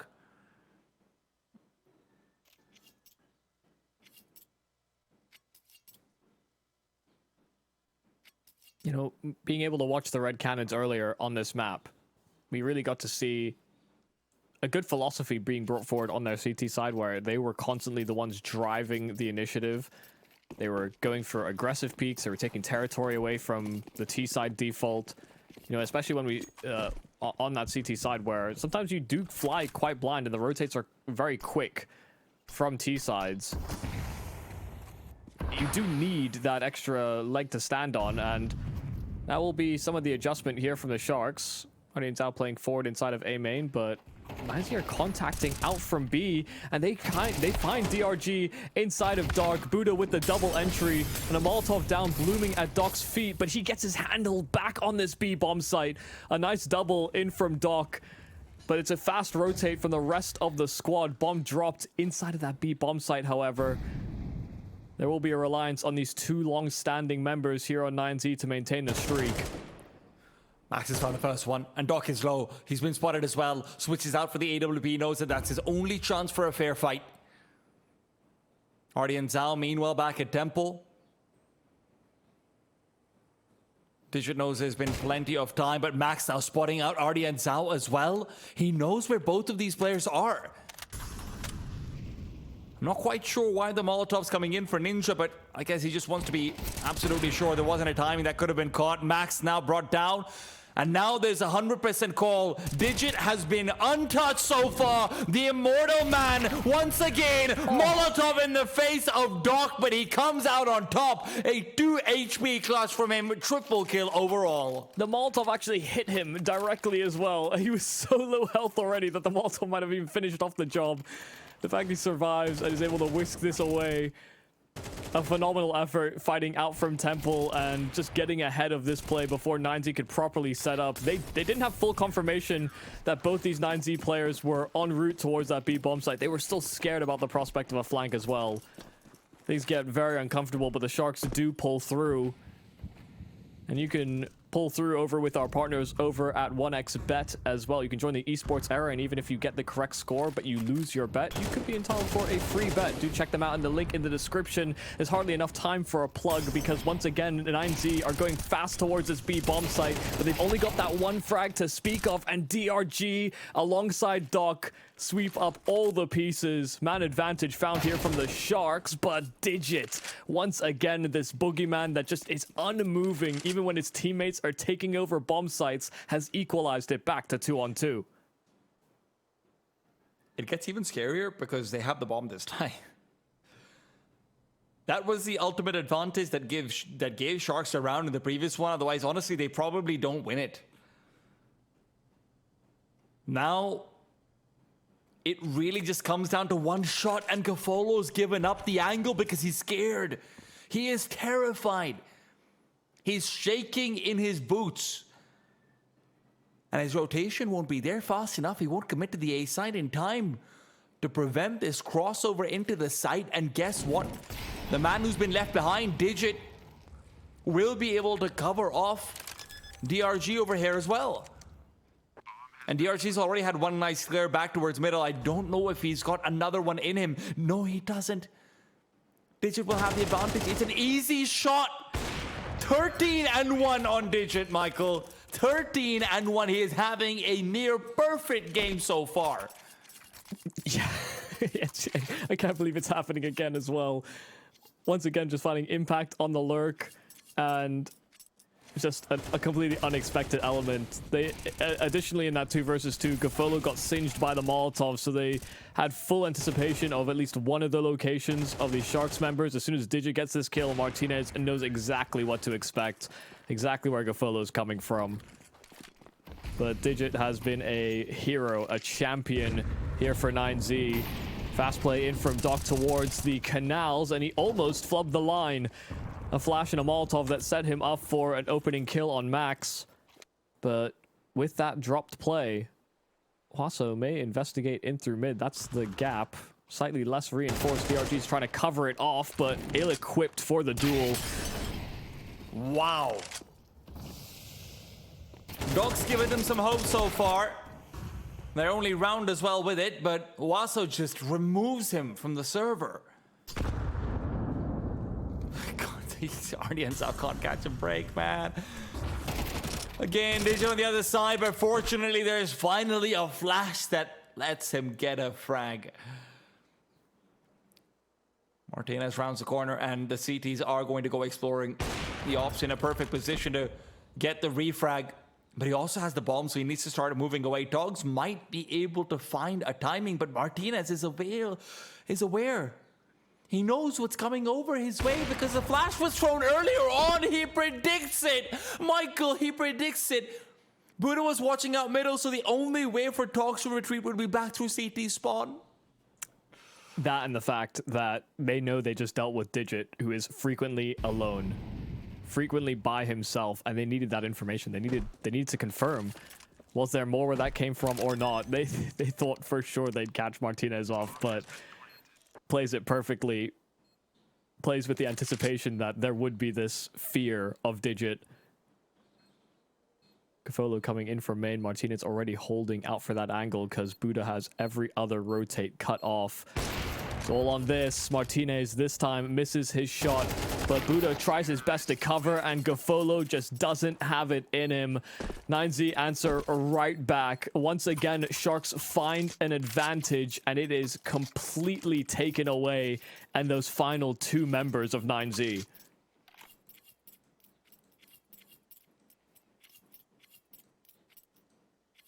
I don't know what to say. I think this is an open and shut case. Yeah. Time to find out who's in the lower bracket. Bestia, all right. Well, at least you know what. At least Sharks had a good time against them earlier. Yeah, they beat them before. Yeah.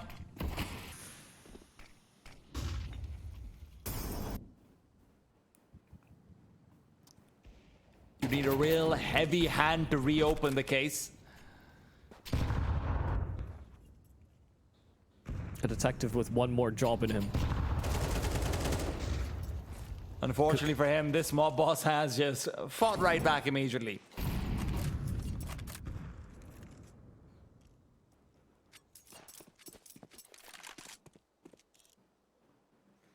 They get one kill. Martinez is resetting back to pick up mid with the AWP and the bomb on his shoulders. But they're expecting that there will be some kind of re-aggression. Martinez cannot afford to be spotted and dropped here. DRG does clamber back for at least one frag, finds the lurking presence of Buddha, but because that B option is now been dealt with. Oh, what? 9Z are turning the other cheek, they're turning the other way. Martinez was caught off by that window peak, but the flick is immaculate.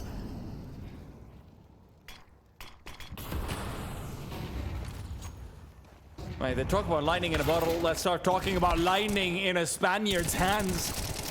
Togs, the only defender. And as much as we might have waxed lyrical about him versus the Bestia side in the earlier matchup, he can't get a single lyric out. There is no song here for Sharks.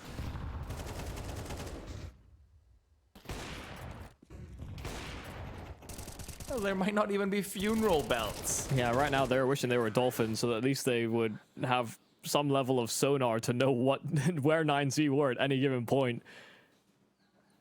They are having to face check everything. 9Z are bopping them right in the nose. What do you mean? They know where 9Z are. 9Z's everywhere.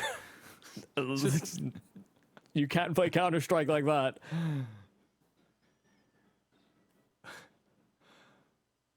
It's just making me think, oh God, I'm thinking of a voice line from Dota, from Timber, so it's like, they're in the trees! Yeah. That's what you feel like for 9Z. Paranoia. I think deeply afflicting sharks. Dogs is out early on. Did actually buy a little bit into the round as well, only left with 650. Sharks knows they need to start grasping at straws, but that's the problem, Michael. They're a fish. They don't drink from straws. Straws kill them. Yeah, use biodegradables, everybody.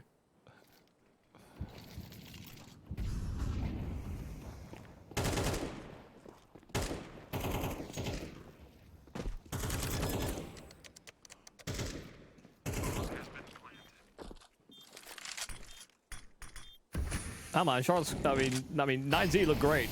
Yeah, it really does have to be said. They do look great. Remember how I said that it's Imperial and Pain and everyone else is just a step below? I think 9Z might have started climbing up. Yeah, I mean, this is the thing about 9Z is that, yeah, they may have had a rougher time as of late, but most of their losses have really been to these contender teams. You know, we're looking at the likes of Imperial, you know, we're maybe looking at Fluxo in there as well.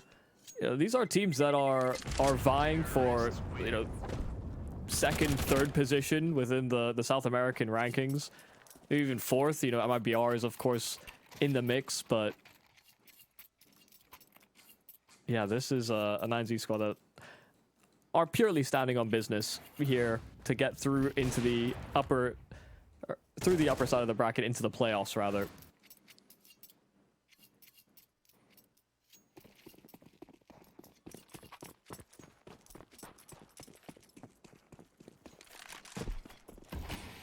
What to do, what to expect, these remain a mystery for the Sharks.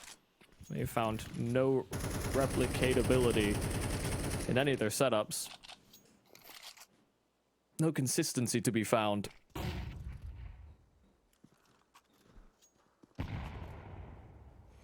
Flash there for Doc to pretend like he's got a teammate with him. And no one actually went for a peek, so has to play very defensive. Hwaso's had the better of the mid fight consistently as well. What? Come on, man. No way!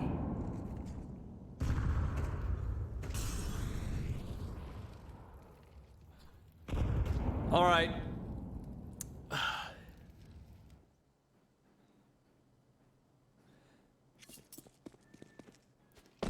Oh? Very loud rotate there from DRG back towards that B bomb site. And I think it's honestly so loud that 9Z aren't going to spring on that. They're just a little confused, perhaps. Guardians out, solo man on this A bomb site does very well. Couple of headshots found, but they try and blow open the smoke in at Temple. DRG looking to reinforce, provide some support for Artie and Zhao, who could certainly use the assistance. It's Togs in on the flank, all on Artie and Zhao to maintain his spot, but Digit, man. This guy does not put a foot wrong.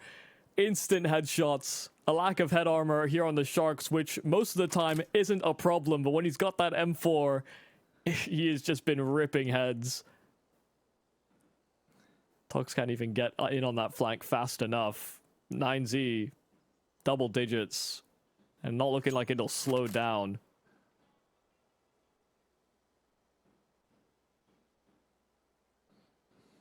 There is no solution. There is no solution. Artie and Zhao picks up 2. Gafolo's in a good position to isolate the duel versus Digit.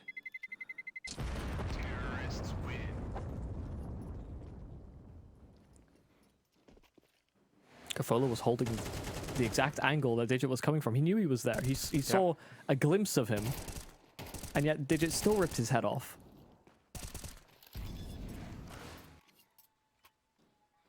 What a series Digit has had. He's gonna end with like well over a 2.0 rating on HLTV, that's for sure. He was 184 in the previous, and this is even more impressive. Somehow, by the way, I don't even know how. because they can't kill him.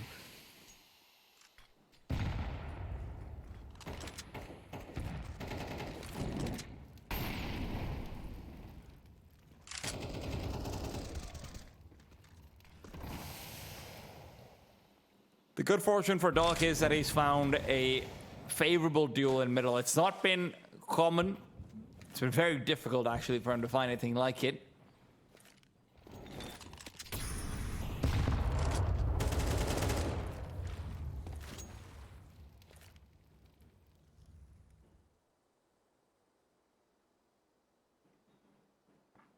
I think the best thing about this here for 9Z is that they are not just running over the Sharks with just pure unfettered aggression. They are not disrespecting the fact that Sharks could win any of these rounds. They have been systematic.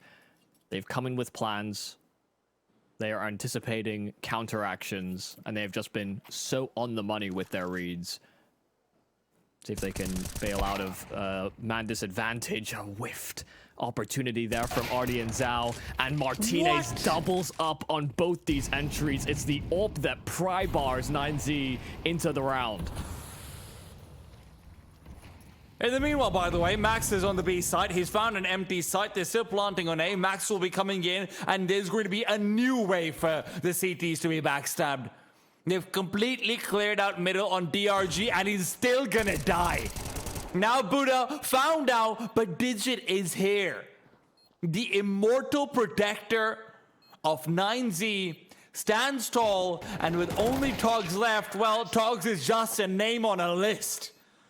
17-2 for Digit, 11-1 for Martinez. Yeah, those two just refused to die. They refused to go out with a whimper. The one round that the Sharks were able to muster up together, yeah, sure, they killed both of them. Oh, Martinez didn't even see him, man. He didn't see him.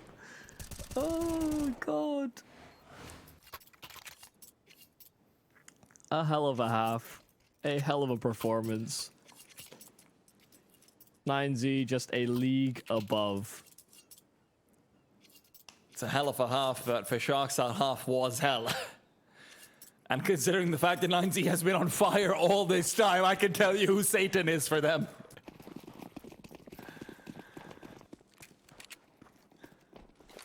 Dualies at the ready. Martinez at the ready! He's mowing them down! Martinez will not die!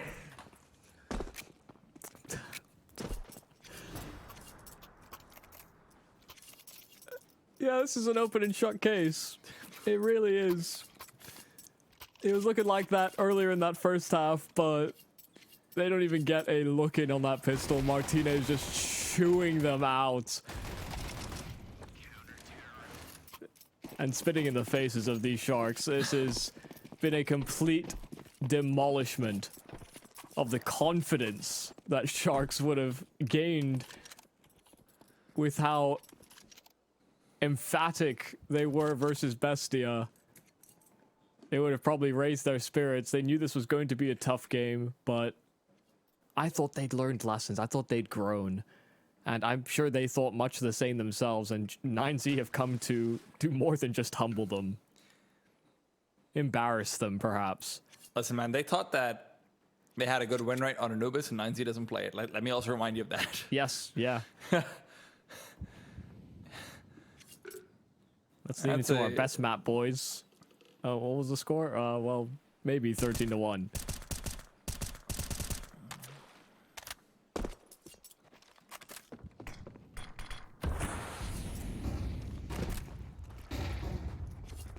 Flash is mostly avoided, but Martinez will duck for cover, only to re-peek back out and continue the fight. Martinez, oh my god, he's gonna stay on one kill, on one death. Ooh.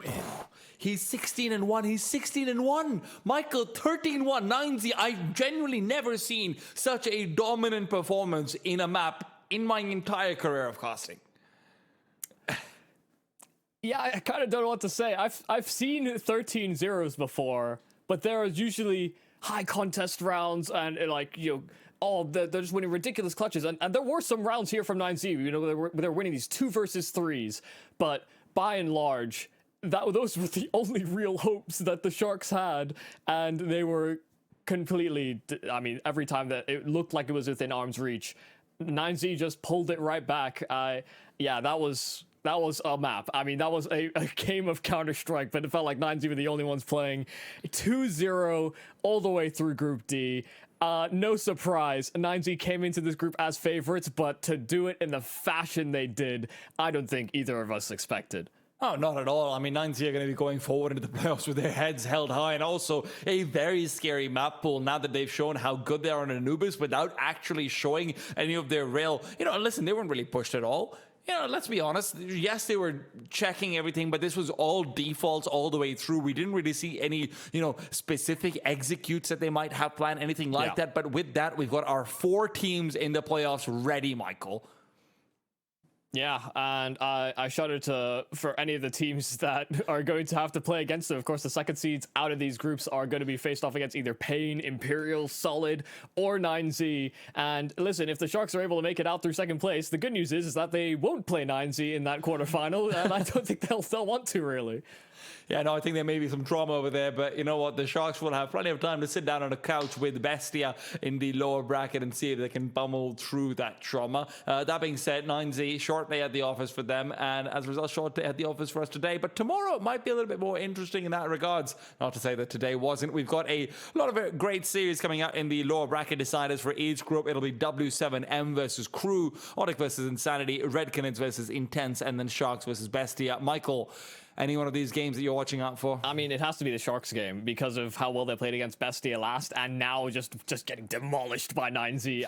I need to be able to see these guys show that same level of confidence and same level of play as they did display earlier on in this group. Otherwise, maybe it was just a blip on the radar. Maybe that was the anomaly instead, and I'd hate that for these Sharks guys who seemed like they were on the right path to development and I think have been growing, but they need to actually show us that in the server. Well, listen, we've got one more day left till playoffs, and that'll be tomorrow, the lower bracket decider. 4 more teams to go forward into the playoffs, and this could be a big old race for the top 2 finish for Belgrade as well. Guys, make sure you're tuning back in tomorrow. There's going to be more great Counter-Strike to be played. For now, though, I'm T-Tom. He's been Michael, Yumi Cassidy, and we are signing off.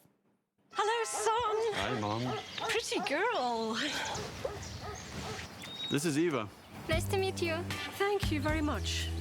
Your dad's just making his favorite dinner. It's duck. Come on inside. They're all probably too gruesome to tell you while you're eating at the table. How's your food? Is everything okay? Good, good.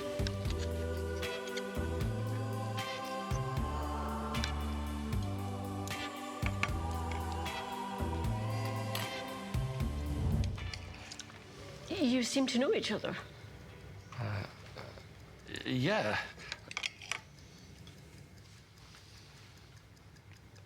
This is the new ambassador for 1xBet. Oh, I see.